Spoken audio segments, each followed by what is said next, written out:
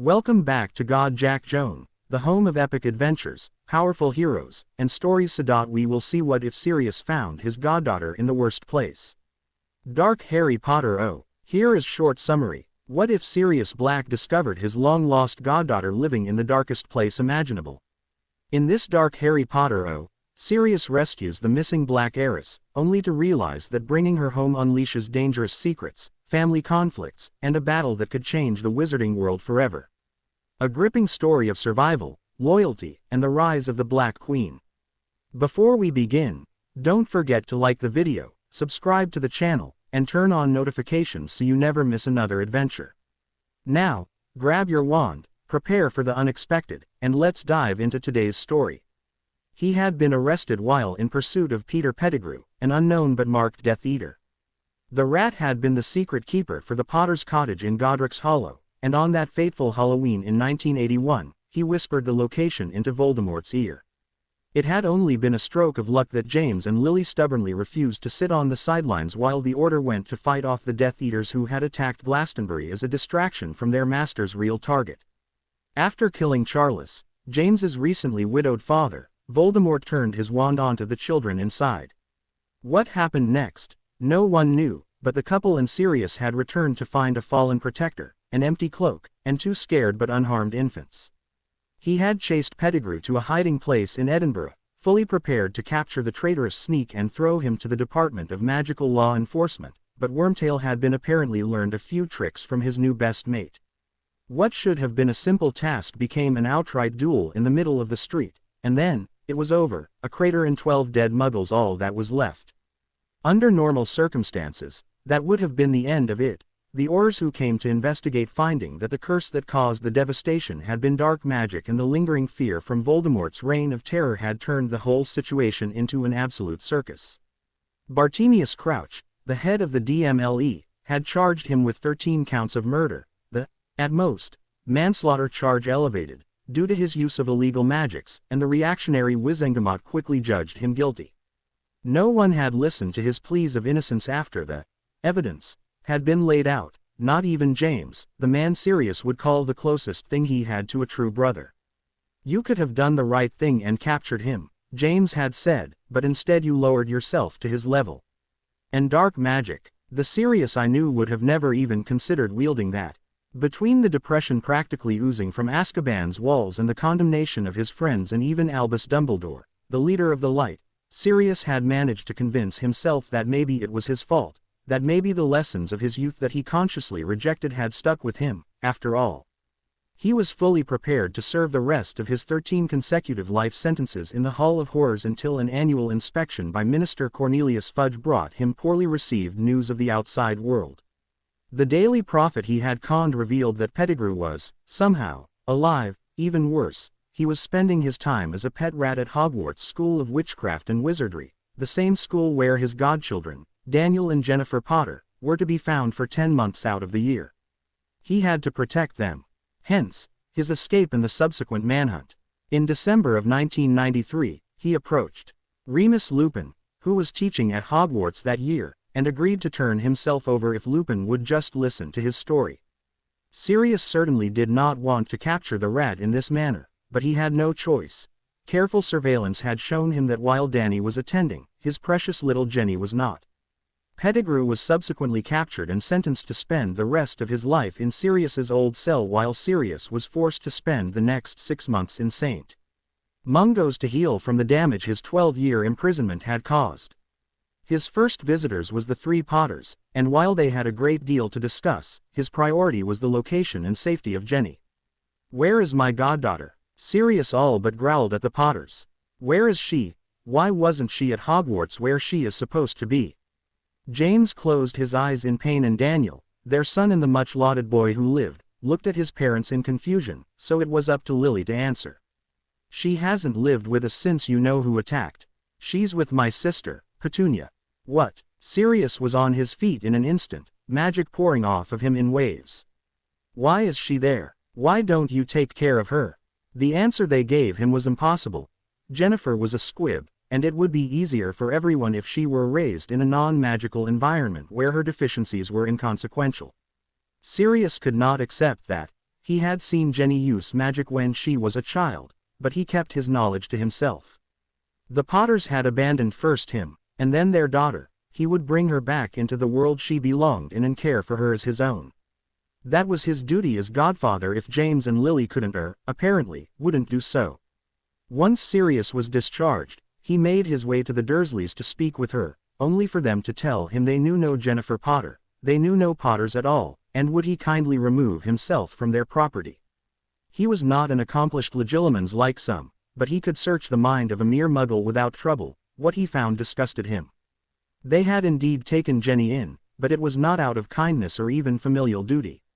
They treated her like how many new dark families treated house elves, expecting her to complete all the housework it was physically possible for her to perform, and even some that wasn't, and beating her for not completing her chores, taking too long, or even when she had done everything perfectly.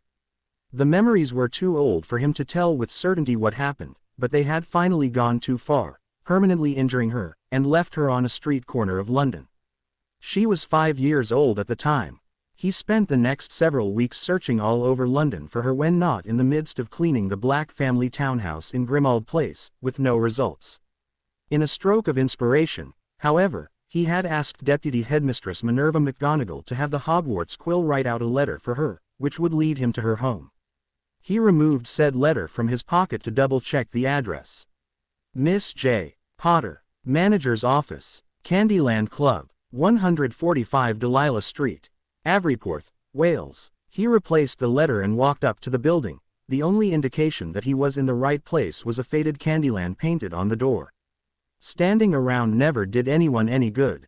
Immediately inside, Sirius glanced around a small foyer that he guessed was used to hold coats in the winter months. Walking farther into the building, he was suddenly intercepted by a young girl wearing the strangest clothes, billowing black pants and a skin-tight yellow shirt that outlined, "What in Merlin's name? Can I help you, sir?" Sirius cleared his throat and moved his eyes back up to her face. "Maybe. I'm looking for a girl and was told she was here. Her name." "I'm new here," the girl interrupted, looking abashed. "If you need to find someone, Mama Jin is the one you have to ask. She's at the bar tonight, can't miss her." Mama Jin, he wondered. What a strange name. "Thank you for your help, miss." He walked away in the direction the girl had pointed to faster than he normally would. There is no reason for any 6 or 7-year-old girl to have nipple piercings. He had shaken the disturbing image from his head by the time he entered the main room of the club. If he hadn't, the sight inside certainly would have. It was what would generally be expected from an adult club aimed at both genders. Male and female servers wandering through the crowd with drinks and skimpy clothing, strippers dancing on stage. He blushed at the sight of one who was wearing little more than strings, and even some employees taking customer upstairs, presumably where they moonlighted as prostitutes. The problem: all of the staff were between the ages of 6 and 12. The sinking feeling Sirius had been feeling since he saw the greeter had now hit rock bottom. He knew, after dealing with the Dursleys, that Jenny had not had a good life, but he had hoped that at least she would have found someplace safe for her to stay. A strip club doubling as a child brothel did not fulfill that wish. Trying his best not to stop and stare at the depravity around him, or the enjoying the show, he marched up to the bar in search of this Mama, who would be getting a piece of his mind and several curses from his wand. Statute of secrecy be damned. "I was told I needed to speak to Mama Jin," he snapped. He decided then that he had apparently offended fate at some point in his life, as he was not able to say a word once the Mama came over to him. Not Jen. She was taller and more developed than any of her co-workers, not a surprise considering that she was nearly 14. Her black hair was filled with curls and tangles and pulled into a ponytail that came to the middle of her back.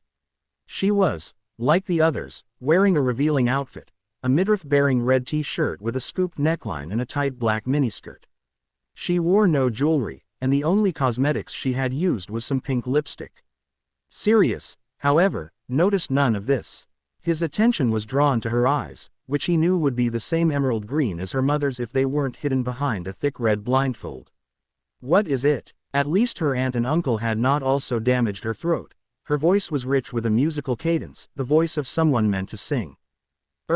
Was all he could get out.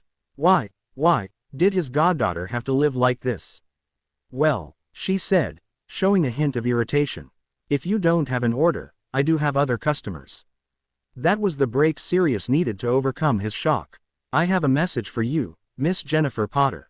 Her left eyebrow rose, a delicate look on her heart-shaped face. Turning to the other bartender, it was clear why she warranted the manager's office. Drew, get Paula to watch the bar. I want you keeping up with who's upstairs with whom. Mama, the boy replied, complete with jaunty salute. He scurried off, presumably to find Paula, while Jen turned back to Sirius.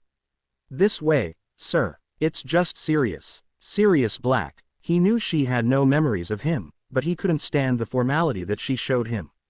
He was at the end of his rope as it was.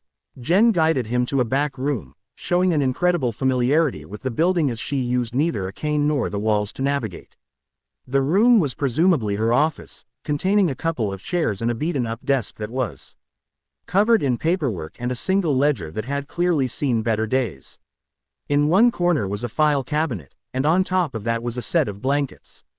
Where does she sleep? Sirius wondered. Seating herself behind the desk, she pointed to the other chair, which he gratefully took. Now why would a wizard know my name, Mr. Sirius Black? You know about the magical world. He would give just about anything to be done with the shocks tonight. At her nod, he continued, well, that certainly makes it easier. I know your name for 2 reasons. First, I was led here by a letter for you. He pulled it out and handed it over to her. Second, I've known your name since before you were born. You see, I'm your godfather. If he was expecting surprise from her, he was disappointed. She simply continued to look at him, or rather point her face in his direction. Considering I'm meeting you only now, I would think you're pretty wise at it. Well, I just got out of prison, he replied sheepishly. This was not how he wanted to inform her of his history, but he admitted to himself that he couldn't really plan for her reactions, considering her childhood. That was probably a good thing. Actually, he had never been much of a planner. He also was not going to lie to her. Though he had mostly ignored the Muggle quotes Lily used to hurl at them, in this case he agreed with the one that went, honesty is the best policy. If nothing else, it meant he wouldn't have to keep track of the sugar-coated story he would have otherwise told her. That's certainly a valid reason. What were you in for? Not what I expected, he thought, listening to her obvious curiosity and slight approval. Murder and the use of dark magic. I was framed, though, and then released once the actual criminal was arrested. She sighed. Oh, disappointment, really. Only Sirius Black, appropriately initialed Sob, would have a goddaughter who wanted a murderer as a godfather. So why are you here? You wanted to scratch checking up on me off your to-do list. He winced, not so much at the words themselves, thought they hit him like physical blows, but instead at the uncaring tone she said them in. It was painfully obvious that she was used to relying on herself, something she must have done ever since she had been tossed out of the Dursleys' house.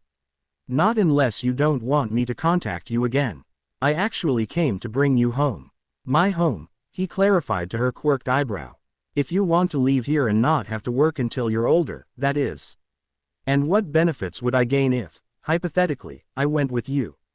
And what costs? Oh, this girl was a Slytherin, through and through. James would hang himself if he ever found out. Would I be expected to work in a family business, or perhaps provide entertainment for your friends? No. The sound was louder in the enclosed space than he thought it would be, and he continued more quietly, no, nothing like that. The Blacks are old money, and I'm the head of the family, so you wouldn't need to work ever again if you didn't want to. And I will never ask you to do that with anyone. The only real requirement I would have for you is to attend Hogwarts. Since you already know about our world, I assume you've at least heard of the school. He paused while she nodded. You could have tutors over the summer to catch you up in any subjects you are behind your yearmates in. That will not be necessary, Mr. Black. Sirius. I was educated by a witch from the time I was 6 years old until she died last year. I have since continued learning various things on my own. If Hogwarts still runs from 11 to 17, I should run no risk of being behind. Oh, how often was Jen going to catch him off guard like this? In that case, forget I mentioned tutoring. The family has one of the largest magical libraries in Europe, which would be available to you, if you want it. He ignored the fact that normally he would be forbidding her from entering it. Any incentive, any bribe, was worth getting her away from this place. Besides Hogwarts, I don't have any actual conditions other than trying to get along with the other members of the family. Who I really should get in touch with, he murmured the last to himself. He risked a glance at her, but nothing she was thinking appeared on her face. There is one other thing. You don't have to, but if you decided to formally be adopted into the Blacks, I certainly would not object. Jen continued to look at him for a moment before she relaxed into her chair and gave him a small grin. We'll talk about that after we see how this whole thing goes, first. Yesterday had started off normal enough for the girl affectionately referred to as Mama Jen.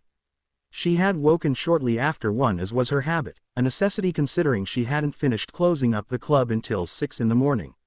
She had fed herself and Loki, and then read one of her books until dusk, when it was time for her to begin preparing Candyland for the night's customers. Once open, she worked at the bar. All normal, all routine, until a certain Sirius Black came to call. Jen shook her head as she gathered some of her books from the ground floor room farthest from the club entrance, one she had set up for storage. He was a very odd man, but his thoughts proved his sincerity. She smiled at that thought. Stay out of other people's heads, was the only ethical rule her tutor, Elsie, had demanded she follow, probably so the old woman could keep her own secrets, but she had never listened. There were just too many useful secrets she could sniff out that way, and no matter what the situation, knowledge was power. She hefted the books in her arms before walking over to the 3 piles she had made on the room's table, jerking her head towards it as she moved. Another 10 books lifted themselves from their shelves and followed her there. Once they were all settled, she took stock to ensure she had not left anything out. Her clothing was the first pile. 2 shirts, a jacket, her skirt, and a strappy set of heels, along with the 3rd shirt, jeans, and trainers she was currently wearing. I really need more clothes, she thought, not for the first time. The club provided all the kids working there with free room and board, but after paying for utilities and groceries, there wasn't enough profit left for anyone to have a decent wage to purchase personal items. Not even clothes were something they could depend on receiving since the owner took his cut from the gross income. In his mind, why should they have new clothing when they earned money while out of them? Thank goodness for cleaning charms. The next pile consisted of a bound roll of leather and a pair of books on the rituals of voodoo, Magie Ak Spiritual Nan Voodoo and Koran Bondi Ki Gen Pouvoir, both of which were nearly impossible to find, especially here in the UK. The only store that would possibly have copies was one Elsie had mentioned resided in Nocturne Alley in London, but she could not recall the name. She opened the case and felt each item inside.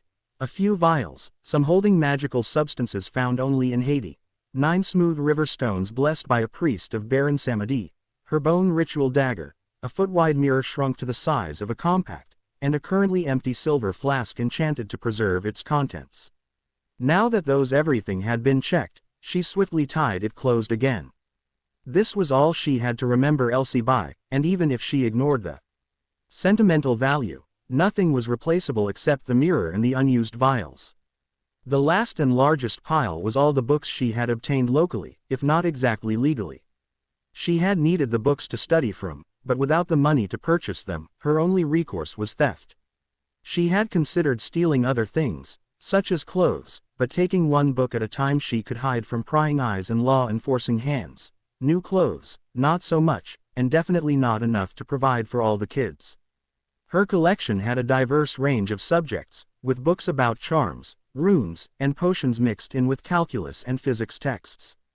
The books about home repair and cooking she should leave behind. She doubted she would need them in the magical side of Britain considering her supposed godfather's tale, and they would be more useful to the others here, especially since the owner was absolutely incapable of anything but spending their hard-earned cash. So it's true, you're leaving. Speak of the devil and he shall appear, Jen thought as she focused her attention onto Richard Hutchins, her nominal boss. Though she could not see him, she could still feel him, and just like every time he spoke to her, she noted how easily he fit the stereotype of a man involved in the child trade. With a perfectly average height and build, not to mention his bland voice, he was someone who could be easily ignored by all and sundry.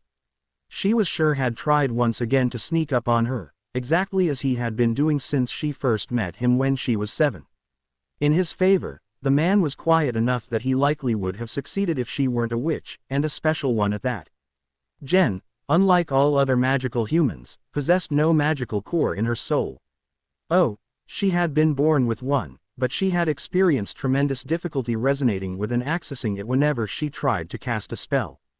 Nothing they had done to fix that problem, not even varied rituals meant to increase the amount of available magic by enlarging its entire volume, had been the slightest bit effective. She had eventually grown tired enough of fighting her own soul every time she practiced her magic enough to attempt a dangerous ritual that would sacrifice her core for a direct connection to the world's virtually infinite supply of power, the reserve from which all witches and wizards drew the magic to replenish their cores.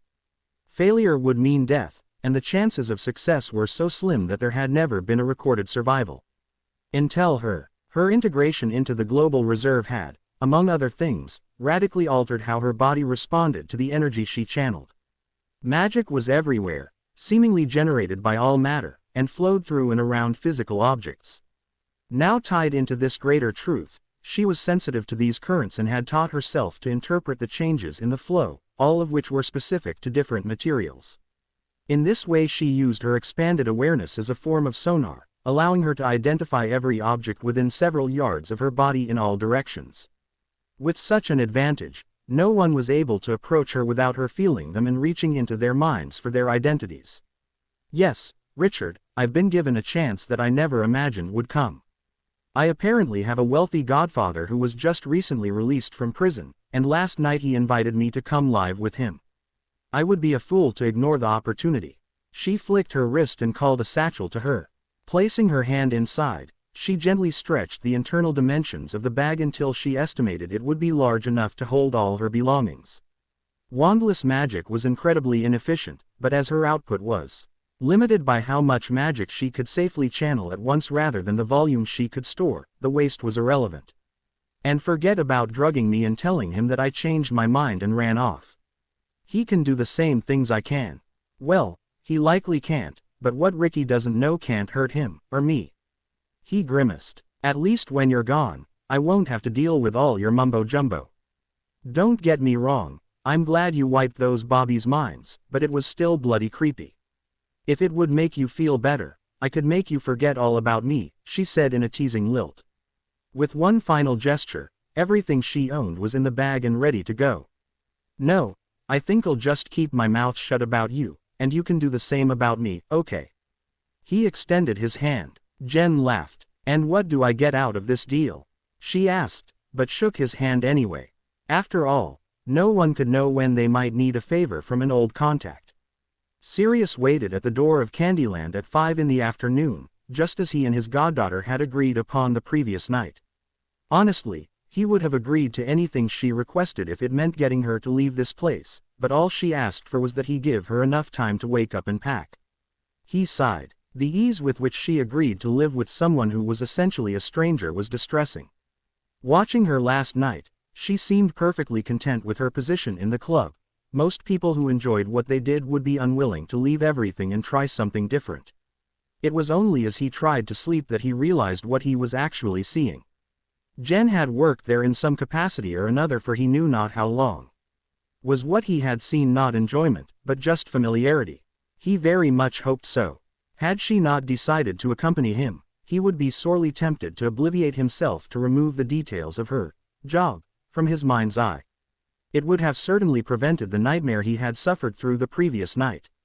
Finally, she walked out the door, for the last time if he had anything to say about it. He was surprised, though, at how little she carried. When he had been forced into shopping with his cousins as a boy, they always had dozens of bags for each of them by the end of the trip. Did you pack everything you wanted? He asked. If there's anything inside you need help with, we can go and get it. So you don't ever have to come back here again. Space expansion charms, Sirius. Everything I have is right here. She gave the satchel a quick pat. I just have someone to collect.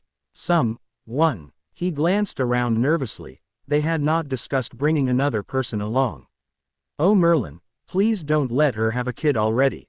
I'm not old enough to be a grand godfather. Jen gave a sharp whistle, UAGING some of his fears. That was an action wizards took with their owls, not their children. Since he was expecting an animal of some form, he was only slightly startled when a large raven landed on her shoulder. And who is this? Sirius, meet my familiar, Loki. Loki, this is my godfather. The newly identified Loki gave him a quick examination, croaked dismissively, and then began preening her hair.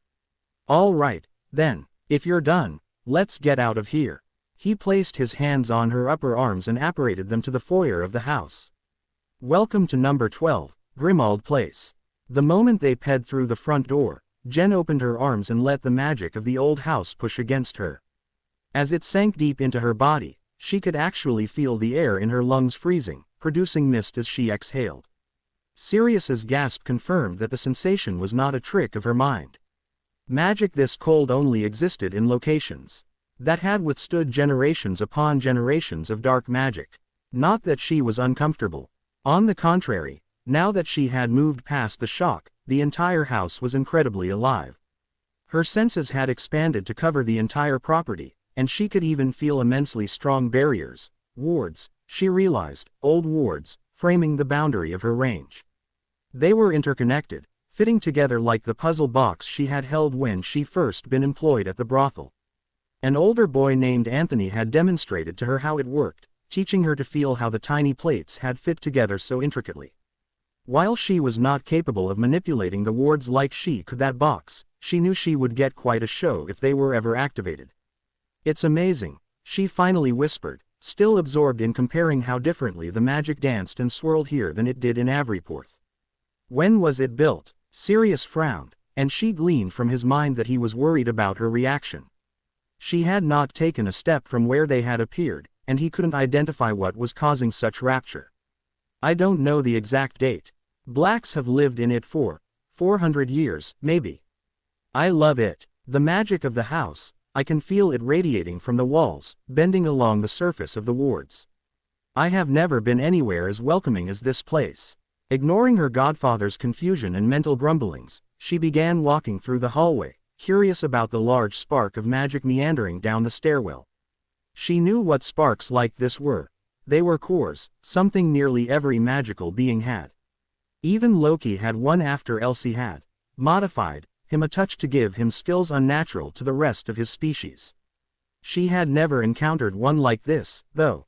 She and the spark both stopped at the foot of the stairs, and pulling her sonar back from the wide space she had let it cover, her ethereal hands felt a small, wrinkled, but humanoid body.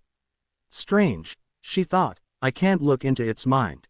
What is it? Deciding blunt curiosity was the best recourse, she asked simply, what are you? The being hesitated a moment, and then answered in a gravely voice, creature is a house elf. He turned and muttered to himself in a Shakespeare-worthy aside, the crippled girl is talking to creature, oh what would mistress say, but the wards cling to her, creature knows not why. Sirius marched over to her. That's enough, creature. Go to the guest bedrooms and start cleaning them. Jen is going to be living here from now on. Creature gave a low bow that was incredibly insincere. As master commands, creature will do, he said, then continued in an undertone, master was an ungrateful tea when mistress banished him from the house, and master only grew to be a bigger disappointment, not fit to lick the slime from his mother's boots. Creature, she warned in a warm tone, it might be a good idea for you to keep a civil tongue in your head. If you don't, well, you just might wake up one morning without it. Now she had both Sirius's and Creature's attention. Jen, what? The cripple as bold as Miss Bella, Creature goes to prepare the room. It being ready tomorrow. With that, he arthritically spun around and climbed back up the stairway.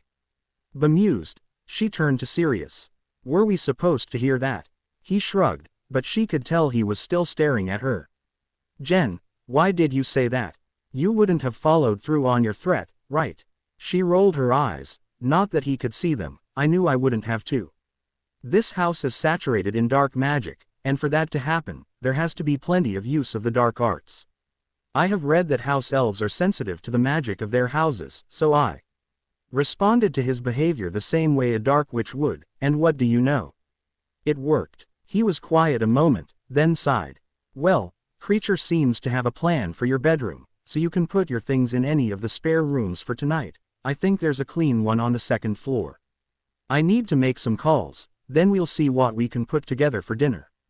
The simple meal later that evening was pleasant, and though they spoke of nothing of importance that evening, it served to make them more at ease with each other. After Jen transfigured a perch for Loki and settled into bed that night, she could not help but reflect on her new life. Pleasant company, no bills, rich magic all around me, I could get used to this. Find me a lithe little bedwarmer, and I'll be set. She apparated into an alley close near the entrance to Grimald Place. The head of her house had summoned her, and so she would comply, no matter how much she would rather be anywhere else this early in the morning. After Sirius had been found innocent and restricted to St. Mungo's, she had created any number of excuses to avoid visiting him. Would he hold that against her now that she would have to follow any orders he gave? And her sister, with whom she had not spoken to since their argument over her then upcoming nuptials, would be there as well.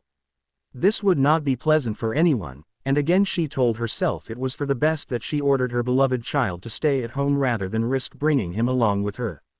It was going to be a bad day no matter what, but last night had only made her dread the reunion even more. Anticipating how stressful today would sure be, she had gone to that one Muggle club in Wales to find some release.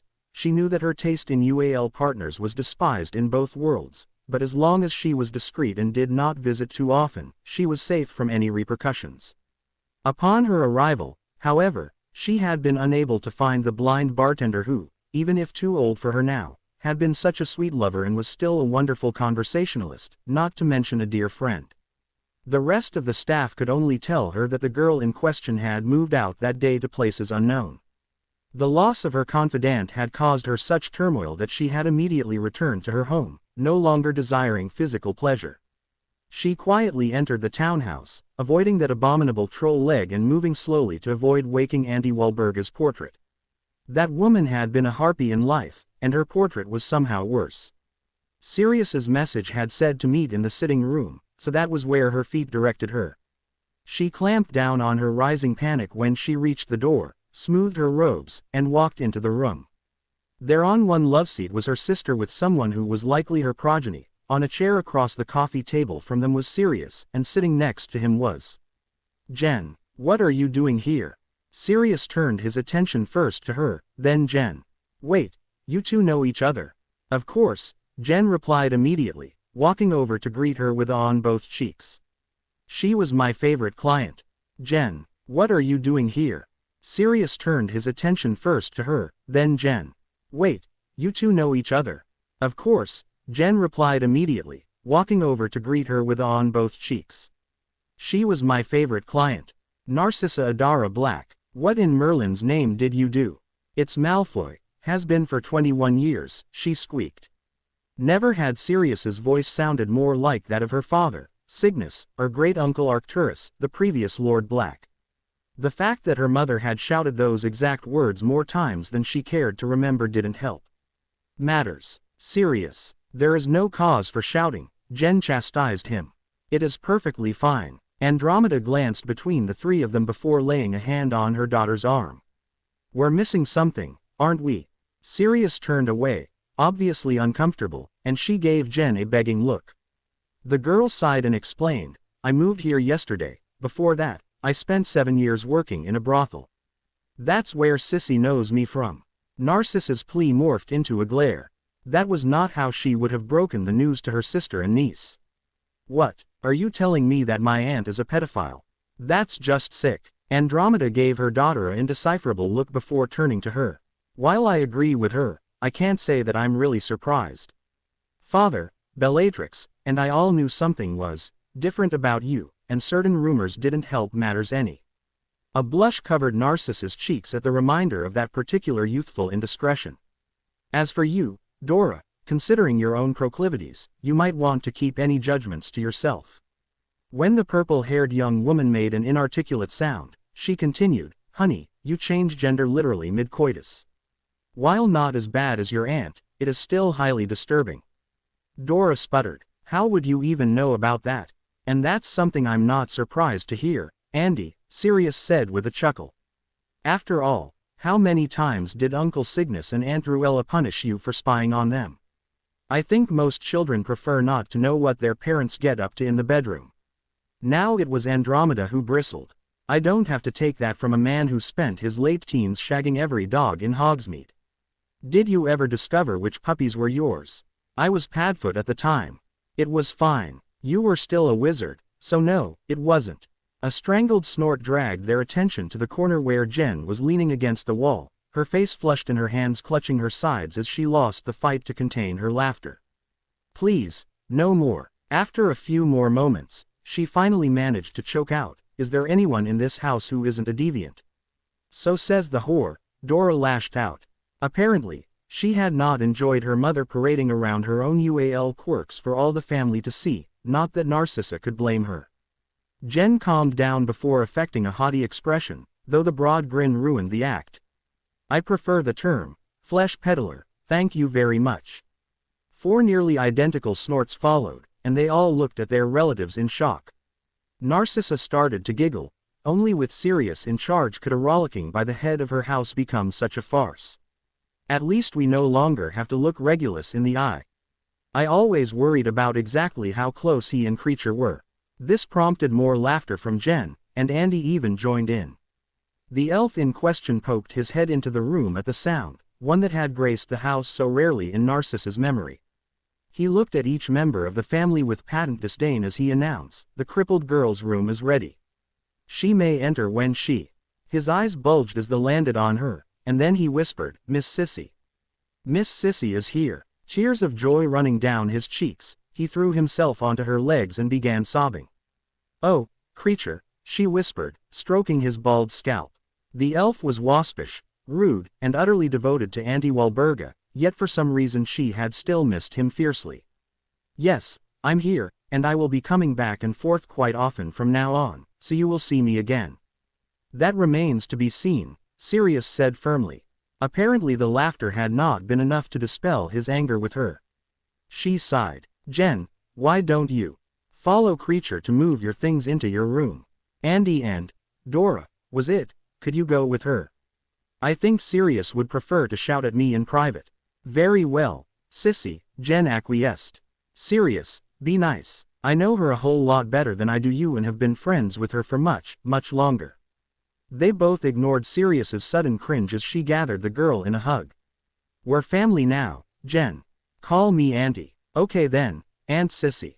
"Creature, let us to my room, please." "Of course, Miss Jen. Creature will show you and the blood traders to your room." The foursome left, closing the door behind them. "So how long have you two known each other?" 7 years, give or take a few months. She was a beauty even then, she murmured with a wistful sigh. Feeling her cousin's glare on her, she rolled her eyes in exasperation. "I have a good idea what it is you want to say, so spare us both the dramatics and spit it out already." "Fine, I will, putting aside for now that you like little kids like that at all. Because Andy had a point. It's obvious in hindsight that something was wrong with you. I don't like that of all the children you could have violated, you had to pick Jen. I'm sorry about hiring her, but at the time I was under the impression that she was a muggle." "And," he demanded, "what does it matter that you thought she was a muggle? Well, do you think I would have slept with her if I knew she was a witch? I would never intentionally harm a child." Sirius gaped in confusion, and she shook her head. It seemed not even a dozen years in Azkaban could knock that silly, muggles are R equals belief out of his skull. He finally managed, "I was in there just last night, and I saw plenty of children getting hurt. If you're a client, you're just as responsible. I'm not harming children," she shouted, and he jerked back in shock. Candyland is a muggle club, so no young witches or wizards should even be there in the first place. If all the staff are muggles, what could it possibly hurt to visit for a little relaxation from time to time? He stared at her for a moment before closing his eyes. "It's amazing what you can forget over more than a decade. Do what you want, we both know you would anyway. Just know that if you resume your tryst with Jen, not even your husband's money will save you from the DMLE." "How dare you," she whispered coldly, "ignoring for the moment that she is both a witch and too old for me. You brought her into this house, that means that she is a black. If you think I would ever work to hurt this family, then you have obviously forgotten more about me than you realize. So long as we understand each other." He paused before casting about for a safe conversation starter. "I haven't asked, but how is your son, Deneb, right? His name is Draco, and he is fine. A good boy, even if he—" Her words filled the awkward situation for several minutes until the door opened again, revealing a figure straight from their memories. Jen walked with the two Tonkses up the stairs to her new room. She had not unpacked anything besides the shirt she had put on that morning, so she had needed only a moment to grab her satchel and Loki's perch before they continued on. She was curious where he had flown off to, but not worried. It wasn't the first time he vanished for several days, nor would it be the last. He was both a wild animal and her familiar, not a pet. He would come if she had need of him and take care of himself when she didn't. She was, however, slightly embered by what Creature was muttering.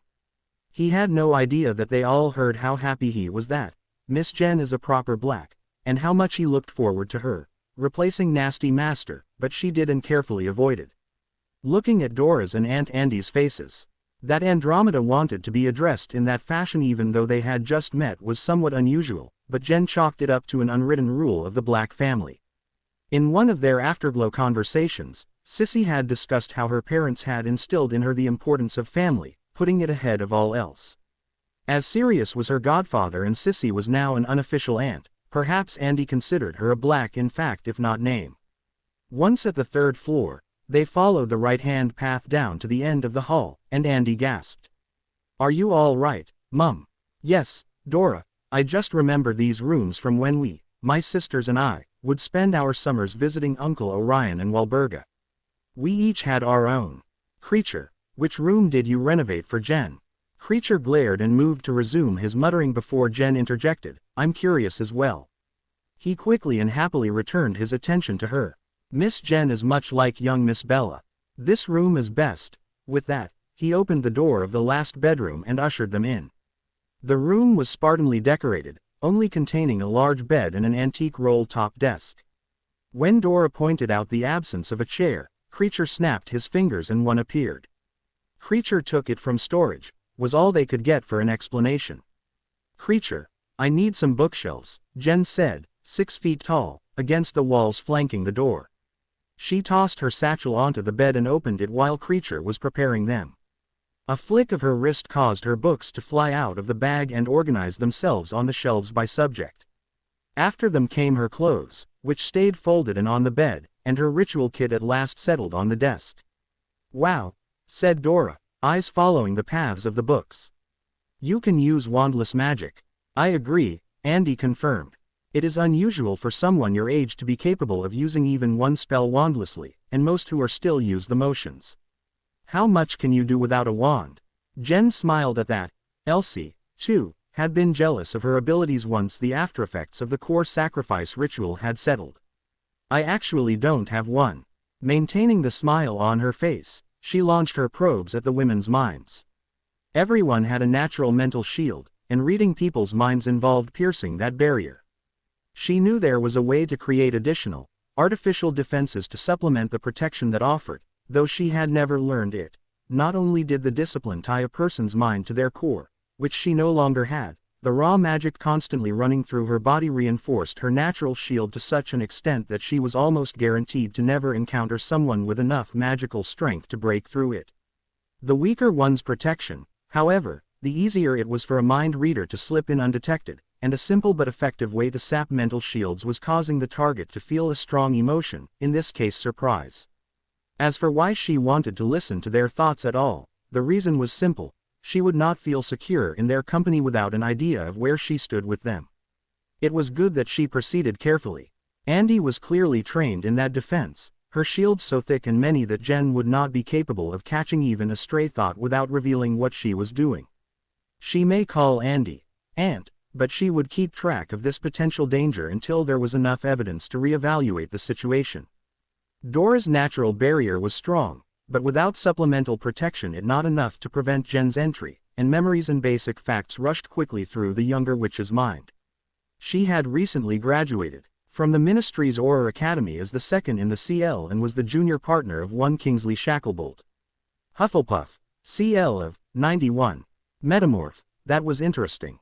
She held quite a bit of anger at her mother, whose marriage to her father planted a number of hurdles in her path if she wanted to advance in the Department of Magical Law Enforcement. To her, Jen was a disabled cousin, one who needed a big sister for guidance and protection. Overall, not anyone she had to be overly concerned about. Making a last sweep, Jen discovered that the subject of Dora's utmost respect was not her mentor, one of her instructors, or either of her parents. It was instead a man named Albus Dumbledore. This oddity piqued her curiosity, and she delved deeper into Dora's mind as she made her way to the bedroom's closet. Albus Dumbledore was the headmaster of Hogwarts, though he also had important roles in magical Britain's combined legislature, judiciary and the international political scene. He had defeated a Dark Lord named Grindelwald during World War II and, in the 70s, fought against the most recent British Dark Lord, a terrorist who went by the pseudonym Voldemort. He was widely considered by the British to be the most powerful wizard in the world. Considering what she could do, that was likely baseless propaganda, and the leader of the Light, the faceless Mies that were better termed anti-dark. Dora had no first-hand information on him, most of what she knew being based off of the man's reputation and grandfatherly demeanor, so while Jen could not accurately label him, she would be cautious and consider him a potential threat as well until she had a face-to-face meeting. She broke off her scan once she arrived at the closet. Focusing on the inside, she was amazed at both the sheer size of the room and how little free space there was. Creature, whose clothes are these? They are certainly nice, she noted, running her hand over a leather corset and silk dress combination. I might wind up keeping a few of them if Creature just forgot to remove them. These were Miss Bella's clothes, Miss Jen, was his reply. He continued in an undertone, they does not please Miss Jen. Creature be ironing his hands. Elves are quite odd. They are magnificent, thank you. You may go now, perhaps prepare us lunch in a few minutes. With a bow, the house elf popped away. Miss Bella's room, Miss Bella's clothes, what is he doing? She asked Andy. The woman shrugged. I really don't know. Did he say anything to you about her before today? No, wait, yes he did. The last thing he said before he disappeared last night was that I was as bold as this Bella, whoever she is. That must be why he's acting like he is. You obviously reminded him of my older sister Bellatrix. He adored her, almost as much as he did Walburga and Regulus, Sirius's mother and brother. What happened to her? Jen turned from the closet to fully face Andy. Is she dead? As good as. She's serving a life sentence in Azkaban along with her husband and brother-in-law. Anyway, enough of this talk. Why don't you change into one of those outfits? If Creature expects you to wear them, I suppose we won't need to take you shopping, Andy said with a glare to the few items on Jen's bed. Jen was more than willing to do so. She had never had anything as expensive or luxurious as these. Throwing off her jeans and shirt, she grabbed the dress and pulled it over her head and down her body. She struggled with the laces for a moment before relenting. Help, please. Andy walked over blushing, while Dora was facing away from them both. I take it back. We do need to buy some knickers for you. Why? I've done without my entire life, and I doubt I suddenly need them now. The dress hugging her frame, she stepped away from the closet and spread her arms. How do I look? Very nice. Just familiar. I'm sure Sirius and Narcissa will agree. Let's ask them, then. Sirius gaped and slowly reached for his wand. He knew Bellatrix was insanely clever, and recently just insane, but how had she escaped from Azkaban and aged herself? With a quick shake of his head, he took a second glance and noticed the blindfold. I know James had the black hair, but no one expected his daughter to be a dead ringer for a 14-year-old Bellatrix. Bella. Good, he wasn't the only one to notice the similarity. Narcissa was also staring at Jen as if she had seen a ghost. The girl slowly spun in place. Well, do you like it? Her voice finally broke the resemblance to the eldest of the Black sisters. Bellatrix's screech couldn't compare to his goddaughter's musical tone. It's wonderful, Jen. Creature had clearly been rooting through the old clothes, though if everything he gave her looked as good as this did, he could be forgiven. The black dress set off her pale skin, while the silver ties made her look like a living incarnation of the family crest. If Sirius remembered correctly, this had been Bellatrix's favorite when she was Jen's age. thanks. Quite a lot more was in the closet. Creature gave me Bella's old room and apparently everything she left in it. The doorbell chose that moment to ring, and Sirius was more than willing to greet whoever was waiting outside and let Narcissa admire the nostalgic clothing. Once he opened the door, however, he wished he had stayed and listened to the girl talk. Can I help you, Lily? Thanks. Quite a lot more was in the closet. Creature gave me Bella's old room and apparently everything she left in it. The doorbell chose that moment to ring, and Sirius was more than willing to greet whoever was waiting outside and let Narcissa admire the nostalgic clothing. Once he opened the door, however, he wished he had stayed and listened to the girl talk. Can I help you, Lily? If Sirius said that he doubted one of the Potters would eventually show up at his door, he would be lying. He had been at odds with them since their first, and last, meeting in his room at St. Mungo's. Charles and Doria Potter had taken him in after he ran away at 16, and originally he had thought it was because they were willing to stand up for those that needed help but had nowhere else to turn. After hearing that James and Lily had thrown Jen away like so much rubbish just like his parents would have done to him, however, he was now wondering if he had a place to stay that summer solely because Doria had drawn on her black roots and offered shelter to family. It was either that or James had fallen so far from the morals of his youth as to no longer be worthy of being called their son. So, while finding Lily here to talk to him was unfortunate, it was not unexpected. He felt he knew why she was here, as well. She wanted him to stop searching for Jen and instead spend his time training Daniel the golden boy who lived. You can, Lily answered with a weak smile. Sirius, it's time you gave up trying to gain custody of Jenny. She's probably happier at Petunia's home, anyway. 1 for 2. Besides, you've been out of the hospital for a month and haven't visited Danny once. He wants to become closer to his godfather after all these years without you. Don't you want to get to know him? Can I call him or what? Funny you should mention that last part, Lily. I'm sure my goddaughter would have liked to know her godfather growing up as well. Her mother and father, too, for that matter. Lily sighed. This was obviously not working out as she hoped. Sirius, we've explained why we gave her to Petunia. If she were with us, she would be constantly shunted to the side because she didn't fit in.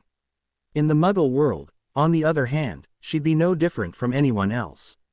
She's fine, she's happy, so please just let it go. Sirius grinned, causing her to take a step back. It was not a happy or even mocking smile, but one that was almost feral. I love how you still believe that she's safe with your sister. She isn't. Lily's face showed only her confusion, but he was happy to hear a note of fear creeping into her voice. She gave her child to someone and then made no effort to ensure that little girl's happiness. She and James deserved all the pain that could be heaped on them for that. No, she isn't. The Dursleys was the first place I looked. She hasn't lived with them since she was 5. Lily stood frozen in shock for a moment before she whispered. You can't be serious. I am, and I am. Still think she's fine and happy. This is no time for jokes. After 8 years, she could be anywhere. She tried to run into the house only to bounce off his. Sirius, let me in so I can flow call James. All 3 of us will cover a lot more ground than you can by yourself. Sorry, Lily, I just can't do that. I have company over. His smile by now was positively shark-like. The family is getting to know my goddaughter. You found her, then. Sirius saw the relief in her expression but remained unmoved. He didn't know if the emotion was real or deception. The love she displayed whenever she had looked at Jen as an infant had certainly revealed itself to be false. Don't scare me like that, you big prat. When did you find her? Where, for that matter? Yes, day before yesterday, and in Wales. I believe that should take care of your questions, so I bid you good day. He moved to close the door, but her hand stopped it. You said you were introducing her to the family, she repeated slowly. Who, exactly? Ah, yet another chance to tweak her nose. She was with Narcissa Malfoy the last time I saw her. He slammed the door to and locked it, relishing the panic stretched across her face. Drawing his wand, he cast a silencing charm to end the frantic bangs and shouts of his name coming from the other side. With a spring in his step, he walked back to the sitting room, but before he could enter, his inn made sense of the mutters he could hear coming from inside. That's the case, what do you propose we do? It's a rare talent. She should continue to develop it, not repress it. Narcissa's words worrying him, he entered the room and immediately spotted the sitting women. What's going on? At Narcissa's prompting, Andy explained, I think Jen might be a legilimens. What? Legilimency was an unusual talent, either restricted to members of certain families or discovered and homegrown by the rare innate legilimens, almost always muggleborns. Jen's neither of those, so how would she learn it? Why would you think that, Andy? When we were looking around her room, I felt a brush on my occlumency shields. It immediately withdrew, indicating someone who knows what they're doing. Dora hasn't learned how to do it and didn't appear to notice anything, and the only other person there was Jen, so. That is the case, Narcissa cut in, this is a good thing. I had planned to teach her occlumency this summer, but if she can use legilimency, I doubt I need to worry about it. Her shields should already be stronger than they would be if she only now started. I don't like it, interjected Andy. She uses legilimency, has powerful wandless magic, and yet says she spent all her time with muggles. This doesn't add up. Narcissa whipped her head around to glare at her sister. She doesn't say she spent her time with muggles. She did. I know that. I certainly saw her with them often enough. Ignoring that reference to the woman's perversions, Sirius put himself in the middle of their little spat. A witch tutored her for several years. She told me when I first met her, he elaborated to their questioning glances. That's the only reason I haven't locked her in her room with the textbooks for the first 3 years, please. Maybe she did, but legilimency and wandless magics are not standard fare at any school I've heard of, and with good reason. Andy crossed her arm and eyed her younger sister. They are far too dangerous to be wielded by a teenager. Yet Jen uses them and is perfectly fine. Obviously there isn't an issue, Andromeda, Narcissa retorted, leaping to her feet. Your concern is noted but unnecessary. Why don't we just ask her where she learned them? Sirius calmly suggested. It's no wonder why these two could ignore each other for almost 21 years. Fine, let's go, then, Narcissa snapped as she stomped out of the room. The leery Jen and Dora had retreated to was only a short walk down the hall from the sitting room, which Sirius had never been more thankful for than he was today. If the two women on either side of him did not reconcile soon, they would probably hold another decades-long grudge, and his hopes for a fresh start of the Black family would end before they could even begin. They found the girls in couches across from each other. Dora was sprawled out on her belly, frantically taking notes from what looked like one of the many dueling texts the Leary contained on scraps of parchment she had tracked down somewhere or another. Jen, too, was lounging quite relaxedly, running a finger over the pages of a much older book she had propped up on her crossed legs. He could just barely make out the title embossed on the cover facing the door. She's reading the Arte of the Succubus. She's going to be disappointed. He had snuck a peek at the book when he was a teen as well and had been surprised to discover that it was a primer on blood magic rather than the collection of erotica he had been expecting. Jen, we have some questions for you. She nodded and summoned a sliver of parchment from Dora's pile to use as a bookmark. Sitting up, she placed the book on the table her feet had been resting on. What kind of questions? Your wandless magic. He decided to leave any mention of legilimency for a private conversation. It wasn't wrong to know or even use, but many people were twitchy about having others potentially rummaging through their heads. Speaking of which, he thought as he raised his own shields. Who taught it to you? Jen was still for a moment, then she sighed. I knew I would have to tell you eventually, but I just hoped to avoid it a little longer. And isn't that a wonderful way to start a story? The way things were going, he really needed to start casting calming charms on himself before questioning her about her past. Her name was Elsie, and she was an old witch from Haiti. She had to leave when her village accused her of using voodoo. The officials there care more about punishing people than finding out if accusations are true or not. Sirius nodded in understanding. Voodoo was, to the best of his admittedly sparse knowledge, sacrificial in nature and thereby classified as a black art, along with soul magic, necromancy, life alchemy, and a few others. The ICW as well as the other two multinational diplomatic organizations, the American Confederacy of Magical States and the Asian Conglomerate, all held even a single use of the black arts to be a capital crime with a mandatory death sentence. This Elsie character would not be the first which someone had framed for that crime, but most never had the opportunity to flee like she had. It's not like she had to worry about leaving anyone behind at that point. Just mentioning black magic makes people start lighting torches and picking up pitchforks. He could sympathize with her plight. The stigma of those darkest of the dark arts was something that never really went away. The Black family, for instance, had gained its current name by at one point having the largest collection of necromancy texts and practitioners in Europe, a reputation that even 400 years later still commanded them respect and not a little fear from other houses. It was also why the Leary had books on blood and enmant magics, both of which were borderline black. After the Dursleys abandoned me in London, I spent a year living on the streets, Jen continued, jerking him back from his reverie. She eventually found me, recognized that I was magical, and took me in. During the day, I would run around getting things she needed for her work, and then at night we would have lessons. I was her assistant for several months before I took a job at Candyland, which forced us to flip our schedules a little. Thankfully, by that point I knew enough that I could practice magic on my own while she just supervised.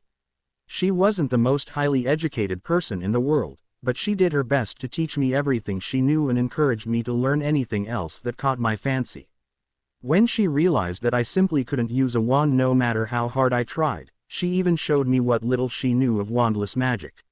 She passed away last year. We are sorry for your loss, Andy said gently. You said you helped her, but what was it that she did? She was a folk healer, selling salves and potions to people who couldn't make their own and didn't have the money to pay for treatment at St. Mungo's. It didn't make her rich, but she was comfortable enough. Was she the one who taught you occlumency? Narcissa prompted. Jen apparently caught the subtle undertones, and some emotion flickered across her face too fast for him to identify. Yes, she was paranoid and constantly moved around to keep ahead of anyone who had pursued her to Britain.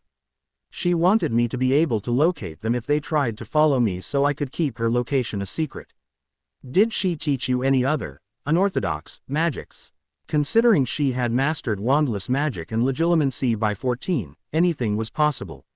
Sirius wanted to know what other surprises she had up her currently missing sleeves.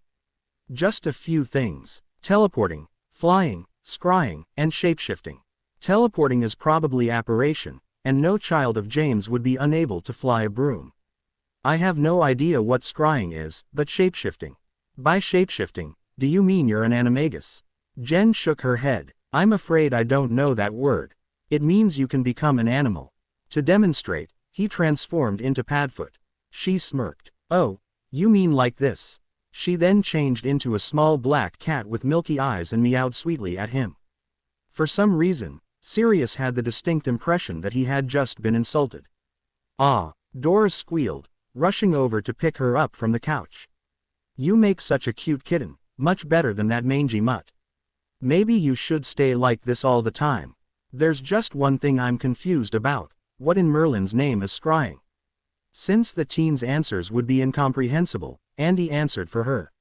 It's a type of divination, that allows people to watch events occurring in another location through any reflective surface, like a mirror or a bowl of water. Scrying is the only form that is universally considered valid, mostly because anyone, not just seers, can use it. Then why haven't I ever heard of it? Because it is very difficult, Jen replied after leaping from Dora's arms and returning to her human form. You have to pour magic into the reflection without using a wand, which does make it a wonderful tool for training wandless magic. That's why Elsie taught it to me. It's also the only way I can see again like I used to. That took Dora by surprise. What do you mean, like you used to? I thought it was obvious. I was not born blind. I'm like this due to an accident. What happened? My aunt and uncle didn't like me very much, she began softly, so they forced me to do all the chores around the house while they spoiled their son Dudley. I was using a bucket of bleach to clean the laundry room floor one day when he ran over and kicked it into my face. That was the first and only time I can remember hearing Petunia scold him. I spent the next couple of days in agony because they refused to take me to the doctor.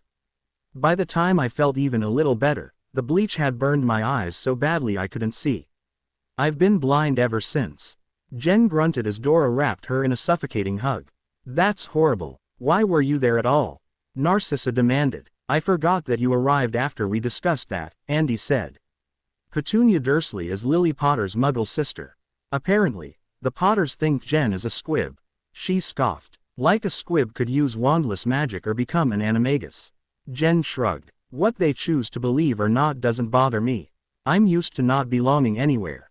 Dora hugged her tighter, and Padfoot walked over and covered her feet like a giant fluffy blanket. The sisters looked at one another and joined the group cuddle on the couch. Don't worry about that anymore, whispered Narcissa in her ear. You belong here with us now. Welcome home. In the week following Jen's acceptance into the Black family, life in 12 Grimmauld Place found a stable routine. She and Sirius would wake early in the morning and walk together to breakfast, which was made by the increasingly affable, to Jen, creature. Afterwards, they would split and go to their separate callings. Jen to the Leary, where she truly devoured books on seemingly every subject contained therein. Sirius to the head study, which daily threatened to overwhelm him with paperwork related to family investments and the house's seat in the Wizengamot. Around 1 in the afternoon, Jen would fetch him from the room for lunch. At this time, Narcissa arrived from Malfoy Manor via Flo to join them for the rest of the day. Lunch would generally be fairly pleasant, and Jen and Sirius would again depart to their respective domains. Some days Narcissa would go with Jen, and Sirius could hear laughter constantly ringing through the house. On others, she would retire to the study with him and lend what eye stance she could. During these work sessions they would discuss many topics, and after they ruled any talk of her UAL partners and his experiences in Azkaban off limits, they found a camaraderie of sorts developing between them, despite their differing political views and the gulf that had existed their entire childhoods due to the half-decade between them. Sirius had even come to the point that he was willing to call her by her nickname, something he had not done once in the entire 34 years he had been alive. They accomplished so much in their afternoons together that by the end of the week, he joked that he was going to use his position as her head of family to force her to be his eye stant. Strangely, she no longer considered that the torture she first would have. Once all the work was done, he, Jen, and occasionally Sissy would have a light dinner and discuss whatever crossed their minds. Though his goddaughter was still irritatingly tight-lipped about her past, he learned enough to understand her as she was now, even if he never found out how she got there. The weekend had come upon them, and Jen knew Sirius was planning something. She knew not what, but the excitement leaked through his occlumency shields and put her on guard. In the time they had spent together, she knew what he was like before unleashing a prank, and the clues she was finding were very similar to that. Her suspicions were confirmed when she was banished from the drawing room for the morning, and then ped Andy on her way to the Leary. Even Creature refused to tell her what was in the works, on Sissy's orders, she discovered. Once in the Leary, she noticed the letter Sirius had given her the first time they met laying on her couch. Picking it up, she opened the envelope and pulled out the actual letter. She put one of her fingers on the surface and felt down the left side until she came to a series of indentations consistent with the scratching of a pen. She focused some magic into the words written there and listened. Dear Miss Potter, a droning voice said, we are pleased to inform you that you have been accepted into the 4th year of Hogwarts School of Witchcraft and Wizardry. Please find enclosed a list of all necessary books and equipment. Term begins on September 1st. Yours sincerely, Minerva McGonagall, Deputy Headmistress. Interesting, Jen muttered. For all that Sirius had done for her, there was still a part of her mind that doubted he would be able to get her into Hogwarts. Her fears had apparently been groundless. She felt the second sheet of parchment and decided to deal with it once she went shopping for her supplies. Setting it on the table, she returned to the book she was currently reading, a discourse on Vila from 1830, written by Bellatrix Black, 16th of the name. It was around 10 when Sissy knocked on the open Leary door. Jen, we need you in the drawing room. Are you going to tell me now what it is you three are plotting? She whined. She did not like people keeping secrets from her. They tended to come back and bite her on her cute little. Sissy smirked. I think it will all be clear to you once you're there. Sighing, she walked with her adoptive aunt to the room. She hadn't minded being banned from entering. They had not used it the entire week she had been here. As Sirius explained it, the drawing room was for guests, the sitting room was for the family. The doors were closed, but through her connection to the wards, Jen had felt 5 people and a house elf hide in wait for her. She knew that 3 of the people were Sirius, Andy, and Dora, but the other two had come through the flow connection, one with Andy and Dora, the other just a minute ago. Tightening her hold on the magic running through her body, she affected a calm mien and opened the doors. "Happy birthday!" yelled several voices, and, even as she had prepared for a fight, the shouts still startled her. She was not happy when she heard laughter and comments on the height of her jump coming from the various members of her family. "Oh yes, that's nice, pick on the blind girl," she snapped, which cut off the laughter from two sources and simply increased the volume of the other four.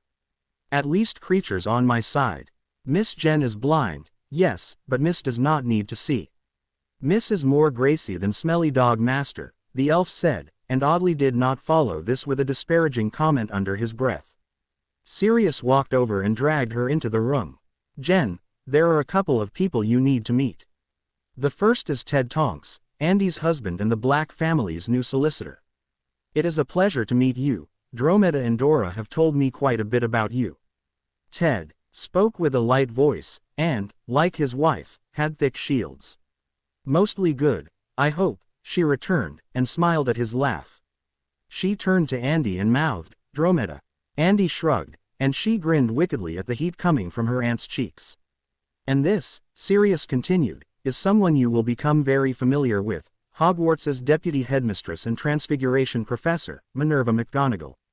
She's here to test if you know enough magic to advance to the same year as the other students your age." "Hello, Miss Potter." "Black, I'm sorry," the professor asked. "It's not Potter, it's Black." Jen had been thinking over the issue and had spoken with Sissy a few times concerning her birth parents and Sirius's offer. This was certainly a sudden manner of acceptance, but he deserved a shock after the way he had laughed at her.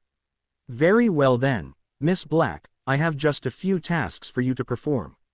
May I see your wand to ensure that it is in good working order before we begin?" They obviously haven't told her much, she thought. "I do not possess a wand, Professor. I have no need of one." Oh, this caught McGonagall off guard. "I see. Could you first freeze the water inside this for me, and then levitate it?" She pushed a goblet forward. Jen raised a hand and tapped the side of the goblet. The water immediately froze, and she then flicked her fingers to lift the block. "I meant levitate the goblet, Miss Black, not the ice by itself." Another finger flick had the cup orbiting the ice. McGonagall gave an exasperated sigh. "I see you are just as dramatic as your godfather." Next, she conjured a turtle with a flourish of her wand, transfigured this turtle into a teapot. Jen rested her hand upon the animal, and it obediently transformed into the pot. If we were in CL, I would have to deduct points for retaining the original coloration." She fell silent as, with a slight application of will, Jen pictured the color white in her mind and imposed it on the teapot. "Please keep in mind, Professor, that I cannot see. It would be best if you specified a single color for any future esments." McGonagall was silent a moment, and she heard Sirius whisper, "Don't worry about it, we've learned to just accept it and move on." She's as hard-headed as anyone else in the room. The professor straightened in her chair. "Well, that is the third-year charms and transfiguration tasks completed. Since Professors Spout and Snape neglected to report any exercises, we will finish with defense against the dark arts." A wave of the wand vanished the teapot, and another conjured a standing human dummy. "Please demonstrate the stupefy and incarcerous hexes." Jen frowned. She did not recognize the terms McGonagall used and UMed. They were the incantations. The way she worked her magic, she had never needed or learned those. "Would you describe the effects of those two spells for me? You do not know them." "I possibly do, but I was not taught Latin incantations. As such, the names you used mean nothing to me."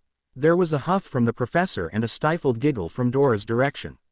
"Stupefy renders the target unconscious, incarcerous binds it." She nodded, then aligned her will to direct her magic in such a way. A flick of the wrist launched her restraints at the target, and when it connected, there was a pulse of magic. Having accomplished her task, she returned her attention to McGonagall. "That was not exactly what I requested. I wished the stunning hex to be separate from and before the restraining spell, not infusing the bindings. And, quite frankly, I'm not at all sure what you used instead of rope," the older woman said, examining the metal wire and hissing sharply when she sliced her finger on one of the many blades it was festooned with. "Professor, interjected Ted. It's a Muggle material called razor wire. If Jen used it on someone, it would not only bind them, but also cut them in multiple places. As a restraint, it's far more effective than rope. I see, she said. You are more familiar with this object, so I will accept it as a suitable replacement. Miss Black, you have a tentative acceptance into the 4th year Cleese. You will meet with your head of house every month during the first term to ensure you are not experiencing unreasonable difficulties. There is the matter of your electives to determine. You have 5 choices, from which you may choose 2 or 3. Ancient runes, the translation and, later, practical application of the various runic languages used to accomplish magical feats without a wand or potion. Arithmancy, the characterization of magic through numbers. Care of magical creatures, which is exactly how it sounds. Divination, the prediction of the future. And Muggle studies, where you will examine Muggle culture and objects. If I might give some advice, she waited for Jen's nod. You have lived your entire life in the Muggle world, so Muggle studies would be a waste of your time, especially as taking the OWL in that course does not require attending the CL. Divination is an extremely inaccurate discipline, so it would perhaps be best if, like Muggle studies, you ignore that option and study it on your own time only if you wish to take the exam. Care covers each creature independently, so you would not be behind the other students when you begin. The same is true of ancient runes, with each year dedicated to a different language. The first year of arithmancy is meant for the students to learn mathematical manipulation. When I explained your circumstances, Professor Vector told me that you would require a background in algebra. Jen tried very hard to stifle her laughter. I think you mean alge, Professor. Which language did the runes CL cover last year? Futhark. I believe, this year they will learn Ogham. Wonderful, she said. I would like ancient runes and arithmancy. I should be at the same level as the other students in those Clees. Sirius grimaced and muttered, of course you would choose the 2 most difficult electives they offer. Sirius, stay here and fill out the rest of the parchment work with Professor McGonagall. Dora, shouldn't you be at work? At her mother's reminder, the normally peppy woman yelped and ran over to the flow. We'll be back down for lunch, and then we should go ahead and run over to Diagon Alley for her school supplies. Andy grabbed one of Jen's arms while Sissy grabbed the other, and then the Black sisters frog-marched her out of the room. Lunch ped quickly, then the 4 Blacks reassembled in the drawing room, Ted having also departed back to his firm. Sirius decided to have a quick lesson before their departure. All right, Jen, have you ever used flow powder? At her shaking head, he continued, it's not the most comfortable or easiest manner of travel, but since Diagon Alley is under anti-apparition wards, this is the fastest. What you have to do is think about the address you want to travel to and throw the powder into the fire. Walk into the fire, and, this is the important part, speak the address while still walking. It's important that you don't stop, otherwise you're going to be thrown out of the fireplace you're traveling to. You will feel like you're spinning and you might even be nauseous, but don't stop walking. Understand? Yes, Sirius. He nodded. Good. I'll go first, then Sissy, then you. Andy will bring up the rear.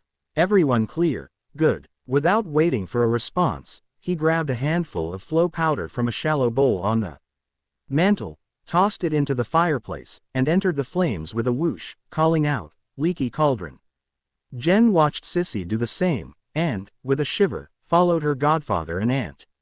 It was not as bad as they had her believe. In fact, she felt completely still apart from a falling sensation. The worst part was easily the sound of rushing wind and total lack of her magical sense. A second whoosh heralded the return of sound, and she moved to join her family just as Andy arrived at their location. Good. Sirius was worried you would become lost, Sissy said after she saw Jen. He has distrusted the flow since he accidentally missed his grade when he was 6 and ended up in the Russian MB by mistake. Ignoring said man's growls, she continued, as it is a Sunday afternoon, we only have a few short hours before the stores close, so we shall divide the tasks between us. Andromeda, would you be willing to attend to the apothecary and purchase the necessary ingredients? Andy nodded. Excellent. Sirius, go to Gringotts and have 2 money bags filled. You can meet with my sister at the apothecary to give her one and then come to Madame Malkin's where Jen and I will be to pay for the robes. Jen, you will then go with Andromeda to the bookstore before joining Sirius to get a wand. She cut off the girl's protests. I know you do not need one, but one properly matched to you may, in fact, aid your magic. If nothing else, you will avoid standing out further. Everyone knows what they are doing first. Any questions? No. Good. Let us begin. With those final words, their general set out for the entrance to the alley. Ignoring said man's growls, she continued, as it is a Sunday afternoon, we only have a few short hours before the stores close, so we shall divide the tasks between us. Andromeda, would you be willing to attend to the apothecary and purchase the necessary ingredients? Andy nodded. Excellent. Sirius, go to Gringotts and have 2 money bags filled. You can meet with my sister at the apothecary to give her one and then come to Madame Malkin's where Jen and I will be to pay for the robes. Jen, you will then go with Andromeda to the bookstore before joining Sirius to get a wand. She cut off the girl's protests. I know you do not need one, but one properly matched to you may, in fact, aid your magic. If nothing else, you will avoid standing out further. Everyone knows what they are doing first. Any questions? No. Good. Let us begin. With those final words, their general set out for the entrance to the alley. Jen followed her adopted aunt out the back door of the dingy pub and into a short alleyway. Taking a moment to examine their new location, she noticed magic was flowing along the surface of the brick wall ahead of them and into a small hole. Moving closer, she realized the hole was actually a tunnel leading to the other side. Sissy drew her wand and tapped the brick in which the hole was located, and Jen felt the wall in astonishment as it expanded, magic spiraling into it even as the bricks rotated away, forming an archway leading to a cobblestone road. She began speaking again as they walked under the arch. This is Diagon Alley. We will return again another day to give you an opportunity to explore, but for now we have a deadline. Sirius, Andy, you have your duties. The two nodded and moved toward a large building at one end of the alley. Our destination, my dear, is in the other direction. They matched their actions to her words and began walking to Madame Malkin's robes for all occasions. If you desire clothes other than my sister's old things, we can go to Twilfit and Tattings for more formal wear later. I know we will need to in order to purchase the dress robes your supply list mentioned. Why? Jen asked. Many of Bella's clothes fit me, so why wouldn't I be able to use one of her dress robes as well? More expensive clothing, like a high-quality dress robe, has numerous spells on it, such as weather-sensitive warming and cooling charms, self-cleaning spells, and theft protection, explained Sissy as she opened the door to Malkin's store. That last spell synchronizes with the magic of the first person to wear the article, preventing all others from donning it. It is useful for clothing that one does not wish to lose, but it makes pinning them on nearly impossible. Ah, Isabel, a pleasure to see you again. The short, squat witch who was hustling over to them gave an awkward curtsy. You as well, Madame Malfoy, and who is this? Sissy placed her hand on Jen's shoulder. This is my niece, Jennifer Black. She is in need of a full set of Hogwarts robes, silk, of course. Of course, there is another young lady being fitted here as well, right inside. The trio moved into the fitting room, where she took her position on the platform adjacent to the one the other girl was on. A quick peek into her aunt's thoughts revealed her appreciation of the girl's nut hair and slim figure. Auntie, I am in need of additional footwear. Would you be willing to look over the selection here? She said, but she also sent another message directly to the front of Sissy's mind. The girl is nervous. I believe it's your presence. She will have information more current than your Sirius's memories and likely less biased than Draco's griping. Sissy was surprised by the exchange, but swiftly restored her expression to one of entitlement. Yes, if it will prevent you from spending 2 additional hours as you did the last time we went shopping. Very well, but I expect a summary when we return home, was the message Jen picked up. Auntie, she whined, it was only one time.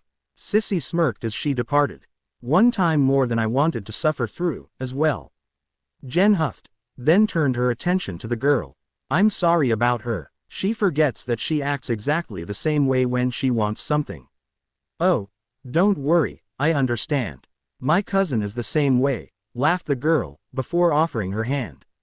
I'm Tracy Davis, Jen Black. They shook, then withdrew to their platforms. Are you a student at Hogwarts? Yes, I am, 4th year Slytherin.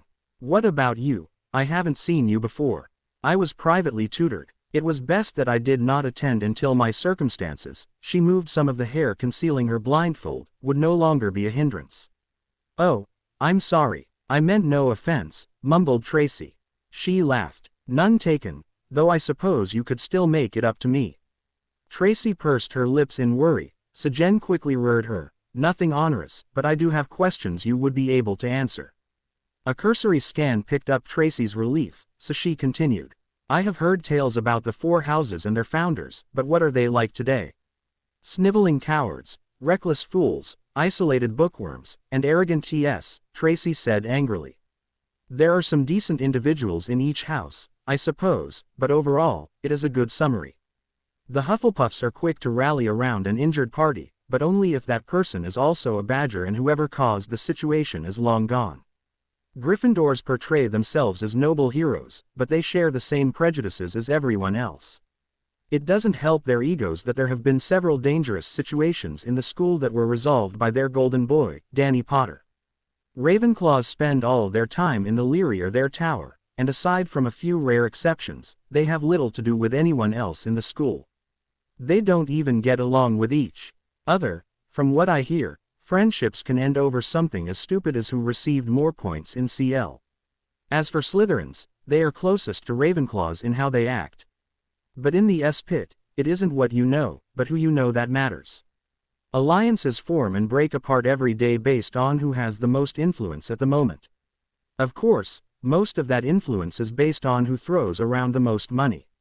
They are also the worst in believing that blood purity crap. I take it you don't. Jen pushed gently, following the stream of memories in Tracy's mind, many of which showed her being bullied by her housemates. Tracy growled out, No, I don't. My father was a pureblood and a near squib who married a muggleborn.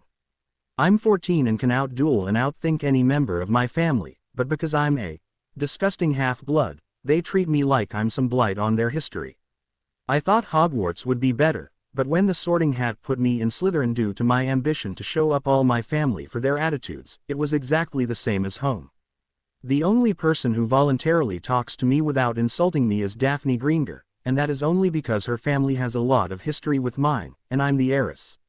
If it weren't for her family forcing her to, she wouldn't stick around.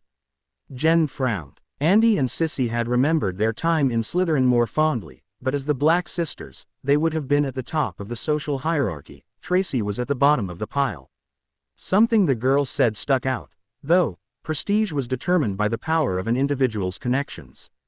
Sirius had spent the 6 months he was in mandatory bed rest drafting arguments and proposals for the Wizengamot, and had, amazingly, completely recouped in that time the political power the House of Black had lost over the preceding dozen years. As his goddaughter, she would be a powerful connection, one that Tracy could use to advance herself in Slytherin, likely not to the highest position, but certainly at least in the middle, a huge improvement over where she was now. You say that Greenger spends time with you solely due to familial obligations, but do you consider her just a reluctant ally, or do you think she wants to be a friend? Ally, Tracy said without hesitation. She has made her distaste for my parentage and personality extremely clear over the past few years. Why do you ask? I will be entering Hogwarts 3 years late. Everyone has already formed stable friendships or, at least, mutually beneficial relationships. If I want to integrate into that environment, I need information, who's doing what where and why.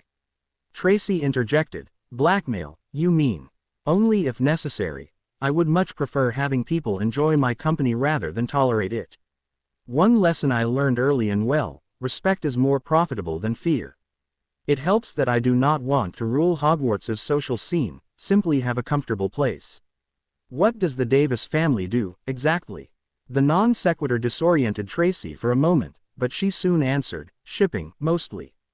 We and the Mulcibers are the only families that don't have to pay tariffs on imports, but since they are down to 2 members, both of whom are in Azkaban, the House of Davis will soon have an advantage over all others in that business. Why did you want to know? She asked as she unconsciously dispelled the light compulsion Jen had placed with her question.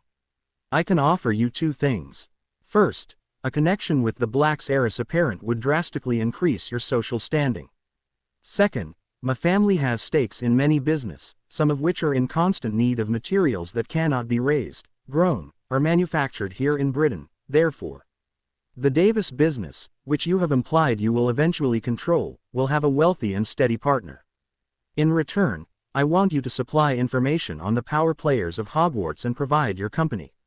My company. Jen smiled. Yes, your company. I, too, have no friends, at least none my age who are also magical. The way I see it, why should we not solve our loneliness problems at the same time? Tracy pondered for a minute, during which Jen subtly distorted and partially erased their conversation from Madame Malkin's mind. Finally, the Slytherin smiled back. Friends. Friends. Tracy left Madame Malkin's around the same time Sirius and Andy entered, and the four followed shortly after. Though she knew their exchange was a ploy, Sissy had in fact found some boots for the two of them. Having spoken to Andy much less than her sister, Jen found the conversation between them during their walk to Flourish and Blots slightly stilted, but not exactly uncomfortable. Will you need I stance finding your books, or shall we split the list between us? Andy asked once they had arrived. Jen's quirked eyebrow should have been answer enough.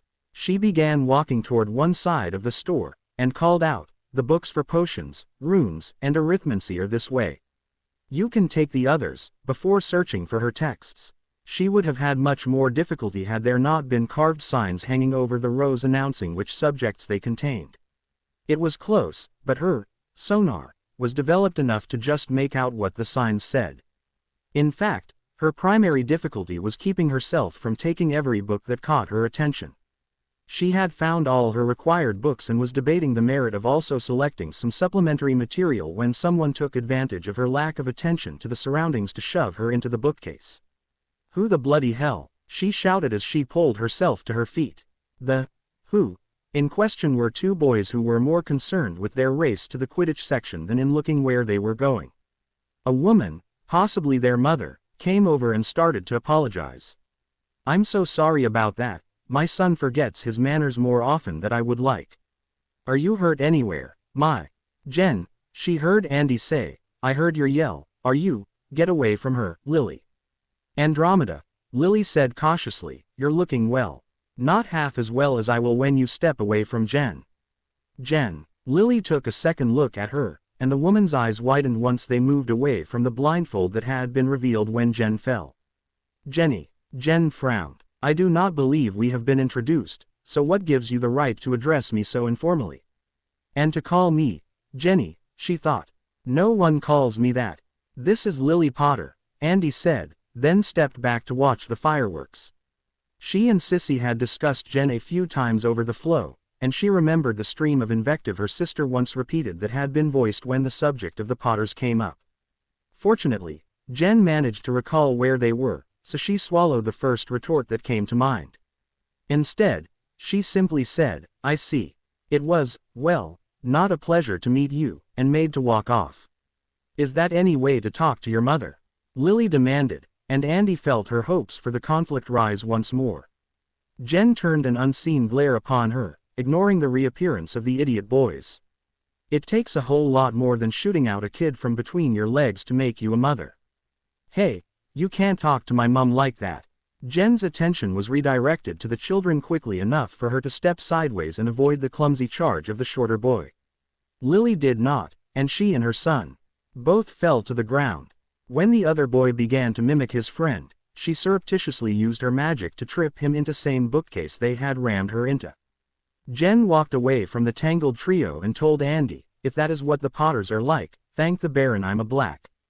Sirius was still laughing over the scene Andy had described as he and his goddaughter made their way into Ollivander's wand shop.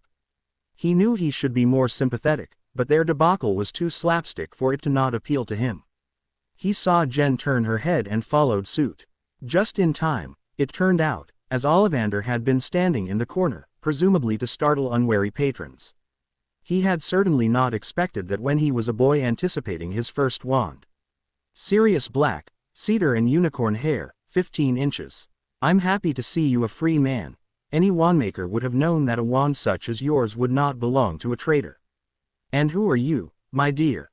Jen Black, Mr. Ollivander. It is a pleasure to make your acquaintance. She dropped into a swift curtsy. And yours as well, Miss Black, or is it Miss Potter? He chuckled at her surprise. It will take some time before your past is hidden from one such as I. I remember your parents' wands well. Your father favored a mahogany and heartstring wand, 11 inches, while your mother was well matched with a 10 3/4-inch willow wand with phoenix feather core. And your brother, holly and phoenix feather, 11 inches. Powerful, a brother wand to that of he who must. Mr. Ollivander, Jen interrupted, while this is certainly interesting, my aunts are waiting for us. Perhaps we could move along with our original purpose. Ollivander huffed irritably and pulled forth a small box. If you are so sure. Try this one first, Beach and Dragon Heartstring, 9 inches, flexible. Sirius was not expecting much. Even if the first wand was a perfect match, he doubted there would be more than a few sparks. He could therefore be excused for being shocked when the wand in Jen's hand let out a loud crack and burst into flame. Ollivander stared at the ashes of his creation with sorrow, while Jen's dubious expression held a hint of panic. The old man finally turned a glare in his goddaughter's direction. Why don't we use another method, one that will allow me to preserve my stock, His rebuke floating in the air, he retreated into the back of his dingy shop. Siri, what the hell just happened? He shrugged. He wasn't a wandsmith, so how was he to know? Besides that, his mind was otherwise engaged determining just when Jen decided he qualified for a nickname like his cousin's. The store's owner eventually did make a reappearance, carrying 3 boards and a fist-sized emerald. He set the boards up beside himself and explained, this is an older method of determining wands, one used before wandcrafters made general wands to match to new wielders. The boards contain either wood, cores, or special non-organic additives, generally jewels. If you would hold this stone, Miss Black, we will soon know what the dimensions of your wand will be. She held it, and the gem soon began to glow with an rosy light. Silver runes similar to hieroglyphs flew from the emerald to hover above it at the same time as numerous golden lines shot out, only to curve back around and connect with varying places on Jen's arms, head, and. In Merlin's name, Ollivander breathed, reading the runes and following the lines. I have never seen a reaction like this before in all my years. Your magic acts as if your own body is a focus. I see. Does that mean that you have no wand to suit me? She sounded quite happy that was the case, but when Sirius thought about it, he really shouldn't be surprised. She had hidden it, well in front of McGonagall, but he saw the disdain she held towards the use of incantations, which all wand-using magicals needed. And earlier, hadn't she made it clear that she did not want a wand, no matter what benefits it would bring? If he had the same freedom with his magic that she had displayed over the past week, he would refuse to be shackled to a piece of wood, too. I am sorry, Miss Black, but it appears that I do not. The only way that I could form one for you, would be to use parts of your own body. She shuddered. No, we shall not be doing that.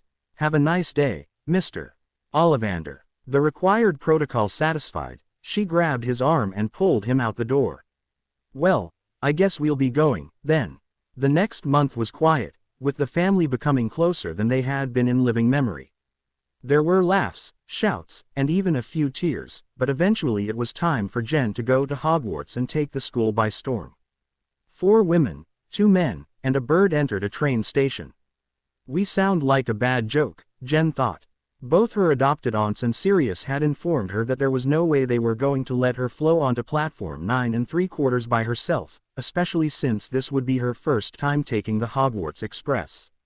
Tired of arguing, she had let the matter drop and accepted that since none of the 3 of them had actual jobs, there was no reason they couldn't go with her. Then she was told that Dora and Ted were taking the day off to join in. I still don't see the point of the entire family coming here. It's a train. I'm going to get on it, find a seat, and leave. What part of that requires all of you escorting me? At least they had only come 10 minutes early. She had talked them down from the hour they had initially demanded. Nostalgia, for the most part, Andy answered. We still remember the days we spent taking the train to Hogwarts with our friends, parents waving at us as we rolled away. Now, we get to see you ride the same train onto the school for the first time. It also lets us scare away any boys who try to get too close, growled Sirius, glaring at the clothes she was wearing.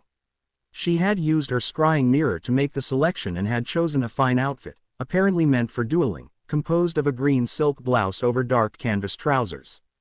Combined with the black high-heeled dragonhide boots Sissy had purchased for her in Diagon, she was sure to catch many people's eyes. The sooner she had their attention, the sooner she could begin to make the social and political connections necessary for the next 4 years in her entire post-Hogwarts life. It had not been kept secret from her that, as Sirius's goddaughter, she would probably gain control of the Black family upon his death or abdication, a scenario that was even more likely due to the fact that his time in Azkaban meant that he would be exceedingly lucky to ever have progeny. Together with the procedure her aunts had performed on her, her claim to the role of family head was practically unalienable. He had also taken the opportunity this summer to explain the realities of the position to her, and she now understood more about the duties she would be expected to discharge than she had ever wanted to know. To be honest, she thought most of the tasks she would be required to perform were extremely tedious, but at least the Black family wasn't like other ancient houses that prohibited women from taking on the role in favor of their husbands or sons. There were simply too many daughters of family heads who deserved their name, Bellatrix, for that rule to have lasted long. Jen sighed. She might wish her future was more interesting, but at least this way she wouldn't have to worry about being cast out of the family like she would have if Sissy's son was the head. Her month in Grimmauld Place had spoiled her too much for her to desire returning to Averyporth.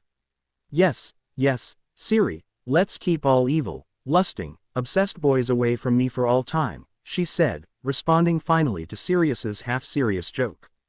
Please recall who one of my clients was and point to the flaw in your logic. He blinked in confusion before his eyes shot to Sissy. Right, on second thought, you can take your owls and newts after homeschooling. Ignore him, Sissy said. She looked out to the throng of people congregating on the platform.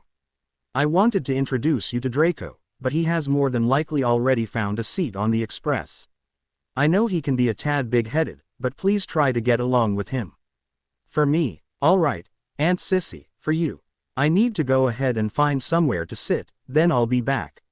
Hiking her satchel higher on her shoulder, she whistled to Loki, who reluctantly left his, apparently comfortable, perch on Dora's head, where he had been ever since Dora had arrived at the house.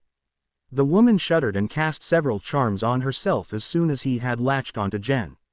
Really, it's not like he shit on you or anything. I don't care. Birds should ride on shoulders, arms, or in cages, not on my head. Only after she had actually stepped on the train did Jen let her grin appear on her face. She had known Dora would hate what Loki did, though as he was not a post owl but a true familiar, there was little Dora could do to stop him. Several laws protected familiars from harm and inconvenience except under dangerous conditions, and perching on someone's head was not one of them. Great job, boy, I knew I could count on you, she murmured, running a finger through the feathers of his, and his croak was tinged with good humor. He was named after the Norse god of mischief, how could he not enjoy helping out on a prank or two? She knew she had little time before the train left, so she was understandably upset when it was only in the third coach that she found an empty compartment. She took off her bag and set it in one of the seat, and Loki hopped down onto it. You willing to keep an eye on our stuff? He gurgled this time and puffed up his feathers. Yes, I'm sure that no one will be able to mess with it if you're the guard.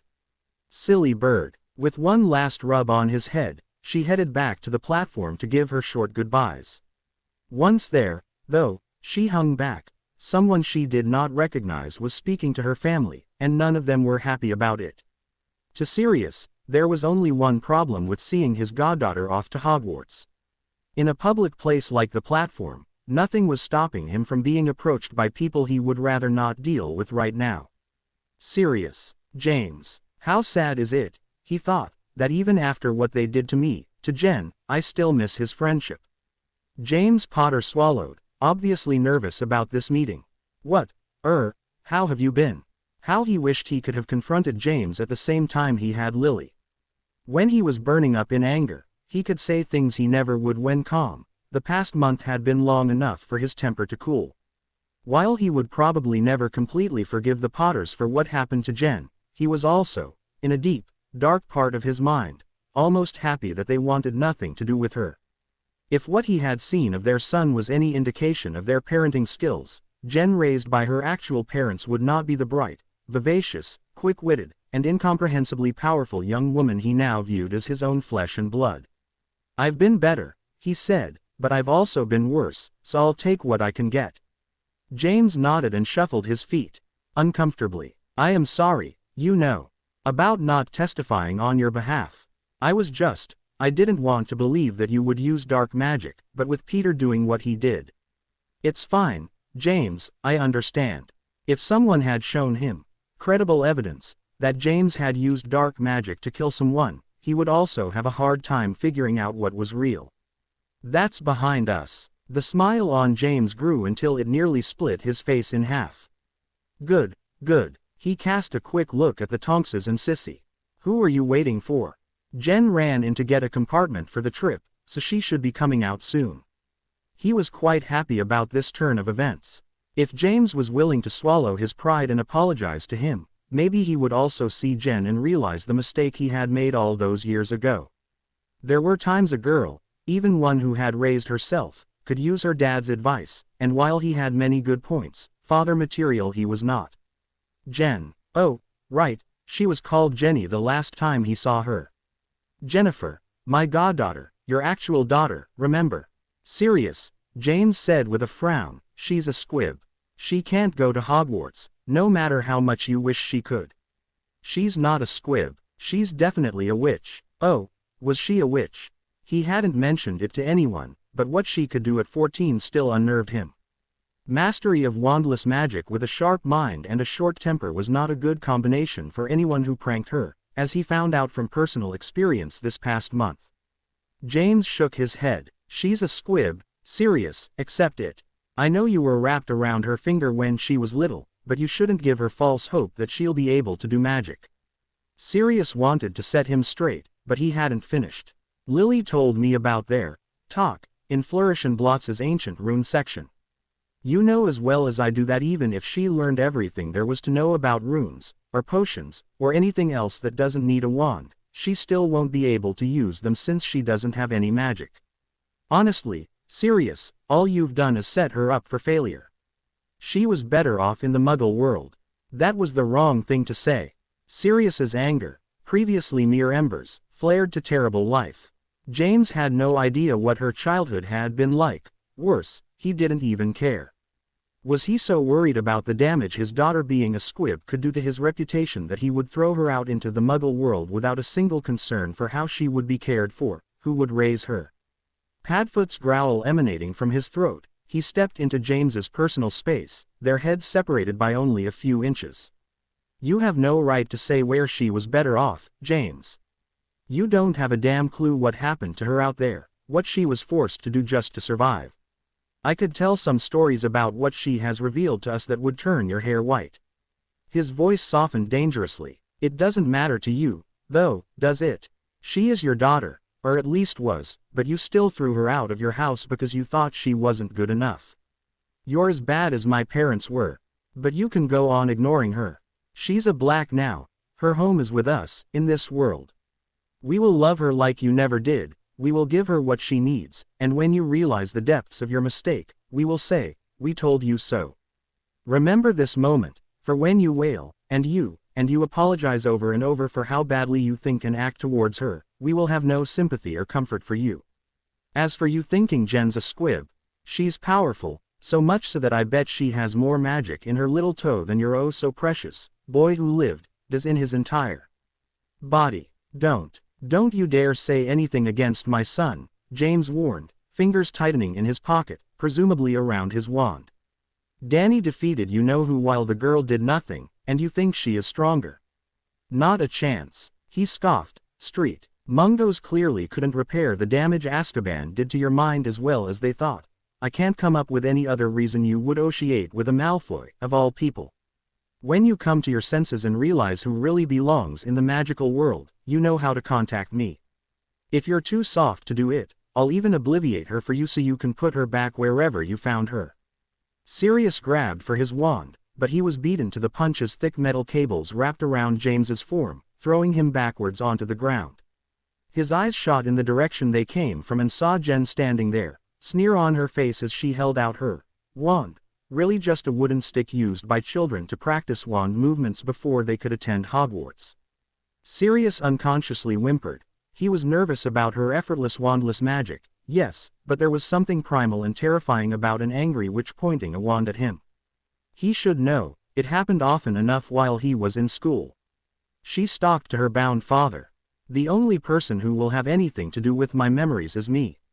I'll give you a warning. I'm not as nice as Sirius is. You threaten me again, and I won't just tie you up, I'll show you why I'm a black. You insult my aunts or my godfather again, and you'll beg for death. The express's whistle prevented her from threatening James further. She instead walked over to Sissy and hugged her, then repeated her actions with each member of the family, finishing with Sirius. All right, I guess I need to go.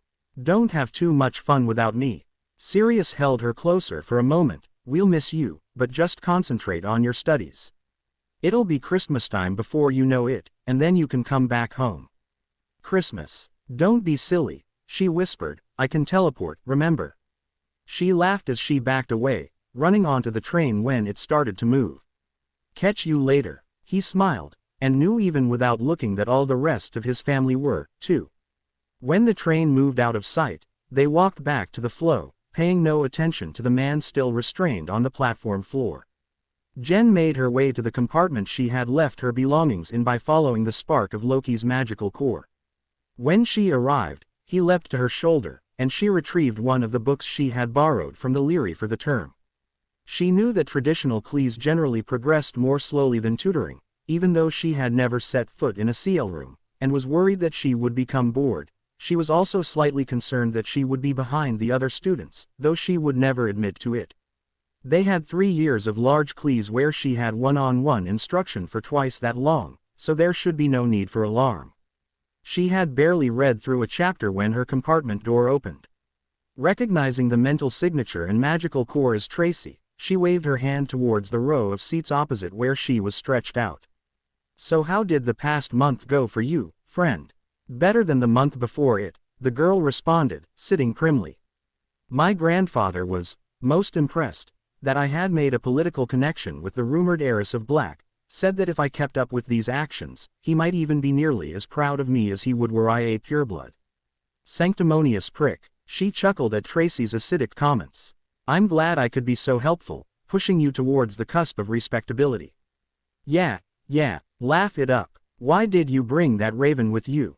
We can't have any birds other than owls. That would be true if he weren't my familiar, she said, giving the animal in question a short mental command, but as he is, Hogwarts's bylaws prevent any staff from prohibiting him entrance. Blimey, not bad if you can get it. Wait, why is he looking at me like, hey, get away? She flapped her arms toward him off, ultimately failing. Jen Black, why is your bird? Loki, then, sitting on my head. Jen smirked. Well, I had him play a bit of a trick on my cousin by perching like that. I guess he's found it to be better than a shoulder. If you ignore him, he'll get off on his own. Eventually. Maybe. Well, now we know why you never had company over if you treat others like this, Tracy snarked. And yet I have no idea why you aren't surrounded by admirers. The two girls grinned at each other, their sarcasm cementing their budding friendship. From far above, the Hogwarts Express could be mistaken for a long S, winding its way from London to an ancient castle in the Scottish Highlands. On September 1st, it would repeat the same journey it had been making for almost a century and a half. Every year, students would use their time on the train to recount exaggerated tales of their summer adventures, eat their body weights in overpriced candy, and place bets on who the new defense against the dark arts professor would be and how they would be removed from the staff. On this particular train ride, 2 teenagers were plotting how best to improve their social standings. You said in Diagon Alley that you would elevate me in the S-pit if I gave you information on the other students, so what do you want to know? Jen cocked an eyebrow, a Slytherin freely giving away her secrets. How strange this world has become today. Please, this isn't free and you know it. I just want to get my side of the bargain out of the way. So, Tracy leaned back into her seat. Who's first? Let us pretend for a moment that I know no one at the school. Who are the major players? What have they done to earn their reputations? What strengths and weaknesses have you observed in them? You know, the basics. The other girl groaned. You're going to make me earn my keep, I can already tell. I'll start with my house, just because I know it best. Terrence Higgs is the role model for the older students.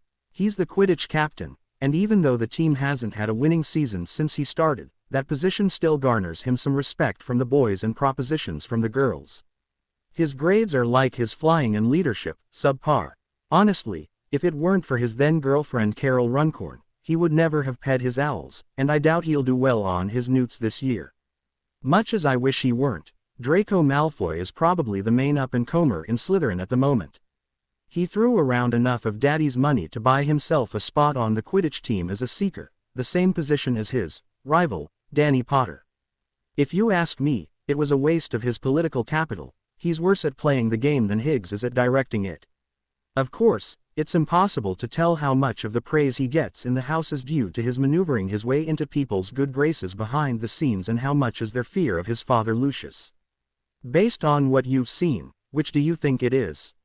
Tracy grinned. Once Lucky Lucy is 6 feet under, it'll be fun to watch his son crash and burn. If he's already married to the perfect pureblood Princess Pansy Parkinson, so much the better.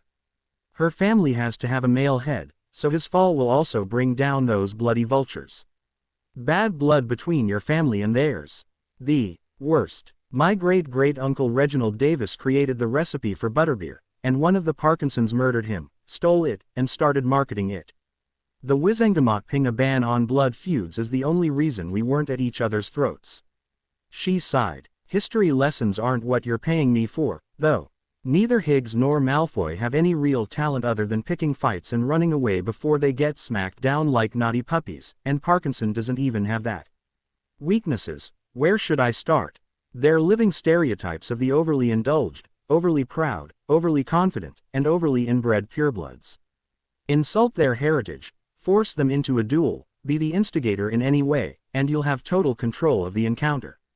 Wonderful, that makes Aunt Sissy's request that much more difficult to honor. Tracy gulped. So I was right, that was Narcissa Malfoy with you in Madame Malkin's. Yes, I've known her a long, long time. I promised to give her son a chance, but I suppose that it's his own fault if he squanders it. So, the bigwigs for the S's are Higgs, Draco, and Parkinson. Who else commands the school's attention? Gryffindor has 3 interconnected sets of leaders. The Quidditch team is the main one. If their former captain Oliver Wood hadn't been so obsessed with the game, he could have been just as big a playboy as Higgs. The second group is the prankster twins, Fred and George Weasley. If you change color or sound like an animal, they're probably to blame. The more stress people put on them, the more they act up. Last year was their owl year, and the school was a bloody war zone. They and their buddy Lee Jordan are dancing around dating the Lions Chasers. The third bunch is the Golden Trio, who are in our year like Malfoy. That's Potter and his best friends Ron Weasley and Hermione Granger. They consider themselves heroes, and whenever they act like it, I would have put them on suicide watch. All the flaws of Gryffindor House are represented. Impulsive recklessness, a sense of superiority due to their house, and incredible self-righteousness, respectively. The only one that I would even bother speaking to is Granger. She at least has more than 2 incels to rub together, but she's not much better than the others. Jen nodded, connecting all the information she had been given so far. If Draco's arrogant and the Gryffindors are reckless and morally superior, how often do they butt heads in public? All the damn time, Tracy growled. I can't tell you how much I've wanted to curse all of them to get them to shut their bloody mouths. If you do lose it and curse them, make sure you're not spotted. I can't have my walking dossier being expelled, now can I? Yeah, Ravenclaw doesn't have much of a social structure, too many lone wolves. If I had to peg someone as being in charge, though, Roger Davies and Cho Chong. He's number 1 in his year, has been every year he's attended. Smart guy, but very reliant on what's been written in books. He'd drown if you threw him in a pond without letting him read how to swim. Chang's no 2 ways about it. She bullies the younger girls until they join her little clique and treat her like the queen bee. She rules through fear, though, so if you want to have a devoted little entourage, take her down a peg or 10. How old are they? Jen asked. Davies is a 7th year, Chang's 5th. No one our age in charge of the claws. Nope, Tracy replied, that's only in Slytherin and Gryffindor. Hufflepuff has only one leader, and that's Cedric Diggory. 6th year, Quidditch captain and seeker. Cute, too, if you're into the whole, goody two-shoes, pretty boy, look. That said, his grandfather was a professional duelist, and his father was almost that good as a young man, so I doubt he'd be a slouch if he ever got in a tiff. So Higgs and Davies in 7th, Weasley twins and Diggory in 6th, Chong in 5th, and Draco, Parkinson, Potter, Weasley, and Granger in our year. These 12 are the most popular. Tracy nodded. Pretty much. There are some rumor mongers throughout the houses and years. Lavender Brown and Parvati Patil, Lyons, and the Badger Megan Jones are the ones in ours, but they can be avoided or neutralized. Anything I need to do to avoid social suicide? Jen wondered. Depends. On. Well, Tracy drawled, mostly on what house you wind up in. If you're sorted into Slytherin like I expect, you'll be able to interact with any S freely because you're a black, but there will be some difficulty if you want to get to know someone from the outside. Make it into one of the other houses, and being seen with me could get you a few strange looks. Being too friendly with the first and second years will also cause you problems. People will wonder if you can't handle people your own age. Hufflepuff is practically a commune, and Gryffindor supposedly has parties every weekend and no internal curfew, so you would need to spend a lot of time mingling in either one. Also, since those two houses are filled with the children of light families, you'd have to cozy up to Potter and his gang. That, Jen interrupted, is not going to happen. Her vehemence rendered Tracy speechless, but only for a moment. Would it be too forward for me to ask why you were so against building a rapport with them? No, it's not. I suppose I need to tell you, anyway. My name wasn't always Black. I was born Jennifer Lily Potter. Tracy blinked, then blinked again. I'm sorry, I think I went insane for a moment. Did you say that you're related to Danny Potter? Unfortunately, I'm his twin sister. After their wonderful son became the boy who failed at dying, they decided I was no more than a squib and chucked me into the Muggle world. When the other girl did not respond other than gaping like a fish, she gave Tracy a light poke. You in there. Everyone talks about them like they're perfect, like they can do no wrong, but no one has any idea that they had 2 children, let alone that they got rid of you. Twins are always equal magically, so why did they consider you a squib when Potter obviously isn't?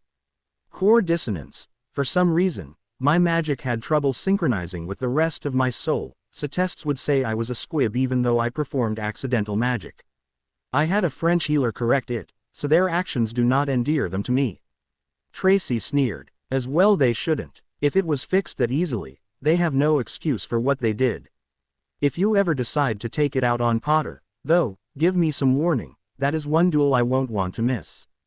The best way to avoid any unnecessary conflict with him, his posse, or the sheep that worship him, would be to get sorted into Ravenclaw.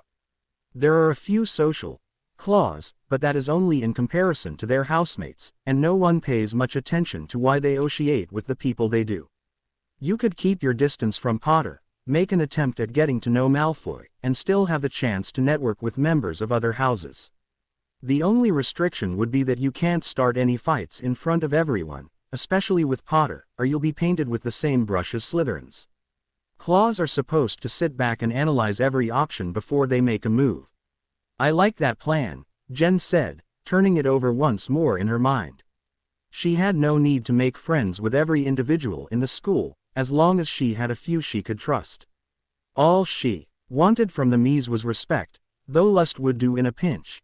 Either would give her the recognition and admiration she would need later to continue the rise in power the Black family was experiencing as they retook their place in magical British society.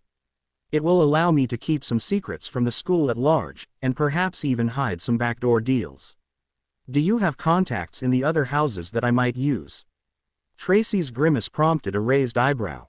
Not really. Even though staying out of the limelight keeps the other Slytherins off my back, it means that all the other students know about me is that I'm a sneaky, slimy S. Well, you're the first person to actually sit down and talk to me since my housemates made it known I was a half-blood. She frowned. She had been so focused on extracting the information she desired that she had forgotten that she and Tracy were in, if not identical, similar situations. No one had ever met them, at least not personally in Tracy's case. It would not matter how much they plotted and schemed if they couldn't put their plans into practice. She reached into her satchel and pulled out a slim silver pocket watch, which Sissy had given to her after they returned from Diagon Alley. Apparently, while it was an English tradition for parents to present one to young men on their 17th birthdays, black children received theirs when they turned 13, signifying the responsibility they now bore as representatives for the family in Hogwarts. That custom was so deeply ingrained that Sissy actually apologized for it being a year late. Before she opened it, she gently ran her thumb over the emblem embossed on the front. It was exquisite, and when she had looked at it through her scrying mirror, she had marveled at its beauty, black onyx and white opal set in contrast to form the family crest. On the inside of the cover was a simple inscription, one she had listened to so many times in private that she did not even need to touch it to hear her aunt's voice. To Jen, from your family. Swinging her attention to the watch itself, she noticed that it was only 10 to 12. How long is the train ride to Hogwarts, Tracy? The girl shrugged. 6 hours, maybe a little more. I thought you knew that. I knew it took a while, but not the exact length. Unless there is something you desperately need to tell me, I think we should take the opportunity to put our plan in motion. Jen ignored Tracy's murmuring of, our plan, and opened the compartment door. Drawing her blank wand, she examined the hallway in more detail than she had at the station. Wood and steel, not the best materials for what I want, but with enough force, they should work. I'd kill for some aluminum or titanium, though, even copper. Wood was slightly magically resistant, hence its use in wands to focus spells in a straight line, while steel contained enough iron to disperse some of the magic fed into it. The coaches themselves probably aren't magical. They wouldn't have to be, only the locomotive itself would need to be able to work around Hogwarts. Hell, the school could very well have stolen the actually punter coaches from other train stations. Deciding to go with quick brute force rather than efficiency, she settled herself and widened the connection she shared with the planet. Energy, viscous and reminding her of the smell of soil and flowed into her feet and up her legs, created a momentary flash of heat in her loins as the two streams merged at her hips, and traveled further up her body along her spine, causing goosebumps to form on her skin and her breathing to hitch. At her collarbones, the additional magic she was channeling split into 3 tributaries, 2 going down her arms and out her fingers, while the last circled into her head, briefly sharpening her hearing, smell, and taste before they adjusted, and spilling through her scalp and down the length of her hair. She waved her wand in nonsense patterns even as she collected much of the magic moving through her flesh into her left hand. Come, she silently intoned, all who feel alone in the crowd, drifting in the sea of Hogwarts. Come to me. Restricting her compulsion to those students around her own age, she laid her hand against the walls of the coach's hallway and released the spell, sensing it move down the hall as a pulse.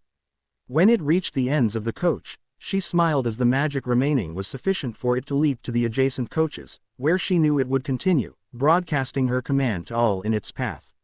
What the bloody hell was that? Tracy shouted. I could feel the magic coming off you, I almost saw it. No one our age should be able to use that intense a spell without being put in a coma.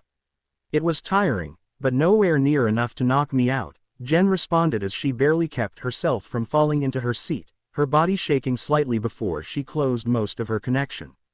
It was true that the spell wouldn't give her magical exhaustion, but for a completely different reason than she had implied. Exhaustion occurred when a witch's core was emptied and she no longer had magic running through her form. Jen's problem was the exact opposite. She had to be cautious about channeling enormous amounts of magic. Her soul was in no danger, but it affected her flesh the same way high voltages of electricity would. Every time she tapped into more power than she was accustomed to, it left her aroused yet also in pain from the damage she inflicted to her nerves and soft tissues. If she ever lost control of the forces she had access to, her death was a foregone conclusion. As to what I did, I decided to send a little invitation, you could say. Let's see if there is anyone at Hogwarts so lonely that they submit to my compulsion and visit us. It took a few minutes, but Jen had healed herself and recalled Loki, and Tracy had regained her composure, when the first person came through the door. As to what I did, I decided to send a little invitation, you could say. Let's see if there is anyone at Hogwarts so lonely that they submit to my compulsion and visit us. It took a few minutes, But Jen had healed herself and recalled Loki, and Tracy had regained her composure when the first person came through the door. The first thing Jen noticed was that their visitor was nearly a man. His body was about the right size, as was his magical core. He looked at the girls and immediately started backing out. "I'm really sorry about barging in like that, I'll just be leaving." "Nonsense," she replied, moving her satchel into her lap. "There's plenty of space, and we certainly don't mind you joining us." "Do you have a problem with it, Tracy?" The Slytherin was startled for a moment, but she regained her composure with admirable speed. "Not at all. Please, take a seat." "Thanks." He moved his trunk up to the rack above them and joined Tracy's side of the compartment. "My name's Kenneth Toller." Jen gave him a slightly sultry smile. "My name is Jen Black. A pleasure to make your acquaintance, Mr. Toller." "Tracy Davis." She held out her hand for Kenneth to shake. "I know this is probably none of my business, but I remember your name from last year. Weren't you the one that—" "Yeah, that was me." "Bloody Weasley twins," he growled, and Jen caught the emberment and anger simmering just beneath the surface. Deciding to give him a little push, she asked, "I'm sorry, but I wasn't here last year." "What happened?" "From the way I hear it, the twins cursed you with boils so you couldn't make it to your transfiguration exam." Kenneth sighed. "They didn't exactly curse me. What happened is that they played a prank on me, or at least tried to. Having itching powder poured in your day clothes is one thing. If it had been just that, I could have dealt with it or changed them during a break. The idiots couldn't do something that simple. Oh no. That wouldn't have been impressive enough. Instead, they put some in my pajamas. By the time I woke up that next morning, the powder had irritated my skin enough that I had to stay in the hospital wing until just after lunch, and I still wasn't at my best for the practical portion of my owl. Thanks to their childish senses of humor, I can't take Newt-level transfiguration, which is one of my strongest subjects." His bitter rant finished, he looked at the two girls sheepishly. "Sorry about that." Tracy opened her mouth, no doubt to deliver a scathing comment, but Jen smoothly cut her off. "Don't apologize. Now I know to avoid the two of them." Tracy's head turned in her direction, and she flashed a small half-smirk back, one quick enough that Kenneth would miss it. Her friend's ire temporarily soothed, she prompted the boy to elaborate. "So, you're a sixth year. What house?" "Gryffindor," he replied with a smile, "home of the noble and daring." This time she was unable to stop the other girl. "Yes, because giving a roommate boils is such a noble thing to do." A wince was her only answer. "What kind of hobbies do you have at the school?" Jen asked to regain his attention. She might appreciate Tracy's blunt sarcasm, but most others would not. Honestly, it seemed that the Davis family heiress's worst enemy when it came to forming connections was not her blood status, but the mouth she had developed as a result of the prejudice she dealt with. Kenneth, thankfully, totally missed her verbal maneuvering. "Well, there are a few course clubs. I've heard that Flitwick, the charms professor, has the most popular one. If you like gobstones or chess, you can always find someone willing to play, but most of the school would love nothing more than going to Quidditch games every day." That was something that was becoming very clear to her. Of the dozen student leaders, half of them were involved in the sport. She was willing to do a great deal to forge alliances, but she had much better things to do with her time than constantly practice for a game that she had no interest for. That did not mean, however, that she would actively attempt to alienate those who did. "Do you play, or just watch?" "I play in an occasional pickup game, but I'm not on the house team." He scoffed. "I was going to try out for the seeker position my third year, but that was when Danny Potter came to Hogwarts. The kid somehow got on the team after his first official flying lesson. I don't have a problem that he's on the team, he's a far better flyer than I am, but I just wish he had actually attended the tryouts Wood had scheduled. It's the principle of the thing, you know." She nodded, but was saved from having to respond by the compartment door opening again. This time, there were two people who entered, both a boy and girl. Said the girl, "is it okay if we join you? We needed to get away from the people we were riding with, and this is the first compartment we found that has space." "Of course," Jen said. She introduced herself and her current companions, then waited for the newcomers. The boy was the one to speak up. "I'm Justin Finch Fletchley, and this is Susan Bones." The now-named Susan had levitated their trunks to rest next to Kenneth's, and they sat together next to Jen. "I recognize you, Davis, but I've never seen you around," Susan said to her. "Are you related to Sirius Black?" She nodded. "He's my cousin and family head, if that's what you're asking." "Pretty much. Andy has been going on all summer about how bull-headed and forceful he is." She blushed and continued in a much quieter voice. "And not to say she doesn't like him. She thinks he's funny, really."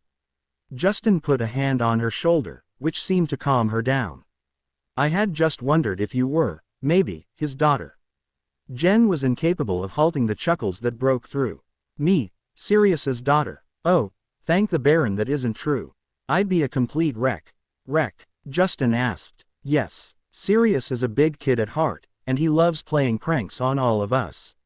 More than a little bit annoying, actually.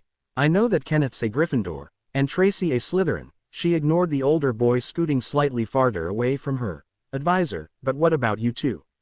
They did their arms around each other's shoulders. "You might belong in Hufflepuff, where they are just and loyal. Those patient Hufflepuffs are true and unafraid of toil," they sang, much to Jen's bewilderment. The other occupants both smiled, like they were all sharing an inside joke. Justin saw her confusion and explained, "That was part of the song the Sorting Hat sang our first year to describe what the different houses are like." "Hat? You were sorted by a hat," she huffed. There would be revenge upon her family the next time she saw them. "My aunts were talking about having to duel one of the older students. How you went about it determined which house you were in." This revelation sparked more smiles, and even some light laughter from Susan, who quickly stopped when she saw that she was the only one. Tracy said, "My mum told me that we had to jump off the astronomy tower holding a broom, and the staff chose by how close we got to the ground before we tried to fly away. My parents said you had to get past a chimera." Kenneth chimed in. "Auntie made it sound like there were 4 different tasks, and the one you did best on was the house you would be in." Justin grimaced. "I didn't have any idea what it would be until we actually did it." "Why not?" Jen asked. "It seems that most families tell tall tales to their children about the sorting, so why would his family act differently?" Susan held onto his arm. "Justin's a Muggleborn. He didn't know about our world until his letter arrived and he came here." Curiously, that was the strongest her voice had been since the 2 Badgers had entered. "Ah, of course, that would do it. I understand," Jen said. "I spent quite a bit of time in the Muggle world while growing up. Actually, you have no need to fear any prejudice from me." Her words caused Justin to smile, and Susan to blush brightly. The door opened once again, leading her to wonder if sending such a wide-ranging compulsion was the best plan for her to start with. She opened her mouth to greet the 6th member of their discussion, but the words caught in her throat. She had felt many magical cores, and all of them had been the same. Balls of energy, compressing and expanding in time with the beats of their bearers' hearts. Not this one, though. It was a flurry of motion, twirling and spinning, maintaining a constant speed despite its wild gyrations. Wondering if the girl whose core it was knew the cause of her condition, she mentally reached out, only to be surprised once again. She felt no shields, but heard no thoughts. It was complete emptiness, like there was no one there at all. "Hello," the unnatural girl said in a dreamy voice. "You must be Jennifer Black. I prefer to go by Jen, actually. How did you know my name?" "Oh, your Twilks told me. You are the first person I've ever met who has more than one. Most people don't have any, you know." "I see." None of the others seemed to understand any more than she did, though Justin was obviously unhappy at her presence. "Since you already have my name, would you be willing to give yours?" "Certainly." She waited a moment, wondering when the girl would continue. "What is your name?" "Luna Lovegood." She cocked her head. "You were surprised by me. Strange, since you are rather different, yourself. Few blind people can move as surely as you do." Was she watching me on the platform? Jen thought, before Kenneth cut off her musings. "What do you mean, blind?" Luna shrugged. "I would think you should ask Jen that question." Now that all eyes were on her, she brushed her long bangs away from her face. Besides Luna and Tracy, they all gasped when they saw her blindfold. "I'm so sorry, you should have told us. We didn't mean to be rude." Susan was fretting away, acting like she was due at the gallows for whatever insult she felt had been given. Justin didn't look much better. Are all Hufflepuffs this frantic and pathetic? She waved off any further apologies and used the motion to attempt one of the spells she had found in one of the textbooks for third year that Sirius had bought before he located her. Her cheering charm successfully took hold, bringing Susan down from the verge of hyperventilation. I hid the blindfold for this exact reason. I do not want pity or well-meaning but ultimately unnecessary aid. The best way to avoid this, I have found, is to look like I don't need it to begin with. Noting the downcast emotions on their faces, she continued, I do, however, thank you for your concern. Luna was still standing, she realized, and entertaining herself by looking intently at the empty air above their heads. Most people would speak with her for only a moment and dismiss her, likely thinking she is insane or mentally deficient in some way. That would be a tremendous mistake. She is observant, that is clear from the fact that she had to have been watching me before we left in order to see that I am blind. There is also her knowing my name. I have not met with anyone else, so there is no reason for someone outside this compartment to know who I am. Either she overheard us when we were introducing ourselves, which means she fought the compulsion enough to hesitate outside the door, or she gained the information in some way I am unaware of. These twilks, she mentioned. I wonder how much else she can discern. This girl could be a valuable ally, a dangerous enemy, or an absolute nobody, and predicting which is the case right now is impossible. And she was still standing. Luna, take a seat if you wish. The odd girl looked at her a moment longer, then reached behind herself and picked up a trunk. Kenneth, acting like the gentlemen Gryffindors were reputed to be, took it from her and placed it with the others. The two then sat down in the remaining seats, with Luna in between the lion and S.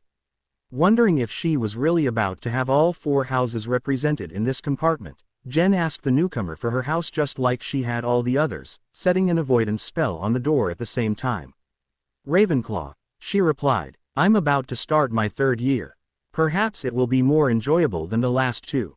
The other returning students frowned, grimaced, or in Justin's case, cringed.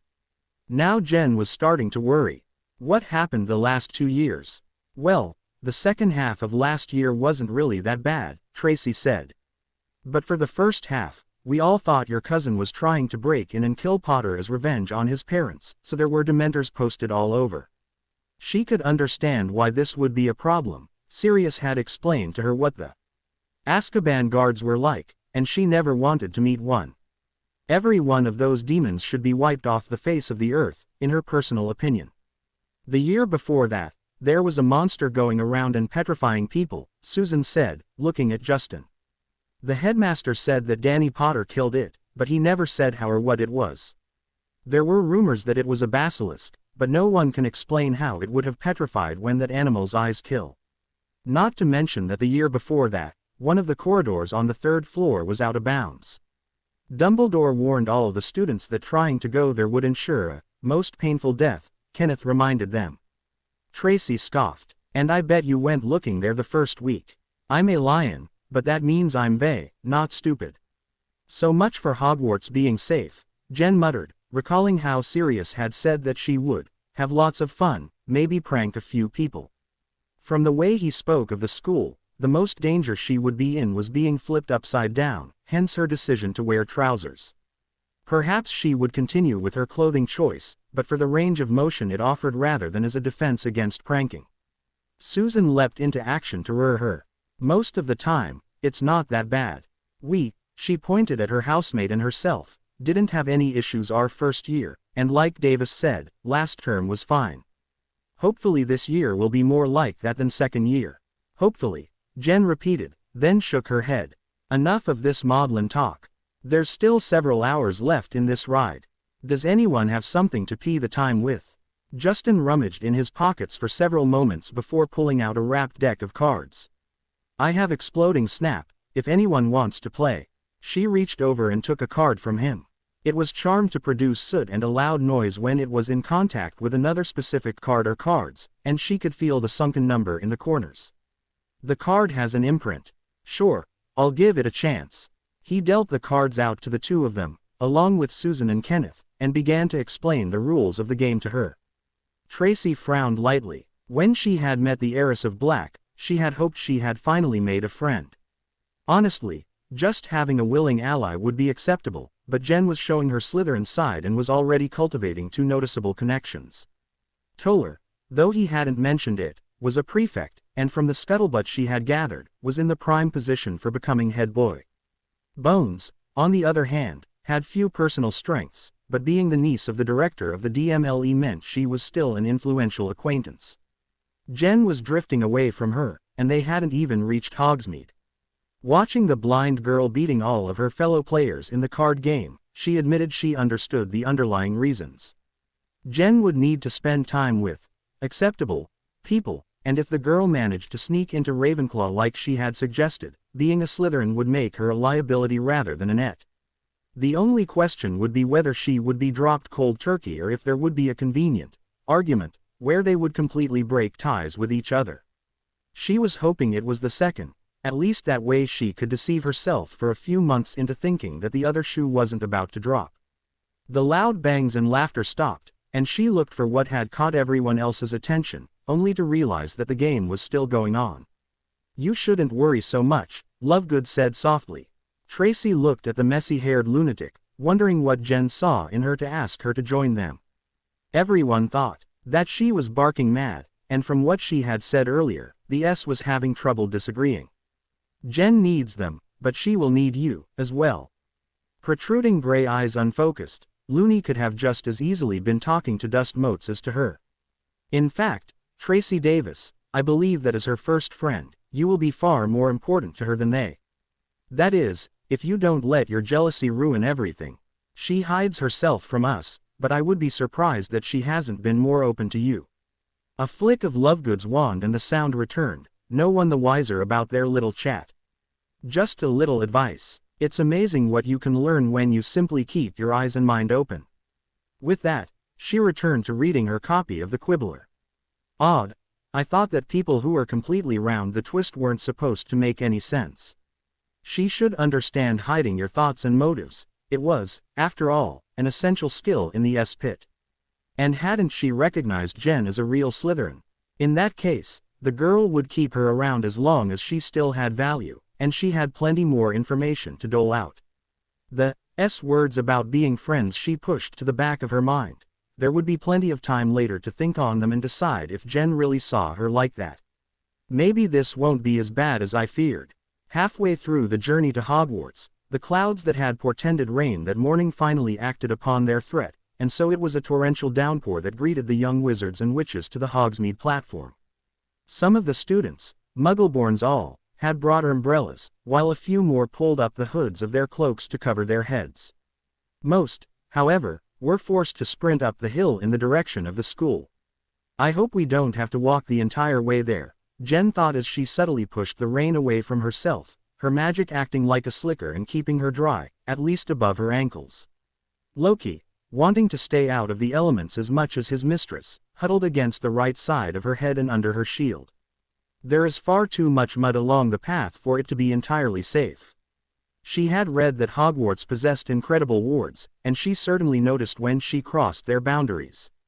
Just like when she entered Grimmauld Place for the first time, the castle pressed against her with all the weight its magic could bring to bear. After a moment or two, it seemed to reluctantly let her into the grounds, where her magical sense stretched out for approximately 100 feet. It's not as good as I am used to at home, she thought, but at least I can access a greater range than I had in Averyporth. Having the same clarity as Grimmauld would be nice, but it isn't like I'm the heir of Hogwarts. After all, I could only stay aware of everything around me because I was the future head of Black inside a Black family property and its wards. She directed her attention forwards and found their destination. At the crest of the hill they were walking on was a line of carriages, each pulled by a large winged horse. A more focused inspection revealed them to be thin and bony, practically emaciated, though they seemed quite healthy nevertheless. A misstep caused her to slip in the mud, and only Kenneth's quick reflexes kept her from falling face first into the road. She muttered a curse and kept her mind on the slick path in front of her. Following another few minutes of slogging through the muck, they reached the carriages. Kenneth waved a goodbye as he made his way to a group of older students, likely friends in his year. Susan and Justin departed immediately after, which left only Tracy, Luna, and herself. Can we get out of this storm already? Tracy groused, her teeth chattering. Jen was feeling a mite bit cold herself, though the mild warming charm she had placed on her clothing largely kept the chills bite at bay. The two girls approached one of the waiting buggies, the flighty Ravenclaw following only a few paces behind, and Tracy entered the cab while Jen made a quick detour.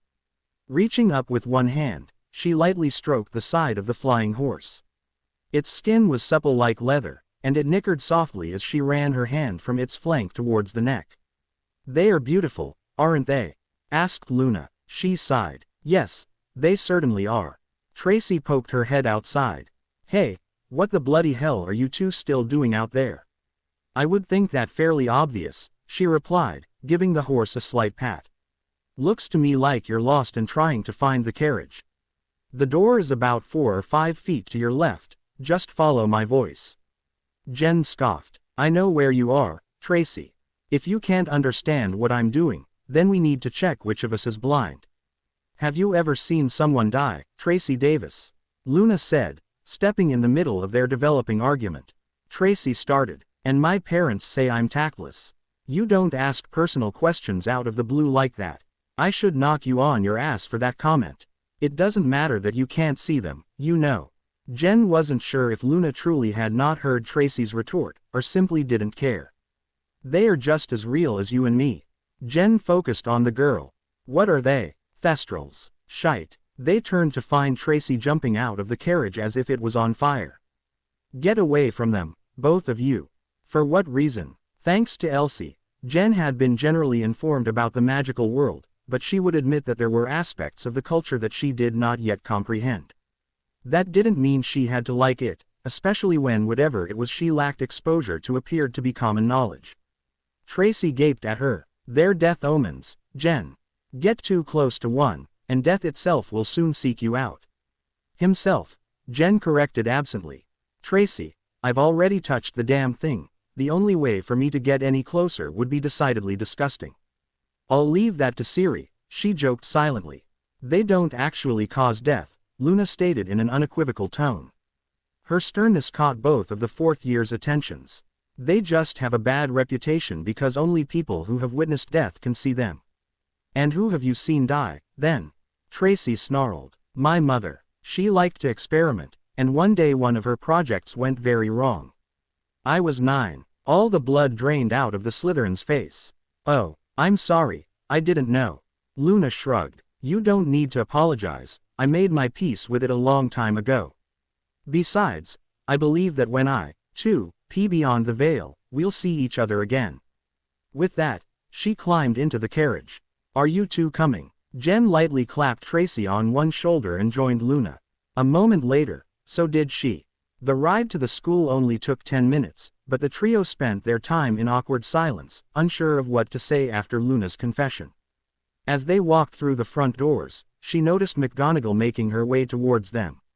"Miss Black, I need you to stay outside of the Great Hall for a few minutes. The sorting takes place before the feast. I hope that, since you are not one of the first years, you are willing to wait until they have all joined their houses for me to call you in." "That would be fine, Professor," she said. Once the woman had left, she turned to the two with her. "Well, looks like the moment of truth, friends."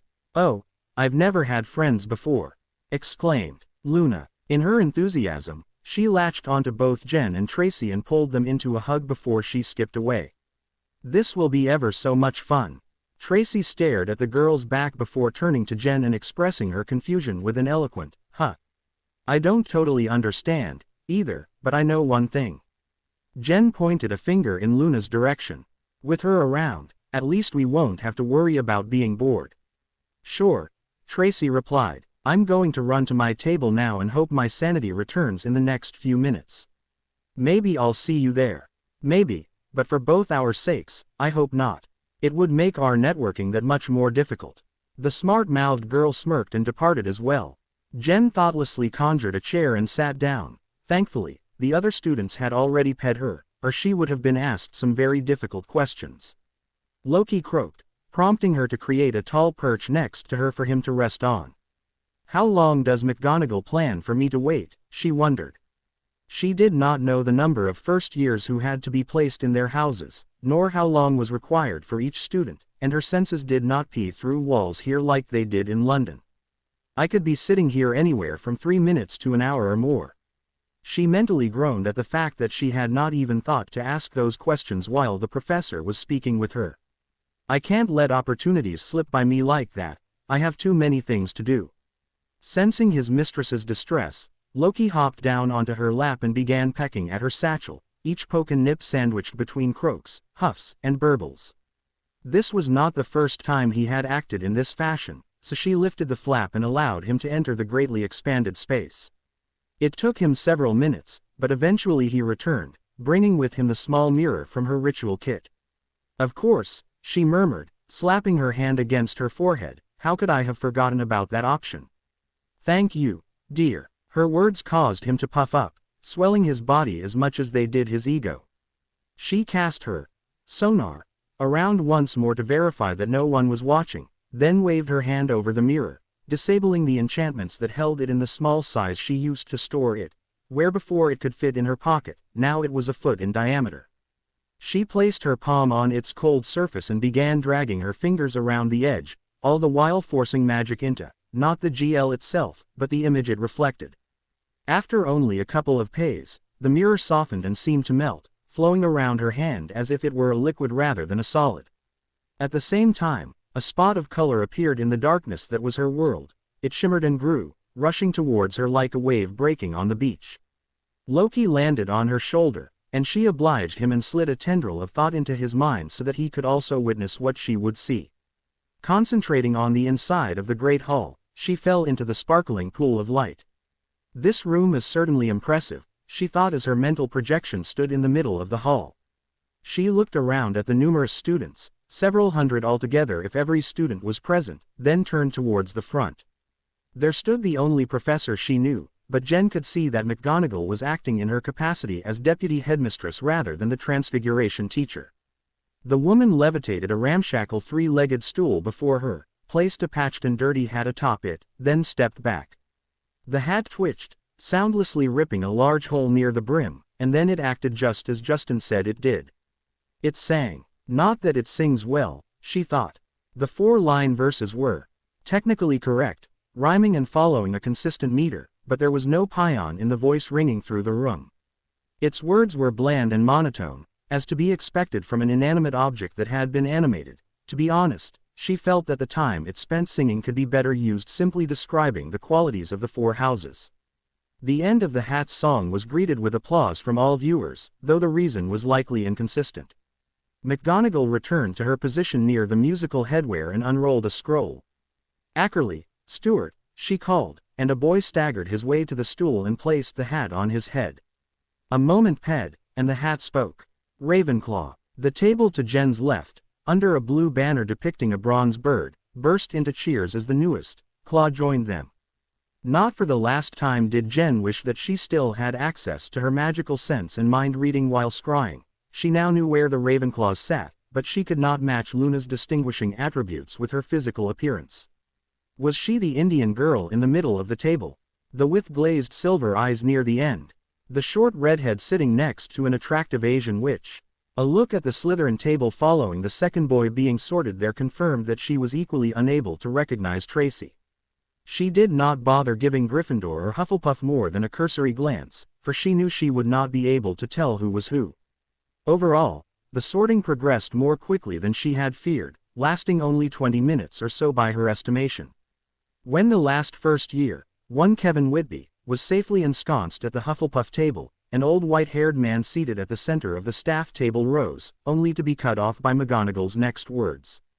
Every year, there are children invited to Hogwarts who, because of finances, long-term illnesses, or other reasons, are unable to attend.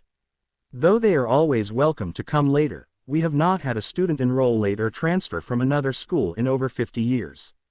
Tonight, that changes. Knowing that she was about to be in the spotlight, Jen left her scrying session. She stood, a single wave of her free hand shrinking the mirror and vanishing the chair and perch, and dropped her mirror into her satchel. She paused, unsure, then removed her bag and shrunk it, too. Wait out here, I should be done in about an hour. Until then, take care of this for me, she said to Loki. He groaned but took the miniature bag in his beak and leapt off of her shoulder to find a roost in the hallway. The doors to the great hall creaking open heralded McGonagall's call. Now, I would like to have our newest fourth-year student join us. Miss Jennifer Black, come and be sorted.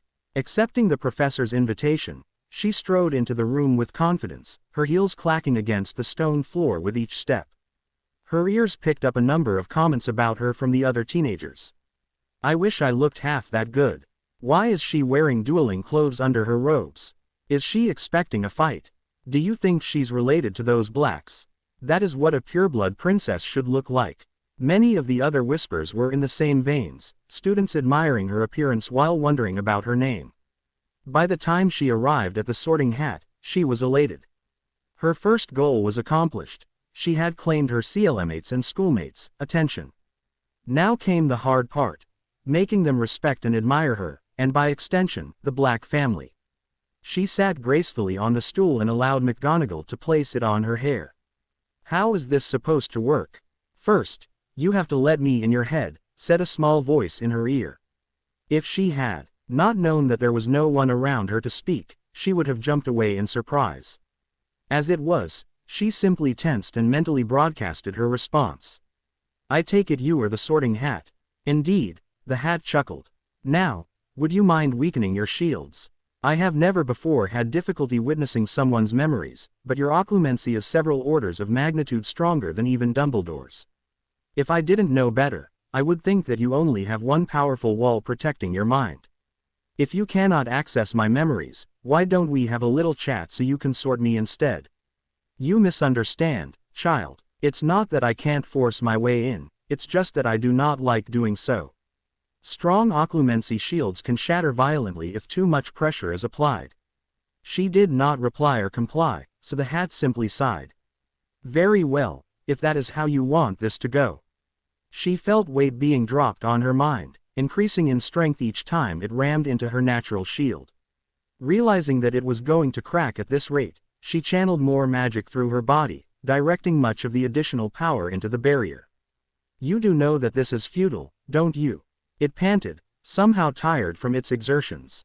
If I am not able to penetrate by myself, Lady Hogwarts will grant me the extra magic I need to do so. It would be easier if you just let me see your past. Not going to happen. There were aspects of her history that she was quite happy not reliving, thank you very much, and if she kept them from herself, why would she ever share them with someone or something else, especially a filthy, ratty, long-winded, louse-filled article of headgear? The hat growled at the insult. You shouldn't have been so stubborn, you arrogant child. When the next blow came, it was far stronger than she was capable of resisting. Her head was splitting in two, blood gushing from her nose and ears, and the magic she had invested in her shield was thrown back, burning her spine and causing tremors throughout her body. Shish, shish, the pain will soon pee. This was not the voice of the Sorting Hat, it was instead a woman's voice, smooth and cultured. I apologize for how Godric's hat treated you. It was most unprofessional. Your platitudes don't do me much good when I'm bleeding all over the floor, now do they? Worry not. The sensations you feel are entirely mental. All anyone outside can see is you sitting here quietly. Now, my child, you still need to be sorted, so I shall perform the duty. Jen would have fought the presence off, but the pain, while lessening, was still too great to focus through. Her thoughts were jumbled, bouncing back and forth randomly. I understand now your reluctance to share your memories. You did not have a happy childhood, if what you experienced even deserves that term. Your relatives, the streets, and then the brothel, many of life's dark secrets that adults hide their children from are intimately familiar to you. Making real friends will be difficult for you have a completely different frame of reference than any other student here. Just get on with it, you rock heap. I don't need a bloody lecture right now, considering you nearly gave me a stroke. The words of the castle, for who or what else could chastise the Sorting Hat, did have a benefit. Enough time had passed for her to fight her way through the damage the magical backlash had inflicted on her and reduce her connection to the planet. She restrained the excess power and forced it into her flesh and bone, healing the various injuries it had created. For your own safety, you should learn to restrain that temper, cautioned Lady Hogwarts. It is one of your worst flaws, and even you can be beaten if there are sufficient enemies before you. However, you have a point. We have taken enough of the student's time. It should be little surprise to you, but the worst choice is Gryffindor. You care not for honor and use chivalry only when you feel it will benefit you. Combined with your hatred for the Potter boy, you would turn the Lion's Tower into a war zone. Hufflepuff is likewise inadvisable. Your main loyalty is to yourself, which is directly opposed to the Badger Creed. You are also slow to trust, no matter how you may act, and your housemates would press you for information you are unwilling to divulge. It is not a bloodbath, but isolation that Hufflepuff portends for you, isolation that would be a disaster for both your plans and your emotional well-being. Slytherin is the best match, or it was a century ago. In recent decades, students have viewed the S-Pit, as you call it, to be a den of treachery and evil. A true survivor, willing to adapt to changing circumstances and make appropriate sacrifices to further her goals, would be anathema to the many spoiled children who now wear silver and green, even if the blood on your hands means you would find common ground with the most violent students there. You are intelligent, that is not in question, and your curiosity serves you well. Ravenclaw also offers you neutrality, which you will need for success in your ventures. Perhaps you will even learn more about how to peacefully and honestly interact with your contemporaries. Overall, this sorting was going more or less how Jen had hoped, but one thing still bothered her. You have mentioned several times how a house would or would not benefit my goals. Why do you act like you want me to accomplish them so much, like you even give a damn? I care for all students who seek shelter and personal growth here inside my walls, and is not accomplishing various tasks how one achieves that growth. I only provide the necessary tools. It is up to you to bring your desires into reality. Jen could not respond, for Hogwarts's voice had departed, replaced by the Sorting Hat's. Jen swept the Sorting Hat off her head with a slight sigh. That was not at all what she expected to happen, but at least she was in Ravenclaw. She rose from the stool and made her way over to the table full of clapping students, sitting in an empty space between a pair of witches. The old wizard in the center of the table stood, and she could almost feel the anger rolling off of him. "Please, tuck in," he said in a clipped voice, then he erected a soundproof charm around himself and McGonagall. While she was curious about what they were saying, modifying the spell he had used would require getting much closer to the arguing pair or making her actions very obvious. As long as it doesn't affect me negatively, I suppose it really doesn't make much of a difference, she thought to herself. "Hey," the girl to her left said in a Scottish brogue. "I'm Morag McDougal, and I'm Padma Patil," said the girl to her right. Jen Black. The requisite introductions over, she gathered several of the nearby dishes to her and added their contents to her plate.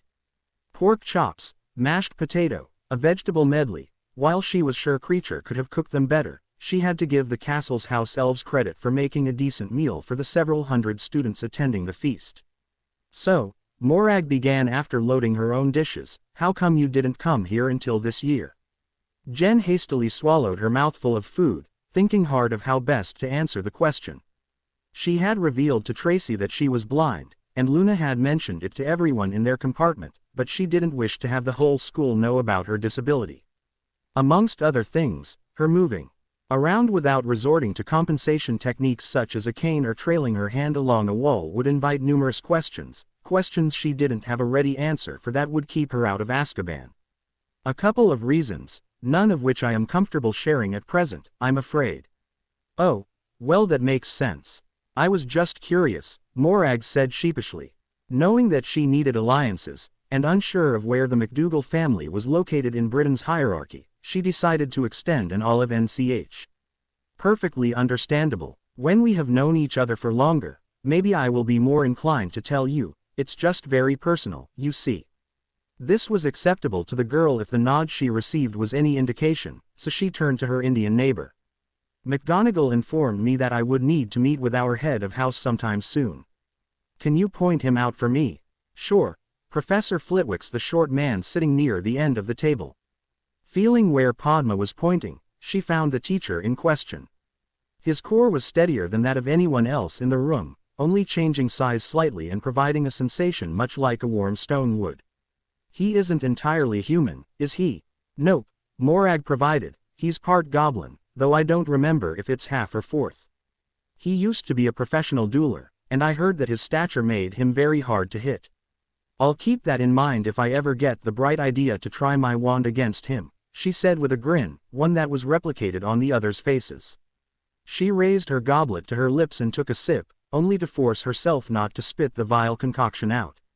She swallowed with difficulty. What the bloody hell is this? Pumpkin juice, Padma said with a frown. Haven't you ever had any before? No, and the Baron bless me that I might never have it again. Is there any way I can get some plain water? No sooner had the words left her mouth than her cup was taken from her grasp and replaced by another. A cautious sniff revealed no odor, and her tongue verified that it was, in fact, just cold water. Talk after that was diminished due to their shared need for sustenance, Jen being particularly ravenous.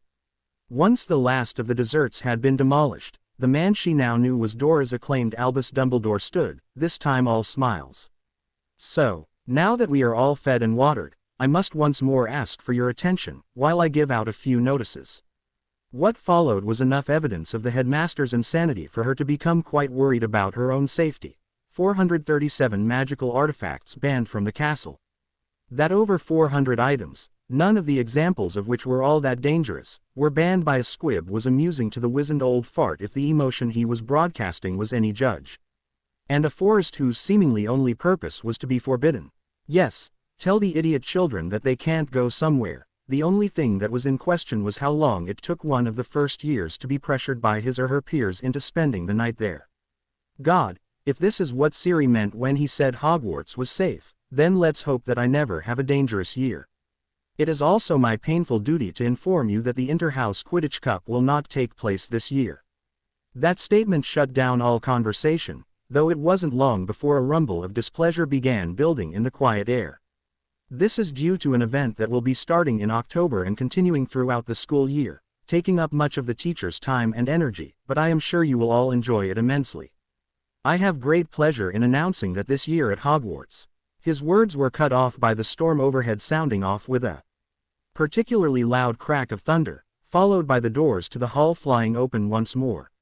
A man stepped in, one who was in drastic need of a good plastic surgeon. Every inch of his face was covered in scar tissue, and his eyes were mismatched in size. A second glance showed Jen that his left eye was actually a magical prosthesis, one that moved independently of his real eye and transmitted what it saw through a mental connection to its wearer. His right leg was also a replacement, enchanted oak wood if she didn't miss her guess, and carved into a clawed foot reminiscent of a dragon's. The strange and ugly man limped over to the staff table, exchanged a few words with Dumbledore, and sat down to eat from a plate of sausages that had just appeared before him. Dumbledore apparently couldn't let silence be present for more than a few seconds. May I introduce our new defense against the dark arts teacher? Professor Moody. The old goat and a giant of a man both clapped, but she noticed that none of the other staff or students joined in. The two oddballs ceased their greetings quickly. As I was saying, we have the honor of hosting a very exciting event over the coming months, an event that has not been held for over a century. It is my very great pleasure to inform you that the Triwizard Tournament will be taking place at Hogwarts this year. You're joking, shouted a member of the Lion's House, and there were murmurs and laughter around the room as other students agreed with the sentiments. Jen, for her part, was silent, attempting to recall where she had read about this tournament. It sounded so familiar. I am not joking, Mr. Weasley. So that was one of the infamous prankster twins, though now that you mention it, I did hear an excellent one over the summer about a troll, a hag, and a leprechaun who all go into a bar. McGonagall cleared her throat, catching Dumbledore's attention and dragging him from what would likely be a convoluted train of thought, ending with a story about how much better everything had been when he was a boy. But maybe this is not the time. No, where was I? Yep, the headmaster is senile. Wonderful. Ah, yes, the Triwizard Tournament. Well, some of you will not know what this tournament involves, so I hope those who do know will forgive me for giving a short explanation, and allow their attention to wander freely. Personally, Jen was tempted to do that herself even if she couldn't remember what she had read about it. Her curiosity won out, though, and she listened absently to the short overview the man gave about two other magical schools, dangerous tasks, and using students as unpaid diplomats to foster some mutual goodwill between the antagonistic ministries. Her mind finally latched onto Dumbledore's words when he mentioned the high death toll. Yes, that's what I read about the tournament. The last one was held at Beauxbatons in 1865, and the first task was a simultaneous event that pitted the school's champions against each other in a race to see who could subdue a giant the fastest. Needless to say, the giant won. In a departure from tradition, however, the departments of international magical cooperation and magical sports and games, as well as the administrators of the other schools and I, have decided to widen the field a little for all of you. There was a hush as the students waited in anticipation for the headmaster's announcement. Where normally there would be only 3 champions, this year there will be 6. 6 champions? Asked an older Ravenclaw a few seats removed from Jen. Can they do that? Dumbledore clapped his hands to regain the crowd's attention. Each school will have both a senior and junior champion. The seniors must all be of age, that is, 17 years or older, while the junior must be at least 14 and no older than 16. This means that those of you who are already of age cannot have 2 opportunities at becoming a champion. Junior champions will be given additional aid to compensate for the difficulty and danger they may not be prepared for. You see, the old man paused dramatically, all champions will face the same tasks, no matter their age. That certainly set the cat amongst the pigeons. We don't even know what the prize is, and already everyone is debating whether they have what it takes to win. For all the hype, the victor had better get a king's ransom. I will personally be ensuring that no student attempts to hoodwink the impartial judge we will be bringing here into making them a champion in a category they are not eligible for. I therefore beg you not to waste your time. The delegations from Beauxbatons and Durmstrang will be arriving in October and remaining with us for the greater part of the year. I know that you will extend every courtesy to our foreign guests while they are with us, and will give your wholehearted support to the Hogwarts champions when they are selected. And now, it is late, and he was cut off as McGonagall waved him to come closer. They held a whispered conversation, after which Dumbledore straightened again and gave all the students an embered expression. Ah, I seem to have forgotten to mention what the winners will get. The school's champions will be competing for the magnificent Triwizard Cup, glory for their school, and 1,000 galleons prize money each. While the students around her were whooping and cheering, Jen could only gape at the headmaster in shock. That's it, we're supposed to risk life and limb for only 1,000 galleons.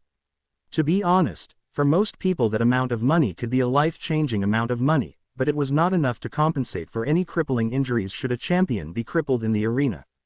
That it wasn't a drop in the bucket compared to the fortune the Black family possessed only reinforced her decision. Well, at least I know I won't be competing. I have better things to do than waste my time with this fiasco. Now it is bedtime, and you will need your sleep for Cleese tomorrow. Chop chop. Jen stood with the rest of the students and heard one of the older students, likely a prefect, call for all the first years to come to him. She turned to Morag and Padma only to find that they had already begun walking out of the great hall.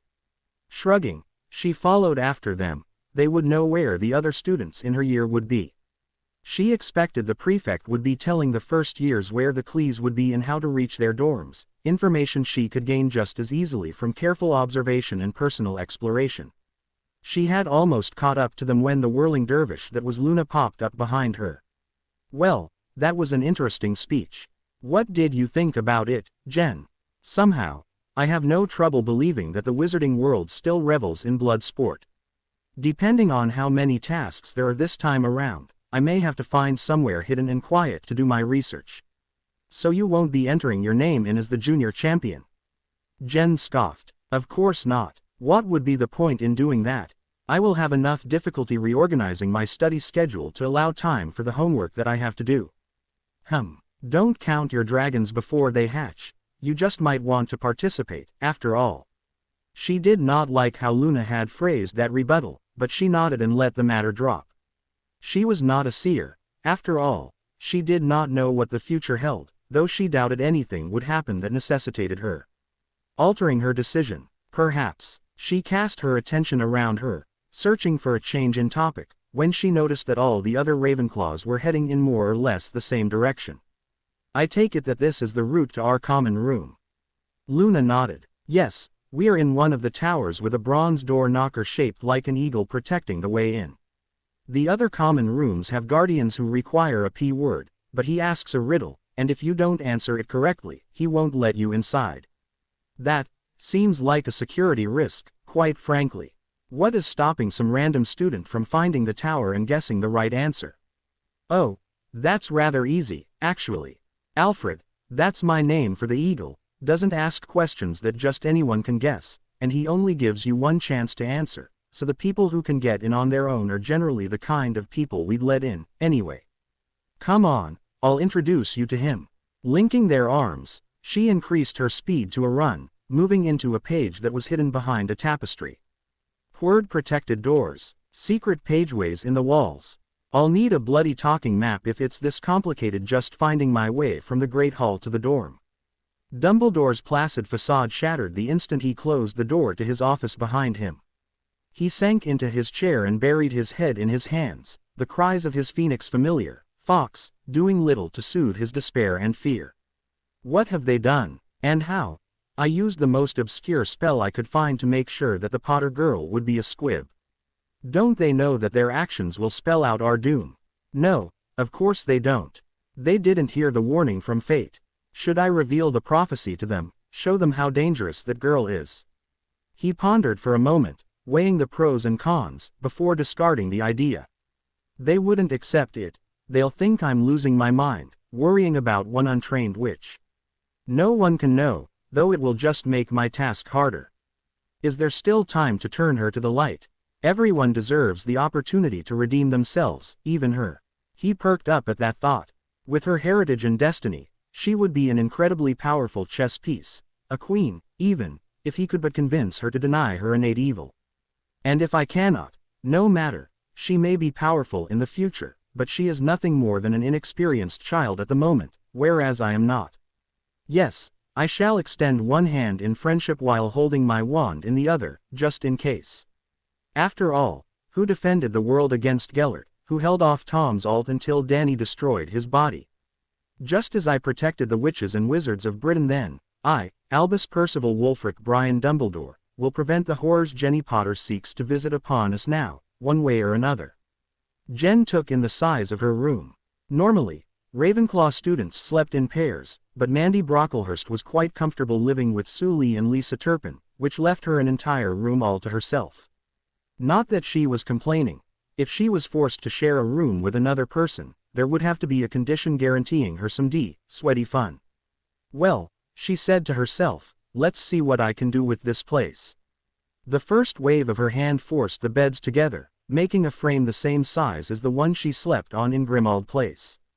A second melded the mattresses together, and a third did the same to the curtains. She was about to tackle the next chore when she heard a rapping on her window, opening it let in a wet, bedraggled, and very displeased Raven. She grabbed him and pulled him close in her arms, magicking the water and cold off of him. Oh, Loki, I'm sorry. I didn't have the chance to call you back down with Luna dragging me all over the castle. Her apologies were apparently not enough for the bird, for he sharply pecked at her ear, drawing blood, before he dropped her shrunken luggage into her hand and flew to the top of the short bookcase to glare reproachfully at her. She frowned back but did not bother scolding him. His condition was her fault, after all. Enlarging the satchel, she repeated her actions from when she first moved to her new home, though this time there were far more clothes that soared into the wardrobe, and her ritual kit and books lay on top of the flat desk rather than find niches to fit into. In clear view is not a safe place to keep those, she thought. There were several drawers for storing supplies, and she found one that was just deep enough for her illegal belongings. Keeping them from sight was a good start, but there were no locks on the doors, and even if there were, she expected that the staff likely had complete access to any student's possessions. She would have to protect her kit with magic in addition to deception. She would not need extra power for this. It was a simple matter of warding a single cabinet. Thankfully, widening her connection twice this night was already dancing on the edge of destruction, and a third occurrence posed entirely too much risk. She raised her hands and held them out to the desk, gathering the currents of magic that ran through the room.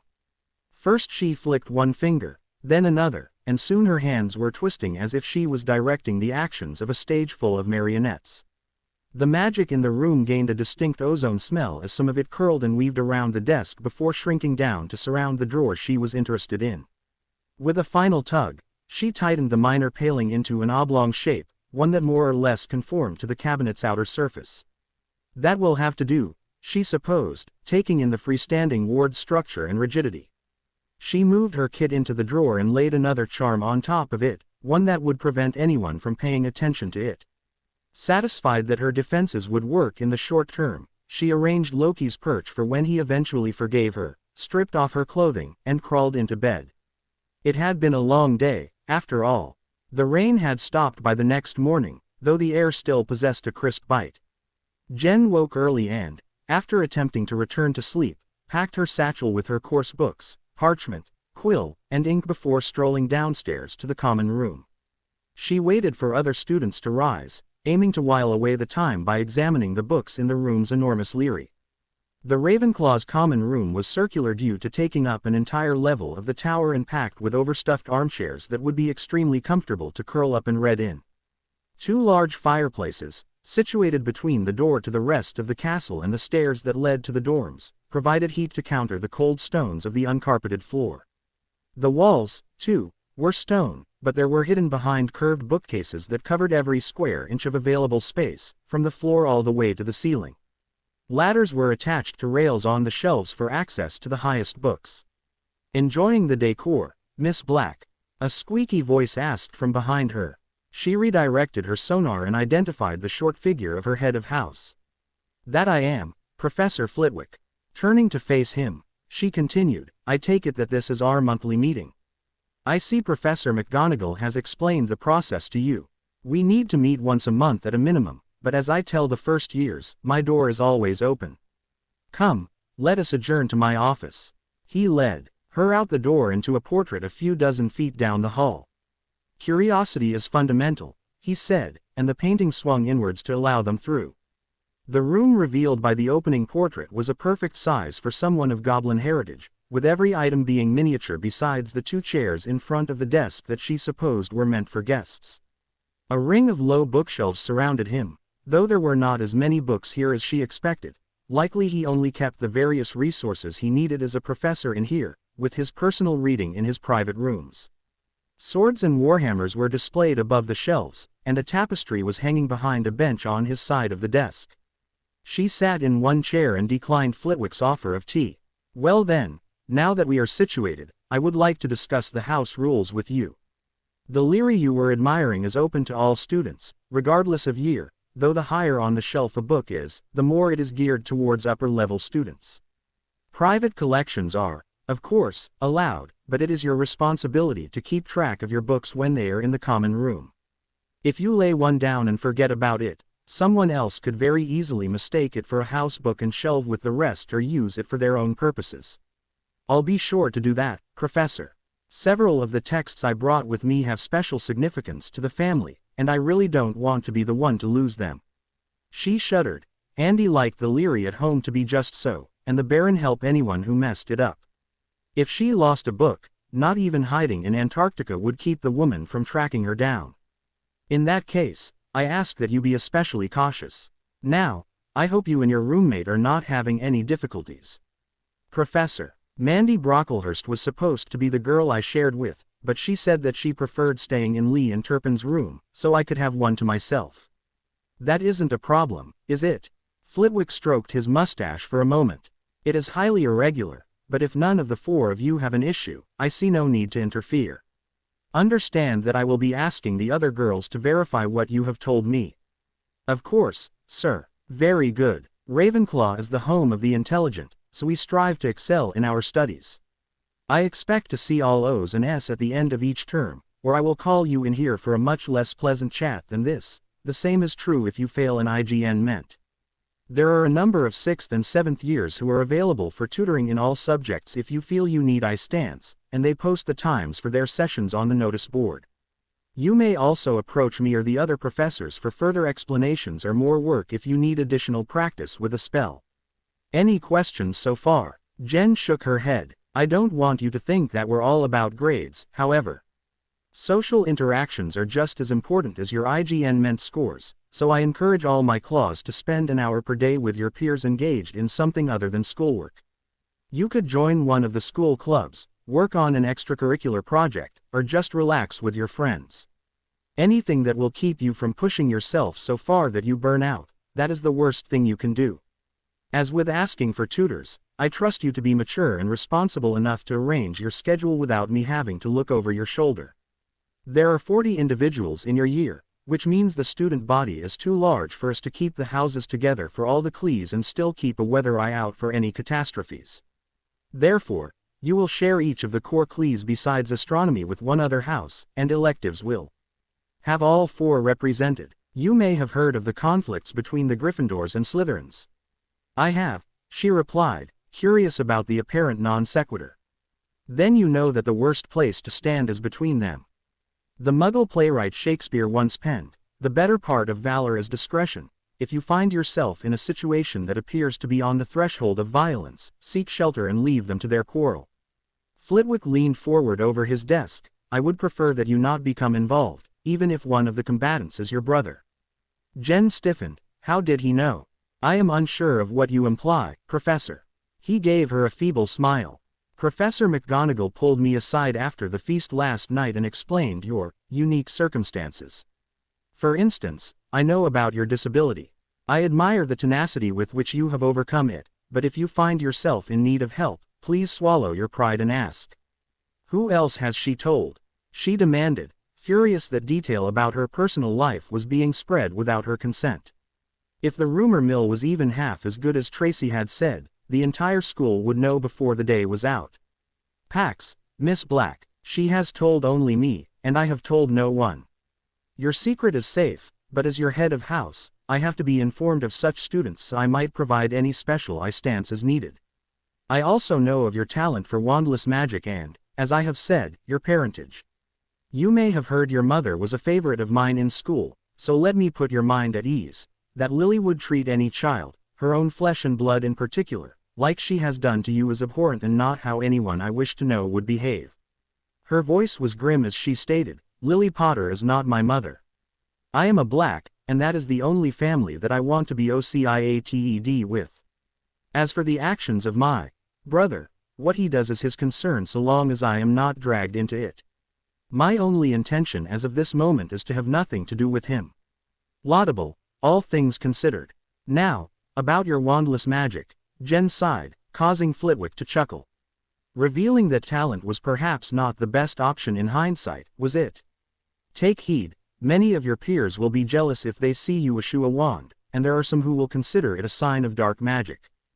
Have you formulated a plan to avoid this, or would you care for some advice? My aunts felt I should err on the side of caution, so I brought a blank wand with me for appearance's sake. Is that sufficient? It should be, so long as you ensure that you carry it with you at all times and use it whenever it is possible for someone to observe you performing magic." He looked at the clock and clapped his hands in surprise. "Goodness, it is almost time for breakfast. Come, I will escort you to the Great Hall."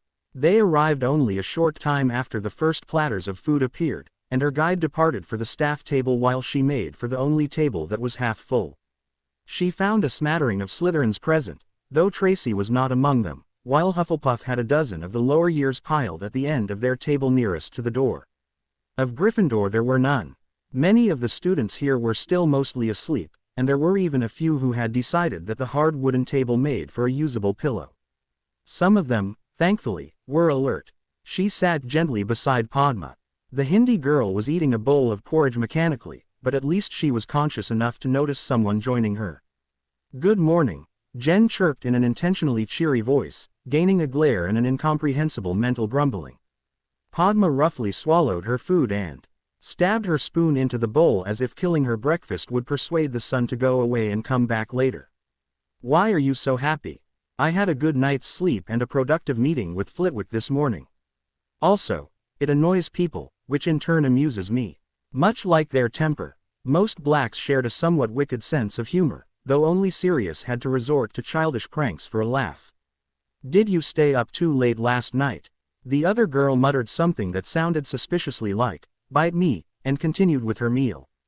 Understanding that further attempts at conversation would be meaningless, Jen pulled trays of eggs, bacon, tomatoes, and toast to her and piled food onto her own plate. By the time she had finished, her metabolism still running high from forcing her body to rapidly heal twice in a single day, most of the school had found their way to the Great Hall and begun eating. Morag, like Jen, was a devotee of the full breakfast, while Luna, who had calmly meandered to a nearby seat, mixed together equal parts of porridge and sugar to use as a dip for her sausages while she listened to some seventh years discuss the costs and benefits of de-aging themselves to enter the tournament for the junior champion slot. Pushing her plate away, Jen turned to Morag and asked, "Do you know what clues we have today?" I do." The girl glanced back at the schedule she had pulled from the center of the table. "We've only Transfiguration with the Slytherins this morning, which won't be too bad. McGonagall likes her lions best, but she's not blatantly unfair. This afternoon is all electives. Care of magical creatures right after lunch, and then, 2 periods of divination or arithmancy back to back. That's going to be fun." "It won't be too bad," Padma contradicted, looking at her own chart. "Not as bad as Thursday, at least. Herbology and runes in the morning, back to runes after lunch, and then straight to defense, with astronomy that night. You forgot Muggle studies, it's the same time as runes. It's a very important subject, you know." Morag held a serious face for a moment before both girls burst into laughter. Shaking her head at the people she seemed to be drawn to, Jen turned to Luna. "And what's your day like?" Luna's head shot up in surprise, and she ate the last bit of the sausage she was eating into her mouth with great force. "Care with Hagrid first, then arithmancy for me, too. This afternoon it's Transfiguration and defense. Perhaps I'll find out what happened to Professor Moody's Raxperts. Okay, now I'm curious. You mentioned Twilks yesterday, and now Raxperts, just what are you talking about?" "They're made-up creatures that get printed about in the Quibbler," interjected an older boy. "Everyone knows they aren't real except for Looney. They are real, even if books haven't been written about them. Daddy and I have seen them." Luna's voice was sharper, missing most of its sing-song quality, and Jen raised an unseen eyebrow at the girl's sudden change in demeanor.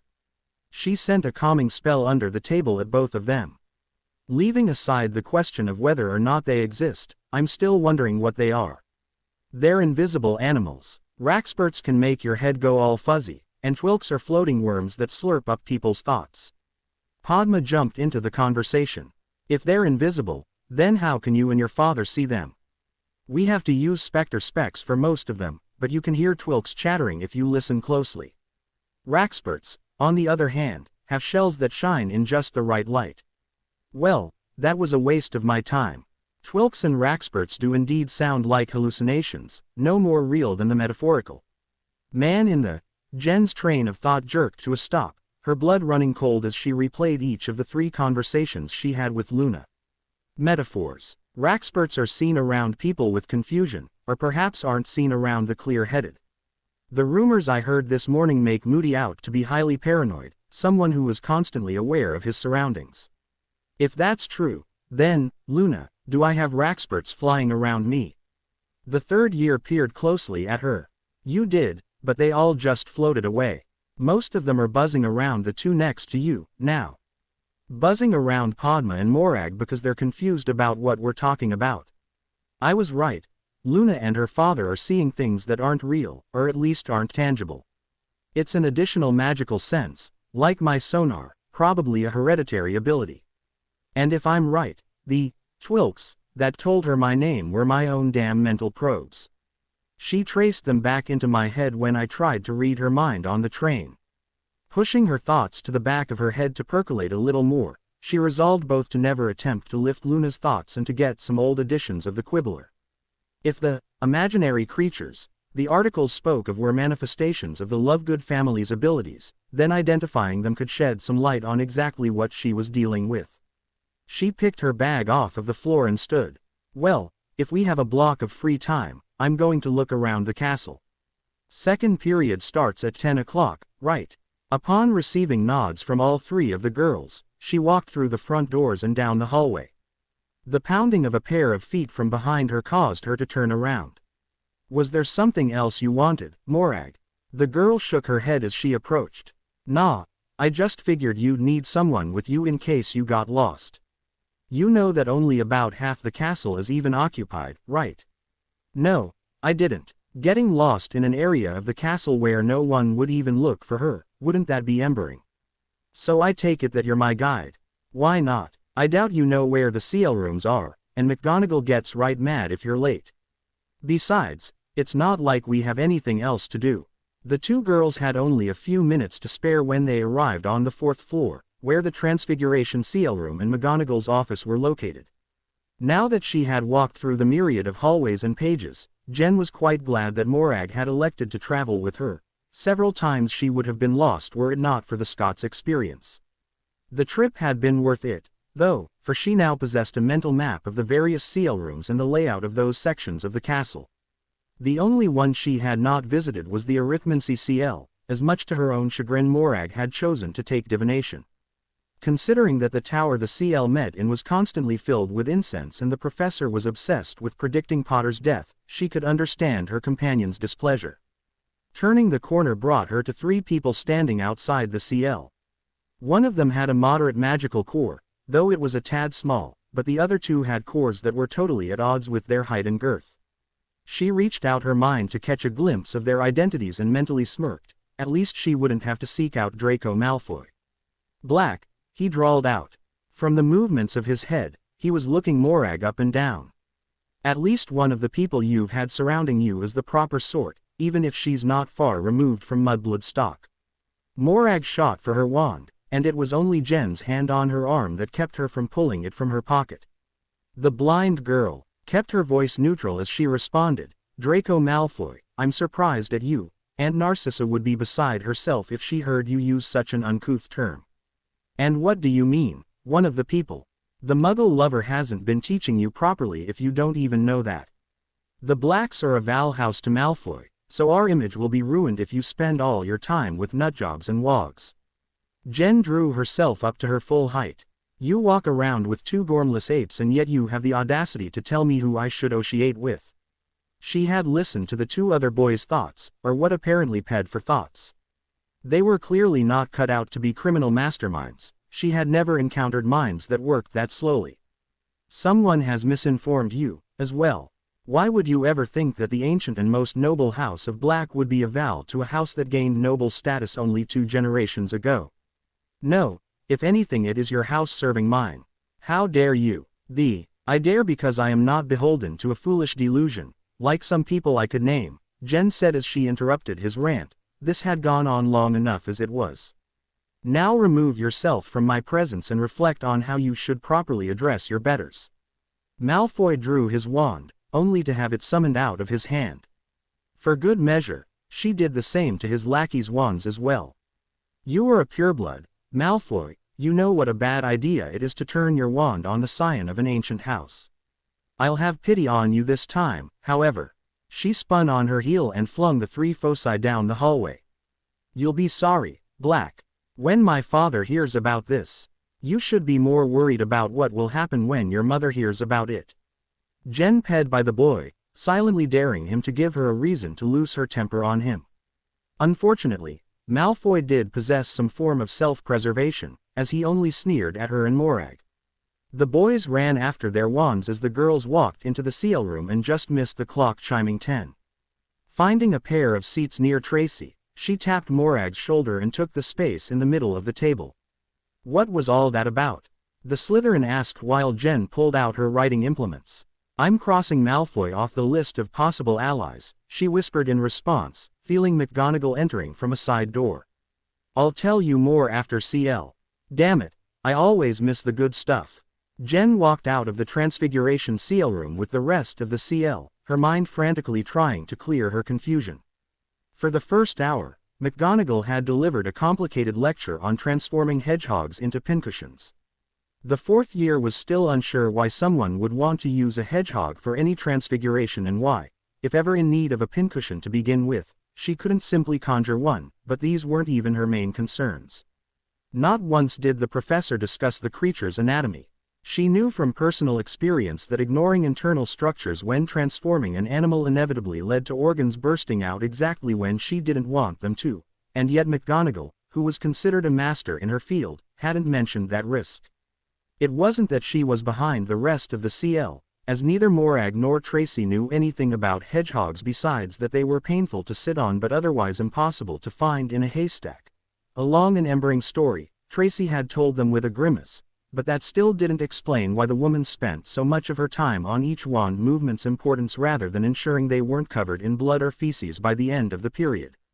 Was there this large a gap between how wands worked and what she was accustomed to doing? McGonagall had eventually called on her to attempt the spell, so she hummed that the hedgehogs were little different from mice and hoped for the best. While she was correct in this instance, she would look for books on comparative anatomy in the school in Ravenclaw Leary. An explosion of awful later in the year would not be appreciated. She just hoped that her other clues wouldn't be this difficult. There was no need to worry, she soon discovered. After a quick lunch and a fruitless period in the presence of Madame Pants, she attended her first ever arithmancy CL. The professor there, Septima Vector, was only 26, shockingly young for a mistress of any field, and did not so much lecture as bounce around the CL room while chattering away at high speed.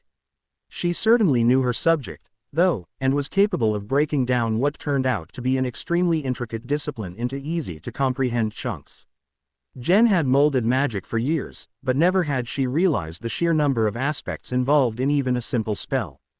Vector demonstrated a basic charm to create a point of light, which the CL referred to as lumos, then proceeded to write its equation and variables on the blackboard. Color, diameter, strength, distance of origin from wand. By the time she had added the eighth and final component, the CL's collective jaw had dropped in incredulity. The only thing that put a damper on the double period was that the Granger girl who followed Potter around couldn't keep her hand down and her mouth shut to save her life. The next morning, she and the other Ravenclaws left the castle bright and early for herbology, again with the Slytherins, where they squeezed foul-smelling fluid out of the disturbing lovechild of cattails and an enormous pimple, which Sprout called bubotubers. Jen knew this wouldn't be her favorite course. After just one period, she was already contemplating burning the blasted greenhouses to the ground to avoid this CL. History of magic was no better. She started drifting off the moment Binns spoke the first word of his lesson, and soon she succumbed to the Sandman's efforts. The other Ravens and Badgers did the same, and Turpin quietly informed her afterwards that they read the book to learn the subject rather than pay attention to the Spectre, and they never bothered writing the essays he ignored. The final exams were graded by the other teachers, but house elves vanished the actual homework. Nodding, she mentally marked the 2 relevant blocks on her schedule as free time. If all she would do was fall asleep, there was no need to waste her time and attend the CL. Charms was the first time she had the misfortune of being in close proximity to Potter. She could feel him staring at her the entire period, and she couldn't even demand he stop without calling attention to the issue and revealing to Flitwick that she wasn't half as apathetic towards the boy as she claimed. By the time she left, her temper was so hot that she nearly flash-fried a younger student who made the mistake of walking too slowly in front of her. Thursday brought ancient runes. The CL was taught by Bathsheba Babbling, who was as old and frail as Vector was young and boisterous. Potter must have spoken to his friends about her, for Granger kept taking surreptitious glances at her. Thankfully, the rest of the previous day had been lion-free, so Jen had time to calm herself and was therefore able to ignore her watcher. When she again felt eyes flicking in her direction after lunch, she elected to forget patience and placed a compulsion on the girl to avoid looking at her. The spell was relatively weak, but it was still enough for the rest of the day. The CL itself was mildly engaging, though when she spoke to Babbling immediately afterwards, she was disappointed to learn that Hogwarts students didn't learn how to create and activate runic scripts until NEWT level. She would simply have to practice OM on her own. Astronomy was, in her humble opinion, a complete and utter waste of time.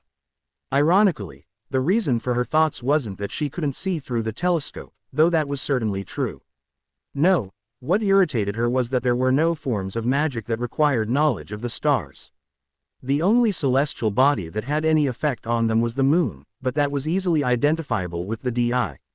Luna was kind enough to interrupt her rant during lunch the next day and informed her that astronomy had no NEWT option, so very few students concentrated on the subject beyond what they needed to pee, not even the other Ravenclaws. Jen could have ed her for that. Introductions to 2 Clees were especially interesting, however, and not in a good way.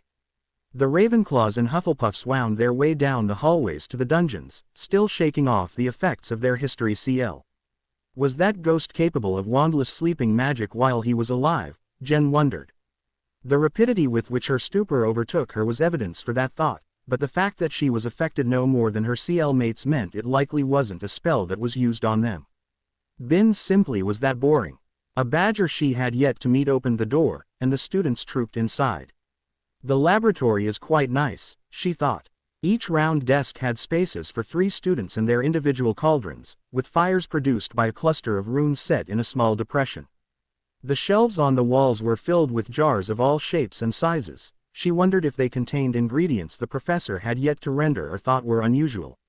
Speaking of the instructor, she was, appropriately, giddy as a schoolgirl to be in a CL taught by potions master Severus Snape. He was one of the youngest masters of that field in the world, and she had heard he was an absolute genius at reaction analysis. Elsie may have made a living producing and selling potions, but she had never attended formal schooling. Snape would have a great deal more knowledge to impart. She just hoped that his skill in teaching was equal to his skill in brewing. She sat at a table near the desk and was surprised when Susan and an unknown boy took the other 2 seats. "This is the girl I was telling you about the other day. Jen, I want you to meet Ernie Macmillan, he's another of my housemates." Charmed, Macmillan said in such a pompous voice that she had to force herself not to react in disgust. "I'm sure," she replied noncommittally, then turned to Susan. "Why hasn't anyone taken out parchment yet? Does Professor Snape not lecture first like the other teachers?" Susan shook her head. "Snape never lectures, not unless someone really fouls their potion up, and then he just gets nasty about it. He does give essays, though, and they're never good enough for him. How can he expect us to know enough to do his IGN meant if he doesn't teach us?" This told Jen everything she needed to know. He must be a stereotypical prodigy. Potions was always simple for him, so he doesn't know how to explain the subject to anyone who has trouble. Combine that with perfectionism, and average students likely drive him to pull his hair out. This CL won't be easy. The man in question chose that moment to slam the door open and stride in, his cloak billowing in his wake like a sail flapping in the breeze. He stalked to the desk and picked up a sheet of parchment. "Quiet down," he said unnecessarily. As soon as the students saw him, they dropped their conversations and gave him their full attention. "Hannah Abbott. Here, sir. Jennifer." He stopped speaking as he stared at the roll, then a sneer twisted his face and he spat, "Jennifer Black." She was understandably startled at the emotion the man showed towards her. What could have caused such antagonism? "I'm here, Professor." Snape glared at her a moment longer, then returned to the list. "Susan Bones." Jen pondered over his actions as he called out each name. She had never even met the man, so she surely couldn't have offended him. Then there was the way he treated her surname. Was there bad blood between her family and his? That was the only rational explanation she could conceive of for what happened. The professor rolled up his parchment and carelessly tossed it onto the desk. "You will be making thickening solution today. Ingredients are in the cabinet." A flick of his wand opened a door she hadn't noticed. "Instructions are on the board." Another motion smeared magic upon the slate on the wall above his desk. "You have until the end of the period." Susan volunteered to get the ingredients, so Jen and Ernie tended to the fires under the cauldrons that were already sitting on the desktop. The boy simply lit the pits, but she took additional time to set her flame to the perfect temperature. In a way, Snape couldn't have ignited a better potion for her. Most potions were naturally inert, requiring someone to ingest them so that they could react with the stored magic in the drinker's core before they worked. Jen had no core, so those potions were useless for her. The thickening solution, true to its name, increased the viscosity of any potion it was added to, allowing it to be used as a cream for topical use, but it also was one of the few potions that contained its own magic, activating whatever it was mixed with before it was applied to the skin. Needless to say, Jen had become quite familiar and comfortable with brewing it out of pure necessity. Susan quickly returned with enough ingredients for all 3 of them, and Jen organized her share in the order she would need them. With a few rough chops, she dumped a handful of daisy roots into the cauldron and moved on to skinning the next component while they stewed for 5 minutes. That's not what the instructions say to do," Susan said timidly, but Jen was no longer listening. Shredding ginger, stirring the concoction 20 times clockwise, grinding fish spines into powder. She was totally involved in her task, working with the single-mindedness that Elsie had imparted to her. The 90 minutes sped quickly, and Jen finally ladled some of her completed potion into a labeled vial and stoppered it. She looked at the remainder in the cauldron and sighed. She did not want to waste it, but she saw none of the other students saving any. She shifted her attention to the professor for the first time since she began working and bit back a gasp of surprise. Where he had expressed anger before, now his face was contorted into a hideous mask while he radiated pure loathing. A bell tolled in the distance. "All of you, get out. Black, stay behind," he snarled. The two badgers sitting by her offered weak smiles, but Jen waved them on, ignoring the sympathetic looks she received from the rest of the students. Once the CL was empty, he stalked over to her table. "I don't know how you did it, but rest assured, I will figure it out. I will not abide cheaters in my CL, no matter how the other faculty treat you." Cheat, sir? When had she cheated? In fact, how could anyone cheat when they were right in front of him? Susan's words came back to her, and she nearly groaned out loud. She had been so caught up in her routine that she hadn't realized the CL was using a different set of directions. "Yes, Black, cheat," he purred, a tone more disconcerting than any he had yet used. "For someone to come into my CL without any experience in potions and brew even an adequate example of a thickening solution, let alone Vidiki's reduced formulation, simply beggars belief. Thank goodness, I just might be able to turn this around. Professor, I do have experience in brewing. I was tutored for several years, and potions was one of the courses we focused on most. Do you expect me to believe that the spawn of Sirius Black would put effort in anything beyond being a rule-breaking nuisance?" 40 points from Ravenclaw for lying to a teacher. Jen took a deep breath to prevent herself from immediately speaking. Snape was already in a rage, and she knew from experience that thoughtlessly responding could end very, very badly for her. "Professor Snape, you seem to be laboring under a misconception. Sirius is my family head, not my father. You dare to disrespect me, you," his voice halted, then he cast a shrewd glance at her. "Not your father. No, sir. He and I are from two separate NCHES of the family." Now that her teacher was making no moves to continue his diatribe, she picked up her bag. "If that is all, Professor," she said, then left the room. Maybe coming here was the wrong decision, after all. Snape stood in place, the gears of his mind churning relentlessly. He looked again at the vial he held and rolled it under his thumb briefly before setting it on the table. "We'll see, Miss Black. We'll see." Jen slipped quietly into the Defense Against the Dark Arts CL room a few moments before CL started and took the only available desk. It was at the Gryffindor-Ravenclaw boundary, adjacent to another male lion and behind the two Pottle sisters, who were speaking softly in their native tongue. She barely had to wait before they all heard Moody clunking down the hallway, then entering the room. "You can put those away," he rasped once he had settled himself at his desk. "You won't need your books today." Almost as one, the CL put away their textbooks. He then pulled a roll out of the desk and, like Snape had, called out each name before looking at them with his prosthetic eye. He didn't hate her on sight, thankfully, though she did notice that he gave certain students, those from traditionally dark families, a more intense examination. Right then, the scarred man said once all the students were accounted for, "I've had a letter from Professor Lupin about this CL. Seems you've had a pretty thorough grounding in tackling dark creatures, boggarts, red caps, hinky punks, grindly lows, kappas, and werewolves." The CL nodded unnecessarily. "But you're behind. Dangerously behind, in fact, on dealing with curses. I've got 1 year to bring you up to scratch on what wizards can do to each other." A student in one of the front rows, Weasley, she thought, blurted out, "What, aren't you staying?" Moody's eye swiveled to focus on the boy who, Jen suddenly realized, was the other dolt who ran into her in Flourish and Blots that summer. "You'll be Arthur Weasley's son, E.H. I worked alongside him in the last war with Voldemort." Many in the CL shivered in fear, Weasley among them. "Good man, your father." "Yeah, I'm staying 1 year here as a favor to Dumbledore, then back to my well-deserved retirement. So, let's get started. Curses come in many forms, and trust me when I say there's no way to learn a specific defense for all of them. The Ministry of Magic, he growled the name out, told me I'm supposed to teach you just the more common counter curses and leave the gritty details for the older years. But Professor Dumbledore's got a higher opinion of you than that, and I say the sooner you know what you're up against, the better. I'm going to show you just what dark wizards are capable of, so you'll be prepared, you'll be alert. You'll put that away, Miss Brown, when I'm talking.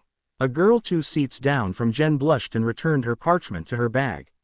Moody stood and pulled a fist-sized GL jar from his desk. Who here has heard of the unforgivable curses? What followed was a test of their nerves. 3 spiders, 3 fates. One was enlarged and held under the Cruciatus curse until it was catatonic, not reacting even when Moody grabbed it by the pedipalps and tossed it into the air several times. Another was put under the killing curse, and Jen could swear that she felt a cold wind caress her as the creature died. The most disturbing, however, was the demonstration of the imperious curse. That curse was the first performed, and she watched as the spider was forced to dance and turn cartwheels, eventually climbing up the edge of a GL of water and drowning itself. Moody spoke of the followers of the Dark Lord who declared they had been victims of that curse and of the total control the caster had. That was one part of the lesson she understood immediately, for every time police investigated Candyland, she had held them under a spell exactly like this and maneuvered them into various poses with some of the youngest employees while she took photos. They didn't remember what they did, since she wiped their minds of the encounter and compelled them to dismiss the reports of a local child brothel as an urban legend, but Richard still possessed blackmail on over a dozen bobbies. Blackmail that, she just learned, could land her in Azkaban if wizards ever got a hold of it and questioned him. The students were subdued after that, and they took notes on the 3 curses until they were dismissed. She smiled and sighed in relief when Dumbledore announced at dinner that night that Goddaughter would be cancelled the next day. One period with Moody this week was more than enough for her. She climbed up the stairs to the North Tower, her legs burning from the exertion. She had just finished her second potions CL. Snape had watched with a curious eye but otherwise ignored her, and she refused to spend the last period of a Friday sleeping in Binz's room. From her observations, she could miss the first half of dinner without anyone becoming too suspicious, which meant she had 3 hours to do whatever she wished, and she knew exactly what that was. Jen smiled as she threw off the trapdoor and stepped onto the open platform. A few deep breaths of the clean air revitalized her, and then she vaulted over the edge. Jen smiled as she threw off the trapdoor and stepped onto the open platform. A few deep breaths of the clean air revitalized her, and then she vaulted over the edge. There was no greater exhilaration than diving through the air at terminal velocity. The wind swept by her with a cold whistle, the sweat streaming from her pores wicked away before she could even notice it. The distance to the ground was shortening. Already she was at the 4th floor, 3rd, 2nd, 1st. She threw the magic she held before her away from the castle wall, and the tube that chased it turned in the new direction. 8 feet from the ground she executed a 120-degree turn that would have broken her spine had she not been so perfectly limp. As it was, her feet continued on their previous path until the very last minute, whipping her legs around and spinning her like a ship plunging to the depths of a monstrous whirlpool. Her grin stretched to Cheshire proportions, then a snicker broke through, and finally her melodic laughter rang through the air as she flew away from the school. Floating and twisting in the wind with nothing to support her was perfection, the panacea to any and all stress. With the barest thought, the tube collapsed into the orb it had pursued and weakened the gravity well, making it just enough to negate the Earth's tenacious pull and leave her weightless in the sky. She was tempted, so incredibly tempted, to hang here for the next few hours and relax properly. Unfortunately, there were errands she had to attend to, and she needed to consult her aunts and godfather. She sighed and lazily drifted behind the orb toward the dome of the wards, taking no pains to hide herself from view.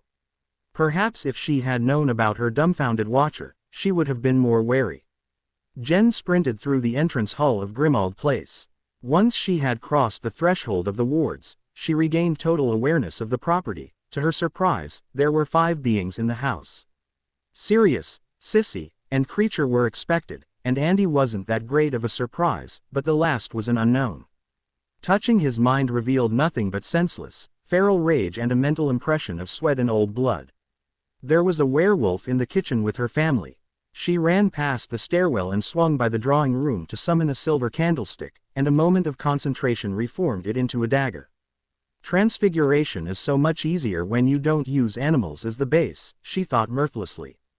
By now she had descended the stairs and was a heartbeat away from kicking the door in and hurling the knife when she noticed something. None of the people inside were projecting any fear or aggression, nor had they since she first became aware of the newcomer's presence. How odd, she thought. The one werewolf she had had the pleasure of dealing with had been little more than a rabid beast even on two legs. Elsie had killed him by stabbing a silver potion knife into the base of his skull after he decided she would make a wonderful addition to his pack and chased her into the basement, shedding his human guise as he did.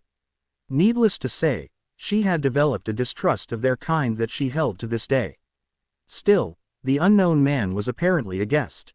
Rather than dart into the room like she first planned, she took a moment to catch her breath and force her expression into one of nonchalance. Then she almost casually opened the door and sauntered through, hiding her fear with haughtiness. "So, what's for tea, Jen?" Sirius shouted, echoed immediately by Andy. Sissy had dropped her cup in surprise and was more concerned with removing the hot liquid from her robes before it scalded her. "You should be in school.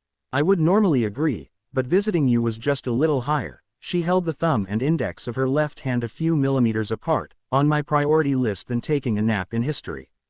Of course, if you don't want to see me, I can spend the next couple of hours with Aunt Sissy and Aunt Andy instead."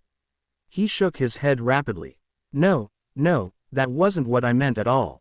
How did you get here? Though, I don't think Hogwarts has changed enough since I attended for students to just pop away on a trip whenever they felt like it. I snuck out, she said with a shrug, ignoring his false tears of pride and joy at her rule breaking. "By the way, who's your friend?" "Remus Lupin," the werewolf said, though he didn't hold out his hand, or give more than a weak smile. His attention was focused completely on the weapon she still grasped in her right hand. "It's a pleasure to meet you, Miss Black, though I think this is the first time someone's pulled out the silver before I introduced myself." Sirius switched his gaze between the two of them a few times before he finally noticed the dagger. Remus is a good guy, Jen. There's no need to have that with you." She sat in the chair next to Sissy and laid the knife on the table, still in easy reach. "All the wards told me was that there was a werewolf here. I figured it was best to take some basic precautions." "Well," Andy said brightly in an attempt to lighten the atmosphere, "I for one am glad you decided to visit us. Now we get to ask all the questions we had in person instead of through a letter." "I see we don't need to ask what house you were sorted into, however," Sissy rebutted with a look at her tie. Jen smiled at her aunts. "Yes, I'm in Ravenclaw, but I was considered for Slytherin, as well." Apparently, the worst match was Hufflepuff, though the Gryffindors would have found me far too calm and sensible for their wild natures. "No offense, Sirius." "Oh, there is much taken," he joked. "I think that deserves 3, no, 5, pranks this Christmas, and you can't do your whole, reflect them, but make them 100 times worse, trick, either." Her jaw dropped. Was he really pinning the blame for that on her? "That was your fault, and you know it. Maybe now you'll think twice about conjuring 30 pounds of honey and feathers and trying to turn me into a 5.5-foot chicken. You stuck me to the wall and had the feathers poke me for over an hour. When a dog makes a mess on the carpet, the only thing you can do to keep him from doing so again is rub his nose in it." Sirius spluttered as the sisters chuckled at the byplay. Lupin, too, was smiling behind his cup. Creature chose that moment to float her tea and some biscuits over. Creature's favorite was the prank Bad Master pulled on the full moon. As one, the adults of her family shuffled awkwardly. "Dare I ask?" their guest questioned. "I freely admit this one wasn't in the best taste," Sirius muttered. "Or in good taste at all. I used some transfiguration on myself to look like how muggles envision werewolves, the patchy fur and the blunt claws and the short teeth, you know what I mean." Then I stalked up behind her while she was reading and howled in her ear. It was the startling me that made my retaliation last as long as it did. She was still kicking herself over letting her guard down. No one had ever been able to sneak up on her, but on that day she discovered that the notice me not worked on her sonar just as well as it did on sight and hearing. To use the favorite phrase of her defense teacher, she needed to be constantly vigilant to feel through the charm.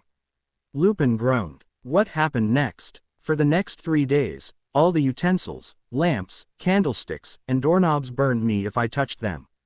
She also had a dark cloud pelting me with a hail of tin oval things. She shrugged. I have to work within my limits. It's not like I can conjure actual silver bullets. Lupin dropped his head, and Sirius grimaced. Like I said, not in good taste. You think so, do you? Lupin growled as he rose from his chair. Jen reached out and grabbed the handle of the dagger in front of her. The blade clinked against the table, an innocuous sound, but one that cut through the werewolf's anger and reminded him of the current situation. He glanced at her, then sat back down. Then again, you always were one to prank first and consider the consequences later. Andy once more tried to salvage the conversation. Yes, we've been working to break him of that habit. So Jen, you said you're playing hooky from history, but how do you like your other clees? Jen gave a brief description of which subjects she had liked and which she could happily do without. Everyone had a laugh at her first experience with herbology, and Sirius was making plans under his breath about how he would punish Snape for his attitude, but it was her charm CL that again had Lupin sticking his foot in his mouth. So I'm doing my best to pay attention to Flitwick, but Potter is still staring at me like he's hoping to drill a hole through my head.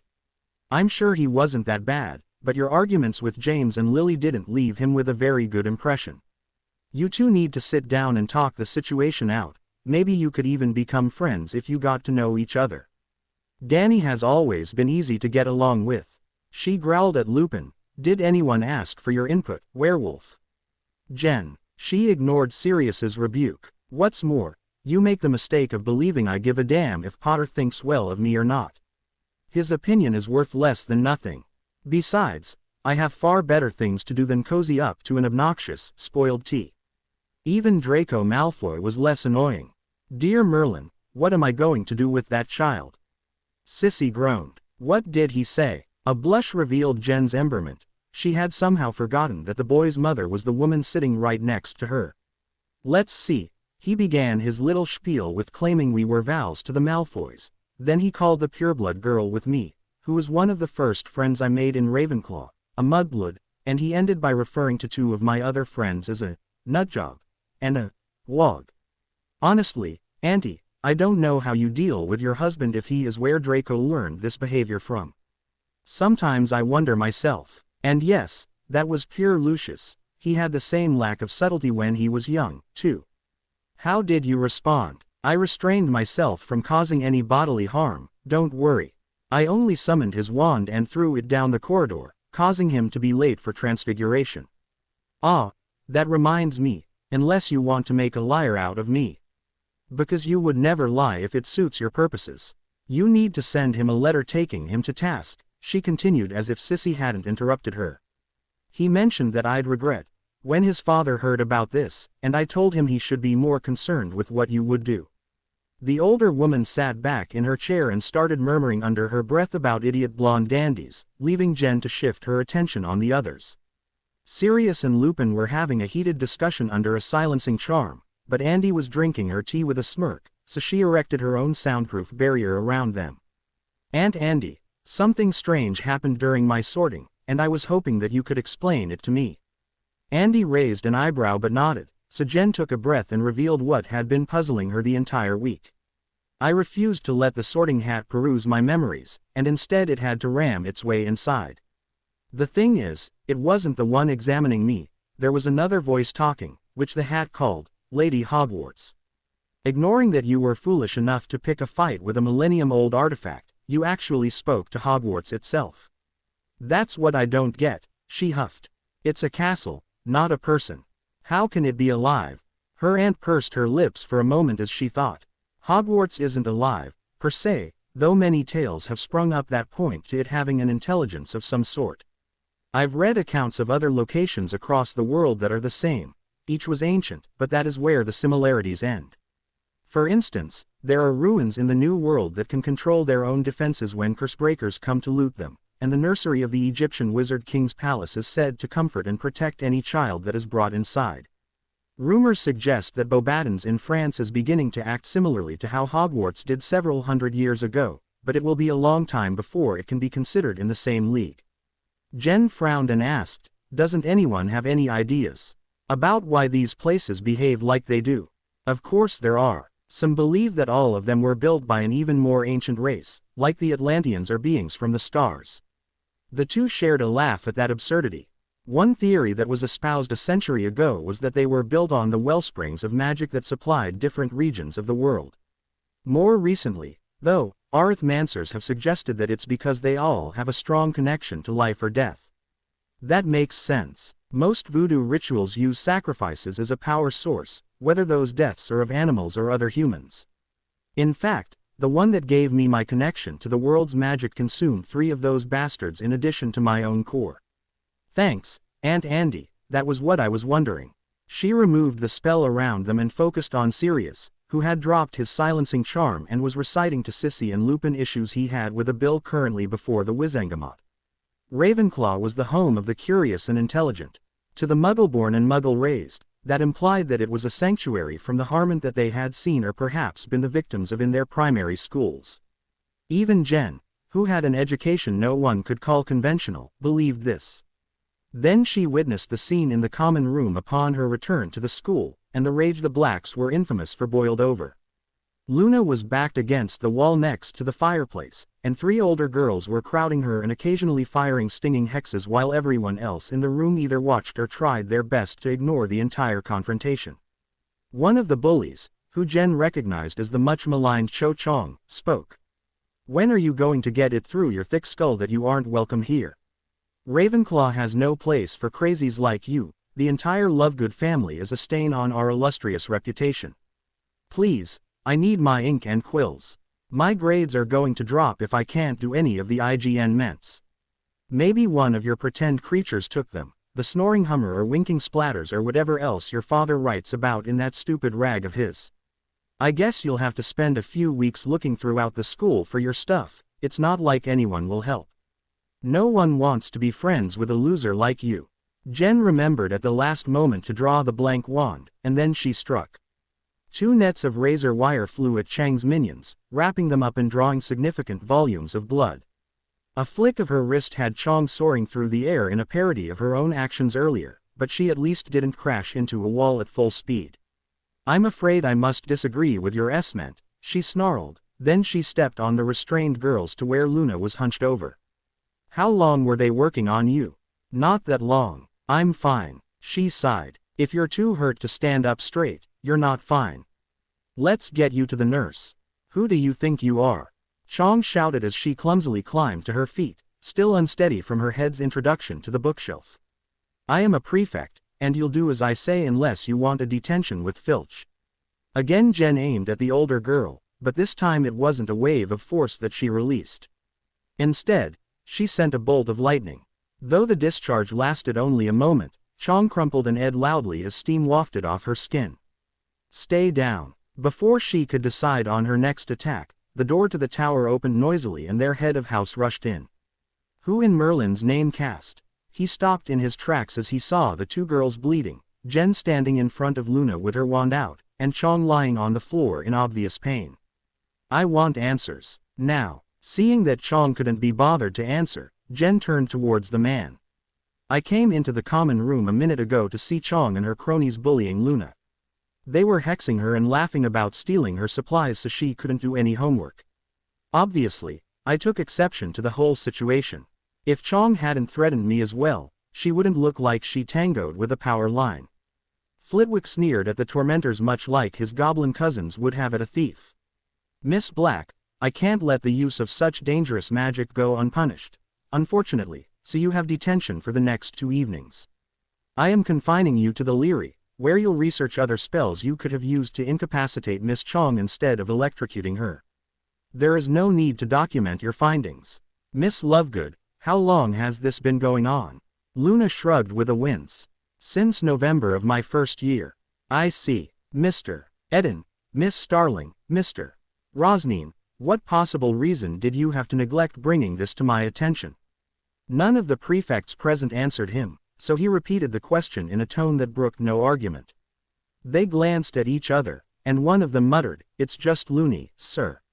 She keeps talking about animals that aren't real, and we're tired of it." We thought that if she saw her delusions weren't wanted, she'd stop bringing them up. Oh, really? Just loony, In that case, perhaps I need to rethink my choice of prefects. He summoned the 4 students' badges, then he turned to the house as a whole. Why didn't any of the rest of you come to me when you saw how Miss Lovegood was being treated? Morag reluctantly stepped forward. I can't speak for everyone, but some of us were threatened by the prefects as well. They also said you didn't care what happened in the tower as long as it stayed here. That, Miss McDougal, is the biggest load of thestral shit I have heard in years. They lied because they knew I would do far worse to them than they could even conceive of doing to you, something all of you should have realized had you thought about it for a moment.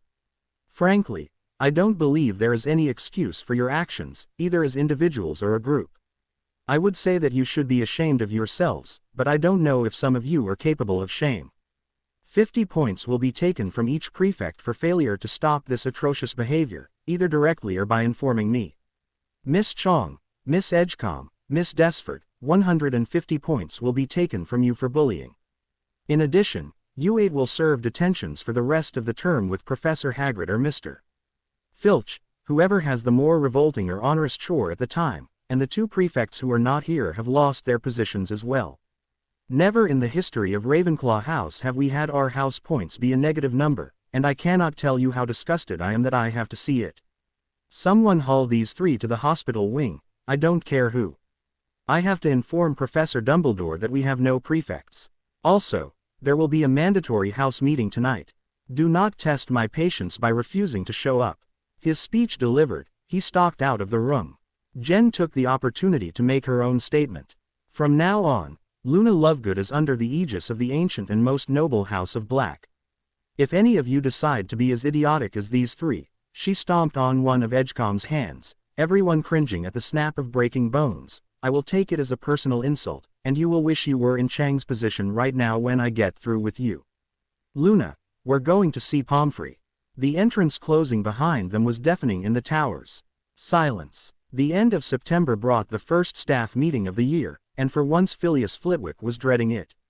He had elected not to explain the sudden drop in house points after that initial week, which spawned a slew of rumors ranging from the logical to the absurd. Like my students are foolish enough to get caught breeding an enormous eagle to eat annoying first years, the key phrase here being, get caught. Based on what I've learned recently, I can't put it past them to have tried it. Years ago, Albus had handed almost all of his headmaster duties to Minerva due to his multiple roles in the government. This was understandable to a degree, but she had been incapable of completing the tasks necessary to run the school in addition to her other responsibilities, namely teaching and keeping a firm hand on the Gryffindors. She had, in turn, deputized Phileas to east her, thereby putting him in the same position. They had both chosen to let their prefects handle the day-to-day operation of the houses while they concentrated their efforts elsewhere. In his case, that had been a terrible mistake. The fact was, highly intelligent children may find trouble less often, but when they did, the situation inevitably became extraordinarily complicated. Without him keeping an eye out, the older students had organized a social hierarchy with themselves at the peak. Younger students were obligated to run errands for them. What errands his 7th years wanted done he was afraid to ask, though the stores of Fire Whiskey and Playwizard magazines gave him a few clues, or face severe hexing, and tutors would charge money or UAL favors for their time, depending on their pupils' ages. This had apparently been going on for years, starting with the delinquents who filled the CL of 85. He sat down in his chair in the staff room and, with a swish of his wand, enlarged it so he could see over the top of the table. As he was the last teacher to enter, Albus waved his hand and closed the doors. Most of the others in the room still felt some awe every time the headmaster used wandless magic, but he had been watching Miss Black perform magic in his CL for the past month. Compared to the casual ease she displayed, Albus was a novice content with mere parlor tricks. We have survived the start of a new school year. Does anyone have any specific business to bring up? I do, offered Pomona. I was hoping Phileas could tell us why the Ravenclaw prefects were removed from the patrol roster. He sighed. That would be because I had to strip their positions from them after it was brought to my attention that they were abusing their authority and bullying the younger students, in particular Miss Lovegood. There were gasps throughout the room, and he continued, that is also why we still have negative house points and why Mr. Filch has been so busy overseeing detentions recently. I do apologize for the inconvenience, Pomona. Related to that topic, he turned to Minerva. I'm afraid you will need to enlist someone else's help with administrative duties. Now that I know my students aren't mature enough to supervise themselves, I am far too busy. Minerva, what does Phileas mean? Albus asked with a frown. I've been splitting the work you constantly pee over to me with him so I can at least try to balance my many hats, she said, directing a glare at him. There's a reason the headmaster isn't allowed to hold other positions in Hogwarts, and it's not so he can play politics in London or Avignon. Aurora cut in, steering the conversation back to its original course. Who was it that brought the situation to light? Miss Black, he replied with more than a hint of pride. Was September too early to start considering the next year's prefects? And that is a perfect segue to the purpose of this meeting. Let us discuss the new students, starting with Miss Black. Septima was the first to respond to Albus's prompt. She's certainly intelligent. Already she's tied with Miss Granger for top spot amongst my fourth years, and it isn't uncommon for her to stay behind after CL to ask a few questions that are only tangentially related to the day's lesson. Most of them are about practical applications, as well. Miss Black spoke to me on that same subject the first week, wheezed Bathsheba, but I believe I impressed on her the folly of experimenting with runes until she has someone with experience supervising. I wouldn't bet on that, Phileas thought. She is the type to exercise caution but still do it anyway. Pomona frowned. I can tell that she doesn't like herbology, though I wish she wouldn't be quite so blatant about it. At least she does the work IGN without complaining where I can hear her, unlike some others I could name. I'm keeping an eye on her. Those Blacks will stab you in the back if they get the chance, Alistair growled before taking a swig from his flask. You view even the first years with suspicion, Phileas retorted. She has a talent for charms, though whether that's natural or a result of practice I cannot determine. And might I say, I'm surprised and pleased I haven't needed to jump on you for lambasting her because of her name like you do Mr. Potter, Severus. I treat Potter exactly how an arrogant popinjay with delusions of adequacy deserves, the dour man returned, dismissing the rebukes from the others. As for Miss Black, she is competent, if inconsistent. For some potions she ignores the directions, but on others she needs them explained to her multiple times. Ironically, the former method yields the better result. Aurora sighed. There are so many students to deal with that I'm afraid I haven't had the pleasure of speaking with her. Just be sure you keep the teasing and body humor to a minimum. As her head of house, I can tell you that she will respond in kind, and there are still a few children too innocent to gaze down the roads you two will invariably travel. The entire staff laughed at that image. The astronomy teacher was a very attractive 38-year-old who found no diversion more entertaining than reducing cocky teenagers to a blushing mess. Initially her habit had been met with disapproval, but they warmed to her once they were sure she was not attempting to lure students into her bed. Albus turned to Minerva. You are being rather quiet. Is Miss Black having difficulties in transfiguration? While she's no prodigy like she is in charms, her work is acceptable, though like Pomona I have observed her being rather bored in my CL. What really bothers me is what Mr. Potter told me about in confrontation between them. The only reason she didn't serve detention was that I wasn't there to see it. Minerva, Phileas offered. You might want to take Mr. Potter's testimony with a grain of salt. I was there, and I'd say he shares responsibility. He sighed as Mr. Potter bustled out of the room ahead of everyone else. Normally he stayed out of simple disagreements between students, but the boy's obvious antipathy towards Miss Black was beginning to distract the others. He turned to his desk to write a note for Minerva when voices in the hallway caused him to peer outside. What do you want, Potter? Miss Black asked coldly. Mr. Potter stood between the quarter goblin and the girl, flanked by his two best friends. An apology would be a good place to start. She scoffed at that declaration. I have done nothing to you worth feeling remorse for. Oh, yeah, then what do you call alting my dad and insulting my mum? Two fools. Getting what they deserve. That answer was clearly not what Mr. Potter expected, as he gaped before reddening. My parents aren't fools, Black. They're good people, which by no means keeps them from being fools. In fact, I've found that the two traits go hand in hand quite often. Good people, don't know when to stay away from where they aren't wanted. Even getting burned can't teach them not to play with fire. While Phileas was certainly curious about the basis of that perspective, he also knew that he wouldn't get an answer if he asked. If anything, it was likely doing so would ruin the still fragile rapport he was building with his newest claw. Instead, he stepped out of seal room to prevent the situation from escalating. He should have intervened sooner. Now, if that is all, Potter, I have better things to do with my time than waste it in your presence. She turned and began walking off, but Mr. Potter reached out and grabbed her arm. Faster than the boy could react, she spun back around and punched him. Surprised and in pain, he let go to staunch the blood flowing from his nose. His friends reached for their wands, but not before hers appeared in her hands. Thankfully, she simply petrified them before turning her attention back to her brother. "Lay your hand on me again, and I'll break it off," she whispered, but the sound was ominously magnified to echo around them in the empty corridor. Seemingly satisfied that her threat would be heeded, she left, the other children and Phileas himself staring after her in shock. He returned his eyes to the other staff. Mr. Potter instigated the situation, and Miss Black resolved it. All things considered, I felt it best that the matter stay closed. But nothing, Minerva, to the best of my knowledge, and I have paid close attention, Miss Black has not begun a fight since her arrival. The same could not be said for Mr. Potter, or have you forgotten that he challenged Mr. Malfoy to a duel their first week here? Yes, we understand, Phileas, Albus said in a placating tone. Unless there is anything else concerning Miss Black, have any of you observed issues among the first years? Miss Black, stay behind. Jen frowned slightly at the potions master's demand, but waved Susan and Justin away. Macmillan had decided after 2 weeks of sharing a table with her that he couldn't deal with the way she ignored his advances, so he returned to his partnership with the shy Kevin Entwistle.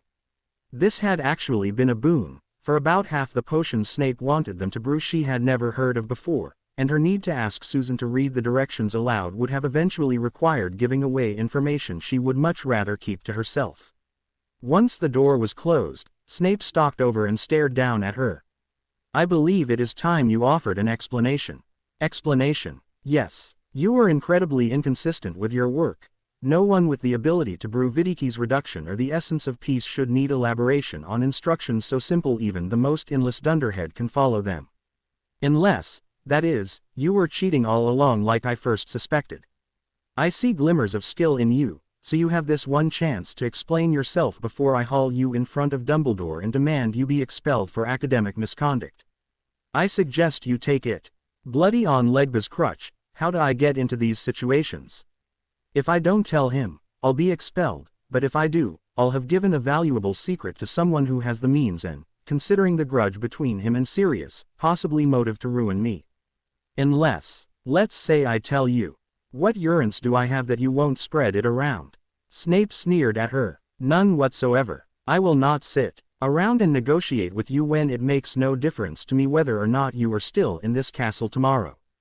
Don't lie, Professor. You wouldn't have given me my one chance, if you weren't curious about the reason. Needing a bargaining chip, she slipped into his mind. Lazy of him not to keep his occlumency shields up at all times, but I'm not complaining, and rooted around. She quickly found out more than she could have possibly hoped for. Besides, I think you are quite interested in making a deal with me. And why is that? She smiled sweetly. Because you don't want it getting around to Sirius that you are the real reason he's impotent. At the moment he fumes it's a result of the Dementors, but if he found out that it was due to some draft of eternal chastity finding its way into his fire whiskey in 81, her grin widened and gained an evil edge at the man's shell-shocked expression. Messing with an ancient house. Poor form, sir, very poor form. He staggered back, displaying tremendous fear for someone reputed to be a stoic. She knew it had been an ill-conceived bout of revenge, one that he wouldn't even consider attempting now that he was older, but that didn't change the fact that just brewing the potion in question carried a sentence of 5 years in Azkaban. That he used it on the now head of the Black family could see him spend the rest of his life there. So, are you sure won't negotiate with me? What do you want, Black? Nothing too onerous. We both have secrets we want to keep quiet, but since we can't, I'd say a mutual vow of silence should suffice. He reluctantly drew his wand and pointed it at the ceiling, only to pause at her laughter.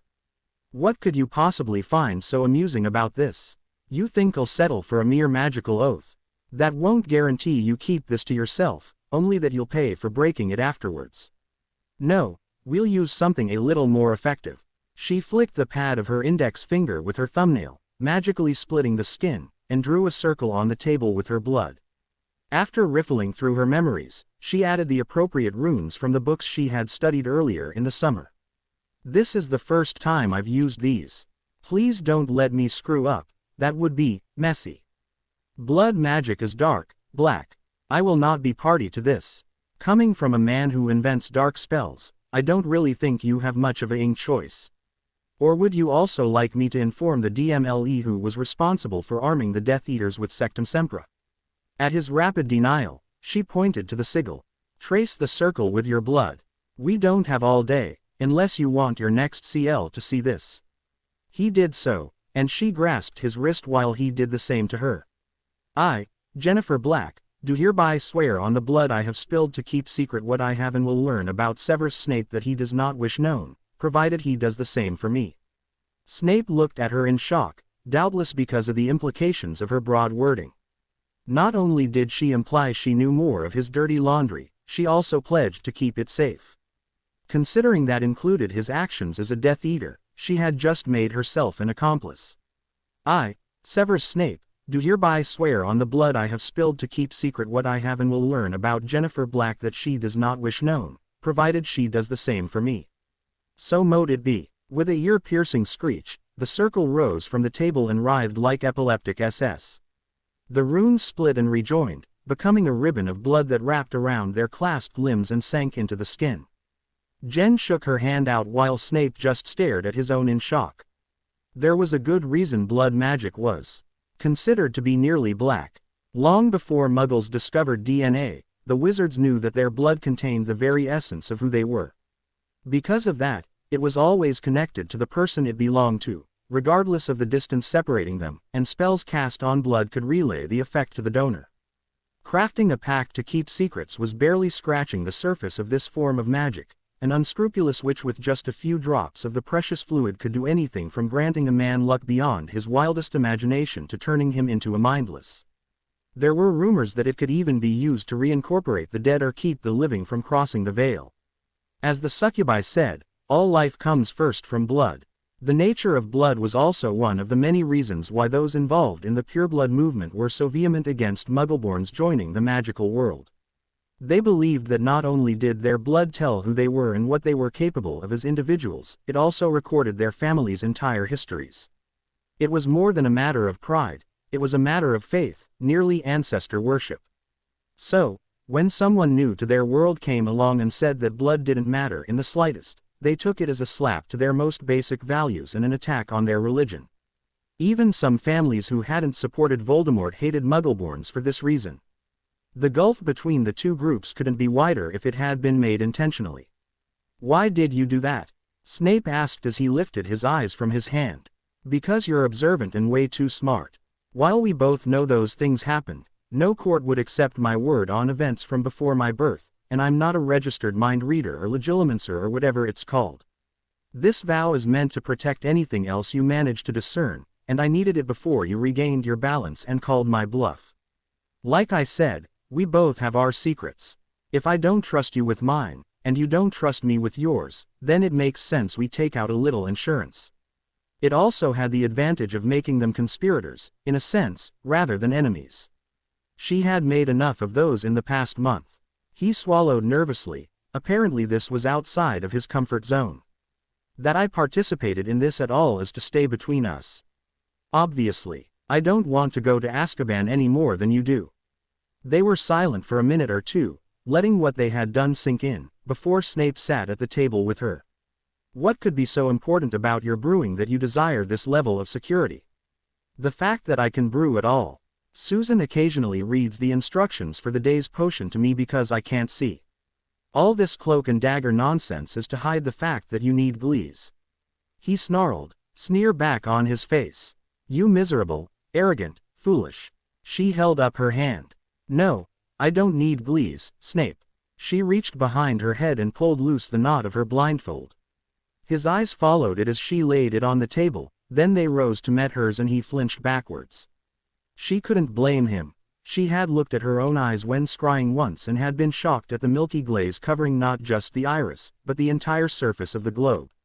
Not only had the bleach destroyed her sight, it burned the surrounding skin so badly that fibrous scar tissue now held her eyes facing in different directions. I'm totally blind. Yet no one realized that was the case. I never would have guessed. How have you hidden it for so long? We don't know each other well enough for me to tell you that, Professor. He nodded, then hesitantly leaned forwards and held her head while he took a closer look. This isn't congenital, is it? Chemical burns, if I don't miss my guess. She nodded back, and he handed her the blindfold. Put that on and come with me. We're going to have a short chat with Madame Pomfrey. He strode over to the door and swung it open once she was again presentable. Get in and start. If you can't keep your childish hyperactivity in line, I'll have you all scraping what's left of your compatriots off the floor in detention. Most of the third years trembled at his words, but Luna smiled and gave her a thumbs up as they ped in the hall just outside. Someday, I'll figure out how the hell she can know what's really going on all the time. Miss Black, if I may have a word, Flitwick asked the next morning. With a sigh, Jen finished packing her satchel and waited for the rest of the CL to depart. What do you wish to talk about, Professor? Just a few things that have come to my attention. For instance, I hear you had an interesting discussion with Madame Pomfrey yesterday. She spoke to me about it at breakfast, he added at the sight of her clenched jaw. I forgot the staff tells each other everything, she ground out. Yes, Madame Pomfrey and Professor Snape think that they can produce a dilution of the scar-diminishing potion that will be safe to use on my eyes. The hope is that, since the internal structures are healthy, if atrophied, doing so will eventually restore my sight. It will be a longer process than using the regular formula, but it also shouldn't melt my eyeballs. He chuckled and pulled out a vial capped with an eyedropper that he put on the desk. As it happens, Professor Snape spent the entire night brewing this. I don't know how, but I'd say you've impressed him. Or I simply presented him with a challenge. Nevertheless, she slid the potion into her bag. How much is in there? Enough for the month, provided you don't waste any. She also wanted me to tell you that she will not use a courier service for the next dose, no matter how much you want to avoid her lair. She grimaced. When had she escorted Luna to the hospital wing, the smell of disinfectant had overpowered her. She thought the memories of the Dursleys were behind her, but nightmares of that time plagued her the next night. Yesterday had not been so bad, though she had still been in a foul mood afterwards. If she insists. Now, on to the next topic. Some of the other teachers have made informal complaints about your attitude in their classes. You're not in any trouble, but would you like to tell me why you were so disinterested in herbology and transfiguration? Herbology is an easy one.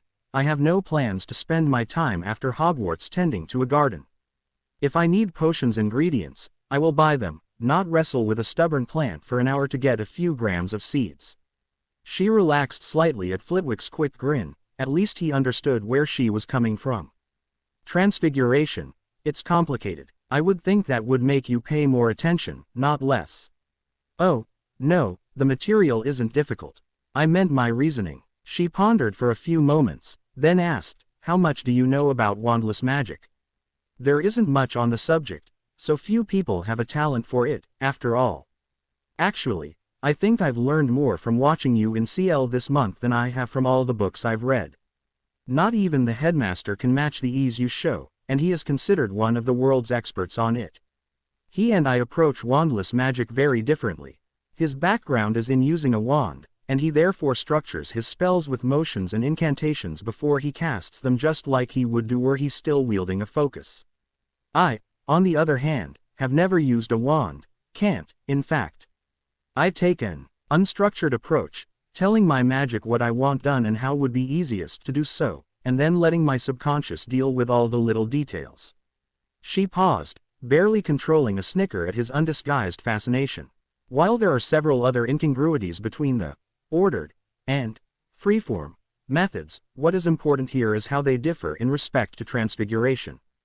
Tell me, sir, How many spells does Professor McGonagall teach in total during the 7 years someone can take her CL?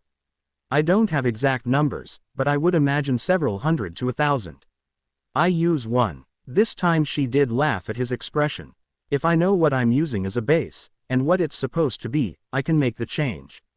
Admittedly, I need a highly detailed description of something if I haven't been around it before, and there are only a few types of animals I have spent enough time learning about to keep them from exploding. Quite frankly, it's often easier to just conjure what I want rather than transfigure it. Anyway, that's why I don't pay attention in her CL. The theory she lectures on doesn't mesh with how I use magic, and she can't teach me details I need to ensure I'm successful. So, I tune her out and finish other work until she calls on me to demonstrate the day's objective. That does sound like quite a problem. Are there other subjects you find yourself having issues in? Well, I can't see through the telescope, so astronomy's a bust, and I'm using history as a study period. Frankly, though, the biggest disappointment is how much time we waste instead of actually doing magic. Excuse me, she sighed, that probably wasn't the best way to phrase it. Before I came here, I used large quantities of magic, day in and day out. Setting up tables, cleaning the stage, replacing empty bottles of liquor from the cellar, scrubbing the floors. There were many things that could be said about Candyland, but it didn't let her be lazy. Now, I cast a spell or two in 3 clees, sit around on my bum for the other 5, can't use magic in the hallways, it's making me restless, which I'm sure isn't helping my concentration. Core flooding. He smiled faintly at her confusion. It's a condition I had to deal with, too, when I switched from dueling to teaching. If you are accustomed to casting a great deal of magic and then change to a more sedentary lifestyle, your core will continue to fill at its regular rate even though you aren't draining the same amount as before. Your core will then overflow, in a manner of speaking, causing you to become jittery, insomniac, paranoid, short-tempered, and overall not very good company. Exactly. It really wasn't, since she had no core, but the symptoms he described matched what she was experiencing. At least, most of them did. Anger had been part of her life since shortly before she was abandoned in London. Do you have any advice for handling this? There are a couple of methods I know of. You could gradually decrease the amount of magic you cast on a daily basis until you aren't using more than what you need for CL. He smiled at the disgust she displayed. No, it isn't enjoyable. I tried it and immediately chose the other method, which is to take some time each day to repeatedly cast spells until your reserves are nearly empty. Personally, I use the time to keep my dueling skills polished. However, this year you have a third option. Tell me, Miss Black, have you considered participating in the Tri-Wizard tournament? A knock on the door cut Moody off as he was expounding on the benefits of a piercing hex over the disarming charm. He stalked over, flinging it open with a loud, "What?" In the hallway stood a younger student, probably a second year if Jen was. Reading his size and core correctly. "PP Professor Dumbledore wanted me to give this to you." His message delivered, he scurried away, a frightened mouse fleeing a viper. Moody opened the folded piece of parchment and growled lightly. "Black, go to the headmaster's office and take this with you." She rose with her bag and exited, snatching the note from his hand as she ped him. Once in the corridor she sighed, more than happy to be away from the paranoid lunatic. Contrary to popular belief, his creed was not constant vigilance, or at least it wasn't just that. Constant vigilance, and attack anyone who gets within 20 feet, was more apt. Her feet led her to the headmaster's tower as her fingers read a postscript on the note. "I enjoy custard," she asked the heir. "What is that supposed to mean?" With a shrug she continued on, eventually reaching a stone gargoyle. I have an appointment," she tried. Magic flowed around the statue for a moment, then stilled, leaving the structure in place. "The headmaster wants to see me." Still no change. "Please move." Nothing. Dumbledore, Hogwarts, tower, office, stairs, entrance, mugwump, chief warlock. She ground her teeth together. "Not going to cooperate. How about I melt you into a lump of red-hot slag and toss you into the damn lake for the bloody ink squid to use as a chew toy?" When the gargoyle remained unmoved, she pulled up the sleeves of her robe and gathered magic in her fist before she heard a chuckle. "That's not going to work," a man's voice said from her left. Since there was no one there, She could only assume it was a portrait speaking. If you were really supposed to meet with Dumbledore, he would have provided the P word. Well, he didn't. All the note said was to come to his office and that he likes custard. The obstacle rumbled at her last word and slid to the side. The words custard. Seriously. Senile old man and his stubborn rock heap. She aimed a kick at the statue as she walked by. The headmaster's office was at the top of a circular flight of stairs. Rather than knock at the wooden door, she simply opened it and went through. If she was late, it was technically his fault. She stopped in her tracks as soon as she crossed the threshold, the magic pouring from every item in the room practically pushing her backwards. Silver instruments sat on shelves by his desk while 3 chairs were heavily ensorcelled with various comfort charms. A solid gold perch was in the corner of the room next to several bookcases. Why would Dumbledore have me come up here and then leave? She focused her perception into a sweep of the room and quickly found a muted signature by the staircase leading out of the office and farther up the tower. It's generally considered inappropriate for an older man to hide himself while watching a young girl. Only if the older man doesn't have the young girl's best interests in mind, he replied, dropping whatever spell he was using to mask his presence. Not many people can find me when I do not wish to be seen. May I ask how you did so? Of course. She said nothing more and sank into the overstuffed armchair across the desk from the headmaster. There was a long pause, then he sighed. How did you find me? With all due respect, sir, that is nothing you need to know. She flashed a smile at his consternated expression. I said you could ask, not that I would answer. He gaped at her, then laughed. I see Miss Lovegood has been rubbing off on you. That was always one of her mother's favorite mind games. Luna has the same habit. She'll twist your words around if she's upset, or happy, or bored, or anytime, really. Yes, I believe I have seen that during dinner many times this past month and a half. While we are on the subject of Miss Lovegood, I would like to give you my personal thanks for resolving the situation she was in. It is always good when students stand up for their principles. She waved his words away. I simply don't like my friends being haired. Now that the idiots have learned that lesson, we should have no further quarrels. Very well. However, I must chastise you for the manner in which you acted. There were many other ways you could have stepped in, none of them as violent. Nor as effective. First praise, then condemnation. Where are you going with this? She reached out with her probes and skimmed along the surface of his mind, then pulled away sharply. You old goat-er. No one can be as crazy as you behave and yet have mental shielding, especially not this strong. The whole, gentle demented old man, has to be an act, one designed to lure in the naive and have them pour their souls out to you. It's effective, too. I know I would have become careless in my comments and spilled something important. Miss Black, witches and wizards with exceptional power have a duty to the entire community to hold themselves to a higher standard than those of only average ability. We should never use force except as a last resort. She barely withheld an incredulous huff. Now that she knew he was this crafty, she would have to be more careful with her words and act how he expected her to act in order to avoid suspicion. Bullies are thugs who pick on the weak in order to look strong. Fear, anger, pain, these are the languages they best understand. The entire community has a right to be free from their depredations, no matter how they must be curtailed. I see we must agree to disagree for now, he said with a sigh.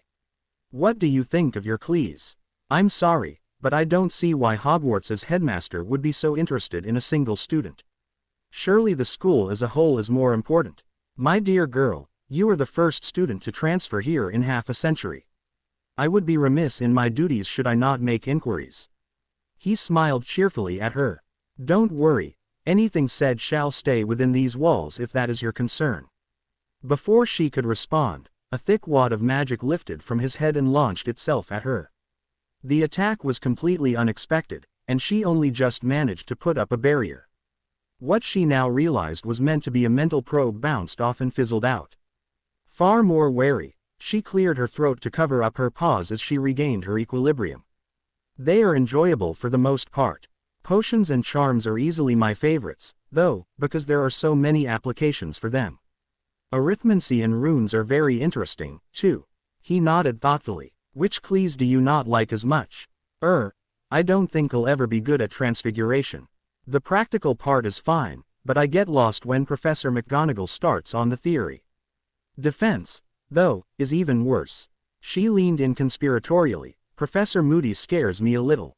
Just don't tell him I said that. Have no fear, your secret is safe with me. He reached for a candy dish on the desk. I can't believe I have been so rude. Would you care for a drop? She opened her mouth to tell him no when a fireball burst into existence, depositing a highly magical, swan-sized bird on the perch. It looked at them and trilled, and molten metal poured into her ears.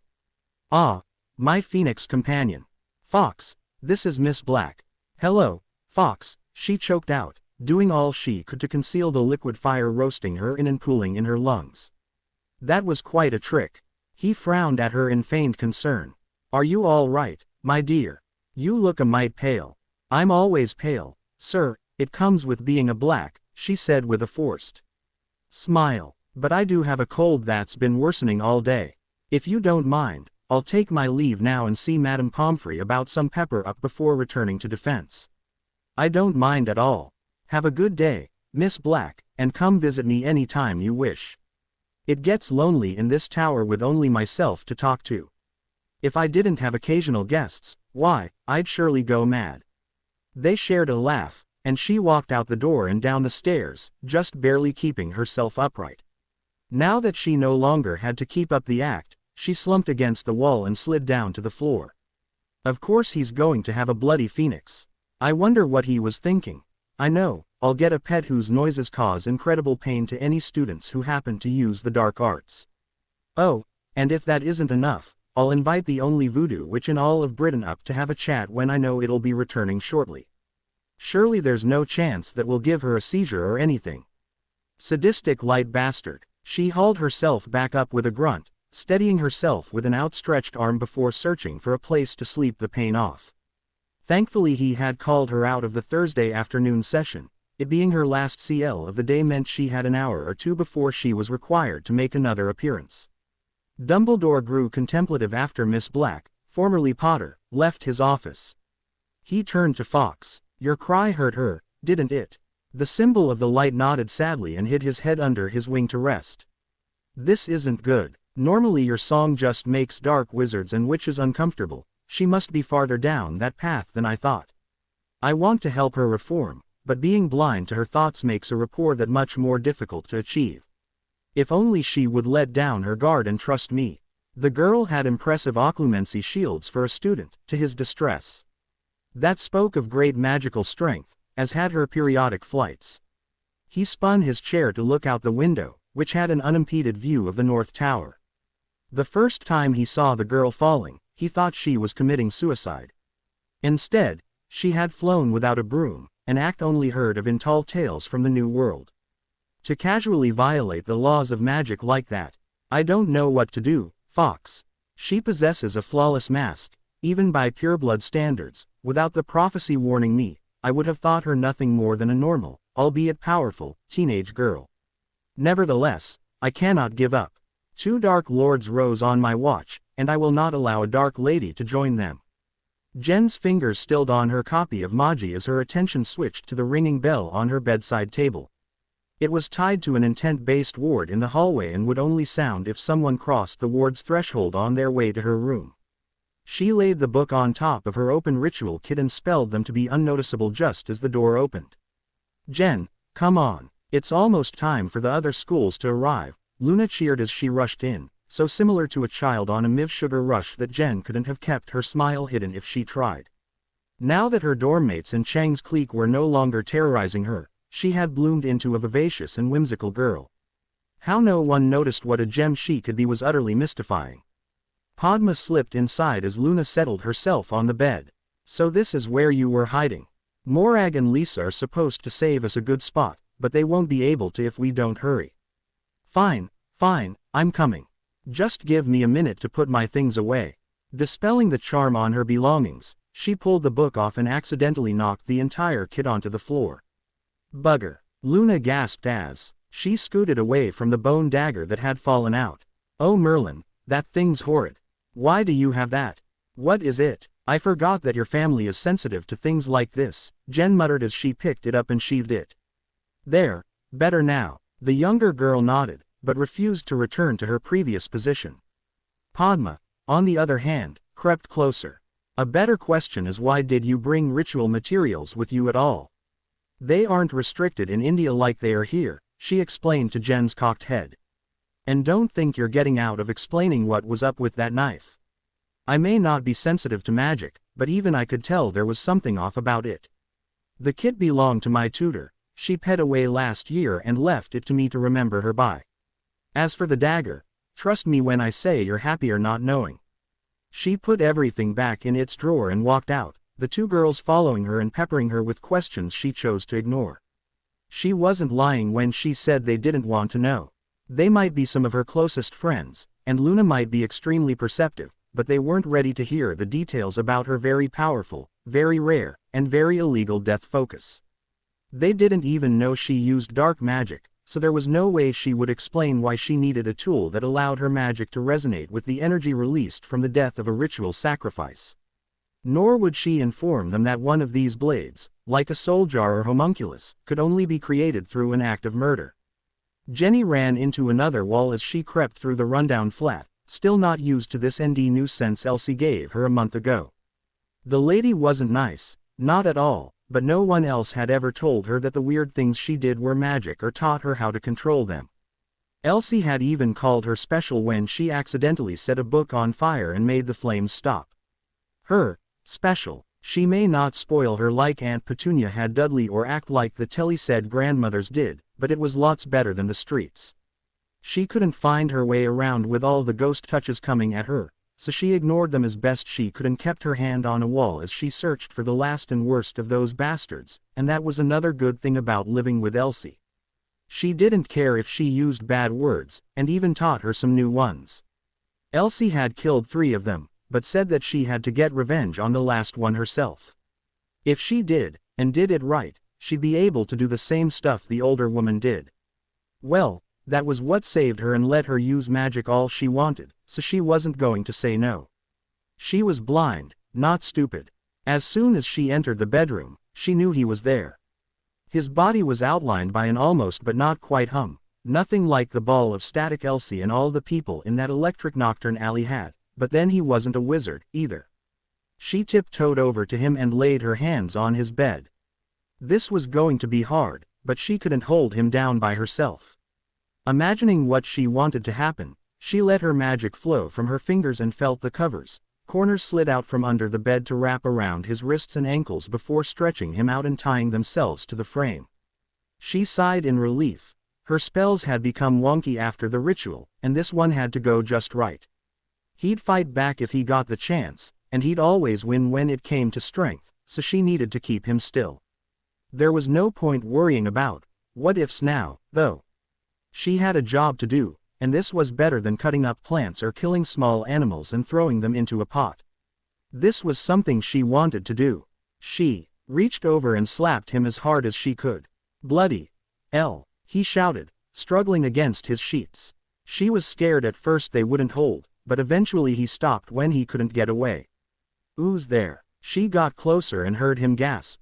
"Hi there. Remember me? You're that hallucination, the girl in the alley a year ago." "It was 11 months and 6 days ago."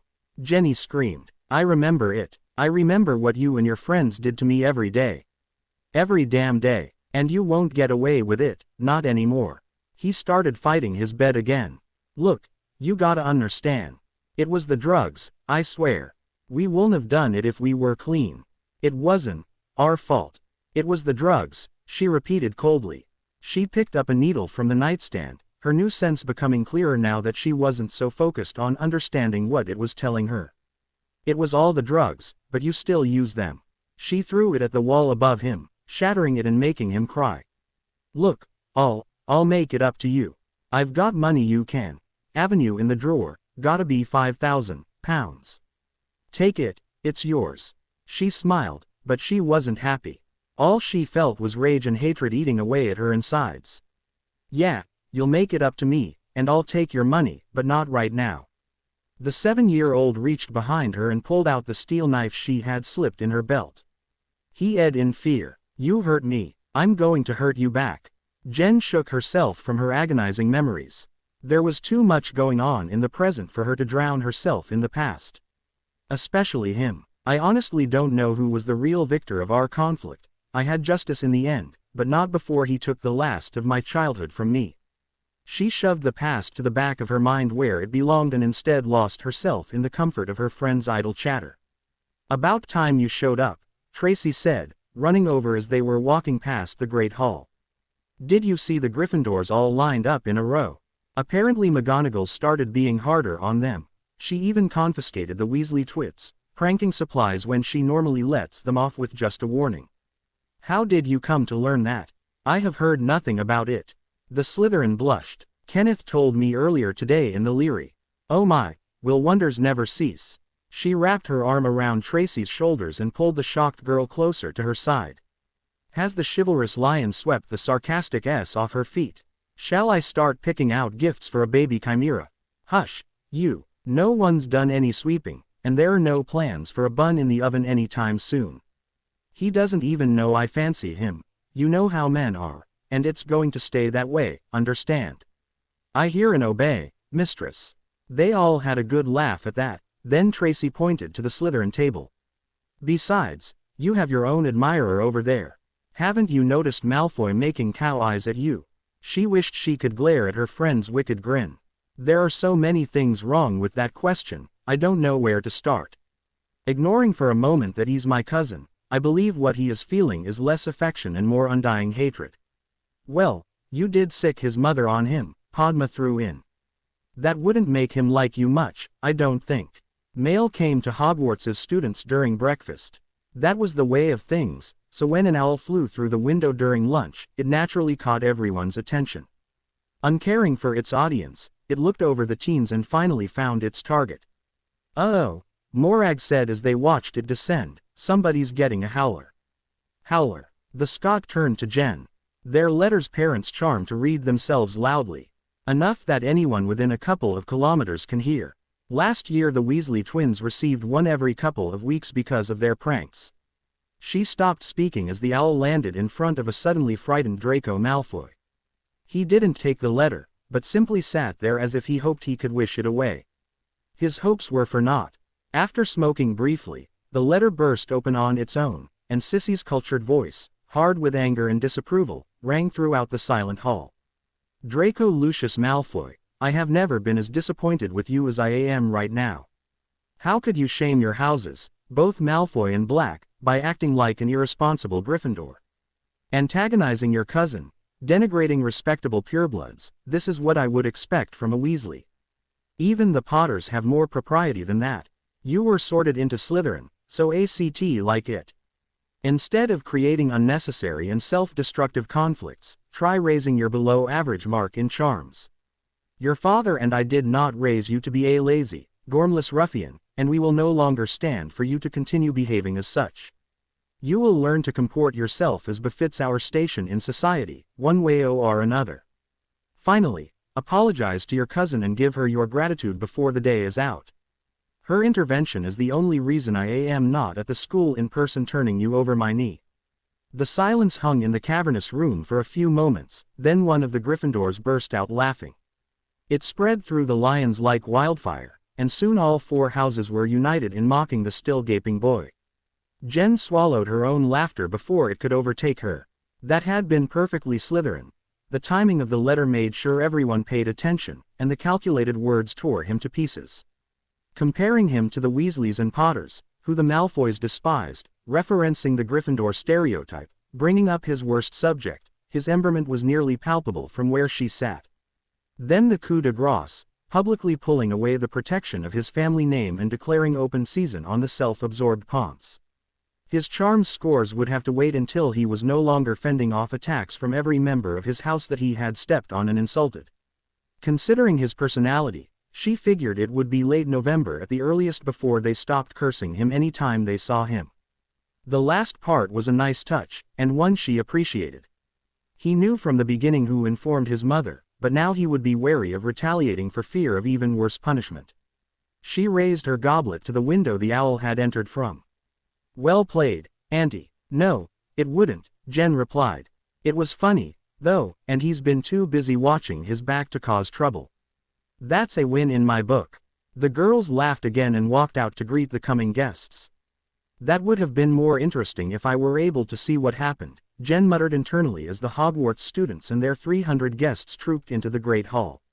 As it was, she had been in the back of the crowd, which left the other schools just outside her senses range and forced her to rely on Tracy's descriptions. The Beauxbatons contingent had arrived in a carriage supposedly straight out of a fairy tale, complete with winged horses, axons, one of the older Hufflepuffs had said, and had a very unusual headmistress.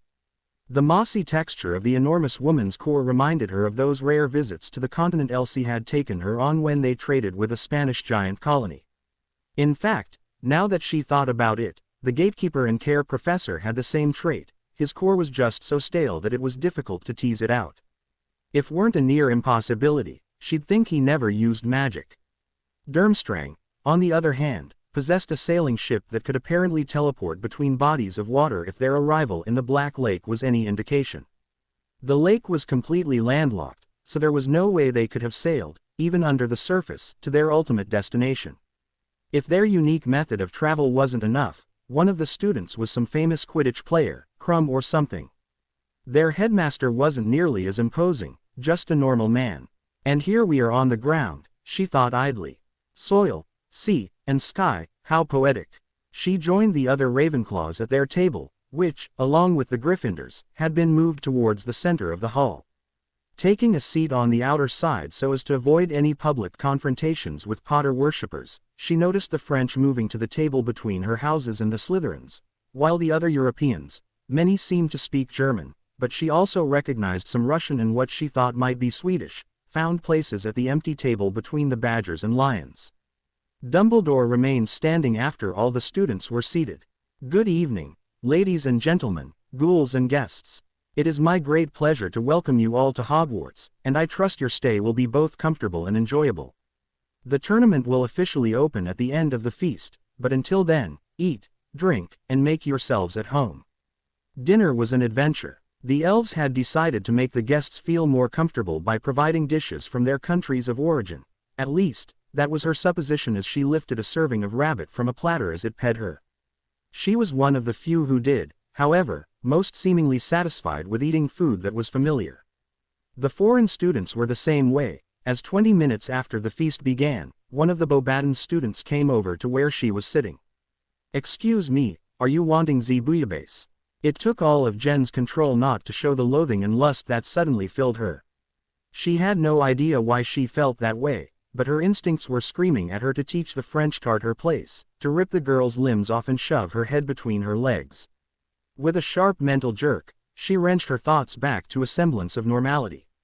She combed through the satiny weave of magic she could now feel emanating from the older girl and quickly found the subconscious compulsions dancing through it. French descent and a natural aura that inspires desire in men and jealousy in women, she has to be Vila. It wasn't mentioned in Bellatrix's book, but being bilingual must cause their innate magic to consider me both competition and prey, hence the conflicting emotions. "No," she said, concealing any hint of her earlier impulses, "feel free to take it. You do not mind." "Not at all. Honestly, I've never been very fond of fish. Clams, however, are another story entirely." After the students had gorged themselves on the last of the puddings and soufflés, Dumbledore rose again and introduced two newcomers who had slipped in during the meal. "May I introduce Mr. Ludo Bagman, the director of the British Ministry's Department of Magical Games and Sports, and Mr. Bartemius Crouch, head of the Department of International Magical Cooperation. Without their tireless efforts, this competition would never have been resurrected, so please give them a round of applause." Once the clapping stopped, he smiled gaily at the sea of children. "This is the moment I know you have all been waiting for, the start of the Triwizard Tournament. I would like to say a few words of explanation before we bring in the casket, just to clarify the procedure." The entire student body was eerily silent upon his uttering the word, casket, causing his voice to echo. "The instructions for the tasks the champions will face this year have already been examined by Mr. Bartemius Crouch and Mr. Ludo Bagman, who made the necessary arrangements for each challenge. There will be 5 tasks, spread throughout the school year, The first four are based on the qualities of the four Hogwarts houses: Hufflepuff's loyalty, Gryffindor's daring, Ravenclaw's wisdom, and Slytherin's cunning, and the competitors will be scored by our two organizers, as well as Professor Karkaroff, Madame Maxime, and myself, based on how well they perform each task. The final contest will not have a score, per se, but will decide the victor by who can first claim the magnificent Triwizard Cup. As you know, there will be 2 champions competing from each school, 1 senior and 1 junior. These 6 champions will be chosen by impartial selectors, the Goblets of Fire. At his words, Filch, who had been lurking in the corner of the room nearest the Hufflepuff table, now wheeled a large wooden to the staff table. Dumbledore unlocked it with 3 taps of his wand and pulled out a gigantic, rough-hewn cup filled with flame and absolutely quivering with enchantments. Setting the goblet on a conjured podium, he created another stand a short distance away and placed on it a second, silver cup, the same size as the first, that was also pulled from the. Students who are 17 or older must write their name and school clearly upon a slip of parchment and drop it into the wooden goblet if they wish to be a senior champion.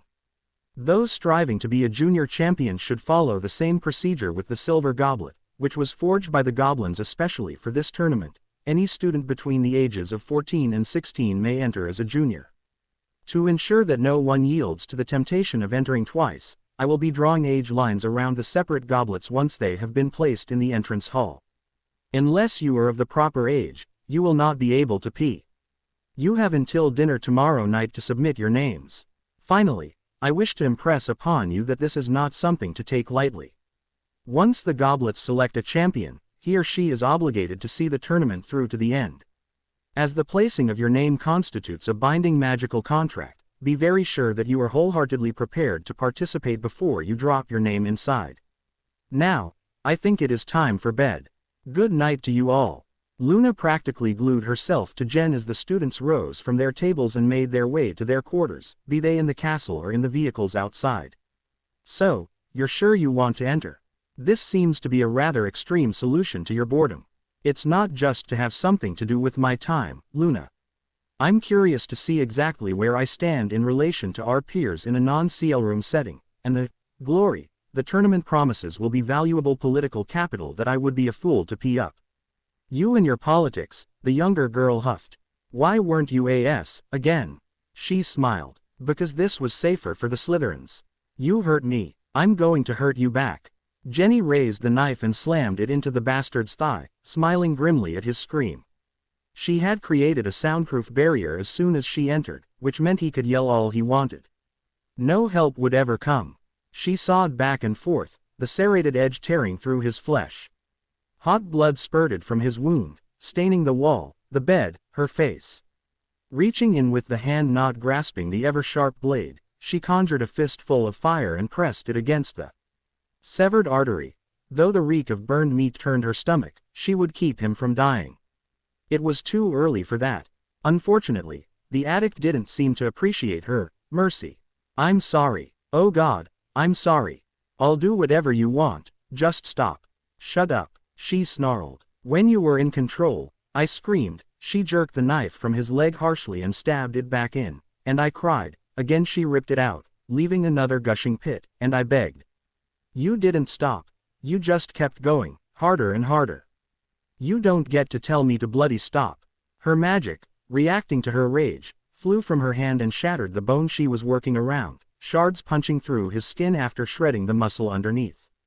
His wails became louder and higher in pitch. The aroma of cigar smoke dd over her shoulders and brought a sickening giggle from deep in her belly. Well, so much for that leg. Maybe the other one will give me what I need. She created another fireball and flicked her wrist at the ruined limb. The flame reshaped itself into a crescent and sliced through the man's leg, sheets, and mattress, starting several small fires that she quickly dismissed. After pulling the bag of meat onto the floor at her feet, she crawled onto the soaked bed and straddled his remaining knee. She started sawing again, more carefully this time, and made liberal use of her fire to stop his bleeding. By the time she finished removing his leg, the bastard had screamed himself hoarse and could only whimper pitifully. She scooted farther up until she was sitting on his belly, then dropped the severed appendage onto his so he could stare in horror at the mangled surface. Pay close attention, now. This is the grand finale, and I don't want you to miss it after enjoying the rest of the show. A wave of her hand sheared the thigh in half down its length, and another flung the leg through the doorway and into the living room. The only part not affected was the femur, one end splintered from the knife. She lifted it and hacked away at the damaged end, small chips of bone smacking him in the face. You know, she rambled to fill the silence, Elsie, the woman who took me in after you four hurt me, said I had to shape the bone without magic. Yes, yes, magic is real, and you've gotten an up-close and personal look at it. Anyway, working with the bone has to be done completely by hand, something about not tainting the act. Considering I've been torturing you for the last 20 minutes or so, I'm not sure it can be tainted anymore, but I'm still doing it the way she told me because she's yet to lie to me. She's the only person who's ever treated me even halfway decent, which isn't something you'd expect from a serial killer. She ran her fingers over the sharp point she had whittled from the bone. Of course, with scum like you and your friends running around, being better isn't that hard. At least they were quieter when they died, though that might have had something to do with her cutting their throats. He didn't reply, so she slapped him in the face again to regain his attention. His incoherent S gave way to a rough whisper. Why are you doing this? We didn't know you were real. It was an accident. Accident. The faint grin that had played on her lips as she worked vanished in an instant. Accident. Me, you sick son of a. With strength belied by her small form, she flipped the bone over and rammed it into his heart. The hum around his body slowed and finally ground to a halt, the spike sticking from his a grotesque mockery of a flag-claiming land. Jenny was alone again, the presence having left her at his death, and she shakily removed her hands from the now freezing bone. Taking in what she had done, she threw herself off the bed and scampered to the far wall. If she still had her sight, she would have shut her eyes tight, but her magical sense refused to turn from the corpse. She screamed, all her pain, anger, hate, and fear mixing together in the sound, and flames surged from her skin. XXXXX. An old black woman stood in the streets outside the burning building, wondering if the child she had spent so much time on recently would walk out the door or be consumed by the fire. 5 more minutes, girlie, then you're on your own. Thankfully, she didn't have to wait long. Not 2 minutes after she gave her ultimatum, she spotted a small figure weaving through the flames. Out of the inferno came the girl. As she watched, the broken bone clasped in a tiny hand bubbled and flowed, reforming into a foot-long dagger with blackened, serrated edges. She smiled at the impossible event, for it meant the night was a success. The girl had created a death focus and was worthy of learning the secrets of voodoo. Good work, Jenny. I was worried you didn't have it in you. I'm not Jenny. What do you mean? She slipped her wand and her own focus, a bone from her father's skull, into her hands, but kept her voice even. It wasn't unheard of for vengeful spirits to possess initiates at this stage, and they had to be dealt with quickly and decisively before they could flee. I'm not Jenny. She died in there. Then who are you? I don't know. Tears cutting paths through the blood and soot-streaked face, the girl barreled into her and latched thin arms around her waist. I don't know anymore. She sighed as she patted the girl's back. Obviously this was just the shock of her first murder setting in. Such a thing was completely normal, if not somewhat irritating. Yes, it hurts now, but it'll fade, and soon you'll be able to kill without batting an eye. Welcome to a dark new world, Jen. Jen shot up in bed with a harsh gasp. It had been years since she relived that night in her dreams, but she should have expected this to happen after remembering it earlier in the day. She pulled her legs to her and wrapped her arms around them, dwelling on those bastards, and the bastard in particular, always brought that cold December night back to the front of her mind. Laying her head on her knees, she cried softly in the darkness. Elsie had said the anguish and anger from her would eventually dwindle and be forgotten, as did all pains. In this, she was dead wrong. Never before had Jen observed such extravagant Halloween preparations. Live bats swooped between the beams of the Great Hall, and hundreds of jack-o'-lanterns ruled each corner. Even the specters were taking part, stalking the younger students around the entrance hall or popping their heads out of the tables to much applause. The French students had their noses turned up at the ethereal antics, but the Durmstrang guests were laughing with unparalleled delight. Still, no matter how wonderful the entertainment, she really didn't see the point in having 2 feasts in as many days, a sentiment echoed by most everyone around her. Finally, Dumbledore rose from the staff table as the last crumbs of food faded away. The goblets are ready to make their decisions, but first, let us set the appropriate mood. A sweep of his wand extinguished the torches, leaving only the candles in the pumpkins lit. She smirked unseen. As the only one unimpaired by the new conditions, she felt the large number of students who jumped in fright, including one of the 7th-year Slytherins. Who knew almost a fifth of her schoolmates were still afraid of the dark.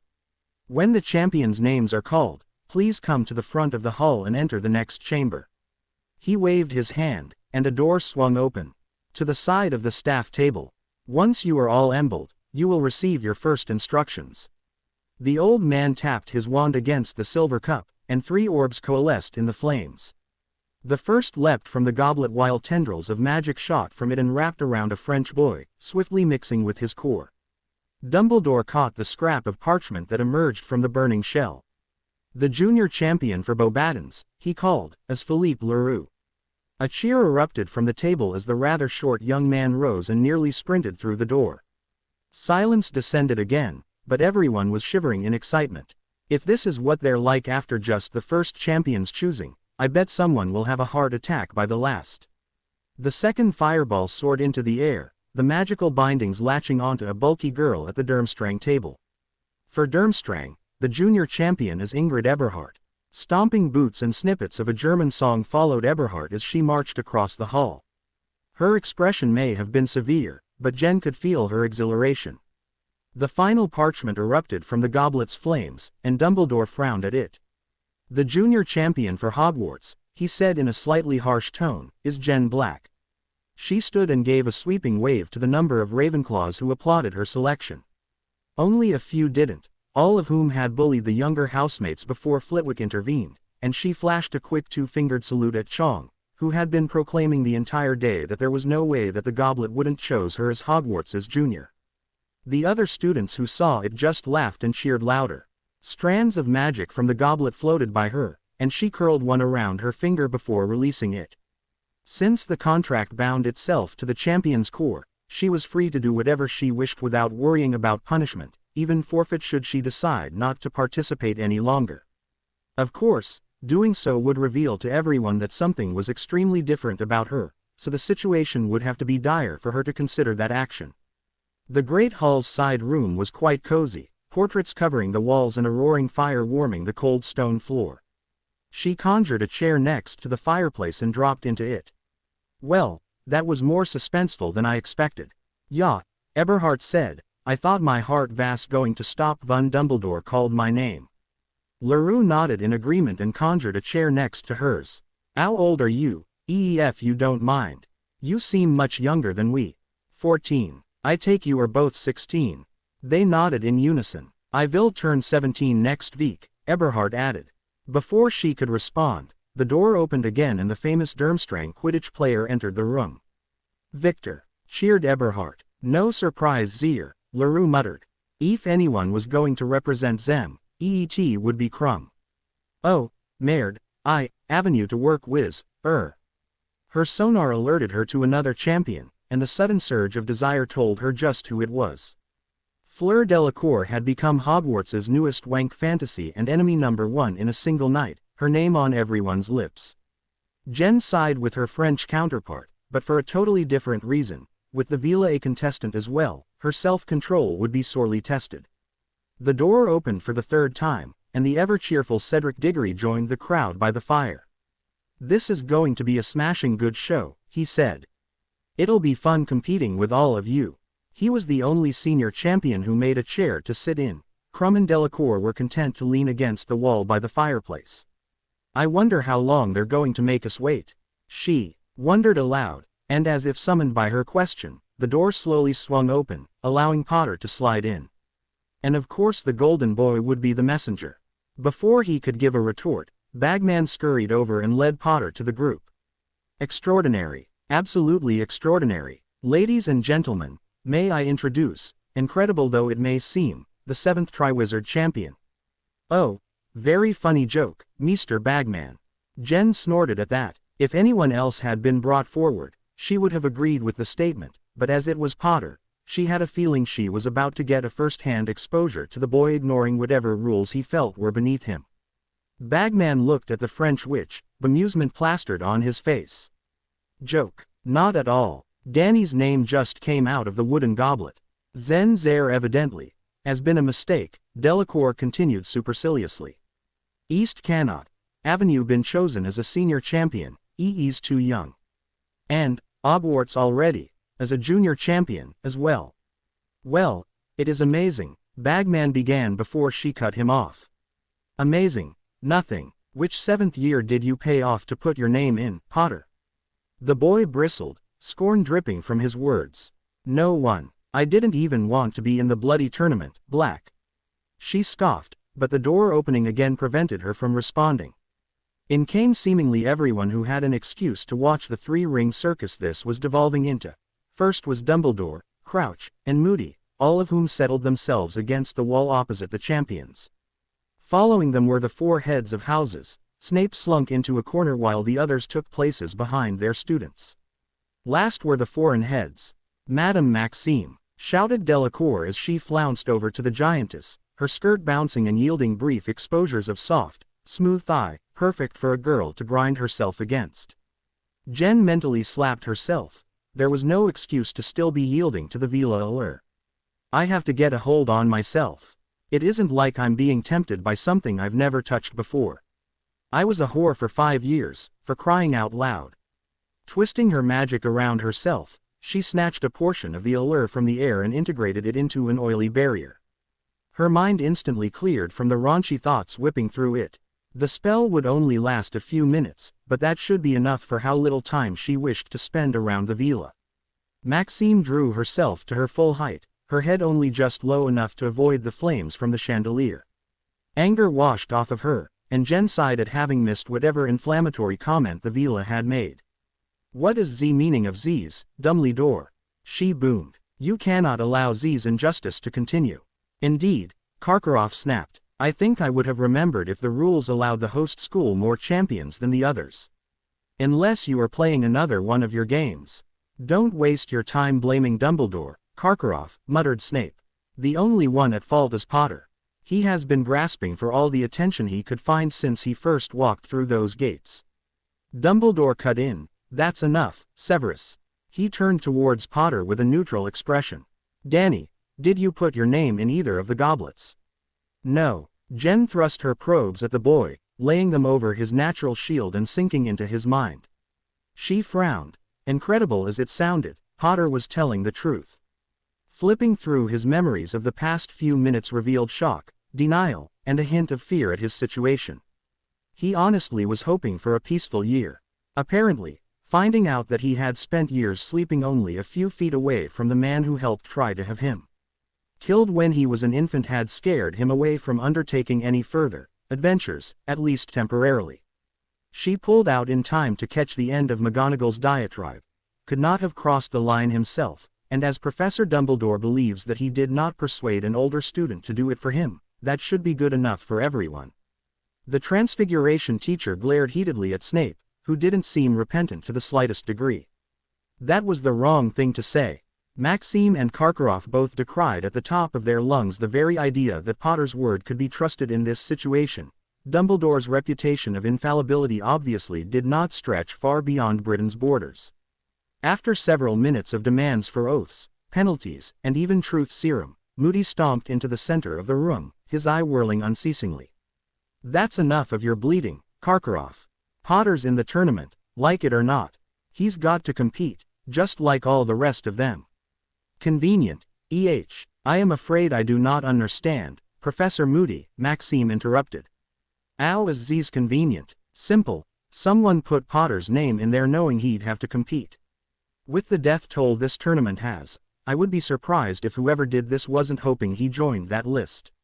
Bagman, who had been wiping his forehead with a cloth, stammered at Moody's prediction. Moody, old boy, surely you don't mean that. I mean, killing the boy who lived, what a thing to say. Ludicrous, more like, didn't you recently mistake one of your birthday gifts for a cunningly disguised basilisk egg?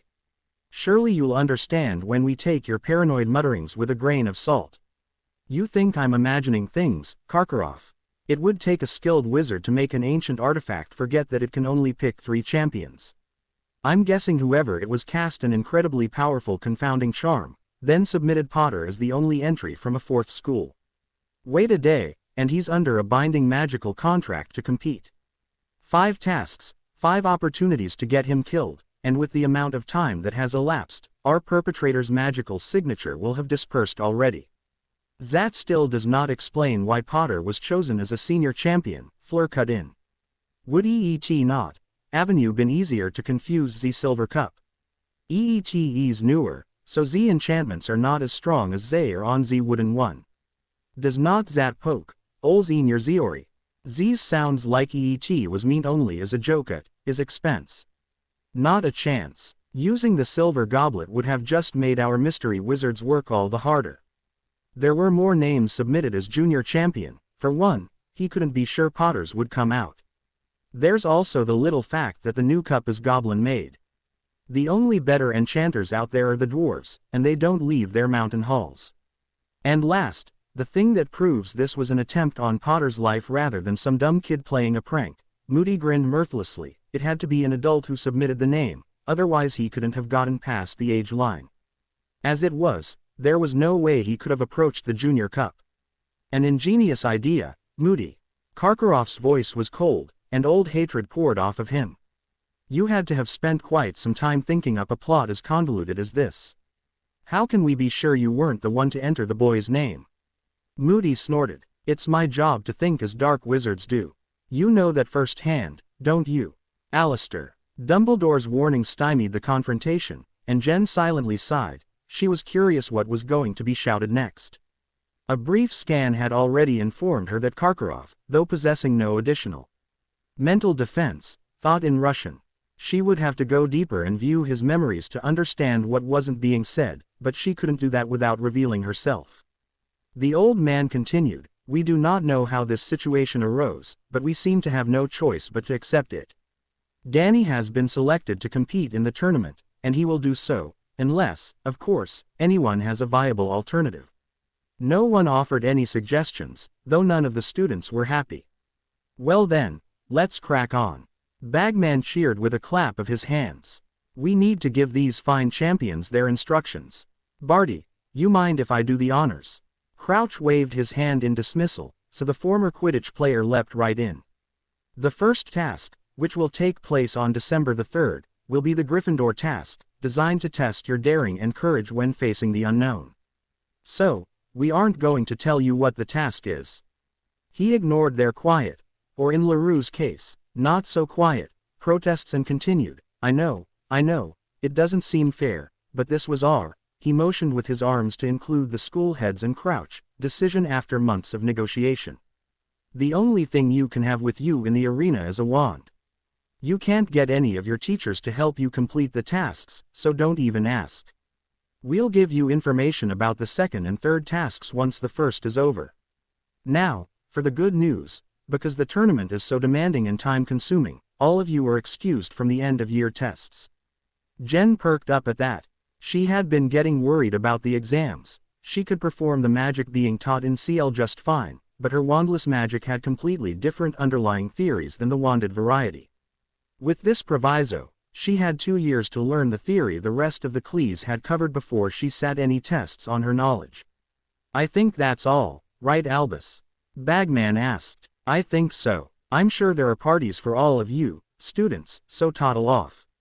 It would be a shame to deprive your CL mates of an excellent excuse to make a great deal of mess and noise. Having been dismissed, they dispersed, the foreign students to their conveyances and the 3 Hogwarts champions to the staircases leading higher in the castle. Diggory cleared his throat and looked at her. Black, can I have a word? Very well. She noticed Potter turn back to them from his place halfway up the stairs and called out, It's rude to eavesdrop. With a hot flush of anger, he continued on his way. Now, what was it you wanted to say to me? I know Professor Dumbledore said we would be scored individually, but would you mind if we shared any clues we come across? It's just, we're both Hogwarts champions, so it makes sense for us to team up. She frowned lightly. While that does make sense, I'm curious as to why you are so eager to enter into a partnership with someone 3 years your junior. Surely you know you'll almost certainly contribute more information to this exchange than I. I doubt it. He smiled at her cocked head. Ravenclaws aren't the only people who can do a spot of research. The wooden goblet was spelled to select champions based on who would put on the best show, and I bet the silver one was enchanted the same way. There were plenty of 5th and 6th years who threw their names in, but you were the one selected. Clearly, you're more able than you're making yourself out to be. Besides, he added, scratching the back of his head nervously, I kind of owe you one. Oh, how do you figure that? Well, I may have developed a bit of a crush on Cho Chang over the summer. I was planning on asking her to Hogsmeade one weekend, see how it went, but then I heard about how she was treating the younger students and what you did to her when you found out. She may be pretty, but I'm not going to date a bully. My mum would have my hide. I can only imagine. Yes, I'll share what I find about the tournament. Still, I'm surprised you didn't request Potter join in as well. He shook his head. He's really arrogant from what little I've seen of him. Besides, no matter what Mad Eye said, I'm not sure that he didn't have an older student put his name in. It wouldn't be the first time he's broken the rules and gotten away with it. You have a point, she said, keeping quiet about Potter's innocence. I'll let you go to your party. She started climbing the stairs to the Ravenclaw Tower, waving a hand in response to Diggory's goodbye. A wall of sound slammed into Jen as she entered the tower.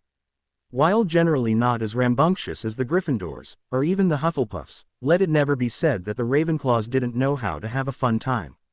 3 radios were blaring music from different stations, butterbeers were being ped around, and empty bottles of fire whiskey were laying suspiciously under the table holding a punch bowl.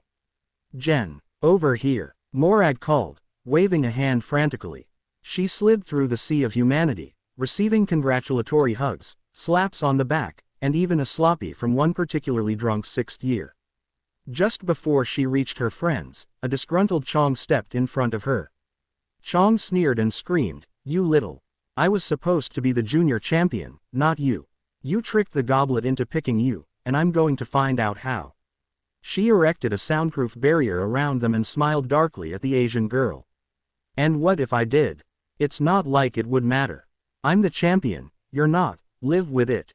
There's nothing you can do to change those facts." "Why you?" Chong reached for her wand, but Jen conjured a blank wand and held the end in front of Chang's face. The tip sparked, and the girl paled. "Last time, I knocked you ass over teakettle, then damn near electrocuted you. Do you really want to go through that again?" "Why you wouldn't," Chong stuttered. "Professor Flitwick would punish you." "You mean like he punished me last time? Telling a Ravenclaw to spend time in the Leary, that's certainly going to make me change my ways. You may not have figured it out yet, but your name is mud with him now. If I might give you some advice." She poked the girl in the with her wand tip, applying a slight shock in the process. "Starting fights you're never going to win isn't really a smart decision, it's what I would expect from a inless lion. Keep your head down, or someone might tear it off. We understand each other." Rather than verbally respond, Chong paled even further and staggered backwards out of the silenced area. Jen smirked and dismissed the spell. "I see that we do. Now move along, little girl, before you annoy me any further." No longer hindered, she joined her friends. Wow, I've never seen Chong be run off that quickly, even when she was a 2nd year. "What did you say to her?" Padma asked after draining the last dregs of her butterbeer. "Nothing much, just reminded her about the perils of irritating the heiress of the Black family." "How did everyone react to the golden boy's name coming out of the goblet?" The 2 girls shrugged, and Morag answered, "About how you would expect." Weasley was looking furious, though. "Doesn't surprise me at all," a new voice commented. Luna dropped into a chair by the trio and handed out another round of butterbeers. Ronald always was a jealous one. Ever in the shadows of his brothers, overlooked for his miracle sister, constantly shown up by his best mates, blah blah blah. He'll throw a tantrum for a bit, then come whining back. It's the same thing he's done since he was little. Jen turned to her in curiosity. "You know him well." "I have the great misfortune of living close to him." The Fawcetts, and the Diggories are the only magical families living around Ottery Street. Catchpole, and his sister Ginny was the only girl my age I had a chance to get to know. Luna lowered her voice in emberment. In fact, that nickname Chong had for me, Loony. Ronald was the first person to call me that. You had to put up with that red-haired cretin your entire life. That must have been terrible, Morag muttered, and the others nodded in sympathy. Weasley was known to deride anyone who had even average intelligence and had therefore been declared persona non grata in Ravenclaw Tower. Why would they voluntarily spend time around someone who called them useless, bookwormy swats? Being entered in the tournament might actually be a good thing for Potter, then. Damn, she muttered. Luna quirked an eyebrow. Being entered. What do you mean by that? Exactly what I said. Someone put a Confundus charm on the goblet and submitted his name. Moody thinks it's some kind of I-Nation attempt. In any case, Potter didn't want his name in there to begin with. Noticing Luna's expression, she continued, Twilks told me. Ah, that makes sense. Just be sure not to let them feed too often or on people who don't like you, I've heard it gives them indigestion. She smiled. After 2 months, she had become much better at interpreting Luna's analogies. It wouldn't be the first time. Reading minds naturally meant she would hear negative opinions of herself, not that she let them bother her. Only the thoughts of those she found worthy had any value to her, and there weren't many like that running around. For the Mies, she only cared if their opinions could be cashed in at a later date for something she wanted, such as increased fame for the family. Anyway, keep that information to yourselves. It will be good for him to be taken down a few pegs. I'll see all of you tomorrow. Her dreams that night were much more peaceful than the night before. The next few days were interesting, to say the least. For all that Tracy had said Potter was a leader of the students turned on him like a school of sharks smelling blood in the water. His customary cockiness backfired as he found himself alone except for the presence of Granger and Neville Longbottom, who Jen discovered was his godbrother, the only son of his comatose godmother. After 3 years seeking ever more attention, no one was willing to believe he was actually innocent this time around. Rumors about him spread like wildfires, and people were coming out of the woodwork with tales of how he had been planning his entrance in the tournament since the announcement at the opening feast. The whole situation would have been sad if he weren't the spoiled tea of James and Lily Potter. As it was, she just found it amusing. Still, she had other things to worry about than the trials and tribulations of one Daniel James Potter, such as how to while away the next few hours of her Friday afternoon. She was sitting on the pad of the astronomy tower, undecided if she should visit London, when the trapdoor behind her opened. Luna climbed the last steps to the platform and sat next to her with a huff of fatigue. Why did you have to come all the way up here? Surely you could have chosen somewhere closer to the common room. I could have, but it would be a shame to waste the last few pleasant days we have, she remarked. A warming charm kept the chill away, but winter's frosts and blizzards would soon descend on Scotland, curtailing her time outside the castle. If you say so. Dumbledore wants you, by the way, something about interviews and photographs for the devoted panderers.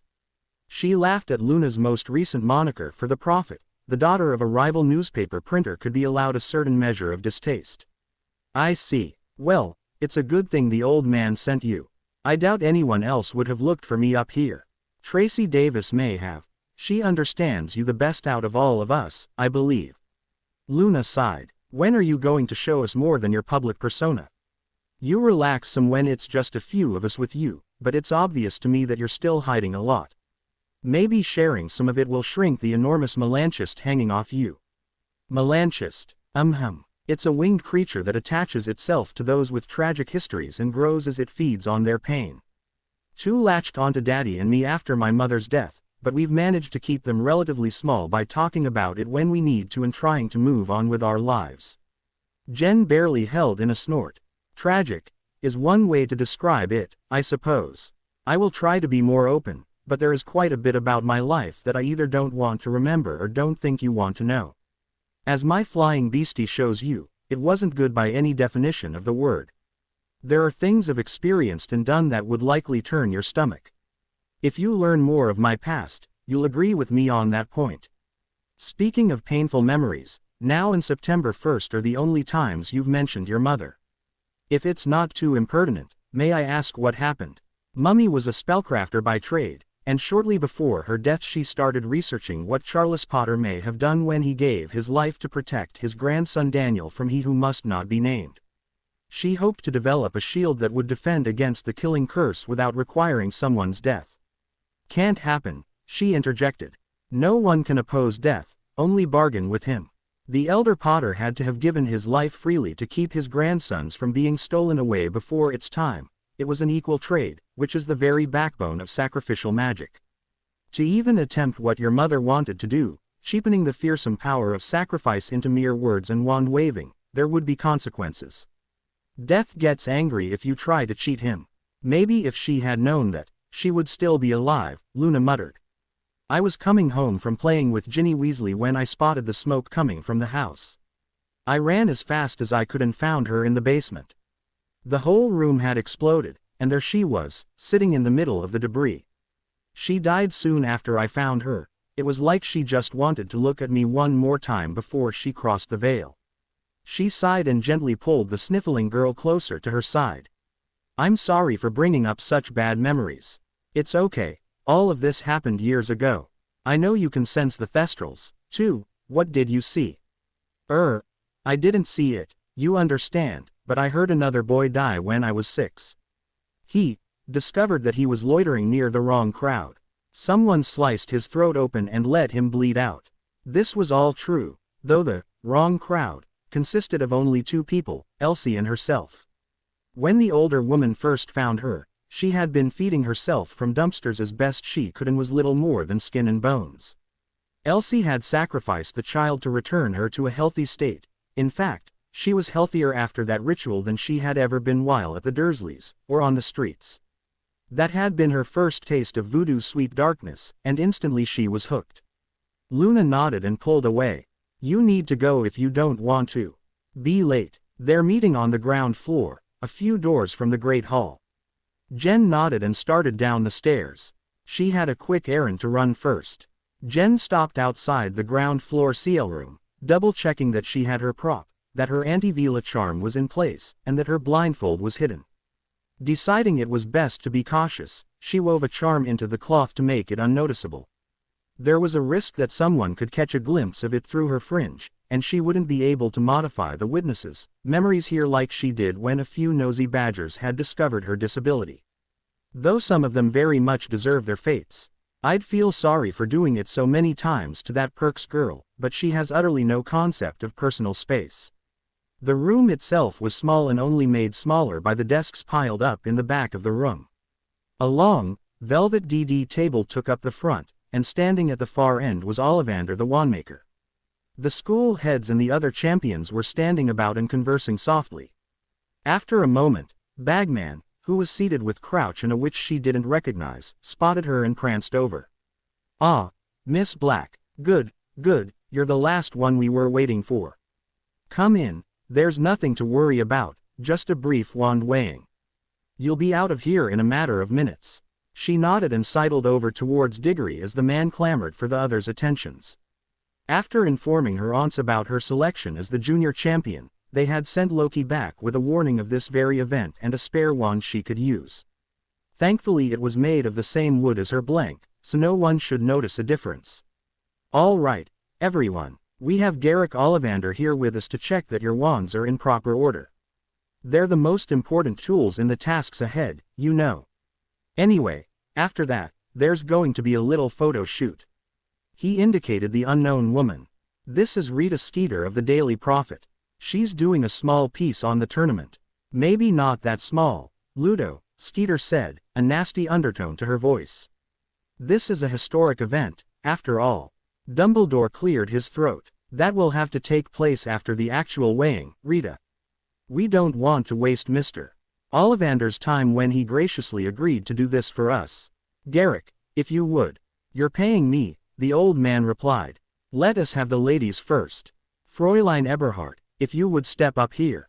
Eberhard stepped closer to Ollivander and handed over her wand. He held it close to his eyes, muttering softly.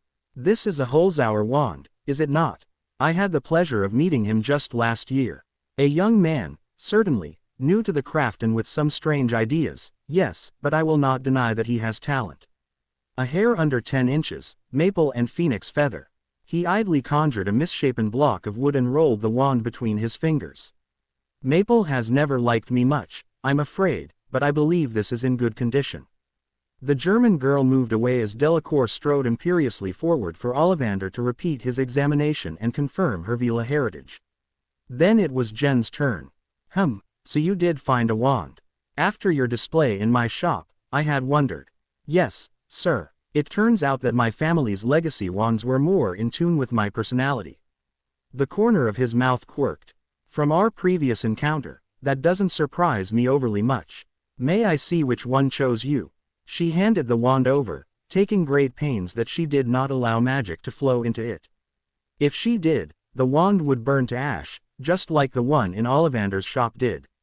Ah, I remember this wand, remember it quite well. Made by my father, you see, and wielded by Sirius Black, the previous head of the Blacks. 13 inches, dragon heartstring and fur from the uppermost reaches of Russia. Excellent wood for those who survive, and even thrive, in situations others would find inhospitable. Fur wands are also called to bearers with an intimidating demeanor, which fit Arcturus perfectly. He returned it to her after conjuring more wood and said, "Take good care of this wand, Miss Black, and you will go far." She stepped back from the table.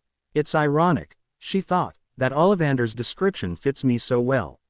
Sissy and Andy sent me this one primarily because they were sure he would recognize it, and wielding the previous Lord Black's wand would reinforce the legitimacy of my position despite the fact that my parentage is currently unknown to society at large. Whether or not it would have matched me if I still had a core never came up. She shook her thoughts away as the man went through the rest of the competitors, using Leroux's Rowan wand to vanish the blocks when he was finished. Unfortunately, Skeeter's pudgy photographer then moved in front of the door. Ah, yes, interviews. Wonderful. Let's see. We'll start with the youngest, the witch said. Danny, how about we move elsewhere to give us a little privacy? You know the rules, Skeeter. I don't do interviews without one of my parents or Uncle Remus present. Not a bad idea, Potter. She forced a sad smile on her face as the reporter turned to her. I'm very sorry as well, Miss Skeeter. The head of my family has forbidden me to speak to the press without his explicit permission. Perhaps if you went to him first. She ignored Skeeter's scowl as she followed Potter to where the photographer was setting up. She knew the woman's reputation. Andy certainly complained about her often enough, and she wasn't going to give the muckraker any ammunition. Let Sirius as Lord Black take care of that. Jen entered Flitwick's office the following day and accepted his offer of tea. Once refreshments had been dispersed, he leaned back in his chair. So, are you regretting entering the tournament? Not at all. It should actually be, dare I say, fun. Provided I don't die, of course. Of course. They sipped from their cups for a few moments, then he continued, regardless, I must apologize.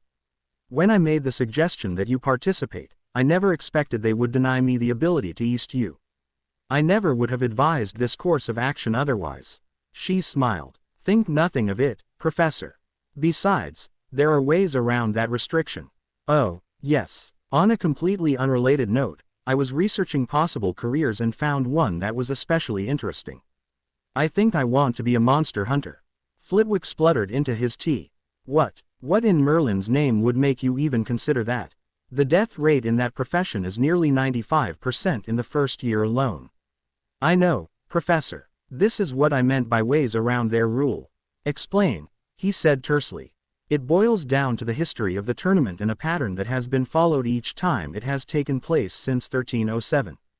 The first task always involves some type of monster. There is always a ball on either the winter solstice, Christmas Day, or New Year's Eve, and the last task is always an obstacle course of one fashion or another. It doesn't matter how many tasks there are in total. The 1628 tournament, for instance, had 9 tasks, one a month for the entire school year. This pattern still applies. I doubt the organizers will break from this tradition. Now, the judges said I can't ask you for help with the tasks, but that's not what I'm doing, is it? I'm coming to you for help in choosing a career. If you showed me a few spells or strategies that would help me decide if a certain occupation is right for me, Well, that's just you being a diligent head of house, isn't it? Miss Black, if I may be frank, I am very glad I didn't lose you to Professor Snape during your sorting. He stood from his chair. As for your possible career, I had a friend who spent a decade or so doing exactly that, and he taught me many of the spells he had to learn. If you follow me, we'll see if I still remember them. They made their way down the convoluted stairwells and into a part of the second floor she had not been in before. This entire wing of the castle is empty currently, but the DMLE used it for 2 years when some of Grindelwald's Knights of Walpurgis infiltrated the Ministry building and managed to destroy their training rooms and barracks. I was a 5th year when they moved in and spent quite a bit of my free time speaking with Warwick Townsend, their combat instructor and a retired duelist. He's actually the person who encouraged me to become one myself. Ah, here we are. The room they entered was twice the size of most of the school's CL rooms and had a balcony open to the elements. Enchanted shields lined the walls, collaborating to produce a barrier a few inches inside. We should be safe in here. Before we begin, how do you plan to learn the spells I am going to show you? I don't know how to teach wandless magic in the freeform fashion you use. Honestly, this is something I have been wondering since you first explained your approach to magic. I just never found a good time to ask. I can't seem to keep my secrets around here, can I? At least I can get away with half-truths. It's related to how I move around so well even though I'm blind. I have always been sensitive to magic, and when I lost my sight, that sense increased to compensate. Not only can I navigate in magical areas, I can deconstruct spells I observe and essentially reverse engineer them. Why don't you cast a spell and I'll demonstrate? He nodded. Conjuring a grand marble pillar, 3 feet thick and 7 feet tall, he sketched a tiny design in the air with his wand tip and fired a bolt of magic. The spell, thick as her wrist, slammed into the column and shattered it. Only the last few inches of the top were still intact as the structure collapsed. He reformed the stone target. This is called the Destruction Lance, or in some Teutonic circles, the Gingnir Curse. Extremely effective on most large, angry monsters. Give it a try. Wordless and nearly motionless, you're a scary man, Flitwick. She concentrated on the feel of the spell as it had flown through the air. The jagged edges, the drilling tip, the unstable center just waiting for a chance to explode. Magic flowed out her hand and coalesced in her palm. She added emotion next, threading anger and hate into the spell. With a final check that everything was arranged how she wanted it, she swung her arm around in an awkward pitching motion. She might never play professional cricket, but her aim was true. Again the pillar collapsed. Goodness, well, you certainly made your point, and on your first try, too. Quite impressive, Miss Black. Out of curiosity, do you have any idea why your spell was dark red rather than orange? Spells generally don't change color from one wizard to another. I don't know. Perhaps it was because what I cast wasn't exactly the same but an approximation. She knew that wasn't the reason. The difference in color was due to her producing a dark variant. Since most magic was neutral on the light-dark spectrum, she could introduce negative emotions into almost any spell and bypass the arithmetic analysis normal witches would need to create a wanded dark spell. When Elsie discovered this ability, she had taught the then young girl how to keep a constant anger simmering in the back of her mind. She avoided using dark magic as a general rule due to the distinctive magical residue it left on objects it touched, but she needed to give a good showing here. Duplicating spells was far faster than designing them from the ground up, which was how she had learned most of her repertoire, and Flitwick was her best source for new curses. Had she simply copied him, the Destruction Lance would have been weaker due to her having just learned it. Dark and light magic were both inherently stronger than neutral, so making it dark compensated for the natural power loss of a first casting. Given some time to refine the spell, she would be able to use the neutral version at the same level of effectiveness as she had the dark, but that wouldn't have been as impressive as what she had just done. I'll work on it on my own time, and perhaps it will become closer to the original spell. Don't worry about it on my account, but practice is always a good thing. Now, the next spell is called the Demon Cutter, and it's one of the only things that can injure a manticore. Danny slipped out of the Leary as quiet as wizardly possible. Hermione was a good friend, and he liked that she was trying to help him when Ron ditched them because he was a jealous prat, but he just couldn't stand being in that room another second. He wasn't a bookworm like his mother or godbrother, who could spend days researching some obscure charm or plant no one cared about. Yes, he was scared about the first task, but there was no challenge that Gryffindor courage couldn't see him through. But it's hard to be vague when I'm going to face down a dragon. He shivered, glad that the hallway was empty. Dragons were a CL5 monster, and it took groups of dragon handlers working together to bring one down. Even if he didn't have to fight it, being alone with only a wand was a terrifying prospect. Thank Merlin for Ludo Bagman. He wouldn't have thought of flying as a solution without the X-Beater's help. He was too wrapped up in his thoughts to notice the flash that knocked him out. When he came to, he found that he was spread eagle in midair in a deserted part of the castle. "Come out, US!" he shouted to his still unseen attacker. "Just like a Slytherin, too scared to face me like a wizard." "No, you have to curse me in the back. First, I'm a witch, not a wizard," a hated voice said. Black stepped in front of him, her school robes abandoned in favor of a form-fitting dress in mottled shades of blue. He couldn't help but run his eyes over the curves it put on display. Why does someone so good-looking have to be such a wicked? Couldn't she be a hag like Parkinson or Bulstrode? Second, I cursed you from the side, not the back. And third, attacking you when you can't see me isn't cowardice. It's pragmatism, something I've found you lions to be sorely lacking. She leaned backwards, empty air supporting her weight. That she did so without saying a word or even drawing her wand scared him more than his own position did. I could add a fourth point about my being a Ravenclaw rather than a Slytherin, I suppose, but I'll let that one slide. That house was Hogwarts' second choice for me, after all. Of course it was. I knew as soon as I saw you that you were bad, and Slytherin's the place where all the bad wizards go. You deserve the S-pit. Ah, you say the sweetest things. She stood up and walked a little closer, close enough for him to catch a flash of red through her fringe. His mind immediately went to Voldemort, and he was scared all over again. Then again, I know several people from Gryffindor who I would consider bad. Peter Pettigrew, for one. Danny caught himself nodding and stopped. And then there's James and Lily Potter. Your parents. They're even worse in my mind. My mum and dad haven't done a thing to you. I'm standing right here, there's no need to shout. And they have, actually. They went out of their way to ruin my life when I was but a child. You're lying. They wouldn't do that to any kid, not even one as twisted as you. Oh, but they did. She paused, her head cocked. You do know who I am, don't you? He glowered at her. Yeah, you're the girl who bad-mouthed my mum in Diagon and cursed my dad on the express platform. You're evil, just like all the Blacks. And you turned my godfather dark. My dad said that he would never have anything to do with his family, so you must have done some dark magic to wrap him around your little finger. Well, it won't work on me. I was the only one in the CL who could fight off Professor Moody's Imperius, and I'll break out of whatever you plan to do to me. Correction, you were one of two who could resist his Imperius. I just didn't mind doing what he wanted me to do.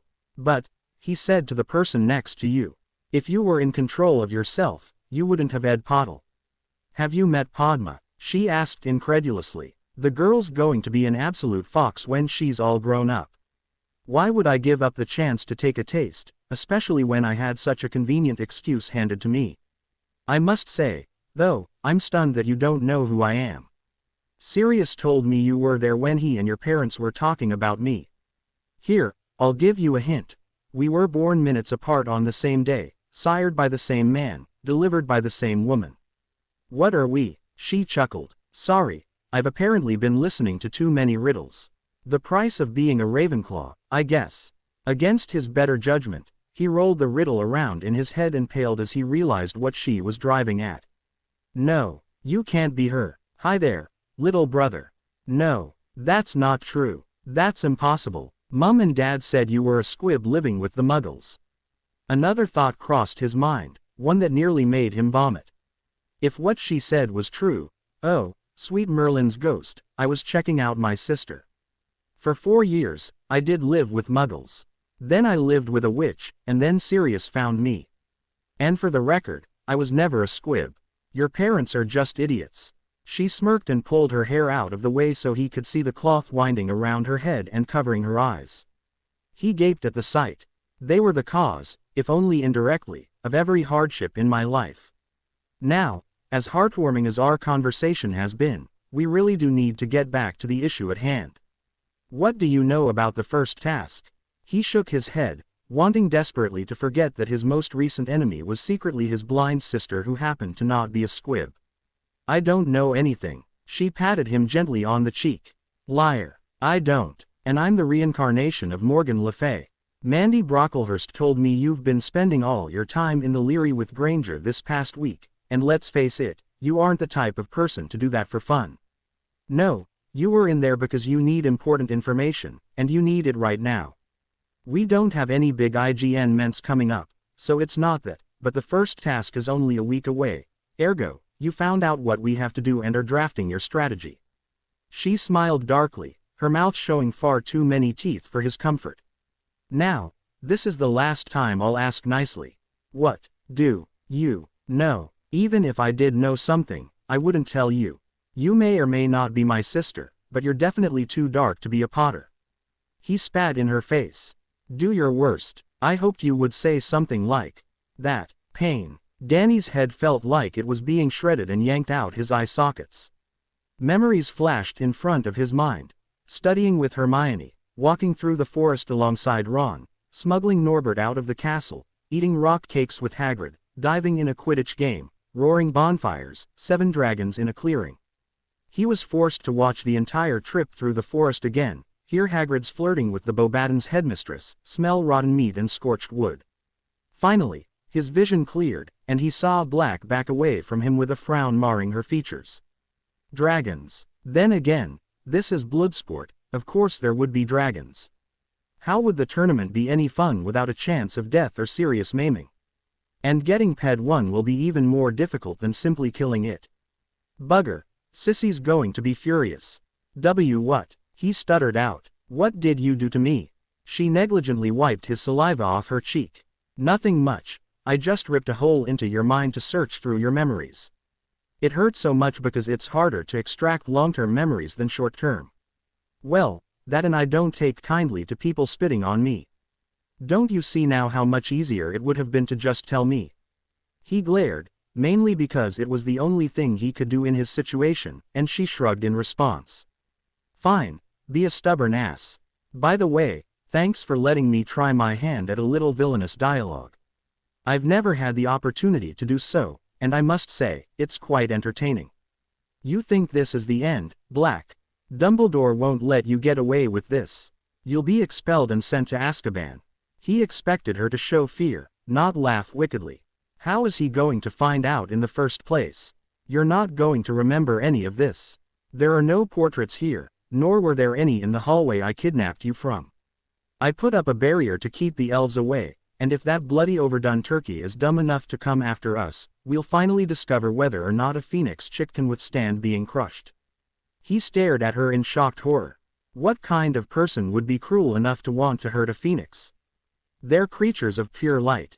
Obviously someone who's dark, she answered to his unspoken question. Really, I force my way into your memories, and you don't consider the idea that I may be capable of listening to your thoughts. Now I see why you aren't a Ravenclaw. You don't think nearly enough. You're too used to listening to the old Goddaughter Dumbledore. Don't call him that. He's the greatest wizard who ever lived. And you're a rabid fanatic who's practically foaming at the mouth.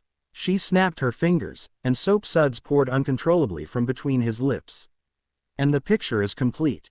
We could continue in this vein, but I have better things to do with my time. Nighty-night. She flicked her wrist, and he knew no more. Danny stumbled for a moment before catching his balance. He glanced around the hallway but found it empty. Thankful that no one had seen him trip over thin air, he continued to the Quidditch pitch. He always thought more clearly when he was flying, and he needed to practice anyway. A few hours could be the difference between safely completing the first task and being burnt to a crisp. Professor Flitwick, Jen asked after dinner that night, what do you know about dragons?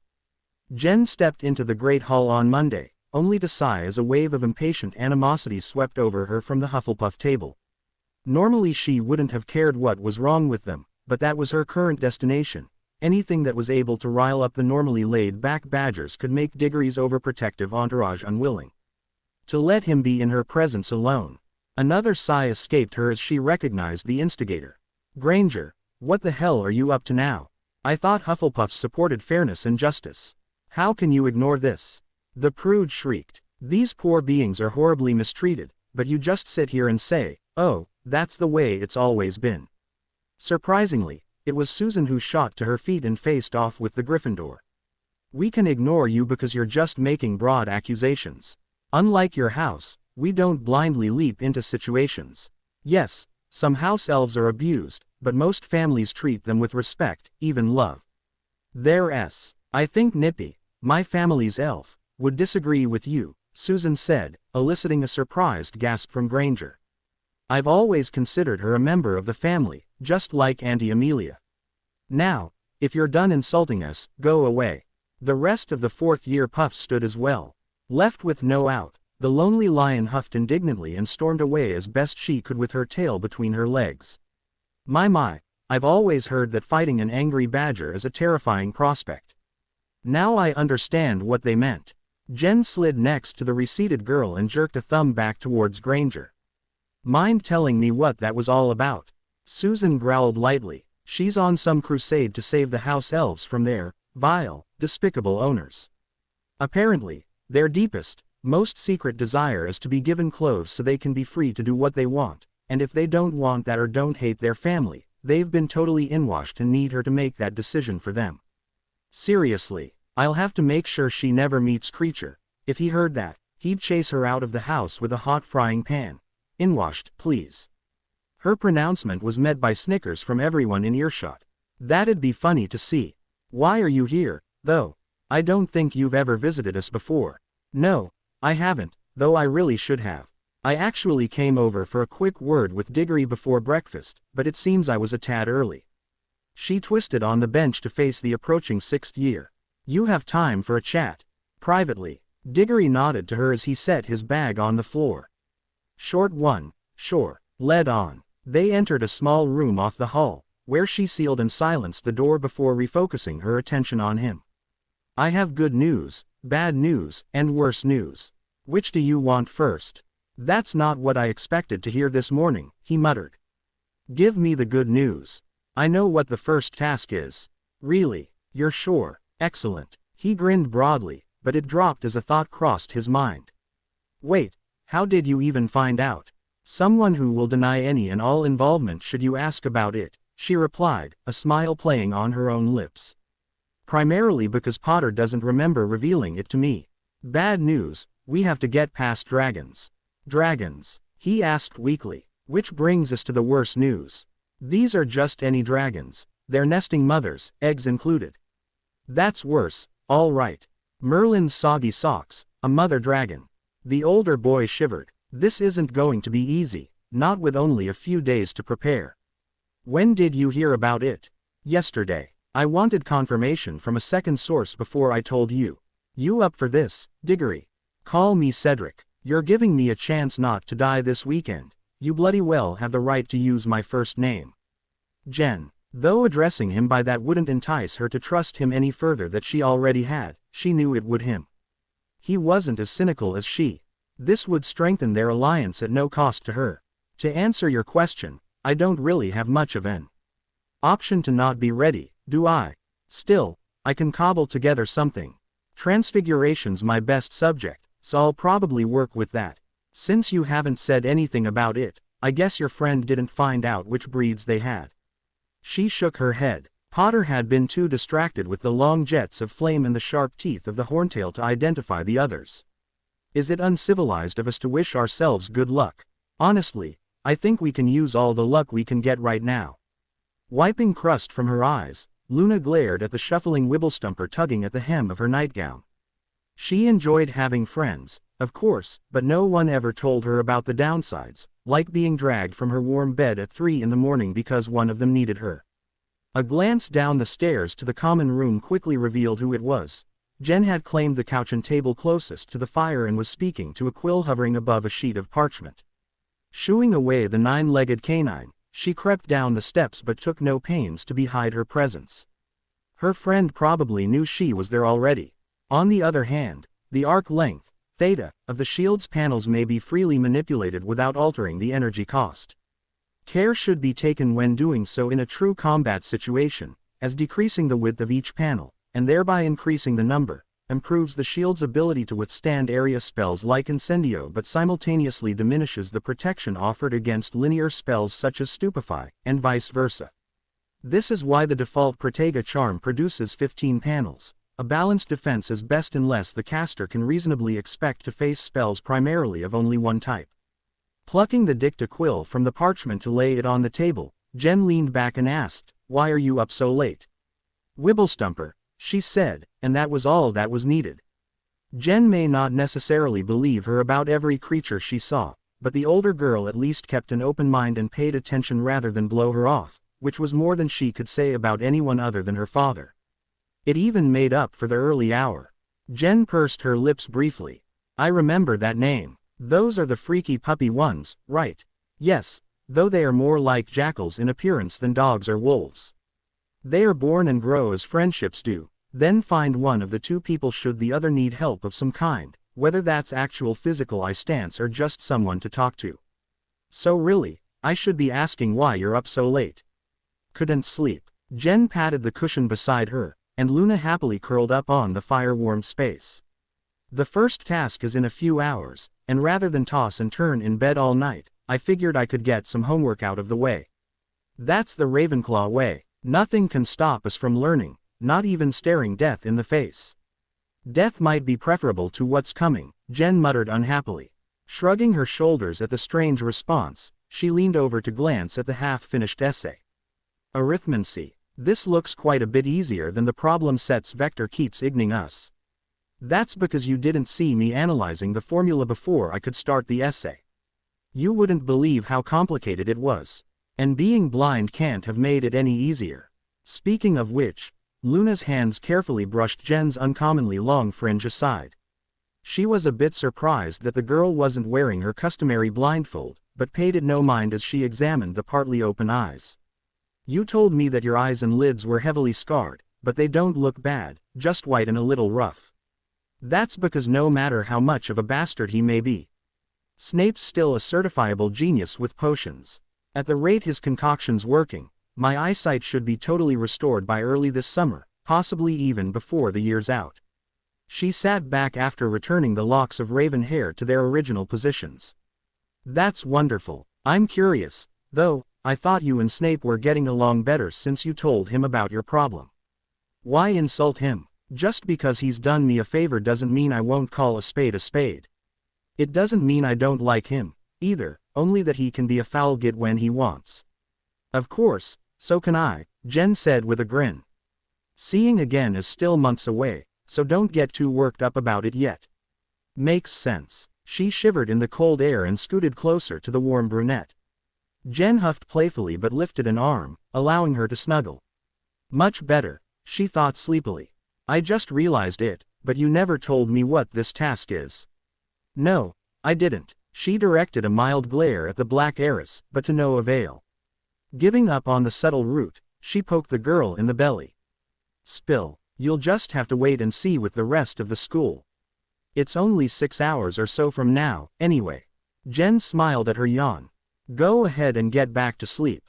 I'll make sure Wibblestumpers don't bother you again tonight." "You're why it got me up to begin with," she retorted, but she repositioned her head on Jen's shoulder and closed her eyes anyway. It was early, after all, and she was still quite tired. Flitwick fetched Jen from the Great Hall immediately after she finished her breakfast and led to a walled clearing located a short distance into the Forbidden Forest.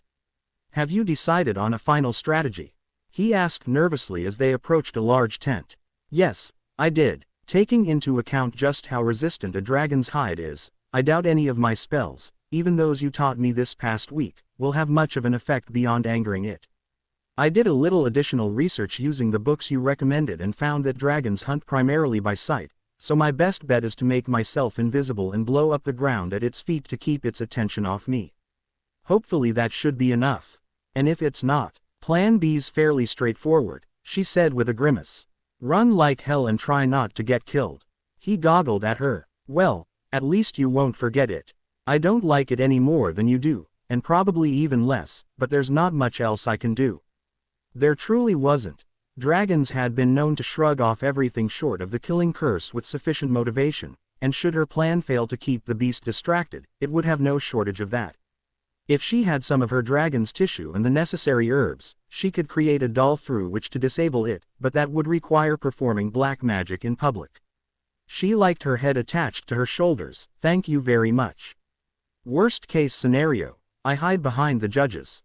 Despite the gravity of the situation, Flitwick couldn't help but snort at that. Just keep your wits about you. We're Ravenclaws, our minds are our greatest weapons. I'll try to remember that when I've got tons of scaly monster breathing fire on my heels. She sighed as they reached the opening of the tent. All jokes aside, Professor, I really do want to thank you. If it weren't for your eye stance, I'm not sure how I'd get through this. He held her hand in his own and gave it a fond pat. You'd have found a way, of that I have no doubts. I need to take my seat, but know that I and your friends will be cheering for you. And no matter what, your score is worth nothing compared to your life. Observe, plan, and try not to do anything too Gryffindor-esque.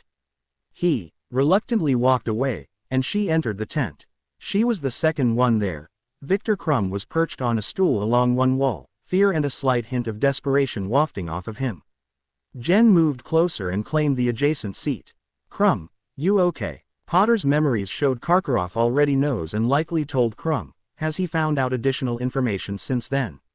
He nodded his head vigorously. No. At her short laugh, he smiled a little and continued, you know what this task is, da. They have a right to be somewhat nervous. I keep asking myself, Victor, what were you thinking? You knew not to. What is phrase, bite off more than you can chew. And there's no way to back out now. I think we'll be okay in the end. The British ministry can't afford to have any deaths in this tournament, there are just too many high-profile champions. Potter and I are nobility. Diggory's father works in the ministry, Delacour's father is high up in the French government from what I've been able to find, and you're a world-famous Quidditch player. My guess is that there are a number of safeguards in place that we don't have a clue about. We'll be facing an illusion of danger, rather than real danger. She forced a wan grin on her face. At least, that's what I'm telling myself to ward off my fear. Is it working? Not really, but I've got nothing else. Crumb nodded solemnly at that, and they waited impatiently as the other competitors drifted into the tent. When Potter finally made an appearance, Bagman, who had arrived a few minutes earlier, stepped up and called for their attention. Well, now that we're all here, it's time to fill you in. Your audience is embling as we speak, so I'll offer each of you this bag. He shook the silk sack in his hand, from which you will each select a small model of the thing you are about to face. There are different, varieties, you see. There's something else I was supposed to tell you, what was it? Oh, yes, your task is to collect the golden egg. Collect a golden egg from a dragon. Oh, sure, like that won't be difficult. Dragons were notorious even in the Muggle world for how jealously they defended their treasure hoards, and now she had to steal a lump of gold in the shape of an egg from a nest, where there were several real eggs sitting around. Baron, protect me from my own decisions, for in hindsight this was an incredibly stupid idea. Seeing that they all understood his directions, he opened the sack and offered it to her. Ladies first. She reached in and withdrew an animated model of a dragon with a medal around its neck. It snapped at her fingers several times before she petrified it. Ah, the Antipodean opal eye, a dragon native to New Zealand. Don't be deceived by its beauty, the females are considered some of the most dangerous creatures around. Bagman continued ping the bag around. LaRue was pleased with his Romanian longhorn, much more so than Eberhard was with the Ukrainian ironbelly she drew. Potter was downright furious that he would have to face the horntail he saw in the forest. You have each pulled out the dragon you will face, and the numbers refer to the order in which you are to take them on, Bagman explained. Jen examined the pendant more closely, not detecting anything with her sonar. She brushed a thumb against it and found a 7 shallowly engraved on its surface. Junior champions, if you take a look in this cabinet, you will find 3 fire-resistant cloaks. Don't get too cocky. They may give you some defense against your dragon's flame, but you must still be on your guards for their claws and teeth. Now, I have to leave you because I'm commentating. Mr. Diggory, You're first. Just go out into the enclosure when you hear the whistle, all right? Danny, could I have a quick word? Outside. I wonder what Zadie's about, Delacour pondered aloud. She shook herself from how the older girl's figure felt through the tight robes. She had forgotten to apply her charm when the villa had entered. Clearing the lust from her mind long enough to cast it, she answered, not sure, but I expect it's some type of last-minute help. Surely your ministry would not stoop so low. When it comes to Potter, you'd be surprised. She threw herself back onto the stool she had claimed earlier, only for Cedric to join her. Yes, you going to be okay? He asked quietly. Figure out a plan. Yes, though that's not stopping my stomach from practicing its food to butterfly transfiguration. I was sorted into Ravenclaw for a reason, and strange as it may seem, it was not because I make a habit of putting myself in dangerous situations. Rather the reverse, actually. He laughed, but everyone could hear how hollow it was. Now that they were only a few minutes away from facing an angry dragon, it was clear they were all reevaluating their decisions to participate. The first whistle blew shortly after Potter re-entered the tent, and Cedric departed without the usual spring in his step. The walls were charmed to allow no sound but the signal to reach them, and the silence quickly became oppressive. Minutes felt like hours, the monotony broken only by another champion being called out to confront their fate. Finally, the whistle sounded a sixth time. Potter rose from his chair and made his way to the cabinet, only to find that it wouldn't open. He pulled the doors, rattled them, even cast a bevy of unlocking charms, but they stayed stubbornly closed. But, he said. He turned around, and his jaw dropped open. What exactly did you think you were doing, Potter? Jen asked sweetly. Her blank wand was still pointed at the cabinet while the hand gripping it directed the magic holding the doors shut. I do believe that the cloaks are for the junior champions. I'm a junior champion. No, you're a senior champion for an unnamed fourth school. 3 juniors, 3 cloaks, and both Leroux and Eberhard have already taken theirs out. The only one left in there is mine. He gaped at her, his face heating as it flushed in anger. But I need it, and I have to face my dragon first. That is my problem. How? The whistle blew again, louder and sharper. She motioned at the door with her left hand. Your adoring fans await. I doubt you want to disappoint them. Potter glared even as he stalked to the flaps. If I die, it'll be your fault. I'll be sure to put flowers on your grave, maybe some snapdragons. He stomped out, and she waited for a count of 100 before she moved to the door as well. Sticking her head out, the noise the charms had repelled came flooding into her ears. She whistled and pulled herself back into the blessed quiet, and a few seconds later, her partner in crime entered as well. Loki, what would I ever do without you? The raven croaked gleefully as he dropped a small sack into her lap before perching on her shoulder. She pulled her mirror out of the bag, enlarged it, and with a few swirls of her hand upon its cold surface, fell into the prismatic depths. Her original plan was to examine the layout of the arena she would be fighting in, but now that she had begun her scrying, she decided to investigate how the others had fared. Concentrating on Cedric's mind and magical core, the glowing mist surrounding her swirled and dissipated. She was in another tent, one that was partitioned to give each champion privacy. The Hufflepuff was apparently bored, sitting on the edge of an examination table and swinging his feet, but unharmed. Slipping through the wall toward the opposite side of the tent, for what was a physical barrier to a mental projection, she traversed each participant's cubicle and took stock of their injuries. Cedric and Leroux were the only 2 unhurt. Delacour had a sprained ankle if the bandage was anything to go by, and Crumb had sustained a burn to his S and upper thighs that required him to strip so he could rub a salve in. Jen was not ashamed about spending a half-minute or so longer than necessary examining him during the process. Unlike the others, Ingrid Eberhard was truly injured. She was also unconscious at the moment while Pomfrey iced 2 men in green healer's robes, their wands moving in continuous patterns as they tried desperately to repair the gaping tears in her back. Considering that the girl's vertebra and even spinal cord were clearly visible in places, Jen wondered how much they could do for her. Silently vowing to check on the German champion later, she sought out Potter. Lights and fog swept by her again, and she found herself staring at the horntail's paw as it came crashing down. After reflexively jumping away and calming her racing heart, she took stock of the arena. The nest was positioned at the far end from the entrance, golden eggs shining brightly among the real gray ones, with the dragon a dozen yards closer in. A second glance at the beast showed that it had been tethered to the ground, though the chain was long enough for it to wander anywhere in its half of the enclosure that it wanted to. So, there's the nest and eggs, there's the dragon, where's Potter? Finally paying attention to Bagman's commentary, she looked up. Oh, Jen could say many things about the boy she had the misfortune of being related to. He was an arrogant, idiotic follower, more concerned with singing Dumbledore's praises than becoming powerful in his own right, a quintessential Gryffindor, and most importantly, the spawn of two people she would dearly love to see ripped to shreds and laying in wide pools of their own blood.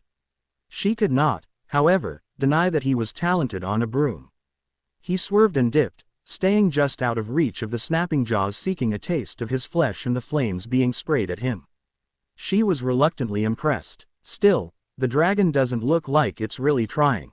In fact, it was standing solidly on the ground, only moving enough to stay between Potter and the eggs. Realization struck her then. A flying human wasn't enough of a threat for it to put everything it had into eliminating the creature invading its domain.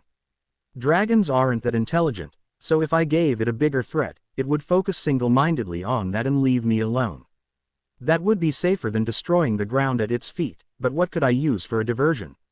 Thinking furiously, she shoved her hands in the pockets of her robes, and her hand brushed against something. She felt it again, now recognizing what it was. An evil smile split her face. Oh, yes, this will work perfectly. She jerked her mind out of her mirror before shrinking it and dropping it back into the bag. Seeing that she was finished, Loki picked it up and flew out the still open tent flap. He understood that his mistress needed all her concentration for what she was about to do. In the minutes before the whistle blew yet again, she scratched several copies each of a few Futhark runes onto the object's surface. Aljas for resilience, Urus for strength, Ansus for communication and authority. When it was sufficiently covered, she gently poured magic into the symbols, focusing on what she wanted each to do. Finally, she was done. Her little pet was enchanted, if minimally, and now she just had to wait until she was in the arena to apply the last spell. She was walking down the path between tent and dragon before the whistle was finished sounding. Upon entering the enclosure, she couldn't help but smirk. The poor monster wouldn't know what hit it. And for our last contest, Jennifer Black facing an Antipodean opal eye. Cheers rang from the stands, and they only increased when she waved back. Once the students had screamed themselves out, she faced the dragon, which like the horntail was positioned between her and the egg. "Miss Black, you may start, now. You should enjoy this," she muttered, tossing her distraction to the ground. "I brought you a playmate." Then she enlarged it, 10, 20, 30 feet long, only when it was the same size as her foe did she stop. Finding the mental connection she had given it, she sent a command. The no longer miniature dragon statue, metal still dangling from its neck, roared in unmistakable challenge. One thing she had found in her research was that dragons were incredibly territorial. In the wild, this wasn't so much of a problem due to their small number, but reserve-bred dragons started attacking each other practically as soon as they hatched. These fights were vicious, responsible for more injuries to dragon handlers trying to separate the beasts than any other incident. Needless to say, as soon as the opal eye saw and heard the simulacrum, it went berserk. Okay, maybe not my best idea, Jen thought as she scrambled out of the way of the two behemoths before she could be stepped on in reality. The earth shook as they fell upon each other, jaws aiming at the opposite's throat. She had left the behavior charms on the model to eliminate the need to constantly guide its actions, making it difficult for the audience to tell which dragon was real and which was a toy as they tussled. With the nest unguarded, it was a simple matter to run there and pick up the only non-organic egg. Not so simple was getting back. The battle had moved towards her, and now she was boxed in. Also a problem was that the protective enchantments had weakened because of the increased size of the construct, leaving her dragon to lose one of its front forelegs and a large section of wing. She gulped as the real creature bit into its tail and pulled half of it off. Once her defender was destroyed and the dragon spotted her, she would undoubtedly be next. "Pounce!" she shouted through the link. The animated statue did just that, knocking the monster onto its back and snapping the bones in one wing. Acting on its programmed instincts, It sank sharp fangs into the exposed neck and jerked back, spraying the ground with blood from enormous carotid arteries. The opal eye stilled in 10 seconds, and the visions present in all living creatures faded away in 15. The crowd, previously speechless in amazement, veritably exploded. She ignored the noise, though, directing the construct to move to one side before attempting to shrink it back to a manageable size. Unfortunately, the damage proved too much, and it crumbled with a flat whump. She stepped to the carcass head and amplified her voice to be heard over the din. Quiet. The crowd fell silent, allowing her next words to be clearly heard. As slayer of this monster and in accordance with the rites of conquest, I, Jennifer Bellatrix Black, do hereby claim this dragon in the name of the ancient and most noble House of Black.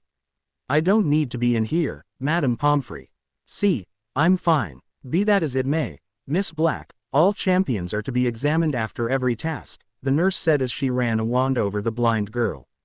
If you're truly uninjured, you will be back out getting your score in just a few minutes. Jen huffed at the unnecessary tests. Once she had been poked and prodded to the woman's satisfaction, Pomfrey went to the tent flap. You may see her now. Last cubicle on the right. 5 figures entered and immediately ran towards her. Barely did she have a chance to stand before Narcissa grabbed her. Jen Black, don't you ever do something that foolhardy again. Do you have any idea how terrified we were? The woman pulled her into a tight MCE. I'm okay, Auntie, I'm okay. Jen turned to the rest of her family. What the bloody hell happened? You fighting a dragon happened, Ted said succinctly. We all were scared out of our minds with worry, though obviously some more than others. He nodded at his sister-in-law, who Jen could feel silently crying into her shoulder.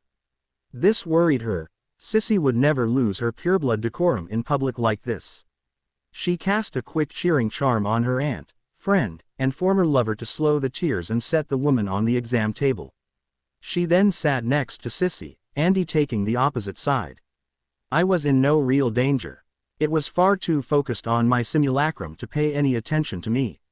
And we know that, up here. Sirius rapped on his head with his left hand, his right moving to his.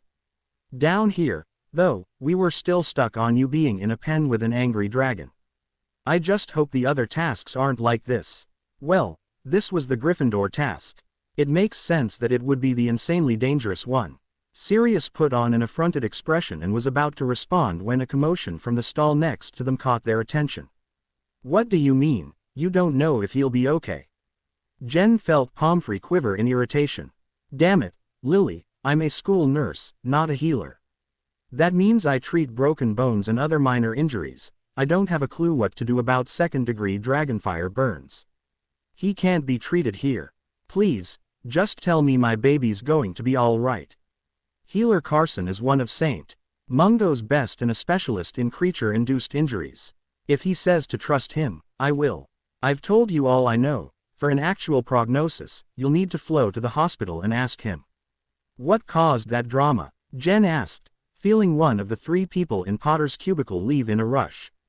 Danny Potter flew a victory lap once he had his egg. The Horntail didn't like that too much and decided to teach him a lesson. The fire caught his legs and the tail end of his broom, but the kid managed to crash right in front of this tent before he ped out. Jen nodded at Dora's words. It explained the charred wood she had noticed on the way in. Dragonfire's a lot like dark magic in that it resists magical healing.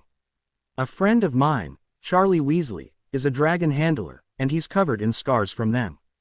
He's not the worst injury, either, Sirius added. That Durmstrang girl tried to attack her dragon directly. She was aiming at the eyes, at least, but she was too slow to get out of its way when it hit back. The handlers had to stun it and carry her in here.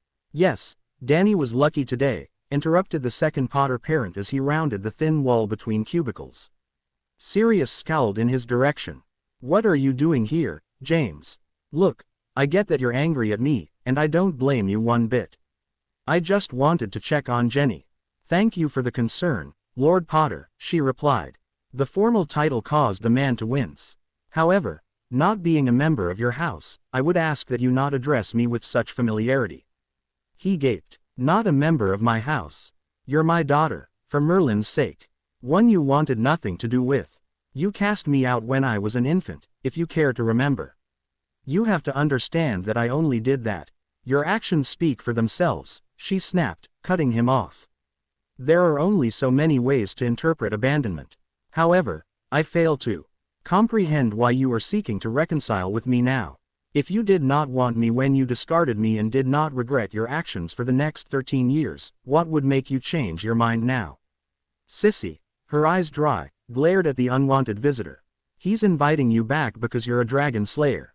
It is incredibly rare for someone to kill a dragon on their own. The most recent was Matthew Abbott in the 1830s, and he was a fully trained wizard facing a young adult, not a student killing a nesting mother. You just made yourself extremely valuable politically and financially. Politically, I understand. The Mies love their heroes, after all, but financially. The dragon belongs to our house, not me. Apparently you didn't read the rights of conquest in their entirety. Even though you claimed the Kark for our house, we are obligated to give you a third of the profit, or you can sue for the dragon's entire worth. The reason I said what I did is that your bride price as a dragon slayer is at least 5 times what it would have been yesterday, likely 10 times. That's not what I'm doing, Potter yelped. This isn't some game. What other reason could it be? You've already shown that you feel no paternal affection towards me, Jen retorted. No matter how he denied it, politics had to be the why he wanted her back in House Potter. According to her aunts, lessons the previous summer, he had fallen far in the eyes of society when he married a Muggleborn. Having a squib for a daughter would have been a political nightmare and could have caused the Potters to be formally censured, perhaps even lose their status as a noble house. But with one child being the boy who lived and the other a dragon slayer. Too bad she would rather burn herself to ash than bear the name Potter again. I take great pride in being a Black and have no reason to change that. They are my family, not you. You lost any chance of calling yourself my father when you threw me away to some magic-hating muggles. Now, if you don't mind, please remove yourself from this area. Potter bristled, his face flushing and his heart beating so fast she could feel the change in his pulse. I'll take this to the courts if I need to. It's for your own good, even if you can't see it at the moment. You'll be back with your real family soon, Jenny, I swear it. Do not call me that, she snarled. She was being careful with her words due to their audience, but she would not stand for being addressed by that name. The little girl who had used it was a weak, broken thing, unable to fight off even a bunch of drugged-up muggles. The only person who could get away with calling me, Jenny, is dead. I am Jen to my friends and family, and Sirius Black to you. You think you can force the ministry to give me to you? With what? I ask. Do you have documents validating your claim? He looked away at her question. Sirius was present for her birth and had told her about it the previous summer. The Potters had been too afraid of the Dark Lord Voldemort to travel to St. Mungo's, instead calling in a midwife who was also a friend of the family. When Sissy looked through the ministry's hall of records for a birth certificate, she couldn't find one. Daniel Potter's was there, but it had been submitted and backdated in November of 1981. The Potters, in their attempt to hide the truth, had created a situation where she did not legally exist until Sirius filed the paperwork recognizing her as a member of House Black. Between that and the procedure her aunts had put her through, there was a greater likelihood for her to have a unicorn as a pet than for the courts to hand her over. You don't have a snowball's chance in hell of gaining custody over me. But please, take your best shot. I'll find it incredibly amusing. Sirius grinned wickedly. Do you remember that moment, James, when we saw each other on platform 9 3/4? Do you remember what I said? We have no sympathy or comfort to offer you. You made your bed, now lie in it. Go to your wife and son, but leave my heiress alone. Yes, please leave. You have disturbed my patient more than enough. Pomfrey, the third presence in the adjacent cubicle, came over and pointed at the tent entrance. Potter made to argue, but elected to abandon that course of action at the severe expression on her face. Once the man was gone, the nurse turned to Jen. I'm sorry, dearie. James and Sirius were such good friends in their school years that I didn't think to stop him from coming over. If I had realized, it's not a problem, madam, Jen responded gently. There was no way you could have known about the bad blood between us. That doesn't change the fact I'm responsible for my patient's well-being. Pomfrey sighed before straightening. Anyway, you're in perfect health and ready to leave. The judges have said they're ready to give out the scores, so just head back towards the stands. She nodded and, after promising her family to spend some more time with them afterwards, exited the tent. Cedric, Leroux, and Delacour were right after her, with Crumb following a few moments later. Though the walk was short, an awkward silence lay over them. None of them could think of anything cheery to say, and somehow, "Hey, I'm glad you're still alive," didn't seem appropriate. The quintet was greeted with loud cheers as they entered the stadium once more, and they waved to their fans for several moments. The noise had to stop eventually, though, and Dumbledore rose from his seat at the far end of the arena. "Well, this has certainly been an exciting morning. Let me first congratulate all of you on a job well done." He paused, waiting out the renewed applause. In first place is Cedric Diggory, who did a spectacular job distracting the short snout by transfiguring rocks into cattle and goats. He receives 48 points out of 50. The crowd erupted again, though the Hufflepuffs were loudest. Then again, why should they not be? There was a tie for second place, with each gaining 44 points. Victor Crumb used the conjunctivitis curse to great effect, but his injury cost him. Philippe Leroux demonstrated unconventional thinking with the summoning charm and left unharmed. However, the judges agree that he would have benefited by adhering to the spirit of the task more closely. Jen slapped her hand over her face. At the other end of the line, Crumb did the same thing. "Why didn't I try something that simple?" Leroux chuckled at their antics, causing her to pinch his ass hard with her magic. His squeal and jump raised her spirits slightly. Fourth place is also tied. Though the rules did expressly not forbid Jennifer Black from killing her dragon, we feel such a restriction was easily inferred. Death should never be one's first recourse. There was a great deal of booing from the stands, though the intended recipient was unclear. She figured it was the headmaster. If slaying a dragon was as awe-worthy as Sissy had stated, her being penalized for it would certainly irritate the purebloods in attendance. Still, she gains 40 points, as does Daniel Potter, whose foolhardiness and injuries marred an otherwise incredible performance. That's interesting. The scoring wasn't difficult to figure out. 5 judges, 50 points total, 10 points each. The foreign heads and Bagman had radiated pique at Dumbledore's words. She figured those 3 gave her 9s or even 10s for her strategy, results, and lack of injuries. Crouch's indifference could indicate a middle to high score, though probably the latter for 7 or 8.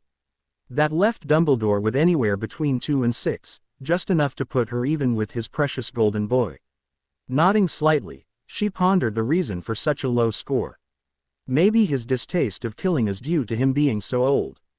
With practically his entire life gone already, does the inevitability of death's approach terrify him? A foolish, if natural, fear, but it doesn't mean he has to take it out on me. Fleur Delacour is at 6th place with 35 points. Though the only damage suffered was a burnt outfit and a twisted ankle, some of the judges, here Dumbledore turned pointedly to Crouch and Bagman, felt that was excessive considering the much diminished danger posed by a sleeping dragon. Delacour stiffened, not that Jen could blame the older girl. The real reason was certainly that she was a Vila, but since their species was not recognized as having equal rights as humans in Britain, there was nothing she could do about it. Unfortunately, Ingrid Eberhardt failed to retrieve her egg, and is therefore in last place with no points. Dumbledore sat while Bagman stood and moved into the space the old man had vacated. "Let's have another round of applause for our magnificent champions, E.H." Claps, screams, and their names echoed around them for a few moments. I will now give out the information for the next 2 tasks. First is our Slytherin task, and it will consist of a wandless duel. Jen honestly feared the top of her head would fall off due to the width of her grin. At least she managed to keep her maniacal laughter inside. Should I at least give the others a little chance? Oh, who am I kidding? Come to mama. You will be allowed other means of casting magic, of course. So long as it isn't a wand, you're free to use whatever you can think of. Thankfully, you'll have plenty of time to research your options. The task is scheduled for the 21st of January. The Ravenclaw task is third and takes place almost 2 months later, on March 11th. Everything you need to prepare for it is inside the egg you retrieved this morning.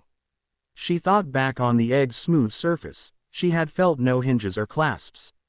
While we may have to crack it to get to the information, I somehow doubt that the judges want us to do that, considering the task is meant to test our intelligence and research abilities. Still, I'll reconsider that alternative should I start running low on time. That's all I have to say. Thank you all for showing your support for the first task of the Triwizard Tournament. Students, I believe it is now time for lunch, so try not to trample the shorter of your fellows on your way in. A sizable proportion of the crowd laughed at that, likely parents of said teenagers. Jen turned away from the arena and made her way back to the tent, where the Blacks were waiting with a smirking Flitwick.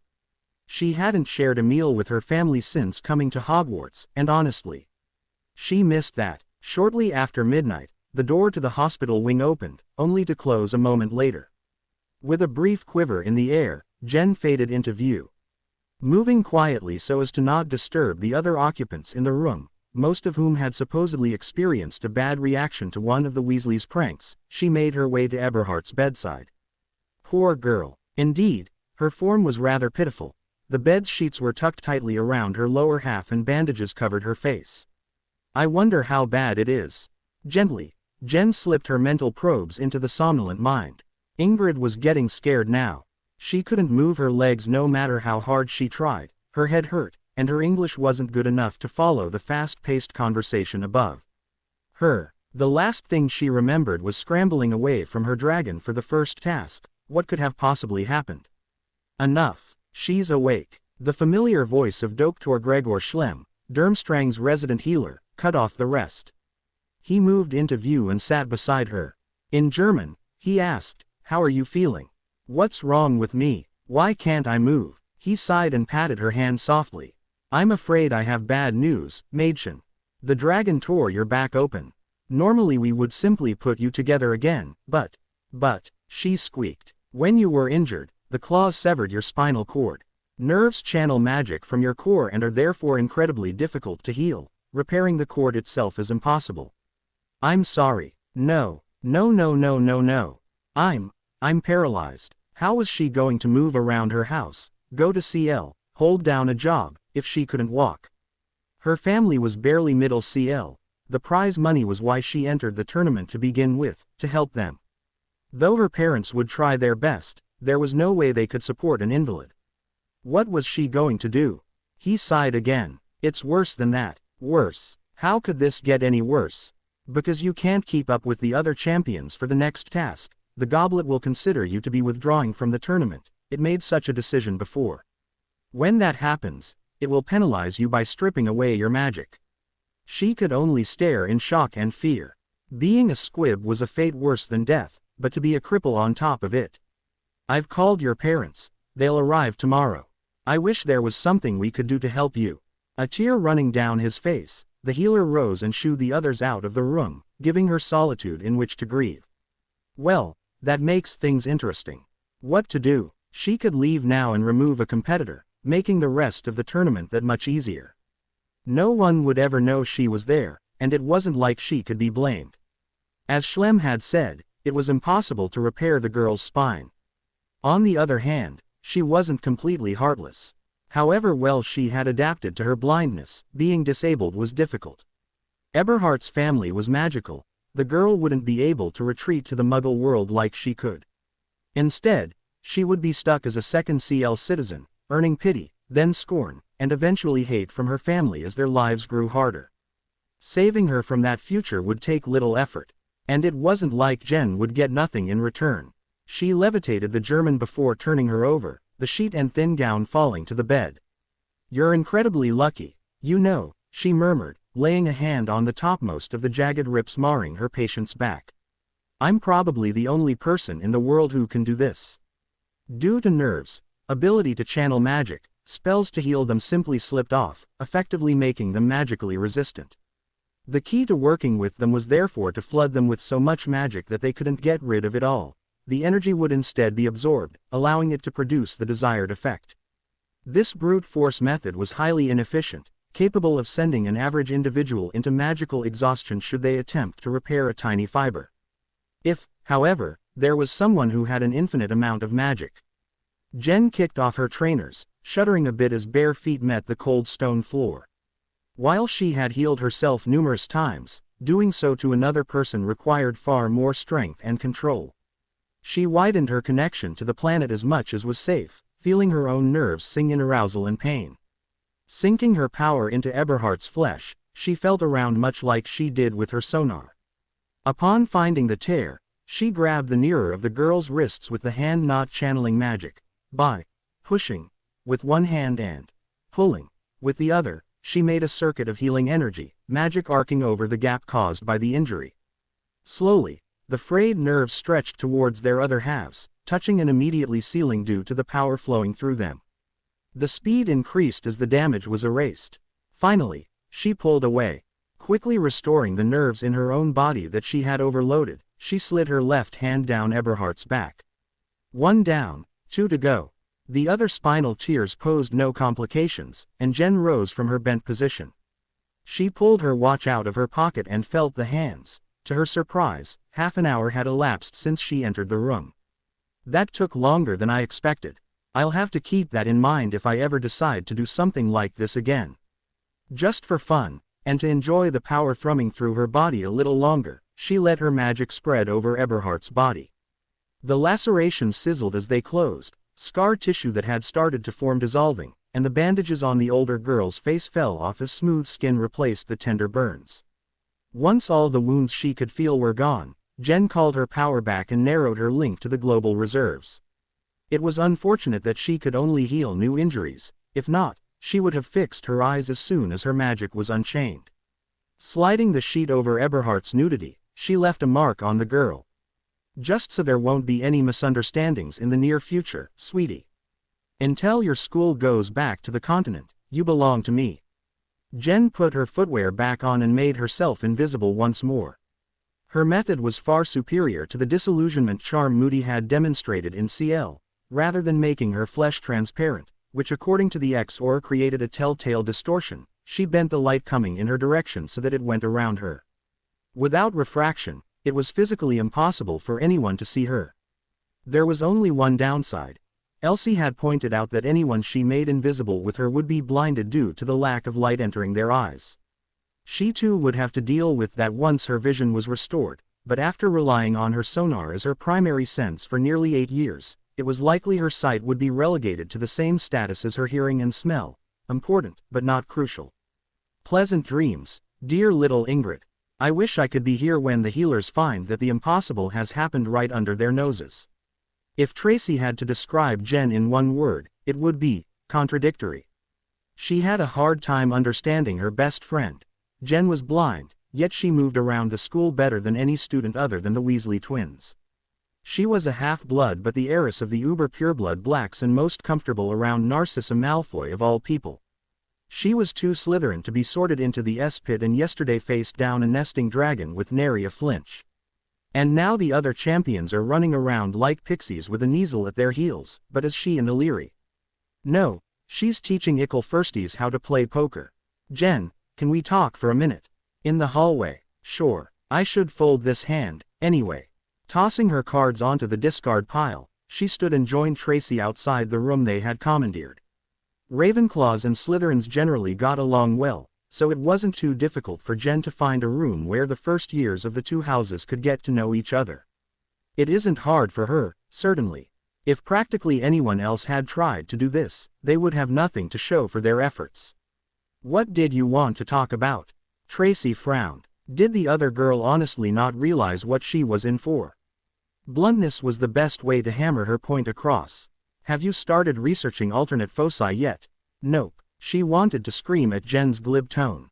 Instead, she managed to grind out, and why not? Jen cocked her head, her nonverbal signal of confusion. Because it's not going to be a problem. I don't understand your distress. The task isn't for nearly 2 months. I have plenty of time to sort everything out. Oh, there you are. Tracy sighed as Lovegood wandered up. While she didn't begrudge the two their friendship, she personally preferred to stay as far away from the as was polite. That Lovegood had been hanging on to Jen like a limpet the previous afternoon and would undoubtedly do so after every task made it that much more difficult. I've been looking for you.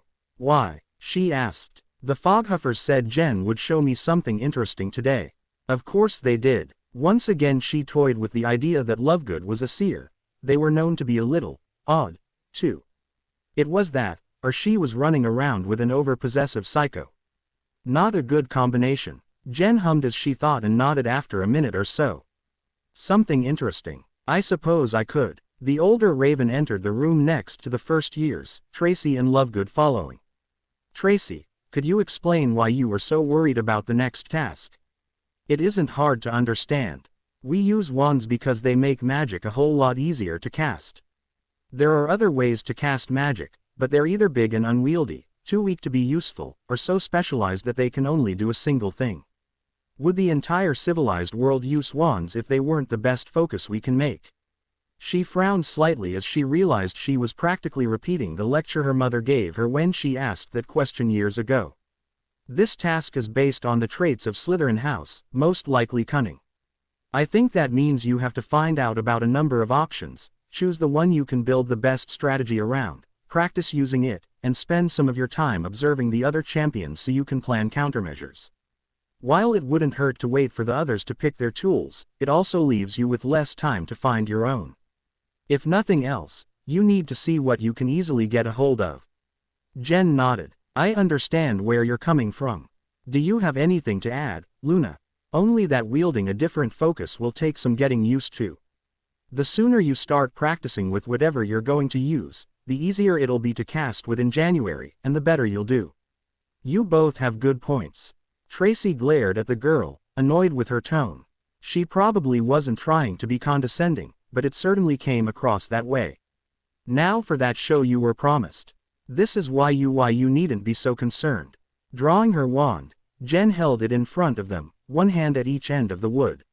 What is this? Your wand? The Slytherin asked, unsure where this was going. Jen smirked and, with a sharp twist of her wrists, snapped her wand right in front of them. Tracy couldn't hold in her gasp, nor could Lovegood. Only criminals under life sentences and people exiled from the wizarding world had their wands snapped. Didn't Jen understand the meaning of what she had just done? Not only that, there was no way to fix a broken wand. She was defenseless until she could get a replacement. The girl tossed a piece to each of them. I ask again, what is this? Look closer. Tracy did and was immediately confused. While it looked like a wand on the outside, there was no inner chamber where the wand core should be, just more wood. Why was Jen carrying a blank wand around? While she was pondering, Lovegood answered the question. It's a practice wand, often used by children in their pre-Hogwarts education so they can become familiar with the various wand movements. Correct, Miss Lovegood. 10 points to Ravenclaw. Still grinning, Jen crooked a finger. Much to her friend's shock, the pieces of wood flew to hover in front of her. With a pinching gesture, they connected and fused. There was no way to tell that they had ever been separate. The now repaired blank began orbiting her, soon joined by a few chairs and a nearby desk. Jen just stood there, hands in her pockets and a smirk on her face. You see, I don't use a wand for any of the magic I cast. It's all freeform, controlled entirely by my will. I will certainly be Slytherin for this task, but not in the way the judges expect. Instead of careful planning, I will use subterfuge and twist the rules to my advantage. While the other champions are limited to whatever they can research and train with for the next 7 weeks, I have my full repertoire literally at my fingertips. Tracy stared in awe and a small degree of fear. Only the strongest witches and wizards ever develop true wandless magic, and even then it's limited to minor charms like glamours and summoning. If she's really using wandless magic for everything, including curses and transfiguration, Merlin and Morgana, just how powerful is she? On the bright side, at least I don't have to worry anymore about how well she'll do against her competitors. They won't know what hit them. Ingrid sighed as she slipped into her room on the ship, at long last away from the healers who had hounded her since she woke the morning after the first task. Overnight, all the injuries she had received mysteriously disappeared, including the crippling damage to her back. Dr. Schlem, who had told her she would never walk again, practically fainted from shock when she did just that, and the English healers were equally astounded. Then they transferred her to a hospital, which annoyed her immensely. She didn't care how she had healed from that, only that she did. She had spent 2 days there being subjected to every test the sadistic staff could think of before they finally threw up their hands and let her go, but even then she knew there was someone in a green robe watching her every move. Never had she considered that miracles might bring more problems with them than they solved. Throwing her cloak onto the bed, her attention was caught by an envelope sitting on her desk. She picked it up and examined it. The back was held closed with a blob of wax, but there was no impression in it. Who used wax without applying their seal? She tore open the envelope and unfolded the sheet of parchment inside. Fräulein Eberhardt, if you are reading this, you have finally been released from the healers. Tender mercies, your legs functional again. You are welcome. My eye stance, however, is not free. I have done you a great favor, and it is only appropriate that you repay me. In the future, I will give you tasks, maybe one, maybe many. You will complete them, regardless of what they are, and you will do so with a smiling face and an unmoving tongue. Should you think to refuse, remember this: if I can give you back your ability to walk, I can certainly take it away once more. I look forward to watching you compete in the rest of the Triwizard Tournament. Do not make me regret giving you this opportunity. Ingrid snickered to herself. How like a stereotypical villain could someone get? Her eyes dropped to the signature, and her laughter stopped. There was no name, only a single bird track. Shaking, she raised her right wrist next to the parchment and stared at the shiny burn of the exact same shape that had appeared when her injuries vanished. Suddenly, this letter was anything but a joke. The next Thursday, Pomona Sprout clapped her hands together, pulling her students from the evanescent poppy seedlings they were trying, and failing, to repot. The plants had a maddening tendency to temporarily phase out of tangibility at the exact moment one interacted with them physically or magically, and even moving the surface they were on caused them to fall through it to the ground better than half the time. Beyond straining the adolescents' patience, much to her amusement, this behavior also explained why 2 of the 3 apothecaries in Nocturne Alley sold Muggle opium instead of the magical variety. A pity that so many students were quick to dismiss the wonder of her CL. Now that I have your attention, I have a wonderful announcement to make. In just 2.5 weeks is the Yule Ball. She paused so the inevitable whispers could run their course, a traditional part of the Triwizard Tournament. This event is open to all students in the 4th year or above, but younger years may attend if invited. The ball will start with dinner at 8 o'clock on Christmas Day and will run to midnight. Dress robes must be appropriate. I do not want to see anyone embering our school by wearing indecent attire. Does anyone have any questions? Yes, Miss Bulstrode. What about those of us who want to go but already made other plans? The bulky girl asked, gaining nods of agreement from several other students. We will be a week into our winter break by then. The professor smiled at the poorly concealed motive. Don't worry, we are not keeping you from any solstice traditions your families may have. Madame Rosmerta has offered use of the 3 broomsticks as fireplace for students traveling to and from, and the express will be running on the 24th and 27th for those who don't have access to a flow. Murmurs of approval rippled through the mixed Ravenclaws and Slytherins. Those 2 houses held all the dark and a healthy chunk of the old neutral families, groups which were far more likely to follow druidic practices than those that made up Hufflepuff or Gryffindor. She personally had no problems with that, though she knew Minerva and Albus felt differently. Anyone else? No. All right, then. Homework is a 12-inch essay on the proper care and handling of today's plant, due next week.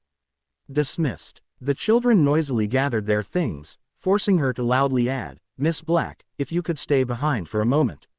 A minute later, the 2 were alone. Yes, Professor, I have 2 things I wanted to discuss with you. First, it is customary for the champions and their partners to open the ball. I don't know what your plans were. This year is the first time the entire family could be together for Christmas, the girl said softly. But with the flow, it wouldn't be too much of a HLE to come back on the 25th and leave the next morning. The first dance isn't going to be something complicated like the tango, is it? Pomona chuckled at the faint worry in Miss Black's voice. No, just a basic waltz. The first hour will be traditional dances, then we'll let you students party away until the end. You are only required to be part of the opening if dancing isn't something you enjoy. Privately, she hoped it was. It always distressed her how closed off the Ravens were. I don't know. The only exposure I've had to it was my aunts teaching me this summer. I'll give it a try, though. You said there were 2 things. Yes. She flashed a small, warm smile, one meant to ease the transition into her next topic. I was wondering how you were doing, Professor. You seemed quieter today. Normally you're much more lively, even if this isn't your favorite CL. She shook her head as Miss Black opened her mouth to deny that. I don't mind, my dear. I understand that just because I love herbology doesn't mean everyone else does. Is something the matter? No, the girl sighed. Honestly, I think I'm just homesick. After 3 years of private tutors, Hogwarts is a very different experience. It's fun, don't get me wrong, but with seeing my family last weekend after the first task.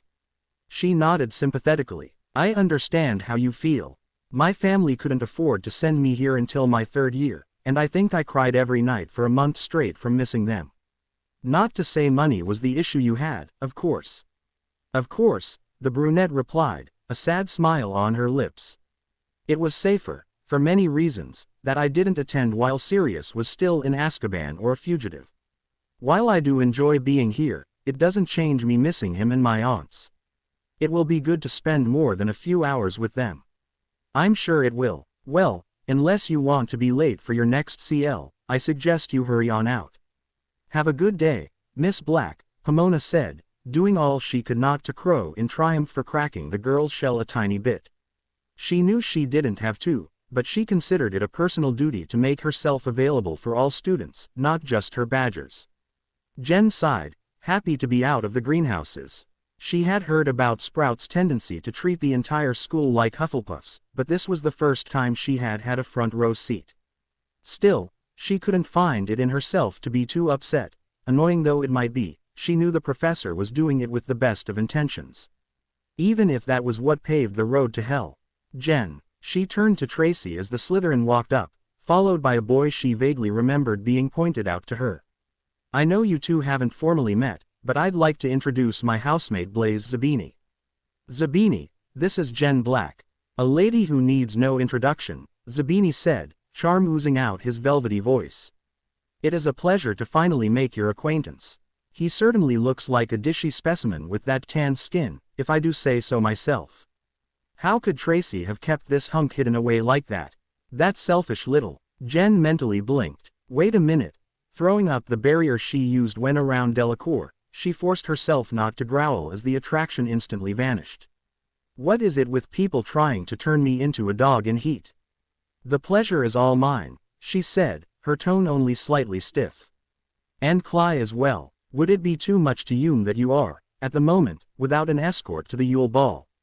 She shook her head, considering that we found out about it only a few minutes ago. True, he laughed. Then would you do me the great honor of allowing me to accompany you? The only thing that stopped her from rejecting his offer outright was Tracy's frantically nodding head. Snarling internally, she instead purred, I suppose I could decorate your arm for one night. Should you be properly attentive, I might not even badmouth you too badly afterwards. She slipped just inside his mind and called up a good measure of lust and emberment. So you want to play at seducing me? You have no idea who you're dealing with. He shuddered slightly before pulling himself back together. I thank you for your graciousness. Might I know the colors of your dress? It would not do for us to clash. Not at all, she rejoined, tweaking his emotions further. Midnight blue with silver accents. I take it that will not offend your Slytherin pride and style. It will not, he said, a faint blush heating his cheeks. With a muttered, good day, he sped to the castle as fast as could be considered appropriate. Tracy snickered. Wow, that's the most awkward I've ever, hey. Snapping her fingers to cast an avoidance charm around them, she pulled her, now debatably, best friend to the side of the greenhouse. Mind explaining why you were so insistent on setting me up with the little Kochma? First, I don't understand what you just said, but I bet it was something nasty, Tracy stated calmly. Second, I was helping you. Lady Zabini, his mother, is one of the rising movers and shakers of the neutral families, and he's her eldest child and only son. If you can establish a cordial relationship with him now, then I won't be kicking myself should I need something later when we're Lord Zabini and Lady Black. What businesses are his family involved in that makes them so valuable? She asked with a sigh. No one knows. Jen cocked her head. You're joking, right? I wish I was. If you believe the rumors, Most of his mother's political power comes from the blackmail she spends her time gathering. Between that, her charisma, and her fortune, she can sway a lot of the minor neutrals when she wants to. Has she ever wanted to? Tracy leaned against the wall. According to my uncle, yes. Mostly it's about creature being laws, but she's thrown her support to some other bills that were proposed by people who sided with her. Normal give and take, that sort of thing. I wonder, she murmured, her suspicions strengthening. You said she has a fortune. How did she get it if she has no footholds in industry? Surely it can't be solely old money. There's the rub. She has a bit of a reputation as a black widow. She's married 5 or 6 wealthy wizards since she immigrated here about a decade ago, and all of them died under suspicious circumstances. The DMLE was never able to find any evidence that she killed them, but that only lent more credence to the blackmail rumors. Jen's worry strengthened. Tracy, did all those men happen to die of sudden multiple organ failure? Almost like their insides had aged decades in the span of days. Yeah, the other girl responded, her voice full of confusion. How did you know? I know because that's the hallmark of a lethal succubus feeding. A succubus whose son you arranged to escort me to the Yule Ball. A son who, based on his age, I believe is just now coming into his hunger and powers and will therefore have little to no control over them. She took a deep breath and let it out in a rush to calm down. The greenhouses were a terrible place to commit grisly murder. Sometimes I hate being right. Tracy's mouth dropped open. A succubus. Here. They were chased out of the country over 2 centuries ago. Chased out to where, though? Italy, perhaps, the only ministry in Europe that's stupid enough to give them a protected minority status. The name Zabini should have been your first clue. Are you sure? Asked the girl with a shiver. I mean, not that I don't trust you, but that's a pretty serious accusation to be throwing around without proof. Jen ground her teeth. Proof like him bypassing my mental shields and slipping thoughts into my head. Thoughts that stopped when I raised a barrier that repels Vila Allure. Thoughts that were about how attractive he looked even though I can't bloody see. Okay, let's say he is a new incubus like you're saying. How much danger are we in? The question isn't will someone die, but when and how many. Oh, Merlin, the Slytherin gasped. Her doubts gone, or at least overpowered by her self-preservation instincts, she asked, what are we going to do? You aren't going to do a thing. I will have a chat with him at the ball about his dining habits, specifically where he will be taking said meals, she stated firmly. Elsie had taught her a great deal about succubi and incubi, which were plentiful in Haiti.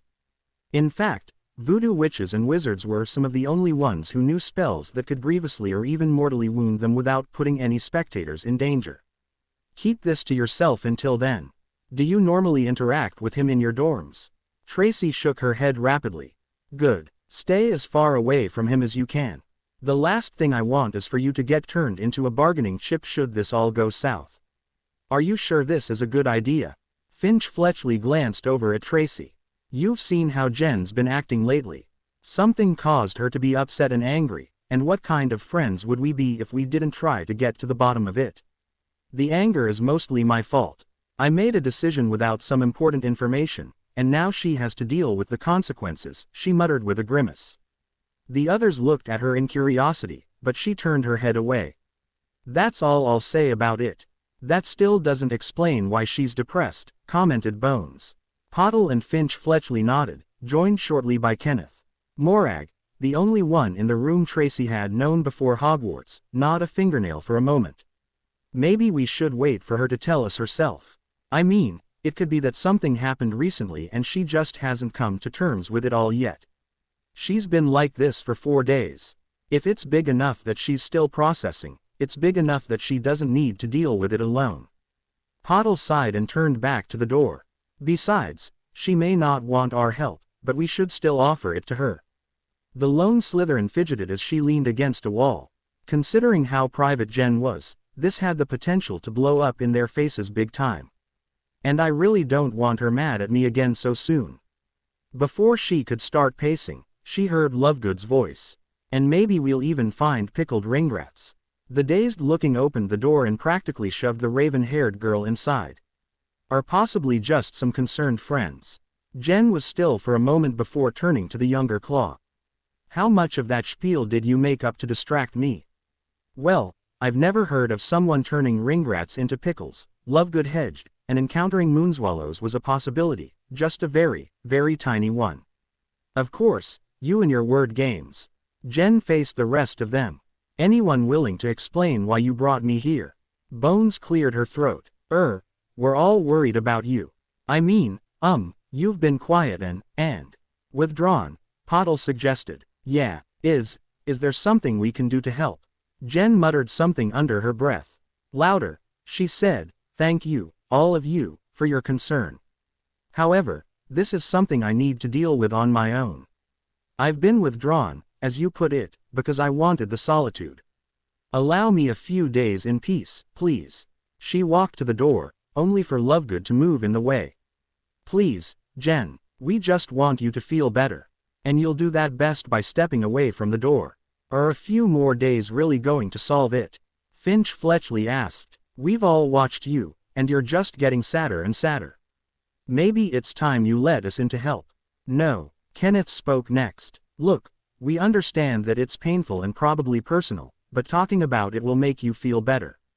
I said no. Luna, move. You don't have to do this alone, Morag added timidly. She, like Tracy, apparently realized this wouldn't end well. She just wasn't smart enough to keep her mouth shut. The subject of their entreaties whirled around and screamed, damn it, what part of NO don't you understand? I don't want to talk about it. Not to you, are you? You're angry, we get that, but there's nothing you can say that will make us go away. Nothing I can say, Jen repeated to Patil's statement. You want to know what's wrong. You want me to pour out my sorrows so you can wipe them away like a child's tears.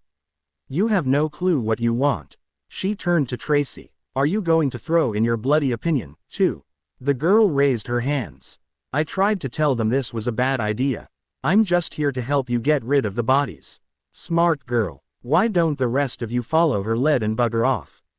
Because we're your friends, Finch Fletchley said proudly, and friends don't abandon friends when they're hurting. I don't need or want your help. Kenneth cleared his throat. You may not want it, but you clearly need it. Consider this an intervention. Rattling pulled Tracy's attention away from the argument. Her eyes widened. The door, the wall sconces, and the window frame were shaking like the school was in the middle of an earthquake. She whimpered as she remembered the power Jen wielded and worried that there might truly be bodies lying around by the end of this. As suddenly as the noise had started, it stopped. A sick smile slid onto Jen's features, and when she spoke, her voice was far too sweet. An intervention. Well then, since you all are so adamant, I'll tell you a story. This is what you want, yes. The brunette faced all of them individually, and everyone, even Tracy, nodded slowly. Once upon a time, there was a baby girl who was born in a time of war. The girl's mother, concerned for her daughter's safety because she was a soldier, took the baby girl and put her in the hands of a couple who were not involved. Take care of her, she said, and went back to the battlefield. The war ended a little over a year later, but the mother did not return. Years passed, and the couple had a son, the apple of their eye. Why should we continue to care for this girl? The father asked his wife one day. We have our own boy, a child we wanted rather than one forced upon us. The mother agreed, and so the father took the little girl to a big city. Begone, he yelled, throwing her out of the carriage. You have been a curse on my family since you came into our lives, and I will not stand for it any longer. With that, the father urged the horses back to his house and left the girl standing there, alone and afraid in the winter snow. A few nights after she was abandoned, the little girl was searching for a place to stay warm and sleep when 4 trolls entered the alley. Not looking, one stumbled and fell to the ground. Who did that? He yelled before he saw her. You tripped me on purpose, you little chit. His companions grew angry as well at the slight, and the girl, scared of the giant beasts approaching her, turned tail and ran. She ran, and ran, and ran, but finally she could run no longer. She collapsed on the ground, thinking she was safe, that the trolls must have lost interest by now. But it was not to be, and a minute later the monsters approached her, even angrier for the chase she had led them on. She needs to be punished, said the first troll. Let's carve her open, suggested the second. Let's throw her off a bridge, added the third. Let's roast her and eat her, said the last. The first troll, who was the leader of the four, cut them off. All good ideas, my brothers, but I have a better one. Let us use her, for I have not been with a woman in months. Let's teach her how to respect her betters. Tracy paled as she heard those words. Looking around, she saw that the others had similar expressions of horror. Turning back to Jen, who had walked to the window during the tale, she gulped. She hoped, she prayed, that her suspicions were wrong. Jen took a deep breath and continued, her voice now flat. So the trolls threw her against the wall and ripped away her tattered garb. Heedless of the little girl's screams, they forced themselves inside her. When they were each finished, they snapped her arms and left her in the snow, laughing as they walked away. And for the first time in her short life, the little girl wholeheartedly wished for death. Lovegood cried out a loud sob before rushing to the brunette's side, wrapping her in a tight MC. Tracy was right behind her, and that was the signal for the others to mob their pained friend. Thank, Jen sniffed, pulling a hand out of the grasp to brush tears from her cheeks. Thankfully, the trolls' actions had not gone unnoticed. An old woman, a witch, came to investigate the commotion. She carried the little girl's broken body to her house for healing, and after discovering that the girl had a talent for her arts, she taught the child what magic she knew. The little girl grew into a young woman, and shortly after the old witch died, a rich lord came to the house. I am your cousin, he said, and I have searched for you long and hard since the king released me from his dungeon. Come with me, let me bring you back to your family where you belong. The young woman took his hand, at last hopeful that even she could have a happily ever after. Her fairy tale ended, Jen broke down in their arms. As her best friend cried against her shoulder, Tracy reflected on what they had heard. Of all of them, she was the only one who knew that the first part was a lie, even if the rest rang of terrible truth. Jen had been born to the Potters, not a single woman. The Black heiress hated that fact, though, so it wasn't too surprising that she would twist the story to hide her real parentage. Tracy was curious about who the couple and trolls were, but she was too ashamed to voice the question. As she had tried to tell the others, Jen would share her secrets in her own time, and they just had to deal with it. Especially if all of them are this bad. We crossed a line today, there is no excuse for making her relive that. I just hope she can find it in herself to give us another chance, she thought, tightening her grip. Several minutes later, Jen shuddered and pulled herself out of the circle. Her voice was soft as she explained, I have not told you this because I want your pitier to be treated like a china doll. Instead, I need you to understand that I bear secrets, some are minor, some are painful, some have been entrusted to me, and some I am oath-bound to keep. Forcing me to reveal them is not only disrespectful in the extreme, it could also place my magic or even my life in jeopardy.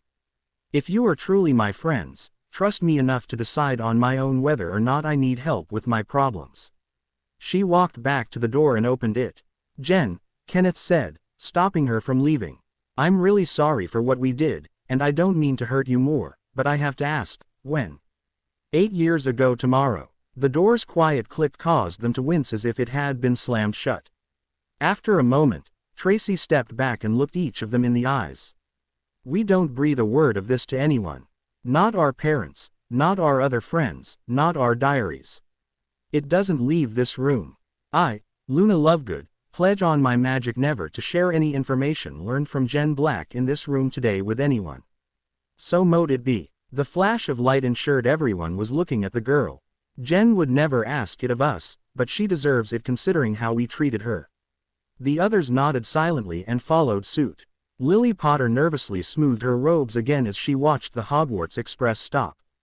James had told her about his last talk with their daughter, though calling it that was stretching the meaning of the word.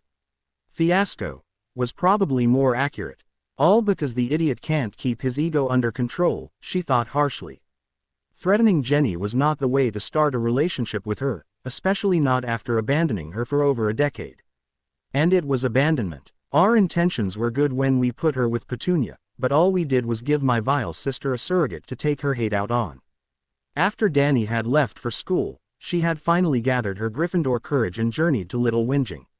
Sirius's words and her own encounter with Jenny had echoed in her skull for over 6 weeks by then, and though she did not want to believe her sister would be so petty as to mistreat her innocent little girl to get back at her, she had to know for sure. To her shock and disgust, she had not needed the veritaserum she had brewed for the occasion. Petunia actually took some sadistic pleasure from describing in horrific detail just how much abuse they had heaped on her daughter's shoulders. Giving her unrealistic chores and extreme punishments, praising their son every time he beat her up, locking her in a cupboard, and at the end, dumping her in London like so much trash. How could Jenny not hate her parents for the nightmare they had sent her to? In hindsight, I can't believe we made such an enormous blunder.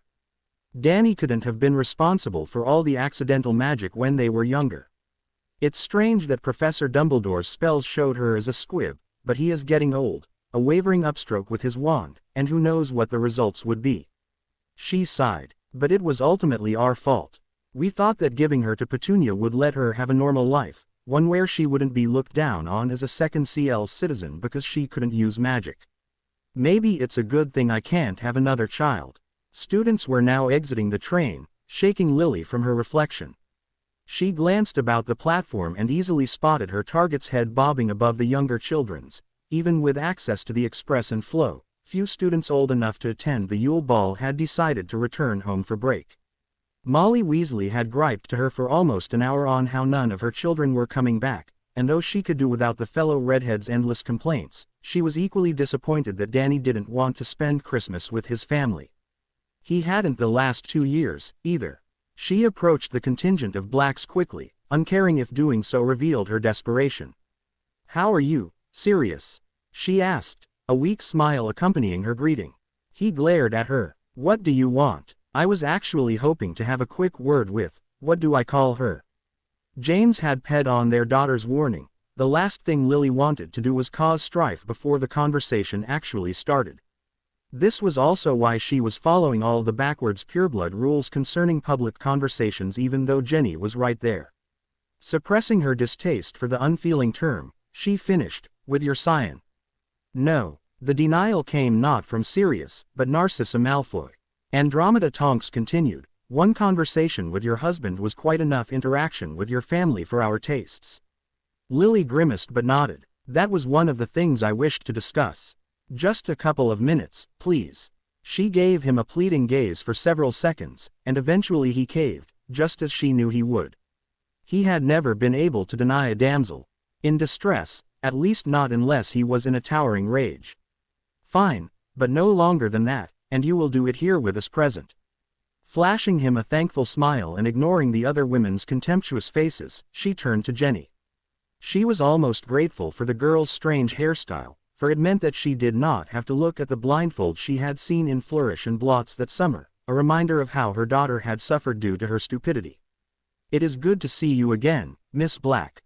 I am hesitant to say the same, Lady Potter." Though the impersonal address hurt her, just as James had warned, the greeting was considerably warmer than that they had exchanged previously. And it took nothing more than giving her some space. There was a reason the Sorting Hat had debated between Gryffindor and Ravenclaw when she was under it. Unlike James, she was capable of learning from past mistakes. If Jenny said that she did not want them to call her by her first name yet, Lily wouldn't. If she preferred her adopted surname, Lily could accept that. After all, they weren't really repairing a relationship with her, she didn't know them. They had to build one from the ground up. She smiled lightly, then remembered that Jenny couldn't see it.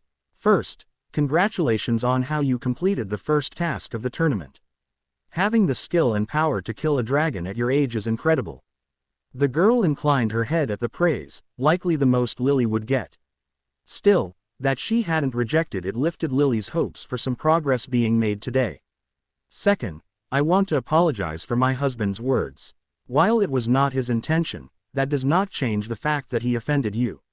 It is quite easy to offend when one does not take reality into account before speaking. And right back down. Indeed, and I will strive to correct that flaw in him. He and I also need to apologize for our earlier mistakes with you." She paused a moment, and when no explosion seemed imminent, continued, "I know there is no way we can ever make it up." "No, you cannot. That ship sailed long ago. Jenny crossed her arms and tilted her head in perfect mimicry of a glare. Do you have more to say, Lady Potter? She shook her head, saddened by her daughter's cold tone and even more that she and James deserved every bit of it. Baby steps, baby steps. Realizing that the invitation to Godric's Hollow she had planned to offer would obviously not be taken well, she took a metaphorical and physical step back. Not at this time. Have a Merry Christmas. Jenny's lips twitched a moment. And to you. She turned away and started toward the flow terminals, followed quickly by the remaining 3 blacks. Sighing in disappointment but amazed at how well her daughter had adapted to her disability, Lily walked to the apparition point. There wasn't any yelling or undeserved insults. That's something, I guess. Maybe next time will be better. If she had seen the sneer marring the girl's face, she would not have held such hope. Narcissa pulled her hand back once again as she looked at the door in front of her. Jen had been worryingly quiet over dinner the night before and still hadn't left her room today even though it was nearing noon. To say that she, Andy, and Sirius were anxious would be a severe understatement. And I was unlucky enough to draw the firecrab card to find out what's wrong. She steeled her resolve, turned the doorknob, and peeked inside.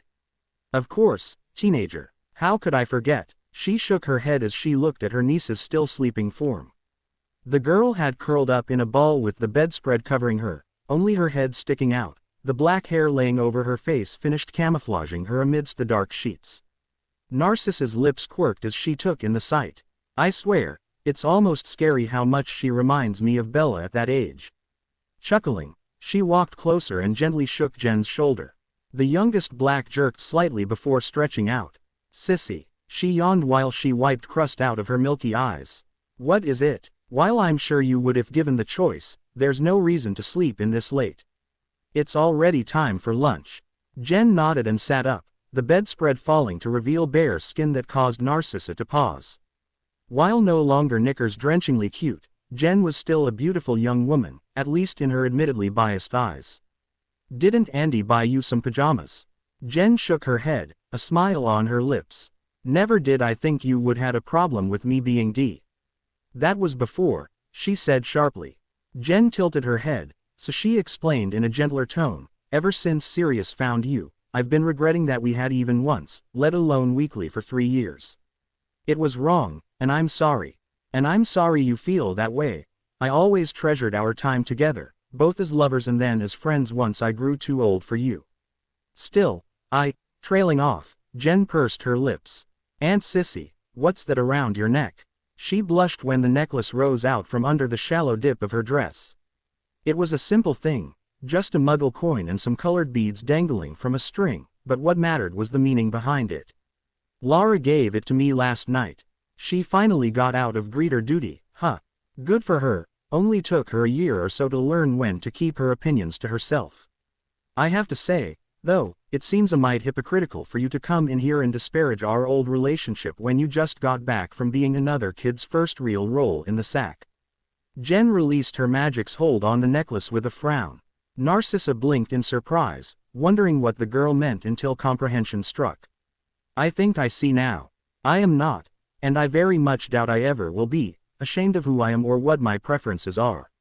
However, not only are you a witch and therefore off limits from a moral standpoint, you were already part of this family, even if neither of us knew at the time. In that light, our actions were highly inappropriate. Oh, well, that makes more sense, I suppose. I shouldn't have jumped to conclusions. Totally understandable under the circumstances. She sat on the edge of the bed, close enough to lay a hand on Jen's covered leg. This wasn't wanted to talk to you about, though. Sirius, Andy, and I were worried about how quiet you were last night at dinner. Were you considering Lily's apology? What? No, she continued as if she hadn't heard. She needed to say this before she lost her nerve. Because if you were debating reaching out to the Potters and giving them a second chance, we would understand. James is your father, after all, and Lily, well. Auntie, Jen interrupted, taking her hand from the bed and gripping it gently. The Potters threw me away because I was inconvenient and never once second-guessed themselves until the folly of that decision was shoved in their faces. You, Aunt Andy, and Sirius brought me in and accepted me immediately, uncaring that I had only the most tenuous of connections to you. James may have sired me and Lily given birth to me, but you are my family. Narcissa perked up at that. Lily Potter had seemed genuinely remorseful. Though she had hoped it wasn't the case, it would not be abnormal for Jen to want a real parental figure, something none of them were. She and Andromeda were her aunts, and Sirius alternated between uncle, cousin, and even younger brother as the mood took him. She didn't want Jen to leave, but if the girl thought returning to the Potters was for the best, she would have supported the decision. Of course, it went without saying she'd also try to persuade Jen otherwise at the same time. She had been a Slytherin, after all. Thankfully, that wasn't the case. Besides, why would I downgrade to being a member of a mere noble house when I have so much more power here as an ancient house's heiress? Jen added with a grin. She smirked in return. Hush, scamp. Don't forget that there are 2 others who can take your place should you be too cheeky. Get dressed while I tell Creature to make you something to eat. We have an appointment with Moira Tattings in an hour to have your dress robe properly fitted. She rose only to be pulled to a stop when Jen refused to release her hand. Aunt Sissy, I have a personal question for you, Jen asked slowly, tugging her back to the bed. It's the first day of winter holidays, and yet you're here rather than with your husband and son. I don't mind. You know I enjoy having you around, but why is that? Sighing, Narcissa made herself comfortable. My relationship with Lucius is practically non-existent. As you might have guessed, I did not marry him because we were in love. Great Uncle Arcturus negotiated a contract between us when I was 16, after a couple of quiet rumors sprang up that I had been caught in a broom closet snogging a first year. Were you? Oh yes, not that he or the prefect who caught us remembered the next day. Still, the damage had been done. Arcturus was good friends with Sirius, Lucius's grandfather, so everything was organized exceedingly quickly. We have since come to an acceptable arrangement.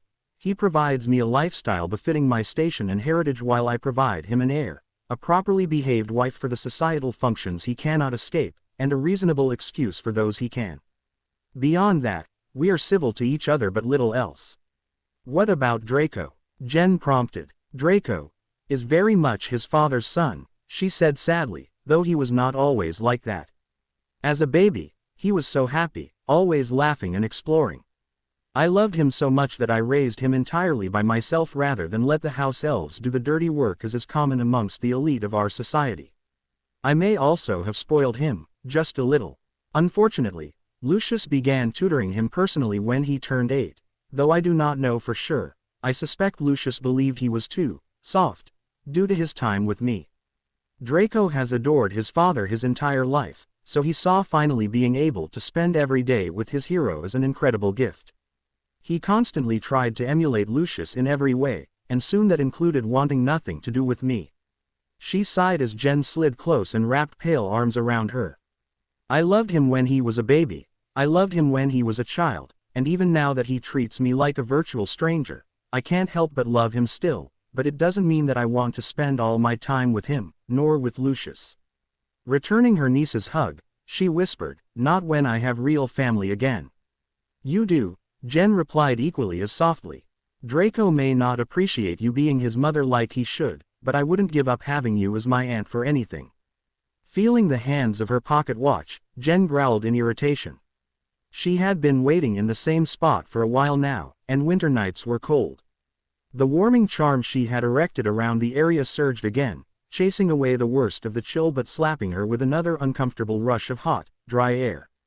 What the bloody hell is taking so long?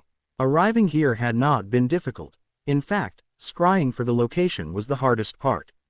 From there, she simply snuck out of the house while everyone else was asleep and followed the route she had planned through the unfortunately empty streets to a nearby bar, one she stood across the street from. A quick walk around the building to place monitoring charms on the exits later, it was just a matter of time before her quarry revealed itself.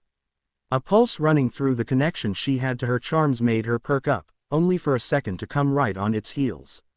She sighed and settled back against the wall. Her plans called for a single sacrifice, and she preferred to avoid purposeless kills. That meant the couples and small groups that had been leaving the bar would not do.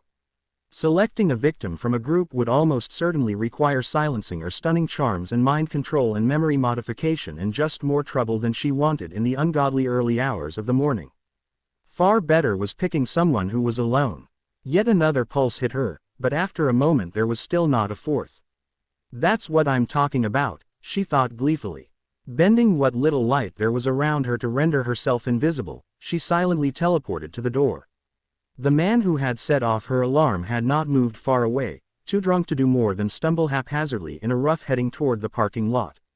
Immediately she erected a field to make everyone ignore what happened inside it. Molding her will, she threw a stunner into his back and caught him with her magic before he could hit the ground. Extending her invisibility to shroud him, she dispelled her avoidance charm, grabbed him, and teleported once more. The slightest crack heralded her arrival in a small hamlet a few miles away from Cardiff. Her prize floating behind her, she stepped onto an unkempt lawn and shivered as icy wards ripped away her invisibility and flash froze the scant moisture on her skin. Surely a few months can't have been long enough for him to forget me, she murmured unhappily. Letting her magic play along the defense's surface, she reached through them and reinforced her connection with the house's wardstone. The cold led up slowly at first, but soon the wards emset her as the entirety of the house faded into her awareness. She did not even have to reach out for the door to open for her. Ah, I missed you, too. Jen walked through the rooms of the one-story house, vanishing the dust that had accumulated since the last time she visited. This had been Elsie's home for many years, but she had come by less and less often as her magical abilities served her masters. In the months following the woman's death and ownership being paid to her, she had returned only for occasional upkeep. She would never live there again. The year she had done so before joining Candyland ensured that. But no matter how demanding and borderline cruel the old Haitian had been, Jen still had too many good memories to sell it. Well, good memories and the reason she was there to begin with. She levitated the couch to the other side of the tiny den and revealed a door set in the wooden floor. Opening it, she walked down the stairs it hid, the utter lack of illumination not bothering her a bit. The basement below was primitive in the extreme. Stone walls, dirt floor, and plain wooden shelves full of plants, books, candles, preserved organs, and other miscellanea along the far wall. There was also a small desk in the corner next to the supplies, and it was here she headed next. Jen pulled her ritual dagger out of the belt loops of her old jeans and laid it on the surface, then added the bag of herbs creature purchased for her a couple of days earlier. Removing the heavy coat she had borrowed from Sirius, albeit without his knowledge, along with her blouse revealed her torso, she slipped her trainers off as well, leaving only the trousers to preserve her modesty.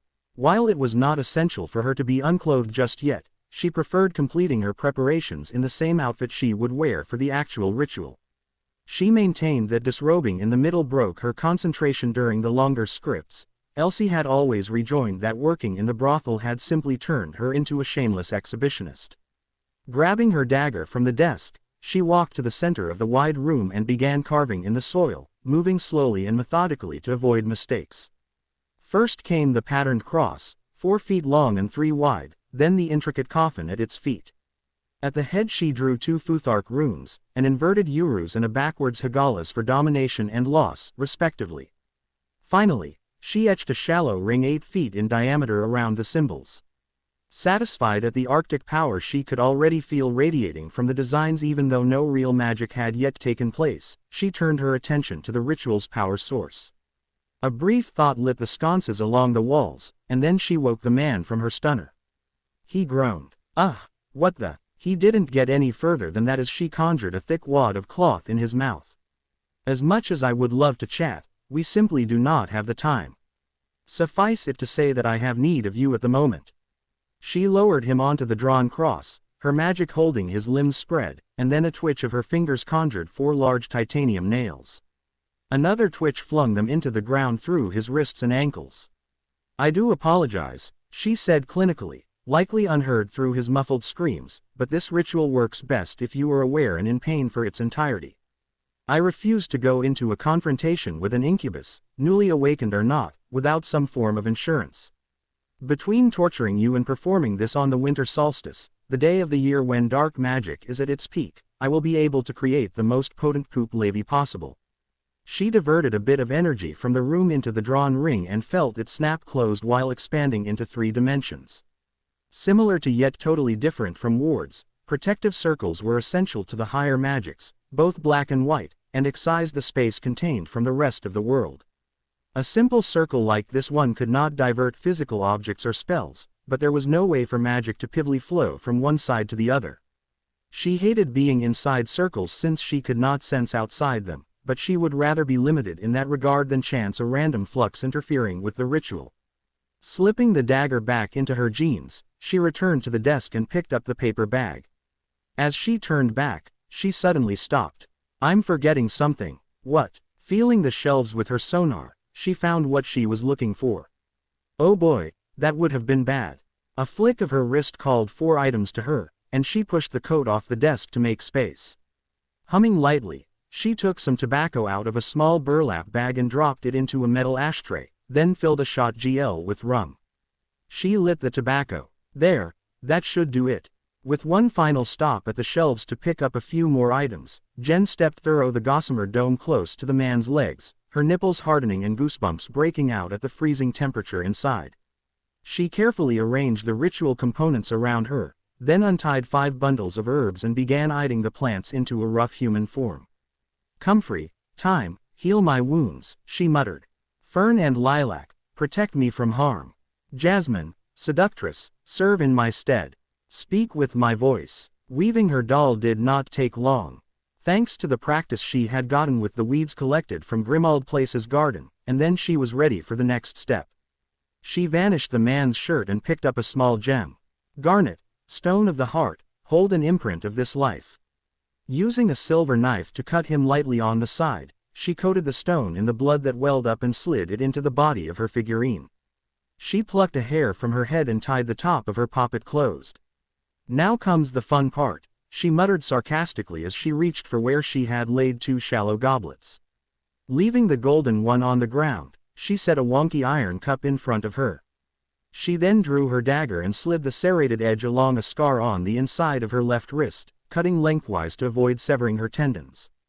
Blood ran into the cup for a moment before she healed herself. She set her blade beside her, grabbed the goblet, and moved to straddle her victim. Dipping a finger in her blood, she drew the same runes she had carved in the ground on his, then added an inverted Fehu right over his heart, marking him as her property to do with as she wished. After laying the doll on the newest mark, she switched goblets and vanished, the nail pinning his right arm down. She caught his fist when he swung it at her. None of that, now. The more you fight." She shattered the tiny bones of his hand, then, paying close attention to the drain on the space's available magic, activated all his pain receptors simultaneously, causing him to scream even louder. "The more I have to hurt you." Her magic held his arm still as she grabbed her dagger and slashed his wrist above the gaping hole to avoid contamination and to imbue his blood with deathly magic, made even more potent from the torment he had just suffered. She collected more of his gushing fluid than she had spilled of her own before sealing the wound and restraining his arm once more. The spike punched a new hole through the limb closer to his elbow. Again she drew runes, this time an upright Urus and Hagalas on the tops of her S, but just below her cleavage she added a different symbol than he was sporting, Kanaz, the symbol for life and regeneration. Steeling herself for the next act, she drank the rest of the blood in the goblet. Immediately she started choking as lightning shot down her esophagus and into her stomach. For a brief moment, she felt like she was being torn in two. That sensation faded, leaving her with an echo of a rapid heartbeat not her own. She licked her lips to get the rest of the vital liquid before finishing the ritual. Moving above the man's head, she leaned over and softly edged the corner of his mouth. "I doubt you have any charitable thoughts about me right now, but that doesn't change the fact that I am grateful for your help. May you find peace in the afterlife." With that epitaph, she reached out with her dagger and slit his throat. As her fight with the dragon had recently proved, it did not take long for something to die from a severed carotid artery or jugular vein. The ritual, however, slowed down this process dramatically. Her victim's body spasmed in pain as the vision signifying life reacted to the magic she had wrought on him, growing more intense at his while ceasing in his hands and feet. Stillness crept along his limbs, and several minutes later his seized, the visions oozing through the rune over his heart and into her figure of herbs. With a final exhalation, he slumped to the ground. She picked up her newest toy with a smile. While not a voodoo doll, in the stereotypical sense, this was far more useful at the moment. It was a poop levy, a life doll, housing the vitality she had stolen from the corpse. Should she be severely hurt, it would automatically draw energy from the garnet and heal her injuries. Even lethal wounds could be reversed so long as there was power stored inside. There was also the nice benefit that it would serve as a second reserve of life force if her discussion with Zabini ended poorly and he tried to drain her on instinct. A girl could never be too careful, after all. Of course, there were disadvantages to a poop levy, just as with all magics. For one, she could only use a single augmentation doll at a time, which meant no poop zam or poop bet to increase her resilience or physical abilities. Dolls also leaked their magic, meaning that even if she had no need for it, it would still be useless in 9 months. There was also the fact that poop were just as easy to destroy as the plants that they were made of, which was why voodoo practitioners commonly coated completed dolls in mud they could ensorcel with defensive charms as it dried. Jen, however, had a better method to protect her doll. Rising from her kneeling position next to the corpse, she scuffed a heel through the circle to break it and let the relative warmth from the rest of the room rush in. Then she walked to the corner of the basement closest to the stairs. A flick of her wrist pulled off the fake wall covering the little alcove. She laid the hand not holding her doll on her hip and in a stern tone asked, "Just what did you think you were doing earlier, trying to keep me out of the house?" If someone had seen Elsie walking down the street in the past few years, they would have presumed her to be just a frail old grandmother. They would also have made a terrible mistake. She was not a powerful witch, nor was she physically imposing, but what she was ruthless, amoral, and diabolically clever. She had finally paid away at the extraordinary age of 170, and in those years she had conducted numerous experiments, including the one currently in front of Jen.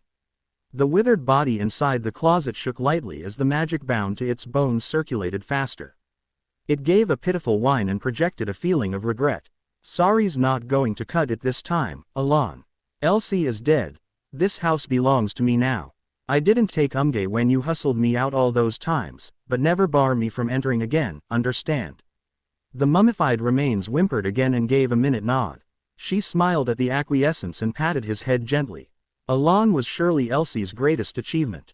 Examining the unrelated theories of soul jars and zombies, she had devised a way to bind an individual's soul to his still-living body, creating an effective, if flawed, form of immortality.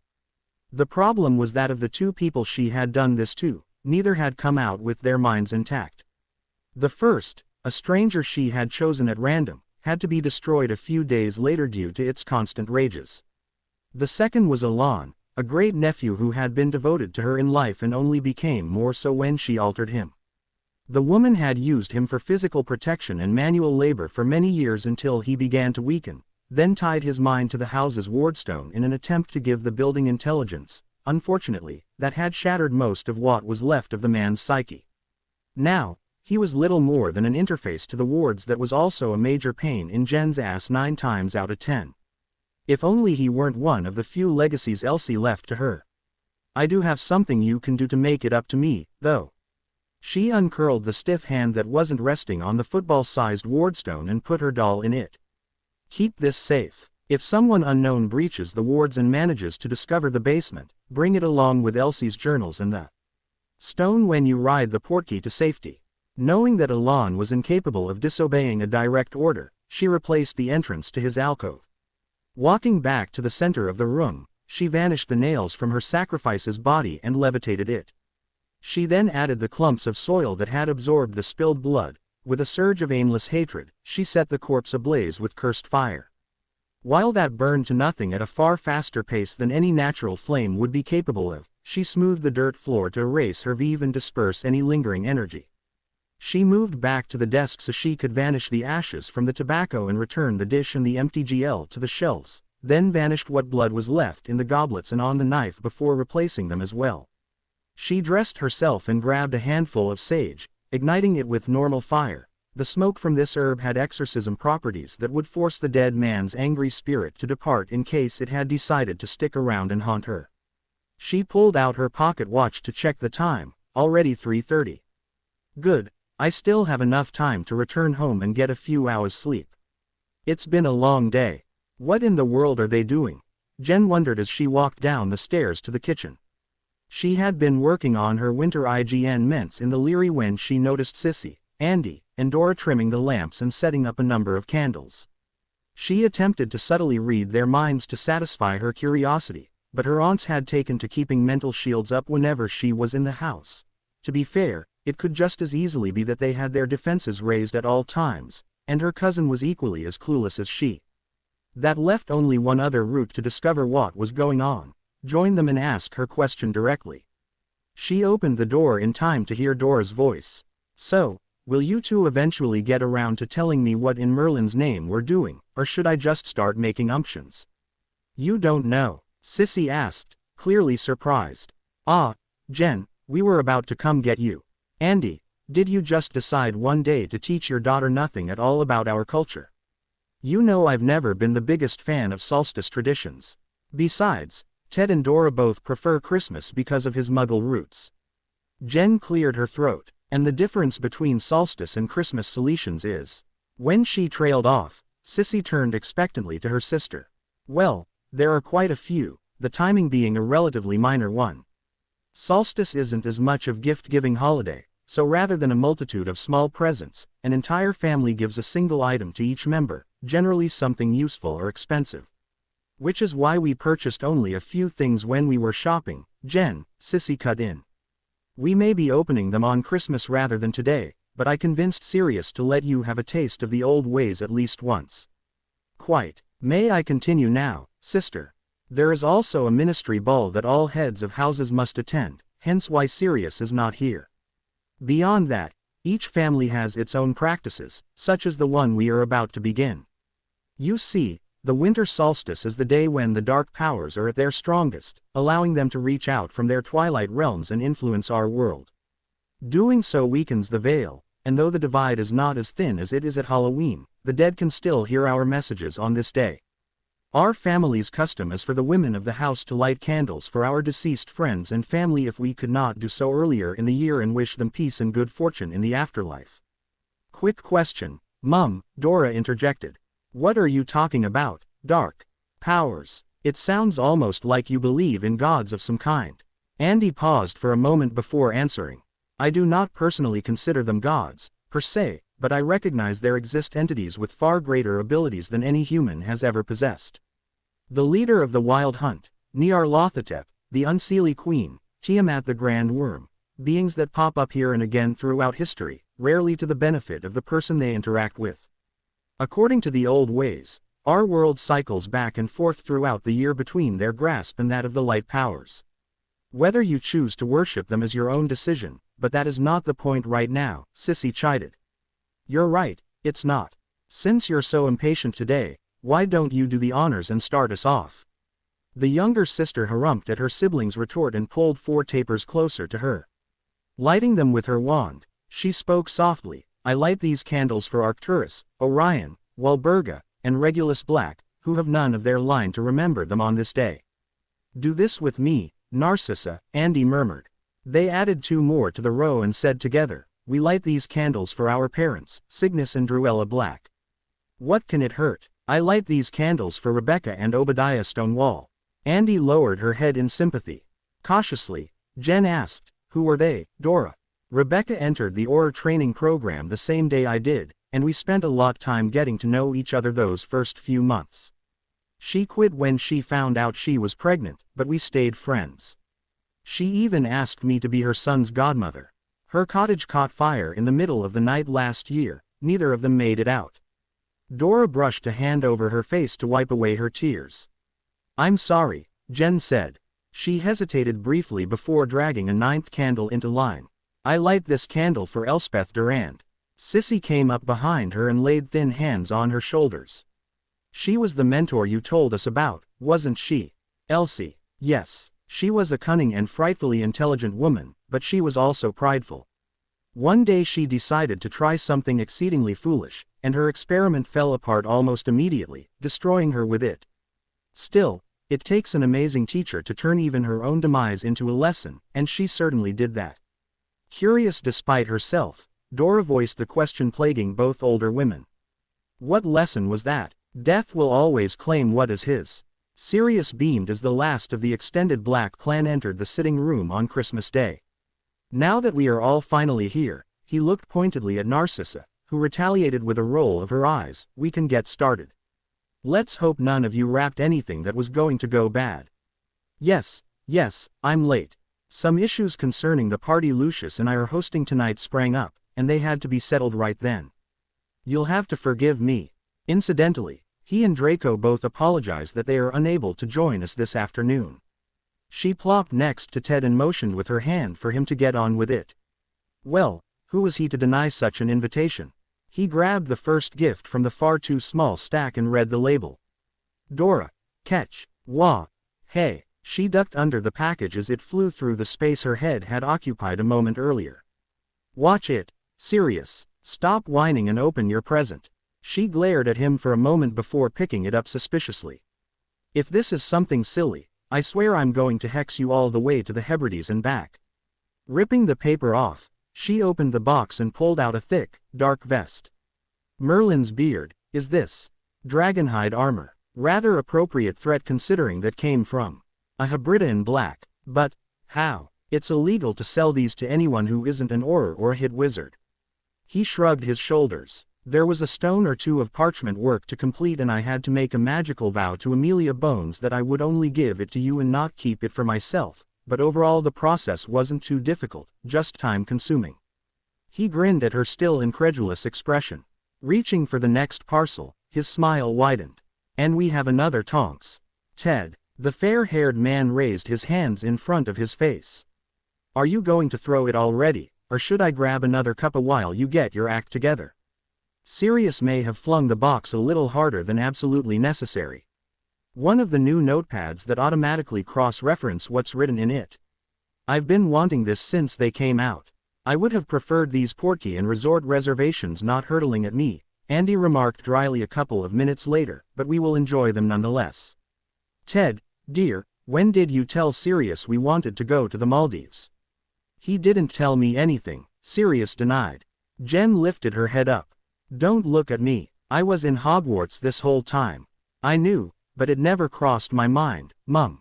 The resident metamorph turned to the only other person in the room. Which just leaves you. Narcissa smiled in mild emberment as she absently stroked the new Niffler fur stole laying across her lap. He told me during one of our lunches that you dreamed of having a second honeymoon there. Considering how I've pretended you didn't exist since your wedding, this seemed like a good way to start making it up to you. I appreciate it, Sissy, I truly do. Of course, I have to ask, one of your lunches? She flicked an amused glance between Narcissa and Ted.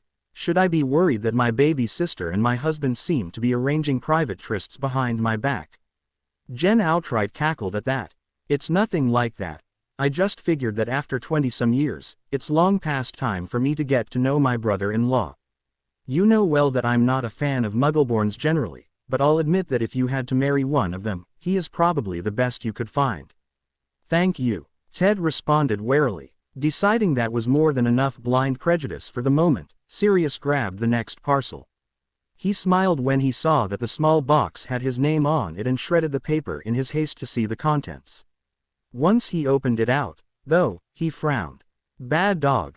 30 surefire tricks to curb your incorrigible crop. Why is it that after none of you let me plan a prank with the presents, I'm the one who's the butt of a joke? I think you just answered your own question, Jen answered. Why don't you take it out of the box before you start complaining? He followed her advice, and his eyes widened as he spotted his real gift underneath it. Tickets to all the Holyhead Harpies spring games. We figured you'd like that. If you ever turned down an opportunity to ogle women without consequence, we would have an imposter in the room, Andy said with a grin. You know me so well. Now, last and least, we have Jen's. Ow. He rubbed the side of his leg where the girl had shocked him. She held up one hand, a small arc of lightning crackling as it hopped back and forth between her thumb and index finger. Don't throw that at me. He sighed and slid the large package over to her. Take all the fun out it, Why don't you? She just smirked in reply. Every member of the family smiled when she pulled on her present. Reaching down to her ankles, the duster was a brilliant white, though tiny streaks of blue, green, and red gleamed where the light hit it at just the right angle. He couldn't see them at this distance, but he knew that a closer inspection would reveal a faint pattern of scales. It normally took much longer than a few weeks to produce a specially tailored dragonhide coat like this one, but the hideworkers who had bought that part of the opal eye Jen killed were effusive in their gratitude and had put a rush on the order. When asked, they explained that they rarely received any skins not from dragons that had died of old age or were rent to pieces while fighting. This one was in near perfect condition and would, supposedly, be a joy to work with. Jen turned her head as she faced each of them in turn. You know, there are days I really hate being blind. What do I look like that has you all so pleased? Here, let me show you. Narcissa made herself comfortable on the couch, and then they froze in place. Dora sidled up to him as the two relaxed. Is it just me, or is them doing that just a little creepy? Sirius nodded. Even as close as he had gotten to Narcissa over the previous half-year, he still would not want to poke around in her head or permit her into his. That they would exchange memories without a second thought showed a disconcerting degree of trust and reminded him of their previous relationship, not a subject he enjoyed dwelling on. Oh, my, Jen murmured. He cleared his throat and called his goddaughter's attention back to him. Don't get cocky and think you can just shrug off any curses that come your way. As Dora said, only Aurors and hit wizards can own armor. While it looks good on you, it won't protect you any better than if it were made out of normal leather. Considering how little time they had had to get this ready, it was a good thing it wasn't armor. The specifics were a closely guarded secret, but he knew from his time as a hit wizard himself that hide meant for protective vests had to soak in a variety of potions to soften the scales without ruining its defensive qualities, and that tanning process could take anywhere from 4 to 10 months depending on the particular breed. Not being armor doesn't make me love it any less. Thank you, all of you. She pulled the coat tighter around herself and smiled. For some reason, Padfoot felt a nigh irrepressible urge to dig a hole and hide. Now I'm actually kind of disappointed that the Yule Ball is formal wear only. I can't wait to show this off. Tossing a plum up and down in one hand, Jen pondered on how to phrase her letter. Fräulein Eberhard, I enjoyed watching you dance last night. No, that makes it sound like it's from a stalker or a student, neither of which I want. I hope you have had a Merry Christmas. Maybe, but probably not. She took a bite and lifted it to shoulder level to share with Loki. I don't want to sound too friendly. If I do, she might get the idea that she can ignore my requests. Maybe a middle road between those two openings. Hopefully you enjoyed your Yule Ball last night. I do not come bearing Christmas gifts. Definitely not the second part. Loki snapped his beak twice, then let out a repetitive series of rough coughing calls. Too long. Actually, you have a point. Short and sweet might be the best route to go. She summoned her dicta quill to a sheet of parchment floating midair in her bedroom. Fräulein Eberhard, hopefully you enjoyed your Yule Ball last night. However, I now have a job for you to complete. Levitating the quill, she asked, how seedy should this false persona be? The raven shrugged his wings before clambering down her arm to get to their plum. She sighed and tossed the half-eaten food onto the dresser where Loki quickly descended upon it. Baron bless me, but there are days I wonder if a better name for you wouldn't have been. Flying Stomach. As should be expected, there is considerable attention on who will win the upcoming wandless duels, and it is a matter of no small amount of money. The next task is in shortly less than a month, so you have 2 weeks to discover all you can about your opponent's strategies. Obviously, you should not neglect to include your own as well. I will contact you again to give you the address to which you will send your information. That should do it, Jen. It's 6 o'clock. Just a second, Auntie. Grateful for Andy's reminder, she pulled a bit of ink from the well on her desk and spread it at the end of the letter. A moment of effort had it shaped into a bird track. Come on, Loki. I know you don't like staying up that late, but I need you to wait until little Ingrid either falls asleep or doesn't show up in her room tonight before delivering this. I promise I'll make it up to you tomorrow. There was silence from the dresser, so she continued, I'll get you some honeycomb. A pause, then he croaked sullenly and glided to her shoulder, eliciting a smile. Her familiar adored honey, but she refused to give him nearly as much as he wanted. She had let him gorge himself on it only once, and he had been so sick for the next several days that she refused to do it again. Now it was just for special occasions or bribes. Jen. She dried the ink on her letter and slipped it into her pocket. Grabbing the bag containing her dress for the ball, she hurried downstairs to the drawing room. She only had 2 hours to travel to Hogwarts and get ready. Luna knocked on the door sharply. Jen, it's almost time for the party to start. Are you nearly done? The door swung open. Shrugging, the poked her head into the room. Did you hear me? Yes, Luna, I heard you. Come on in. She entered fully and couldn't help but admire the dress her best friend wore. Bright tracery, likely real silver thread, danced on a resplendent background of midnight blue crushed velvet. The dark color made Jen's pale shoulders positively glow in comparison. With her deportment and charm, she would be the belle of the ball. The younger girl barely withheld a wistful sigh. That outfit had undoubtedly cost more than the quibbler could make in months. The Black heiress may be far richer than any of her friends bar Susan Bones, who was also a member of an ancient house, but each of them came from at least some money, even if Kenneth's family was only middle CL and Justin's was all muggle. Luna, on the other hand, was just the daughter of a poor newspaper printer. On days like this, she couldn't help but feel incredibly out of place, a pebble polished half-heartedly before being forgotten next to a box of pearls. Are you all right? Jen asked softly, turning the chair at the desk around to face her while running hands through dark hair to straighten the kinky strands. She blushed at being caught wool-gathering.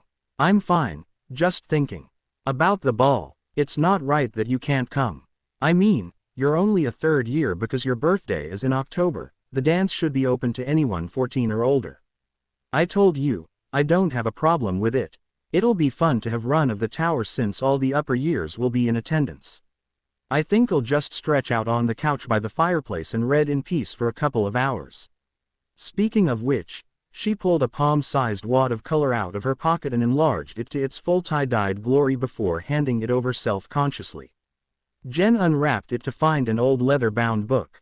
It's the collected stories of Beetle Lovegood, the less child-friendly version of the tales of Beetle the Bard. I thought you'd like them since you were so interested in the story about the 3 brothers. Peverell. Jen smirked like she was enjoying some private joke. I was, indeed, thank you for this. Did you like your present? Nodding, she pulled her sleeve up to display the golden chain around her wrist. 3 charms already dangled from it. A puppy, an open book, and a shield embossed with the Black's distinctive coat of arms. She couldn't help but wonder what they meant. Her first guess was that Jen was publicly claiming some kind of ownership over her, though the older girl's words and actions had never given that impression before. And why doesn't the thought of her doing so upset me? Maybe the Adelicky repelling charms around my bed need to be recast if they are twisting my thoughts around like this. If you don't mind, could you explain them? Well, my family's crest should be fairly obvious. The book represents you due to your wealth of esoteric knowledge. I couldn't find any heraldry for your family, I'm afraid, or I'd have used that. Now pleased with her hair, Jen ran a finger over her lips and colored them an icy blue. Her wandless magic left Luna unsure whether it was a glamour or more complex human transfiguration. Such a spell was 7th-year material, but it wouldn't surprise her to find that Jen already knew it. Anyone who had mastered wandless magic by 14 should have no issues learning difficult magic ahead of schedule. As for the puppy, Ruby's jewels simply didn't have any creatures with 9 legs in their collection. The dropped her eyes bashfully as her face flared brighter. She knew they were friends, and Jen had affirmed that in words before, but such a permanent, physical reminder was very touching. Jen gave a gentle tug on her fringe, transfiguring it to a shorter length, and looked up at Luna with eyes just a shade or 2 lighter than her dress. Standing and spinning once in place, she asked, "How do I look?" "Beautiful. If I were in Zabini's place, I wouldn't be able to keep my hands off you." Luna slapped said hands over her mouth, shocked at what she had just unintentionally uttered. Morgana's soggy knickers, why would I ever say something like that? What is Jen going to think? Maybe she wasn't listening. Her meager hopes were dashed when the other girl cocked her head in silent invitation to continue. She didn't, and strangely Jen just grinned wickedly. "Oh, so that's how it is, huh? Her friend walked. No, that's not walking, that's slinking. Closer. Since she couldn't seem to uproot her feet from the floor, they were side by side in a matter of moments. I thank you for the compliment, Luna Lovegood. The syllables rolling off Jen's tongue like she was tasting each one individually, the older girl leaned in and delivered a cool, feathery to her burning cheek. With the way this evening had been going, she'd be lucky to not have her entire face melt off. Hot breath on her ear indicated that her luck fairy had, in fact, taken the night off. Blushing from so little, my sweet moonchild. You are just too precious. Finally granting her mercy, or perhaps merely setting her aside to play with later like a cat would a crippled mouse, Jen stepped past her. I have no idea when I'll be back tonight, so don't wait up for me. The door snapped shut, and she could at last relax. That had been simultaneously terrifying and exhilarating, and Luna was sure she could do without such a strange combination of heady emotions for the rest of the night. Shivering for reasons she could not put a name to, she waited a minute before exiting the dorm and making her way to the common room. Yet even there she could not find peace. A traitorous voice in the back of her mind, the same one that doubted her father's claims of the crumple-horned Snurkak's existence and whispered to her that cowering before bullies would do nothing but prolong her pain, giggled softly. You are in so much trouble. Simply stunning, but I have to ask. Did you choose a dress to match your eyes, or glamour your eyes to match the dress? Jen smiled pleasantly and falsely at Zabini's question. Because she could not wear her blindfold tonight, Andy had cast an illusion on her eyes prior to her flowing back to Scotland. If anyone noticed that something was off with them, she could play it off just as he had fallen for and imply it was to fit in with the rest of her color scheme. Now, you should know you can't just ask a lady to give up her mystique. Besides, isn't drawing our secrets out one by one more fun? Before he could respond, McGonagall opened the doors to the Great Hall. Champions over here, please. Only after everyone else had entered the room did they line up next to their partners. Let's see. Get through dinner and an evening of dancing without allowing anyone to see through the illusion, confront an incubus, and avoid making a fool of myself in a social situation I have never experienced before. Piece of cake. She took a subtle breath as she linked arms with her escort, letting it out when the champions began moving forwards. To be continued. I hope you enjoyed this story. Also remember to subscribe and like this video. See you in the next video.